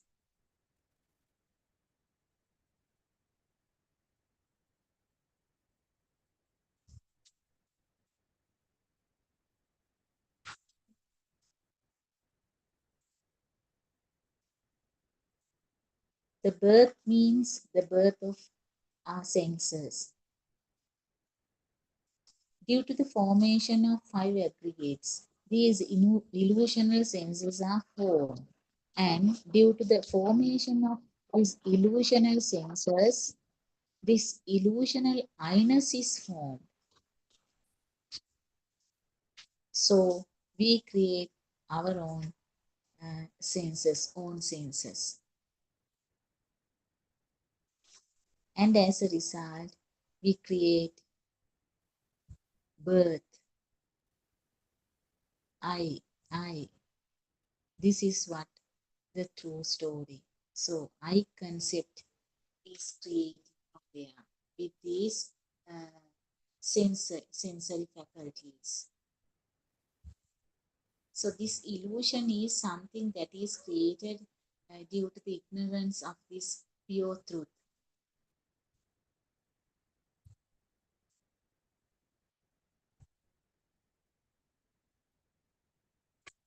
So when you use this language to explain this part, it creates you and me, which is also another illusion. So here what it clearly says is a person does not exist. That is what this pure truth is. A person does not exist.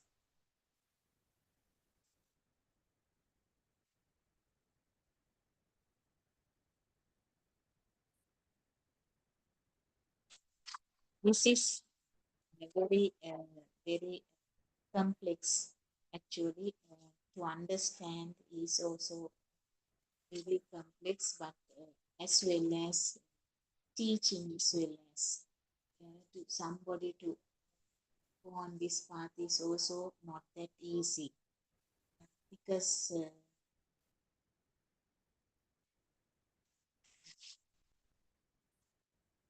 people, those who have the people, those who have experienced this is very less in this. In at present, there were earlier there were no people to explain this pure truth. But 5 years ago, 5-6 years ago, Buddothpado Aryan Mahanse, he himself has experienced this. So he has started giving this to the whole world with his compassion. So he wants to give this to the whole world.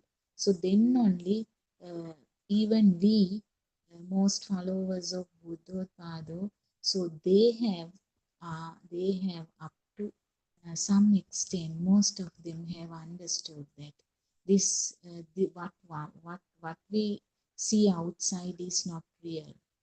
So most probably after 5 years, now most of them have realized this, and there are a lot of followers of Buddha. So they feel that there is nobody is existing here. There is no doer here. There is no I-ness, non-existing feeling. They feel it. So they most probably they have this experience. So because of that, now people have started talking about this mundane world. What we see outside is not real. So there is no person here. There is no I, me, mine concept here. So it clearly shows with that philosophy of Lord Buddha, it clearly shows with very simple examples, the baby in the cot, by taking the baby in the cot, and also the Montessori child, how that white sheet, that radiant, that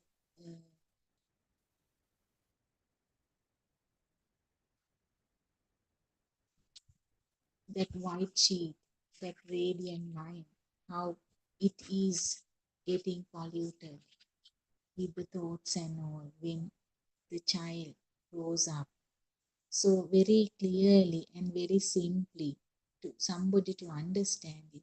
So Aryan Mahanse is preaching this Buddothpado sermons. There are nearly 12,000 sermons in this Buddothpado. So if you are a real seeker of this pure truth, you should definitely listen to this. So this PeoTV channel is 24-hour services there, and also Zoom discussions are having here where Aryan Mahanse directly he himself engages in. So if you have any doubt to clarify, there are Dhamma friends as well. So you can talk to them, you can discuss what you have learned and what is this Dhamma. Also the questions you have, you can if you have any doubts, you can clear your doubts. So this Buddothpado sermons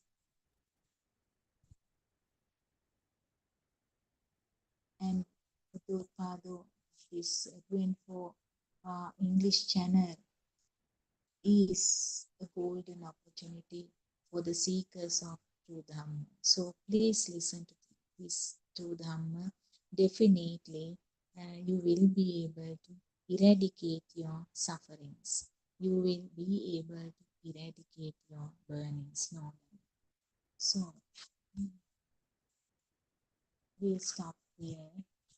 As usual, I would leave this message. May we all have the courage to look deeply.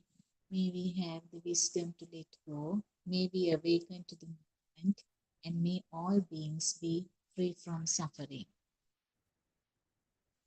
Therwan Saranai. I would like to pay my utmost respect to our Kalyan Mitrayan Vanse, Buddothpado Aryan Vanse. පාද නමස්කාර කරමි බුදුපාද ආර්යයන් වහන්සේ අවසරයි. පෙරවන් සරණයි.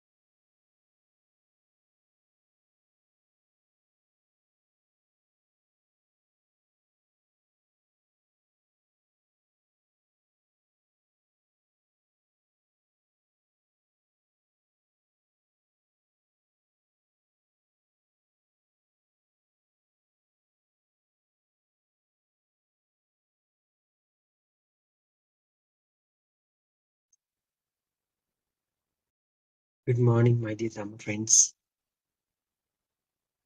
With deep reverence, I begin by paying homage to Buddothpado Aryan Vanse, and I extend my warmest blessings, greetings to my sincere friends who have gathered here. And Therwan Saranai to all of you. This is kind of a precious gift. This moment is kind of a precious gift to gather here once again as a community, united in one common wish to listen, reflect, and realize this timeless wisdom of true Dhamma.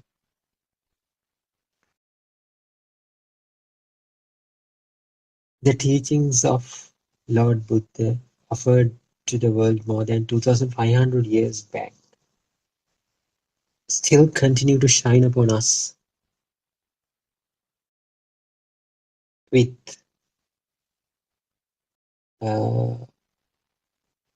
a certain clarity. But that was once veiled by the time has now been uncovered. So we are truly blessed to work on this path under the compassionate guidance of our noble friend Buddothpado Aryan Vanse, whose presence lights the way to the true liberation. So I once again worship our noble friend Buddothpado Aryan Vanse before I begin this session. So every time we come together, we immerse ourselves in this living wisdom of Buddha. Other than these kind of discussions, we have plenty of texts to be read, especially in our main website. That website is www.buddothpado-dhamma.com website. So you will find many more books here that are free to be downloaded, and you can read them attentively if you wish. So if you have any question, doubts while you are going through them, you can bring them up here and we can discuss them openly in this forum. So this forum is for you to discuss, to reflect, to uh, logically analyze what the Dhamma is. So other than that, we have another website that is I usually remind this at the beginning of every discussion. That website is www.wisdomofasia.com. People who is very much technically sound, they can go and visit that site. They can visit that site and see how these modern day scientific findings tally with this ancient wisdom. Actually, if we called it is an ancient wisdom, but it is not ancient, it is the truth. Truth never goes older. Truth remains same. Truth is the absolute truth. It helps us to get to know who we are. What is the purpose of being here? So, what will happen to us? For the question of who we are, a lot of philosophers, a lot of people tend to give answers. So we have a nice history. Not in Sri Lanka, from all over the world, there are so many people, so many spiritual leaders who tried to find out what the absolute truth is. Even Lord Buddha said, what is the truth? But with the time, that revelation was covered with the sands of time. So until Buddothpado reveals this, so we were doing a lot of things that are not relevant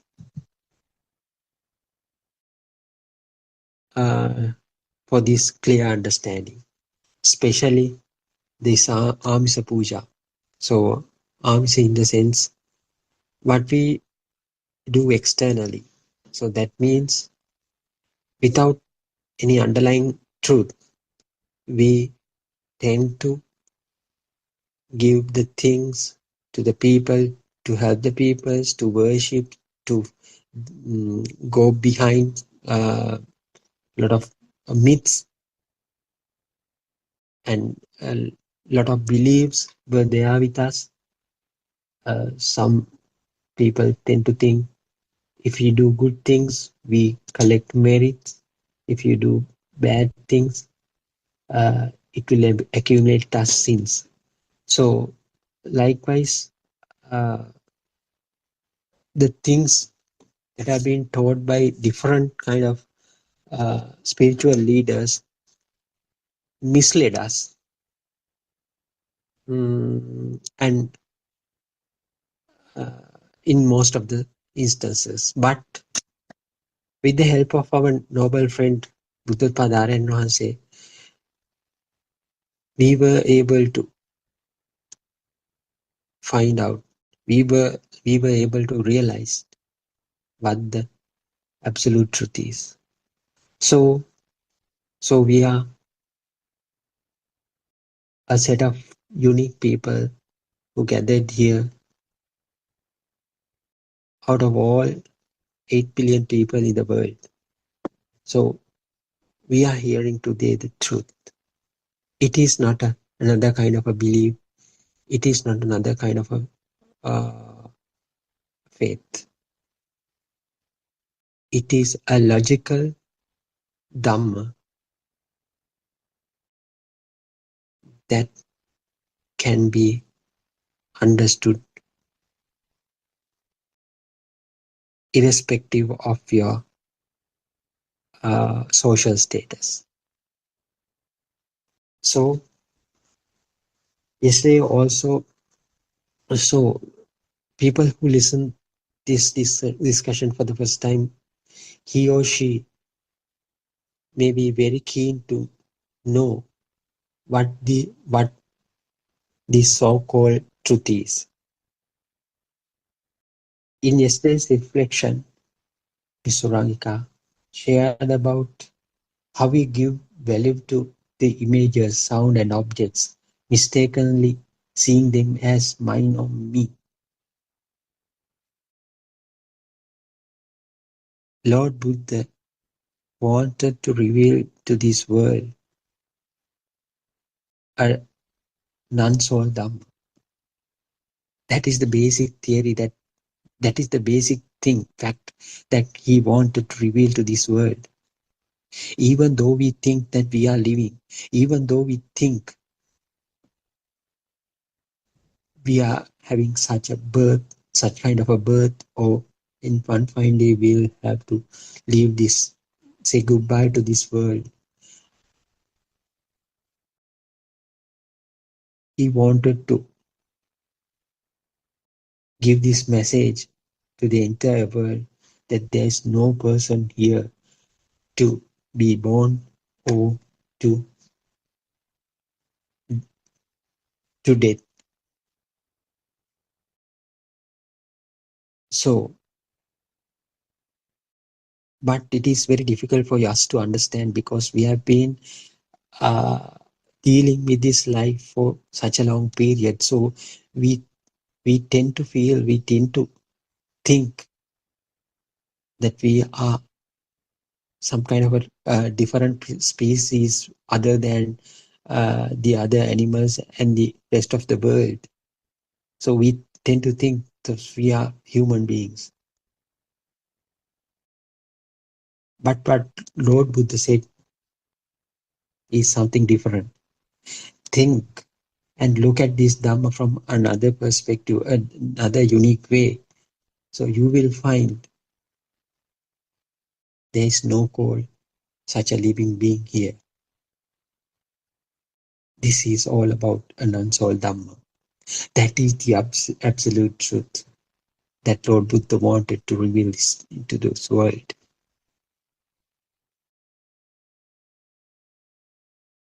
So, in that case, we have to find out. But even though Lord Buddha says like that, but people might say, even though you say so, but we can still feel that we are living. So that is the problem we have at this moment. So if you touch your right hand with the left hand, you will feel that you are touching your body. And if you cover up your eyes with two hands, it will prevent seeing the outside world. So we are in such a question. We face in such a question to answer how this consciousness came into action in this process. As long as a kind of a consciousness is there, how can we say there is no doer, no being, no living thing is here? It is very difficult. Even though the theory shows there is no soul, but you can still feel that you are living. So how can you get rid of that? That is the most challenging part. In order to do so, what you have to do is you have to learn, you have to listen this Dhamma first, and you have to carry out some kind of an investigation using yourself as the sample. So then you will realize there is no doer here. That is only for your understanding. So when you see this Dhamma from that unique perspective, you will understand that is not the ultimate realization. You will understand there should be no such a living being here. That is well explained in the Paticcasamuppada, cause and effect Dhamma. So if you analyze this within you, you can, if you apply that Dhamma into your day-to-day practice, what will happen? The uh, the feeling that you felt as alive will start slowly diminish. Will start diminish slowly. So with the understanding, you know there is no such a living being here, but the consciousness still you have. You have the consciousness, even though you know through the theory. That means learning this Paticcasamuppada or the cause and effect law, you know very well that there is no person here, but you still feel that you are alive because the consciousness is there. But if you apply this knowledge to your day-to-day activities, then the feeling of the existence, the feeling of the consciousness will also get diminished. So those two things happens simultaneously. So then what will happen? If you will tend to feel there's what would be the ultimate result? You learn there's no person here, then you tend to feel there's no doer here as well. So ultimately what will be left? Nothing. Nothing else is left here. Only thing, but you, as long as your breathing takes place, you feel everything as usual, as normal, but without a self. That is the intended outcome of this whole endeavor. So it is not very easy. As we are people who are coming from this mundane world with lot of fancies, so we are. It's a little bit difficult for us to grab this truth at first glance. So it will take some time.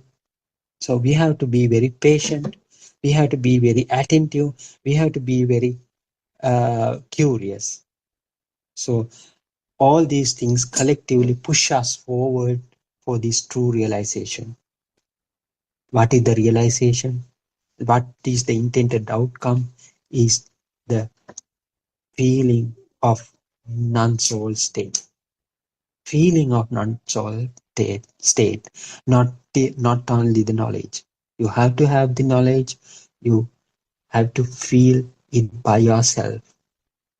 Even though you use the self here, but ultimate result is the non-self feeling. So you will find there is no such a thing called consciousness. You will tend to feel there is no such a thing called consciousness. All things are happening due to the ignorance. As long as you don't know this truth, as long as you don't feel this truth, you are in this sansaric journey. You are entrapped within this sansaric journey. But in one fine day, if you are able to see this truth, see this Dhamma as it is, you can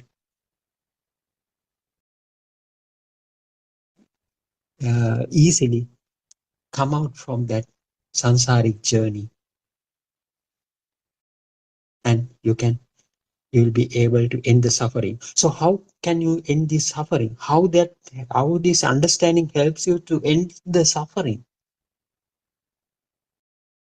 So we'll take it as like this. If there is no person to receive any kind of a consciousness here, who else there be to receive or perceive the suffering? No one would there be to suffer.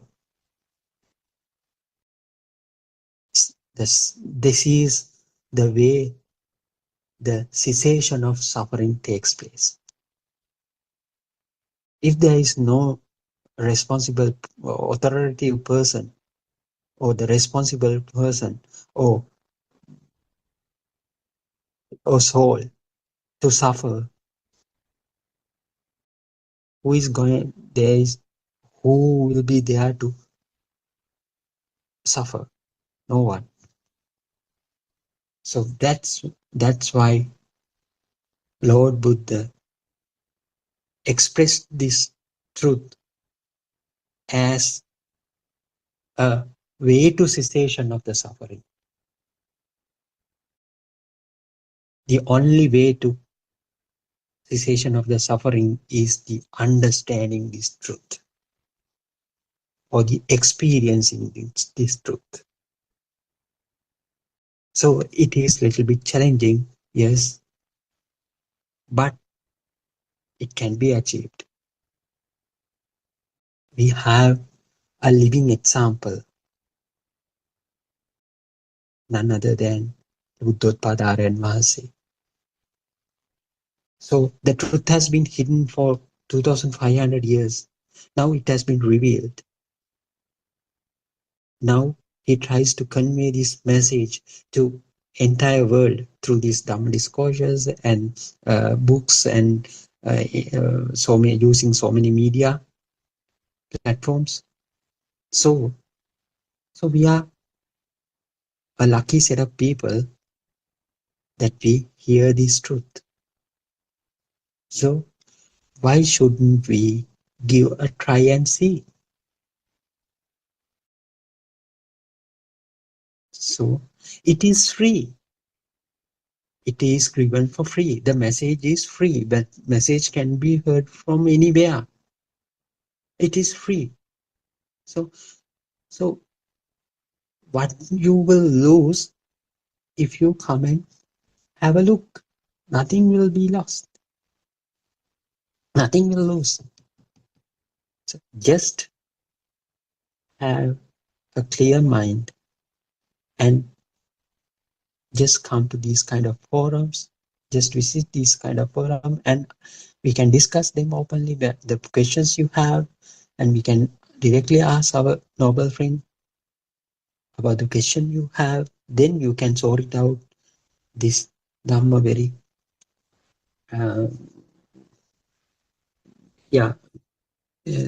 very in Dhamma in good way. So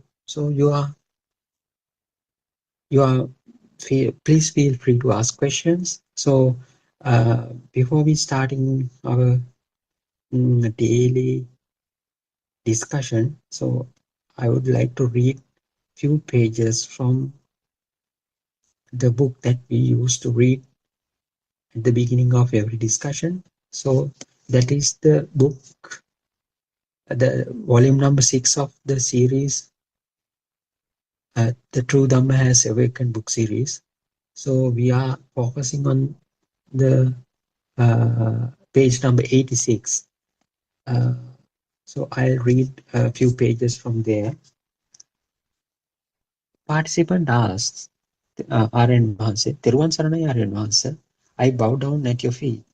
I have a question regarding faith and how much faith I have. He or she is having some kind of a question about the faith she has.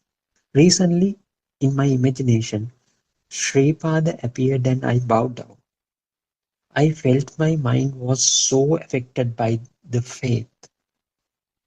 Also, there was a being who worshipped the place. She thinks that she has some kind of a faith on Lord Buddha, about the Lord Buddha.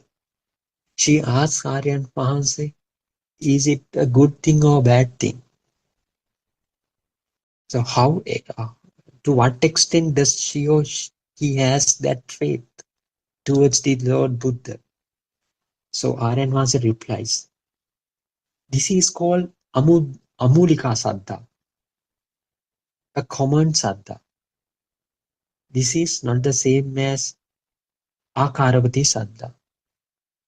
The faith occurs as a power given by the faculties, right? So Aryan Mahanse explains there are two different types of faiths. One faith is called Amulika Saddha. The other faith is called the Akaravati Saddha. So to the mundane world, with full of wrong views, when objects become real, a common faith occurs. Now Aranas explains how this Amulika Saddha takes place. In all religions in the world, this kind of faith is practiced. In all religions in this world, this kind of faith is practiced. What is the faith? Is the Amulika Saddha. What is this Amulika Saddha all about? When the objects become real, a common faith occurs. For that we call this Amulika Saddha. Can someone achieve Nibbana by offering flowers to the objects? Even the person who gets toddy from a tree bow down before climbs the tree. So even the person who hunts or kills bow down the gun. This is the common faith that is common to everything.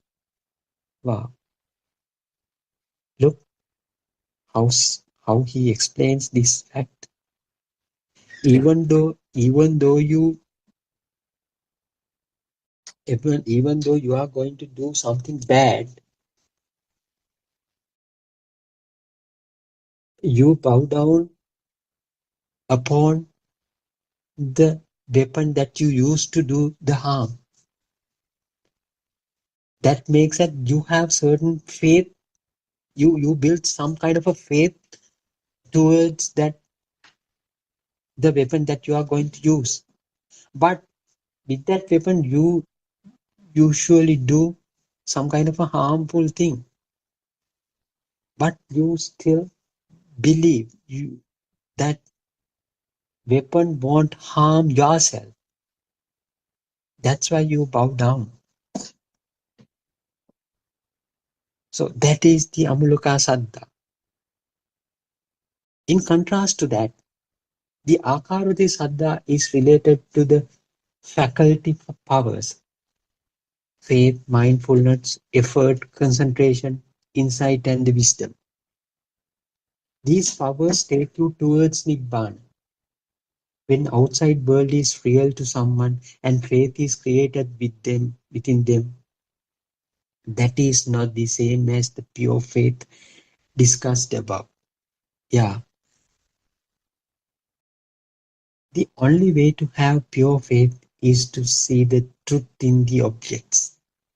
So, without seeing the truth of the external things, you won't be able to achieve or gain that faith. What is that faith? That is the Akaravati Saddha. So it has to be come from the understanding. So how do you achieve that understanding? How do you gain that understanding? To investigating, after investigating about your senses, you will understand these objects that you deal with are not really existing. So that Shraddha has to be come through the understanding only. In contrast to the previous type of Shraddha, that means this Amulika Shraddha, we believe in the external things. So then we worship those things. We build some kind of a faith on the external things. But when compared with the what do you call the second one, the Akaravati Shraddha, you understand the nothingness of the external things. Then you get some kind of faith on what you have understood. So that is different from the previous one. The only way to have pure faith is to see the truth in the objects. That is to see the emptiness and illusory nature in these objects. By experiencing the truth and knowing how the illusions are created in the mind, consciousness as explained in Buddhist doctrine, the pure faith can be generated. One must realize the truth. That is the only way of achieving this Akaravati Saddha. Yeah, if someone understand this truth, then he or she will get some kind of a faith about his or her understanding. That for that faith we call this Akaravati Saddha. Then participant asks Aranhanse, when I was worshipping, I felt the notion of an individual self cannot be incorporated. Prior to this experience, I felt the presence of the images, Rupa Darshana. What is that? Aranhanse replies, in that case, there is a self. Therefore, in that situation, because of the wrong view of the existing self, a feeling of individual existence is present. Yeah. So what Taranvasi wanted to highlight is that the fact that even though you think that you are alive, also if you think that you are alive, that also become a part of this external world. So once you understand the external is not real, the illusionary nature of the world, the self, the existence of self is also get dissolved.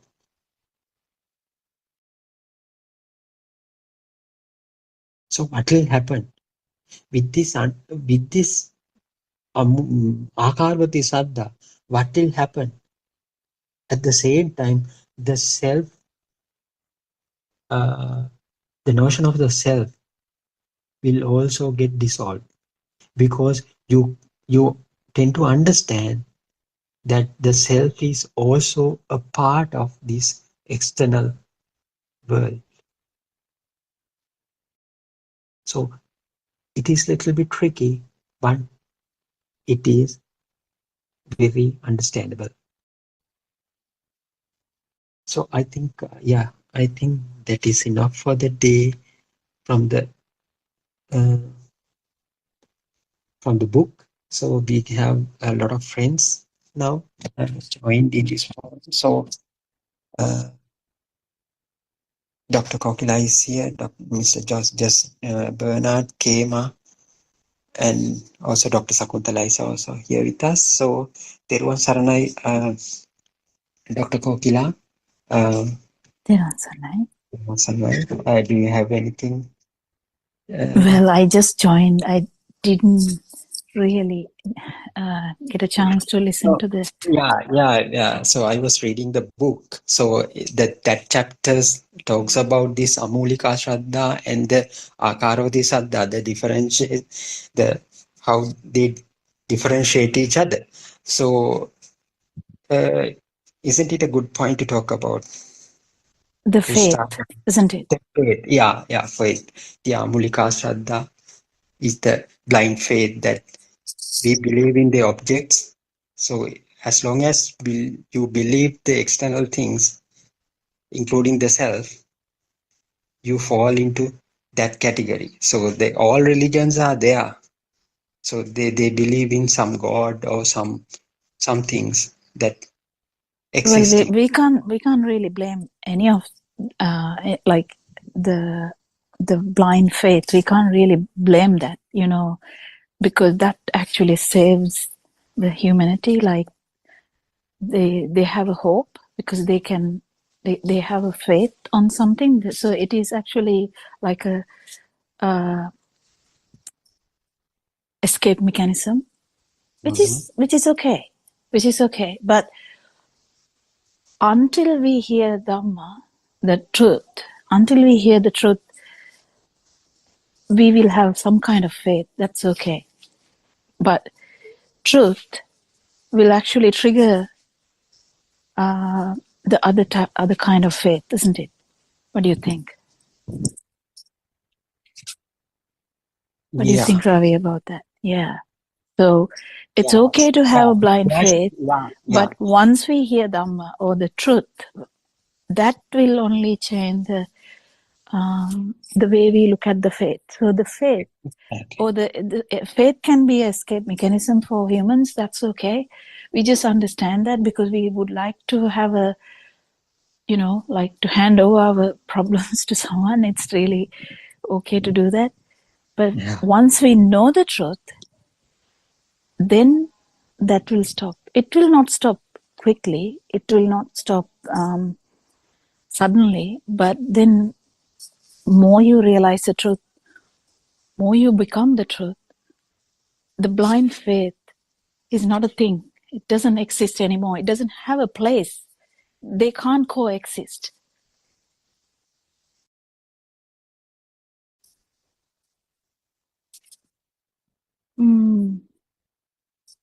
Anything to add? I'm not. As we know, the human minds are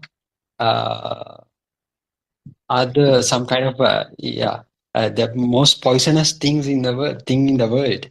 So if you encounter some kind of resistance to that, so you will tend to take some sort of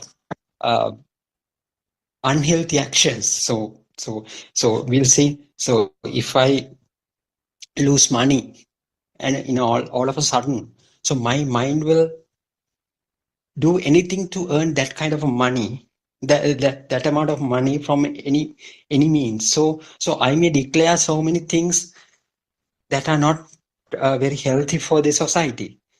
So but those things can be prevented by kind of even though it's a blind faith, it is okay, as you said. So it will help us to accommodate our mind in certain place. So I think in a that way, that is better. Even though we have this Amulika Shraddha, that is better in the absence of this what do you call the Akaroti Sat. Yeah, the consolation. I was find solace in it's some kind of consolation always, like to think, oh, that's karma, that's God's wish, like it's okay. We can't really argue for or against it. What actually matters is whether you know the truth or not. So if you know the truth, how everything is manifested in the world, whether it is me, my mind, how it is manifested, how this the I kind of have manifested. When you get to know that, how you feel as you are existing, or how your life will has happened, then you get to know the truth. You get to know that there's not actually, it's a construct. It can be a mental construct, or it can be an I construct. It can be your sensory organs, whatever. They are constructs, and that means they are not actually there. So when we get to know this truth, the blind faith has no place. It's just that it has no place. And in future, I think blind faith is going to fade away anyway, because people will, even without knowing the truth, they will understand this can't be, because they know too much science, too much stuff. So they will automatically understand. So try and tell a kid about the stuff that we believed as a child. I mean, in our small days, if a grandfather or grandmother tells a story, we listen to like that it's magic, In nowadays, if we tell the same story, they will be like, what's that? Like, what are you telling?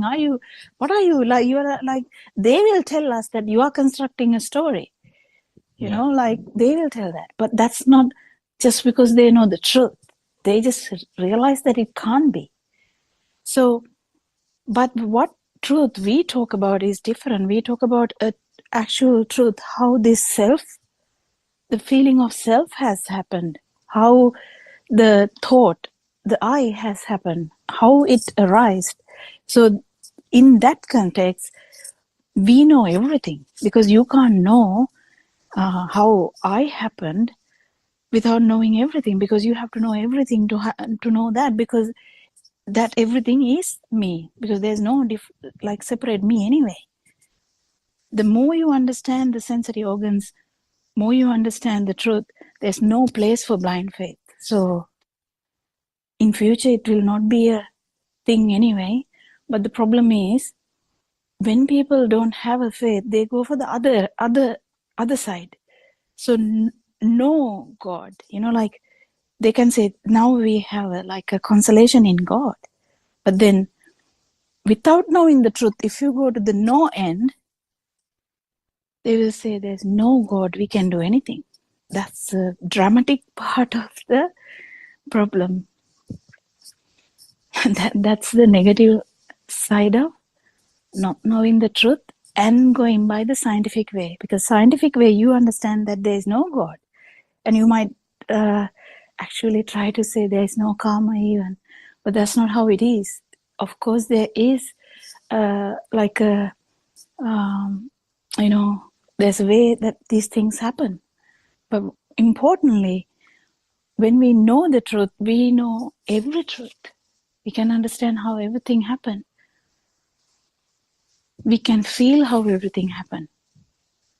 We don't have to be told. So the truth is very important, not to go to the, yes, there is a God, or there is no God, or there is a rebirth, or there is no rebirth. That's not what we are trying to say. We are not going into these two ends. we are trying to talk about the truth. What is the truth? Truth is about how we feel that we are existing, how we feel alive, how we've got this thought of self. So it's very important.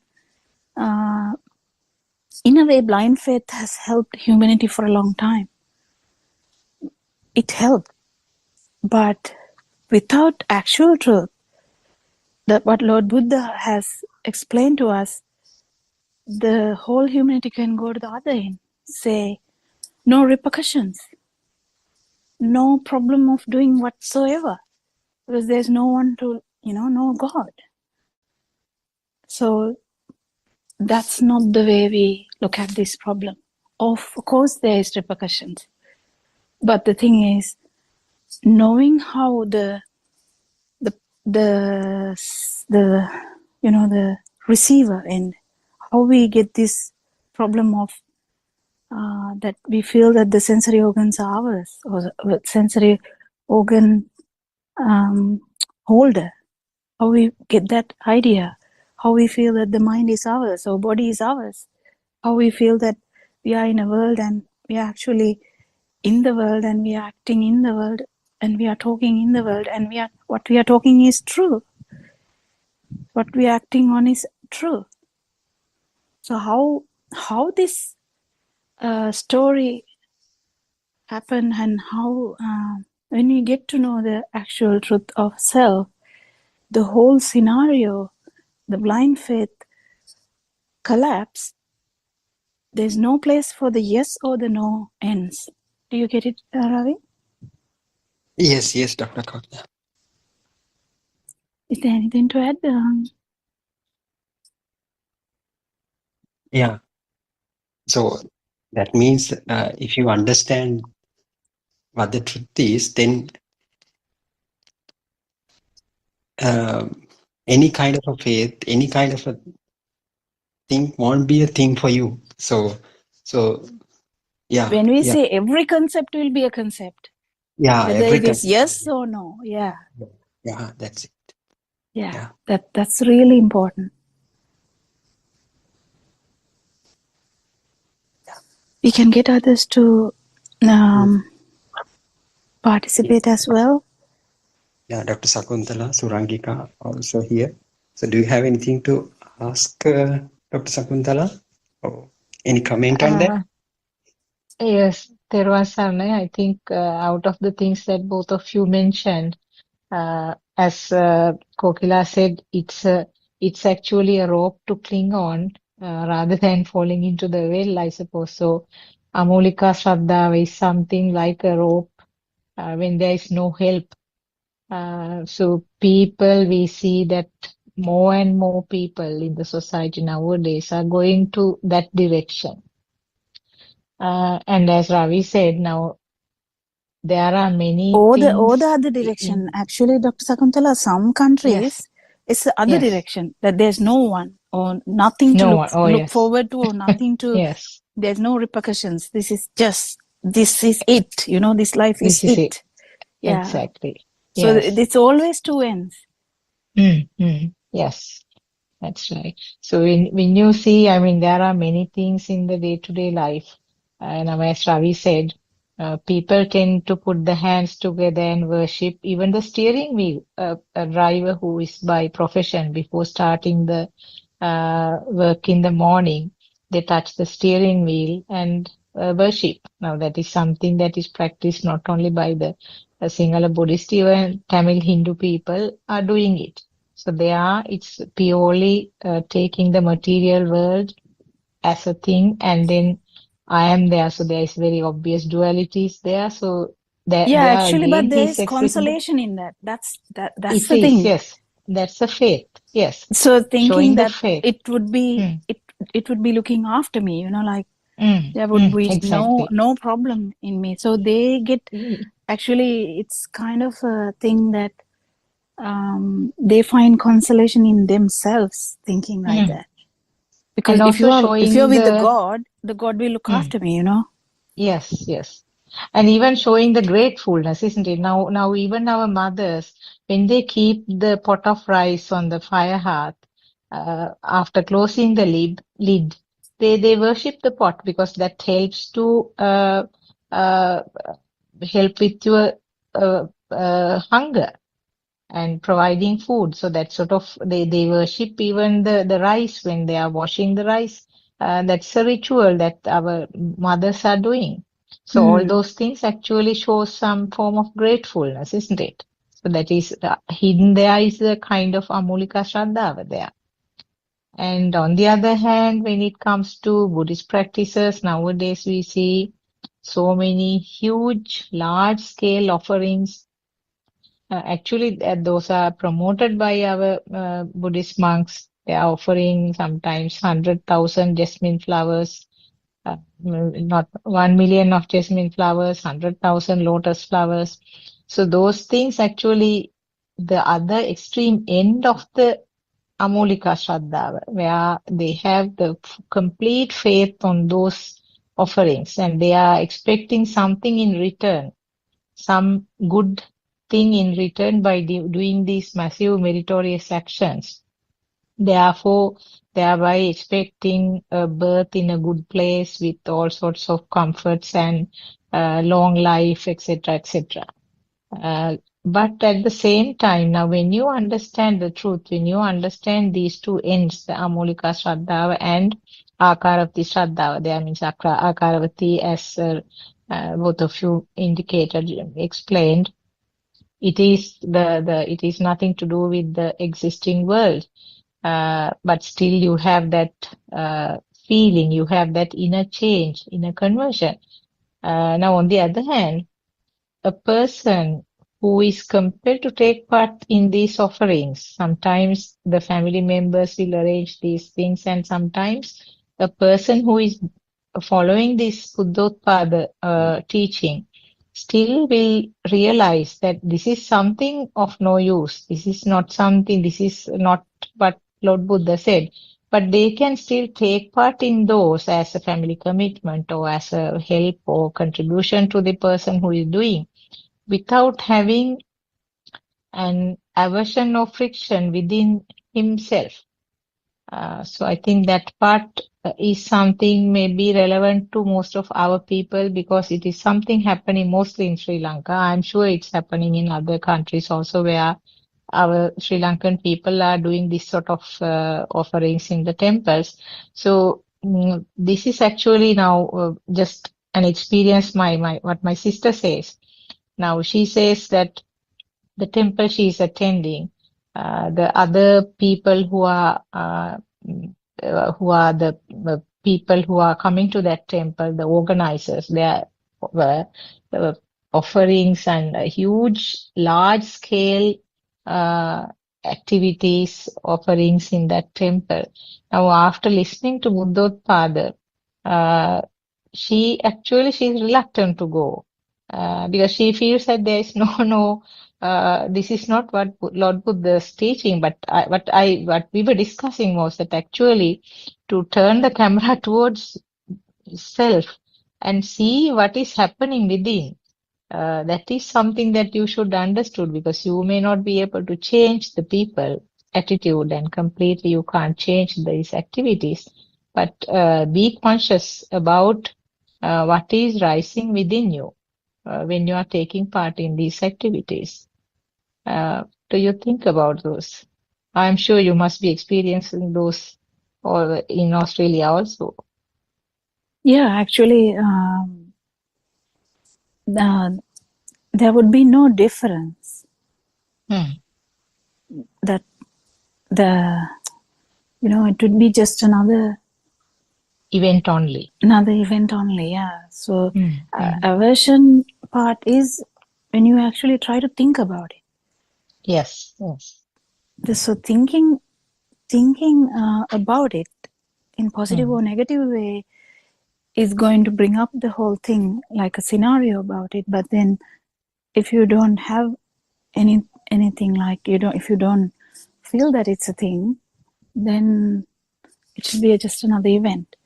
So you can I think it's like a good practice for you to flow like a water canal, like, and see what happens. If you have aversion, yeah, you can see that. And if you don't feel anything, and you just even, you won't even feel it, then that's it. But you will feel something else. You might get annoyed with somebody else's comments. So likewise, it's really interesting to keep the camera towards you, so that how this self dances. I mean, not dances, but Yeah, the it's a good way of testing self, isn't it? Taking yeah, part in such things is a good way of testing the yeah. self. Yes. If you're actually concentrating on that, then if you keep thinking about it, that means that itself mean that it has become a thing to you. That's why you keep thinking whether I should go, whether I should not go, whether I should go, whether I should not go. You don't think like that when you go to the toilet, whether I should go or not go, So you don't think about it when you go to the kitchen and try to do something. So because this highlights something, you feel it as a different thing that you're doing, and that's not the thing. So more you understand Dhamma, more you understand the truth, everything will be just a thing, just another.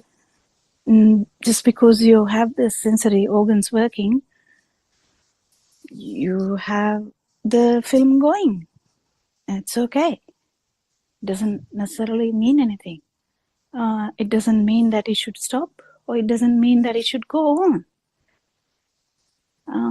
So that's the interesting part of knowing Dhamma, or knowing the truth, that you will be like free like a feather, and you'll be doing whatever you can do. Yeah, it's Whatever you actually can do. something that most of us experience, I suppose. Now, I just want to point out something that I experienced. Now, there are a couple of annual almsgivings that we do to a big number of monks. And I could remember the excitement that I had beforehand. I was preparing the things sometimes a few months before. The excitement will gradually build up and reach a climax by the time that the almsgiving is there. So excited, and will invite so many other people, and actually it was a kind of stress underneath, but that time I didn't feel it as a stress, but it was a kind of excitement. Now it's the same current that now I can see that it is the same current. But now I feel that I'm still doing the things in the same way. I have no, change in the plan. I do it completely in the same way. But that excitement which was there, the current which was rising with time when it is coming closer and closer, The is stress. very little. Very little, yes. Yeah. So that's really important. That's the thing. So the more you understand the truth, the more you attain the tranquility. That's all. You will be functioning as before. Yes. But you might lose some stuff, because automatically you might, because you have a ritual. You go once a year almsgiving. You get a date, so you tend to do that. So you will actually write it down also. Otherwise, you might forget that too. So you need a set plan. Then you will go according to that. But whether you want to do something, that's really not be the case. So you might actually not do some stuff that you have done before. That's not a problem. Yes, not a problem. Actually, no one else notices that either, because no one has questioned me and asked, aren't you interested like earlier? Because I automatically, it doesn't seem to be appearing from outside to an outsider. But that was the inner feeling that I had, that I still go on doing it in my maximum way, with the maximum attention, and then paying the maximum time and spending all sorts of things, effort, everything. And no change in the type of the meals prepared and everything. Exactly the same. And no one has realized any change either. But that current which was there is minimal now. Yeah. Yeah, so the faith actually, faith can vary with knowing the truth and without knowing the truth. So with truth and without truth. So that will actually in future, I think in about 100 years time, this younger generation, Gen Alpha, or is it Gen Alpha? I think Gen Alpha. So in their time, I don't think there would be anything that we can talk about. I think it will be just knowing the truth and not knowing the truth. Because they might even question the almsgiving. Yes, exactly. Yeah, but then someone has to know how to explain all that, because you can't actually explain how one can be happy by giving a almsgiving, how an other person will not be happy by giving an almsgiving. So they don't understand the difference between that, how one can be happy and other, how when they think that it's a nonsense, then why the other one is annoyed. That none of this should be there. Then why the new generation is annoyed? Why the prior generation didn't get annoyed, but they liked it? None of these things does matter. Actually, knowing the truth does matter. That would be the priority in future. We won't be even living, but we kind of try to tell this now so that at least one day they will listen to these things, because the truth, I think, will surface. Because none of these, perceived ideas of God or perceived idea of rituals may be disrupted anyway by the new generations. So then, if there's no truth, this is going to be a disaster, because they will think we can do whatever. They won't feel any humanity. So this change will come now, because they will understand how it's actually the stimulus only. There's no self here. So then how can you be selfish?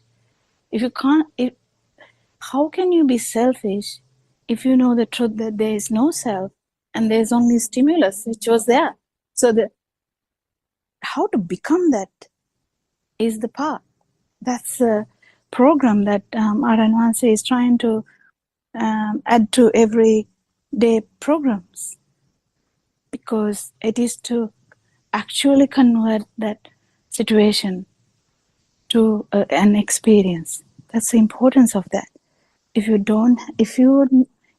there's no self here, you have to feel it. You can't just think about it. You can, that's what we do first, but then we have to feel that too. Then it is for sure, then we don't have any doubts about what Lord Buddha said. So that's the most important thing. But to go there, we have to talk about this truth, discuss about this truth, associate with a noble friend who has understood this fully, and do the programs like that, and think in the truthful way. That's all we can do. And what we are trying to do by Zoom discussions is trying to give this truth to the future generation, because future generation can't be deceived. They can't be deceived. They can't be asked to, believe this. We believed whatever someone said, like we had that quality. We had that blind faith. I must admit that. What do you think? If mother said something, didn't we like take it as a thing? Like if the grandmother said something, we would say, oh yeah. I mean, we just take it. Yes. But nowadays they question it. They would be like, no, and we don't have an answer. If you don't know the truth, you don't have an answer. You will be like lost. And you will be like, oh, they don't have anything. They will be going to the hell. No, that's not the point either. They will go to the hell if they don't know the truth, yes. But you have to have the truth to give it to someone. You can't give the truth to someone if you don't know the truth. So that's why we are trying to arrange Zoom meetings and try to tell this, because in 100 years' time, I don't think anyone will be, going into rituals that much, because the world will be going towards the science too much, and then think everything in a scientific way. And they will be really materialistic, really, really materialistic. So this is how we are trying to get the spiritual path into fruit with the truth, because only truth can argue with the science. Only truth can handle the future. What do you think, Ravi? Yes, exactly. I think there would be no harm if you if you know the truth. So you can do whatever the things you want after knowing these things as well. So this truth as well. So to that initial question that I had, so as Dr. Sakuntala said, starting with, so shall I ask a question from that? So starting from some kind of acceptable level of this Amulika Saddhava, that means, so we'll say, as Dr. Sakuntala said, worshipping the rice pot when it keep on fire. So it is kind of a good acceptable thing for us now. So starting from that, there is some kind of a tendency to push her towards that the massive scale offerings, to go to that kind of massive scale offerings as well. So 1,000 million what do you call jasmine offering. So there is kind of a tendency. So if you go to that level, so even though hear this truth, so you won't be able to grasp this. So at what point we should introduce these things? At the initial level, or so is so many people have I think some kind of minds will, which is I don't know how to say that in English, but when we say drishtigata, like we have like so strong concepts, we might not be able to break it. That's okay. Not everyone will understand this anyway. It's okay. But the thing is, we can't have a written plan when to release this or what to do.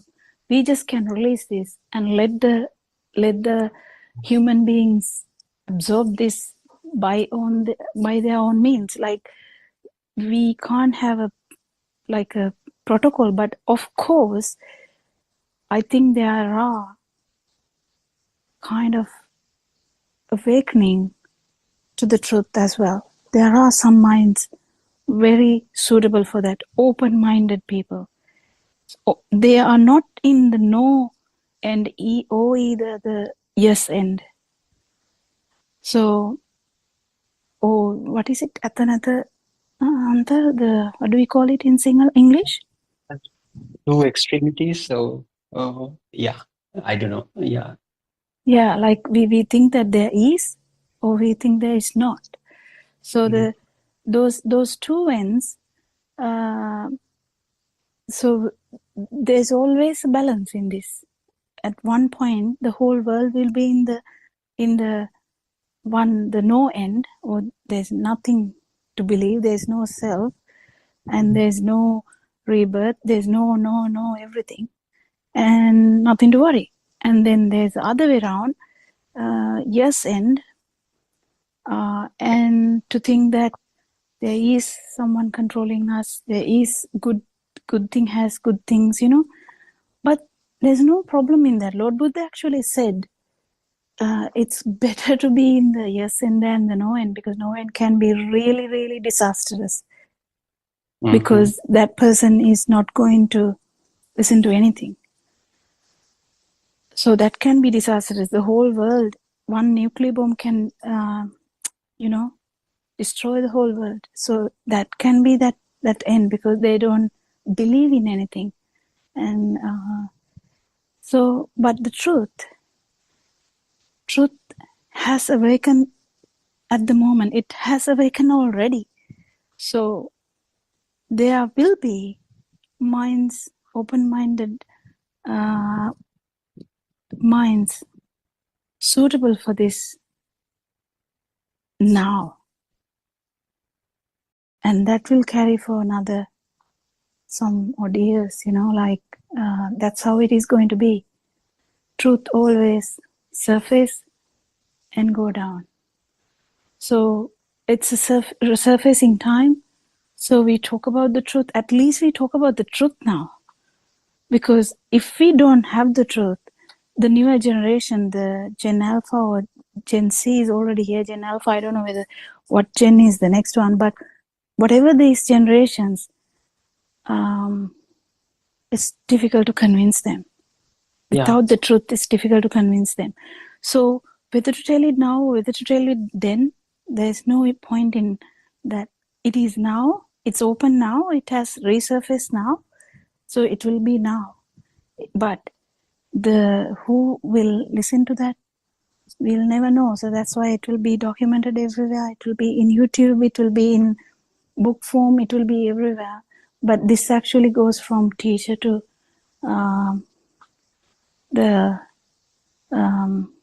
always there should be a noble friend who is guiding. That will happen, that will not stop, but it will keep happening. But that's the importance. That's the importance of opening this now. It is already open actually, Ravi. So when to give this or what to do, it's not kind of it's not in our plan. It is happening already. So if somebody can't take it, that's okay. I mean, we can't change people, can we? We can change ourselves, and they can look at us and feel the change and then change. That's all we can do.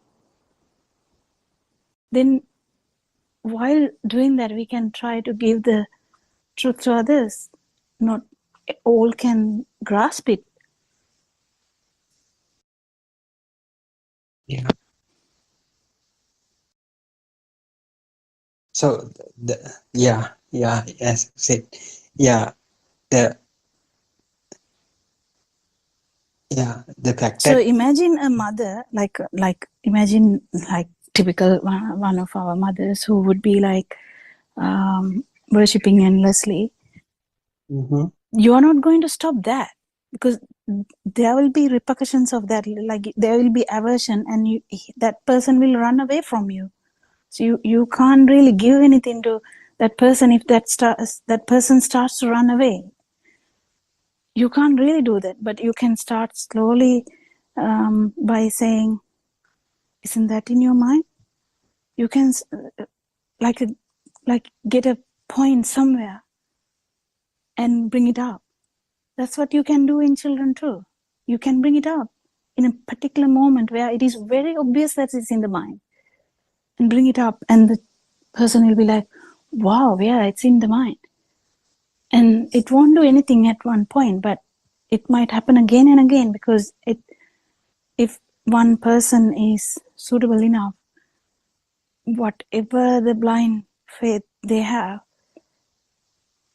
they might change. They might do a 180-degree turn. We never know. We can only sense the opportunity and do it. even if the person is very highly, very high, with high taste of concepts.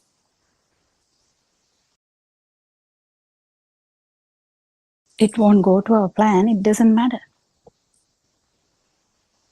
Yeah. We shouldn't go and attack the ritual first. Then they will run away from us. That's not the way. So if someone is addicted to concentration meditation, you don't first start by attacking that, but then that person will definitely, when they see us, they will be like going in from another room because they don't want to hear that, because they like it so much. But that's not how you should approach that. There would be a time that he's out of that meditation and then suffer. Then you can show it. No, don't worry, that's in your mind. And actually, that's not true. But then he might realize it. He may or he may not. That can't be predicted, can we? We can try only. Yeah. Yes. Yes, I think Randima and Surangika are also here. Do you have anything to add or anything to ask, Randima? Therwan Saranai? Yeah, Therwan Saranai, Dr. Ravi, Therwan Saranai, Kokila and Sakuntala. So, yeah, I think it's a very interesting discussion because this blind faith, I think some rituals and some practices. So this blind faith, you see, that is very strongly rooted. So these things are happening in a way like people are also helpless. So they go by some blind faith because there is no any other consolation for them. So faith, if we take the faith for what? So definitely faith is there for something. So that means it is extreme. There is something means that's the mind. Because mind, what is mind? Mind is extreme. Either something is there or something is not there. So this is what's happening. If someone try to go behind the faith, so definitely the person is there and also faith towards something is there. So there is no real, you see, feel of transformation, of liberation in these paths. So the real path is the truth. So as you all discussed, so if one get a chance to listen to this Dhamma, that there is no soul here, and when it understand the formation of this mechanism, and when it starts to feel the truth in the sense the transformation, so that is the inside transformation or this internal transformation. So in other words, it is a field.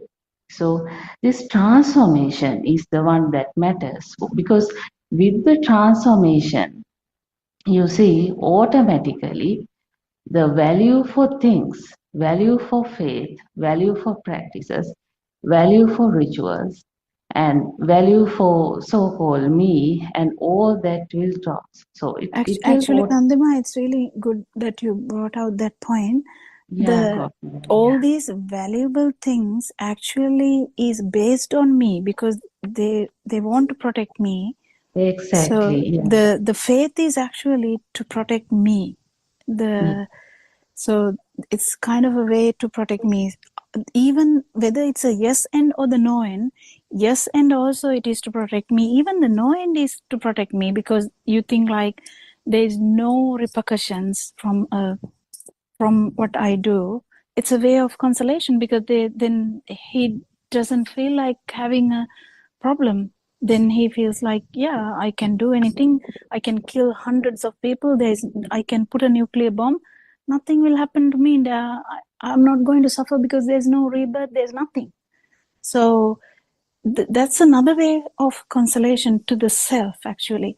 So when the rooted idea of self is there, there's always the self try to like get the consolation from either the yes end or the no end with the blind faith. So blind faith not necessarily depend on all these rituals. Blind faith is there when you think that there is no self as well. Like when you think knowing that the no end, like when there is no rebirth, no nothing. This is just this birth only, which is very prominent in other European countries. That is also another kind of faith, because they have a consolation in that, so they don't have to worry about the moment now. So those two ends are actually hidden ways of consoling the soul, or the whatever they perceive as soul, or whatever their self. So we need to address both ends to address this to the European countries, because most of the European countries, the Asian countries can be different, but the European countries can be in the other side. So we need to address both ends. So both ends can be blind faiths. So whatever we can think anything, we can think it is there, or we can think it is not there. Whatever we think is not true, and whatever we feel that there is self is also actually a mirage. So that's where the truth begins. That truth can cover both ends. Otherwise, the world will shift from one end to the other end. It has happened before, and it will keep happening in the future too. Isn't it, Randima? Yeah, exactly, Kokila. Yeah, because this mind is the extreme. So if one in the mind is still, it's think in the mind that there is no soul, is another end. It's another thought. It's back again falling to another. Actually, we use the word drushti, misconception. So it's very difficult sometimes to convince this, isn't it? Yeah, only way to convince the truth is to explain how this self-existence, the feeling of self-existence or feeling alive happened, and how this self-thought has arisen. That's the only way. That's the only way that Lord Buddha used, and that's the only way we can use. That's the only way a person will really understand the truth. That's where the magician's magic won't be magic anymore, because you know how this perception, self-perception occurred. And that's a good message to everyone, I think. Isn't it? Yeah. I think when we use the term drushti, the misconception. So I think for some category of people, this misconception side is very strong. Some rituals, practices, some strongly rooted beliefs, maybe on a god or something. So you see, it's blocked to be open mind. But there are certain waves of people where they are a bit of more open mind, so it's not very much blocked in a particular, you see, a frame. Yeah.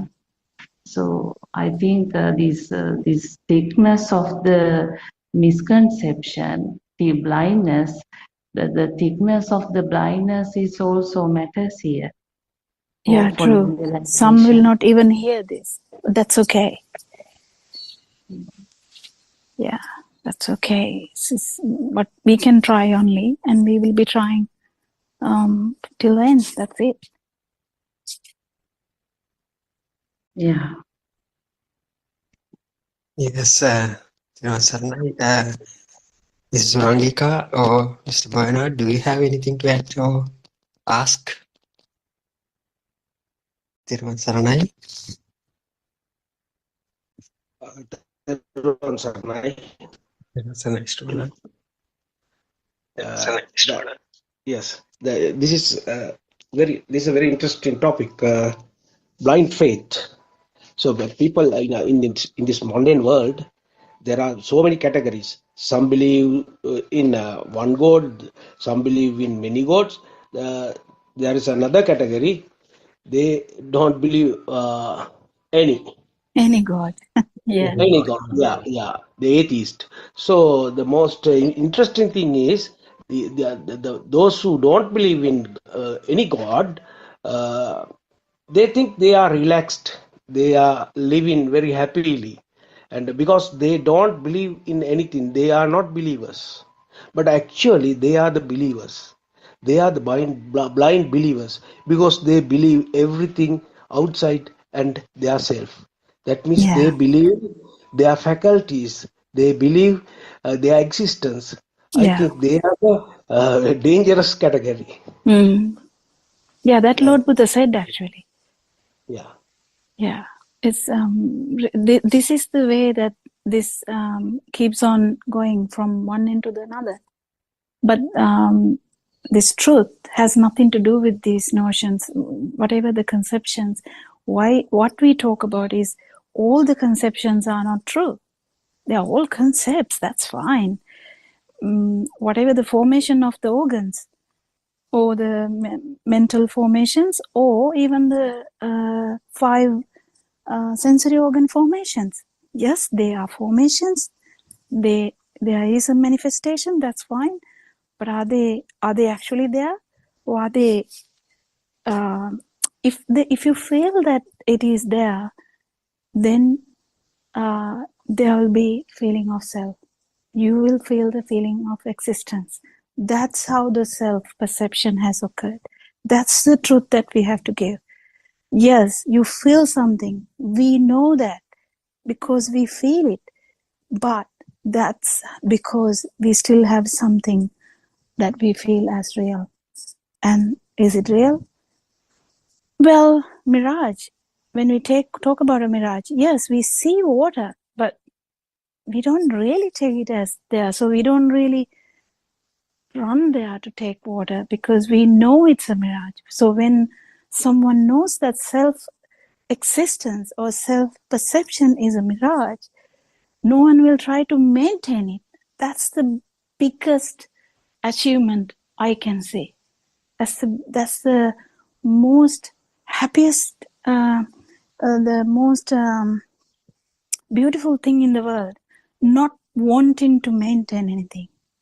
Not wanting to even maintain the self-existence. Isn't it, Bernard? Yes, that is indeed true. Yeah, That is right. it's Yes, really right. beautiful. Yeah. Yeah. Yeah, Thiruvan Saranai, Mr. Bernard. Mrs. Surangika, do you have anything to ask or add? Thiruvan Saranai, Dr. Ravi, and to all Dhamma friends. I think there's a lot of perspectives given on the way these beliefs have worked.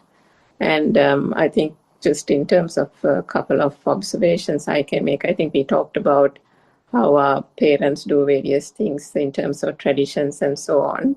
But if you think back, I mean, even when we were small, we used to roll our eyes in exasperation when our grandparents say, "Oh, no, don't do that, don't do that. You have to do this first before you do that." And, as grandkids, you were like, "Oh, God, here we go," type of thing. And so if you think about our mothers, so that was like our grandparents. And then if you think about our mothers and that generation, that is a slightly lessened, meaning they do those traditions, but they're that not doesn't. so, The problem is that doesn't mean the right vision. That's the exactly. thing. Yeah. So it goes from that end to the other end and keep floating between two.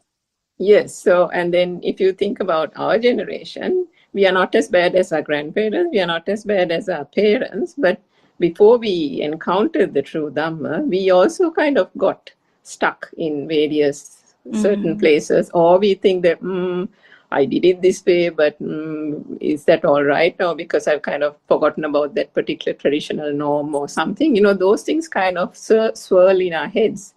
But, and then we talk about, and Dr. Kunkala also talked about the modern day kids and how they challenge, because they can't understand our grandparents, parents, or ourselves. They are in a different world, but at the same time, whilst they are intelligent and whilst they question everything, and they have, I think, the most open minds that one can encounter now. I certainly experienced that with my nephew and niece as well. But that doesn't mean that what they are saying and challenging is also true, because in that generation, they have their own challenges. And they are the most depressed, I would say. They are the most depressed.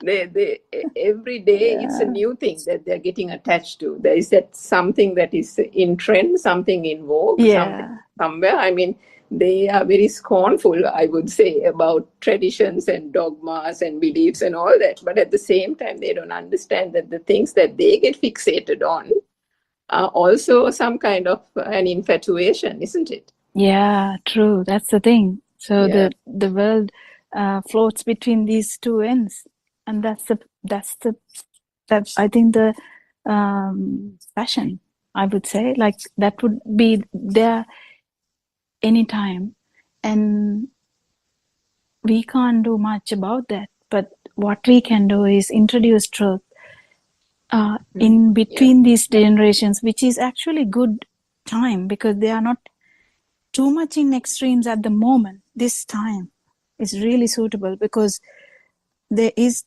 2 or 3 generations that was in some kind of ritualistic world, and there's 2 or 3 generations that are lost between those things and actually attached to the organs as nothing, like they are glued to like the sensory organs. So the truth is surfacing in that kind of a time, and it's so beautiful. It would be so interesting to I think what R.N. Vanse is doing, and he has said this in several Zoom sessions, if you think about our grandparents and the old ammas in the villages, you can't take away, I think several people mentioned that in this talk, you can't take away the pouring of water to the Bodhi tree, those little rituals which brings a sense of happiness and peace and calm to that grandmother, because that is far better to put that person's mind at ease by allowing that little tradition to take place. But at the same time, just as you said, Dr. Kokila, once you do that and help the mother to do that, then you just sit them down and introduce in a very simple way the truth, the pure Dhamma, and not make it too forceful, not make it too heavy in plain Sinhalese or English or whatever it is. And then you're kind of balancing the two. And then gradually that mother will slowly realize, oh, actually, I don't really need to do the pouring of the water, or she might still do it, but she won't be invested in it. She won't do it out of fear when she goes and worships Devadas. That is done out of fear. As I think Randima said, the deep-rooted fear to protect oneself, because the self is still so prominent. And gradually, through introduction of the truth, one weans the person away from those dogmas and traditions. You can't do it overnight. It has to happen gradually over time. Yeah, it will. I think it has started already, that we are actually doing a Zoom discussion like this. And then, I mean, the thing that R.N. Vanse is doing with the children, you have to do it with children and allow them to approach it with a sense of curiosity, isn't it? Because children are naturally curious. And if you say, son, all this is arising, or the things that you're experiencing is only a thought, then the child is naturally curious. Then she said, oh, if I like a dog, is that dog, just a thought? And then the child will start thinking about it that way. And that's the real ripe age where you can introduce this novel concept, because it's unheard of. They don't hear it in their households. They don't hear it from their parents. And that is what Aryan Vahanse is gradually introducing, so that I think he's dealing with every generation in a very artful and very novel way, isn't it? Yeah, that's so beautiful. Yeah. Yeah.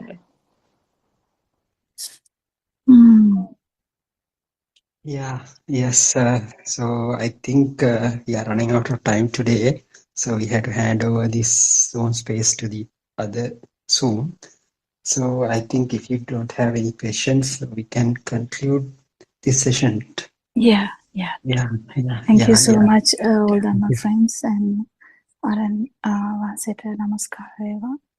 Thank you, everyone. Thank you, Dr. Prabhu. Thank you, all friends. Thank you.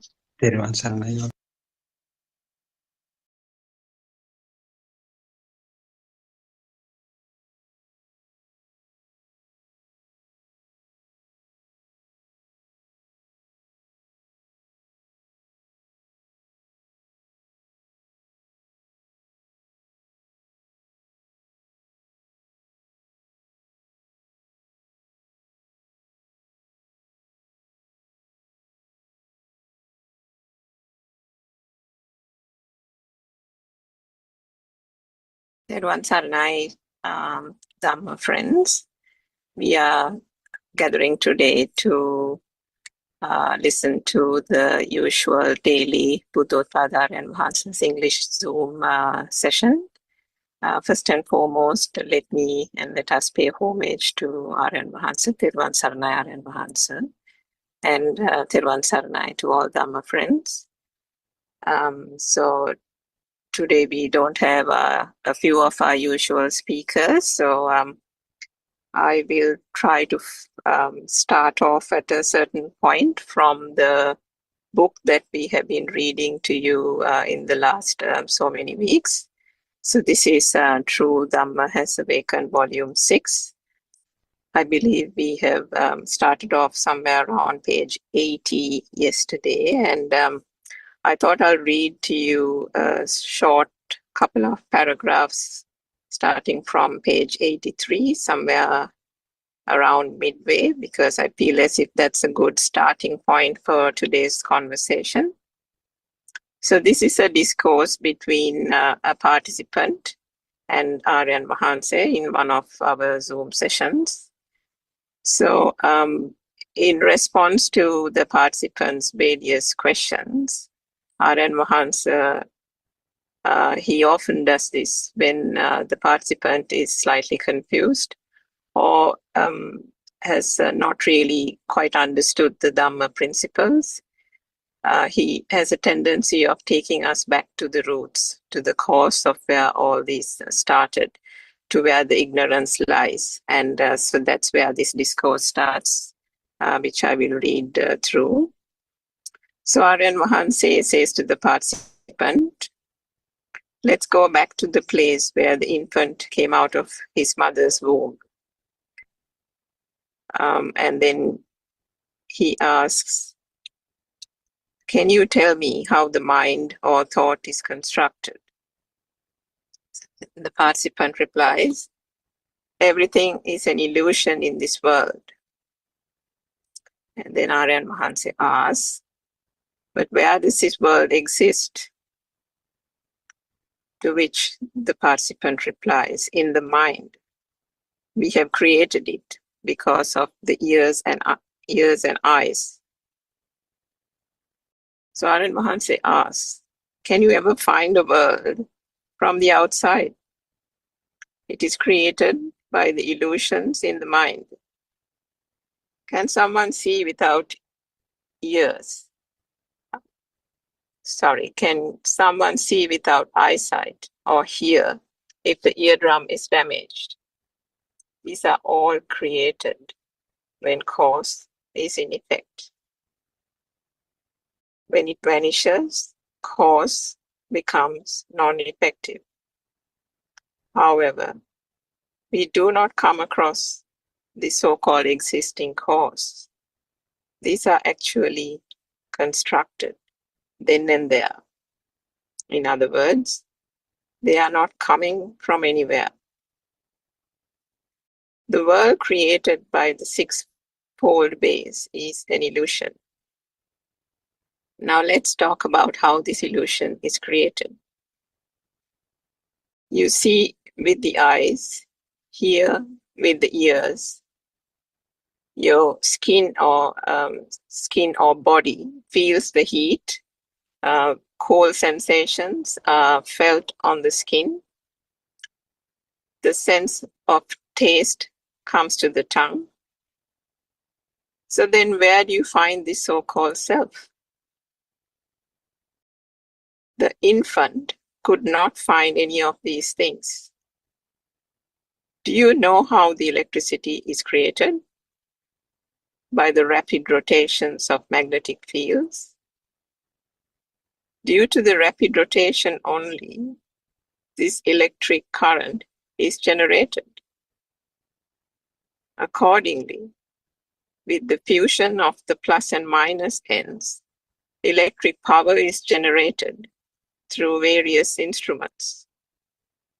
And in the same manner, when sounds and colors are fused or combined, the feeling of an existent thing or existing thing is created. Now, this is only an influence created through a process. Then how can you find a soul or self here? In that case, is there anybody called Aryan Mahansa or noble spiritual teacher in the first place? The wall is seen by me, but is that true? Or is it just seeing? Don't we call that a vision? In the same way, the wall, mother, tree, etc. are not things in reality. They are only thoughts. A little child is taught colors, in other words, rupa or form, and sounds, nama. And that is how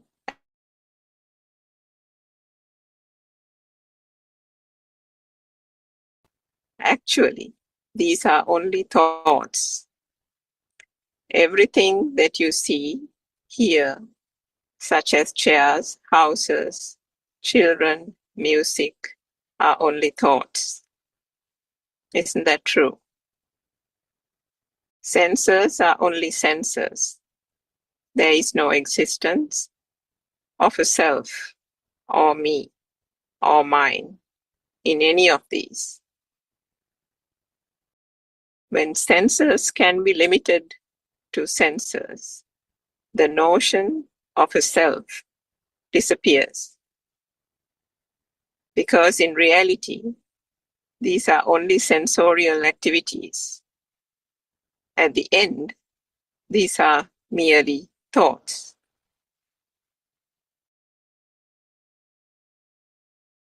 Performing activities without the notion of an individual self. How far is Daruchirya, who was an ascetic, traveled to listen to the Dhamma? How far the Buddha traveled to offer a single Dhamma stanza? Isn't it the greatest thing that you are able to receive the Dhamma?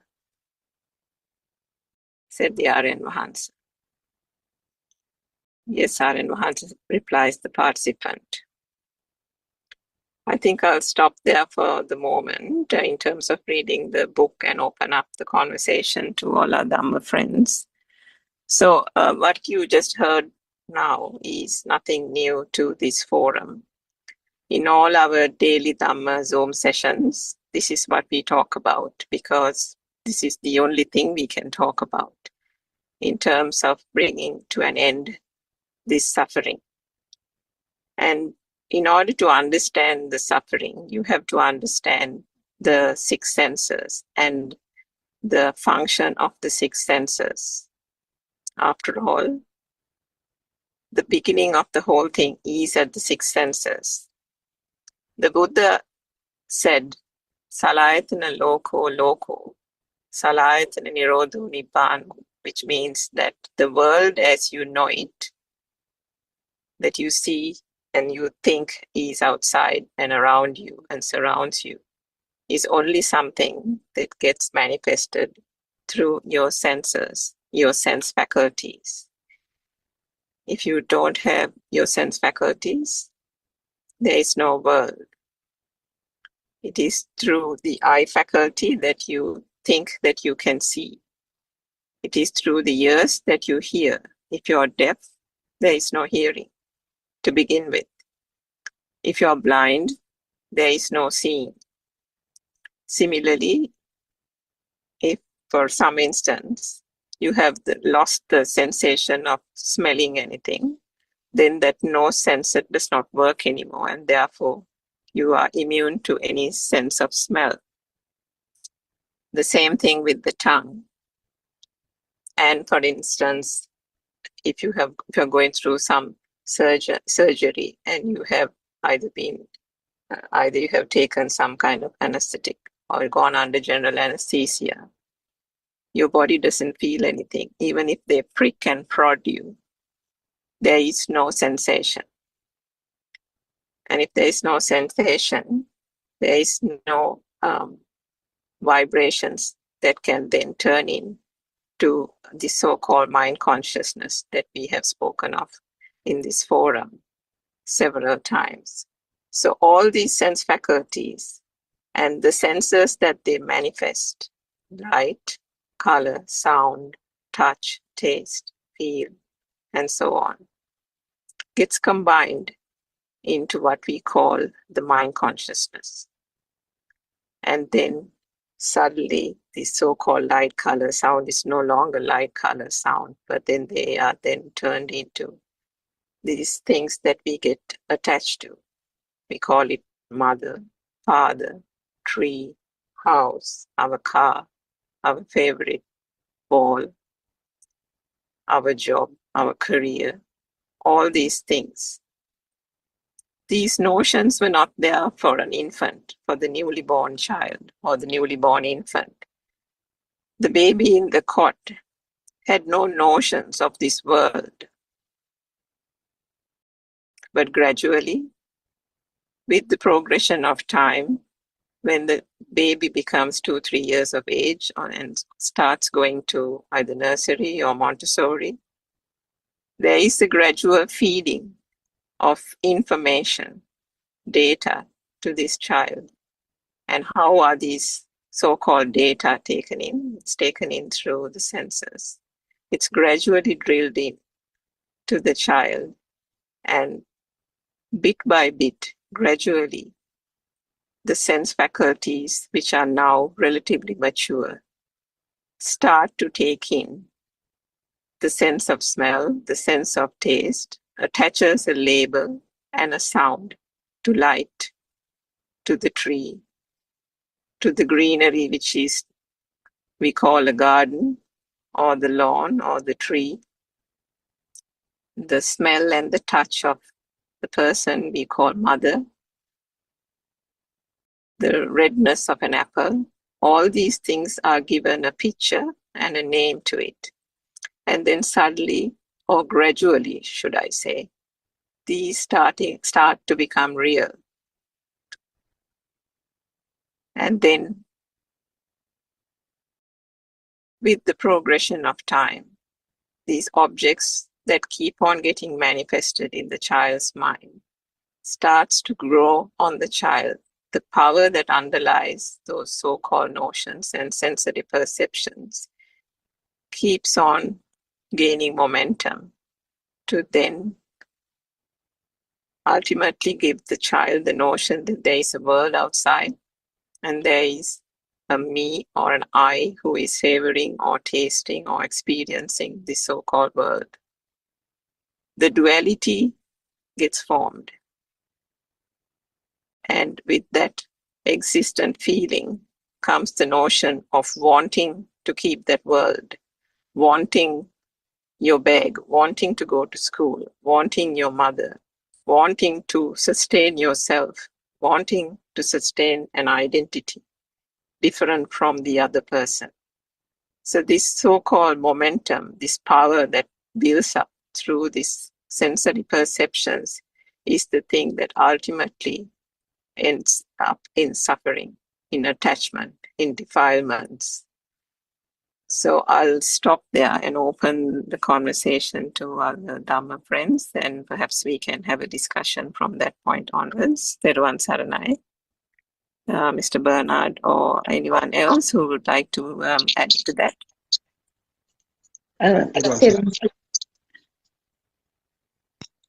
Teruvan Saranai Arena. Teruvan Saranai Surangika. Teruvan Saranai, Dr. Chandini. Yeah, this actually what I wanted to add is this, the mind creation, how it is a wonderful thing, isn't it?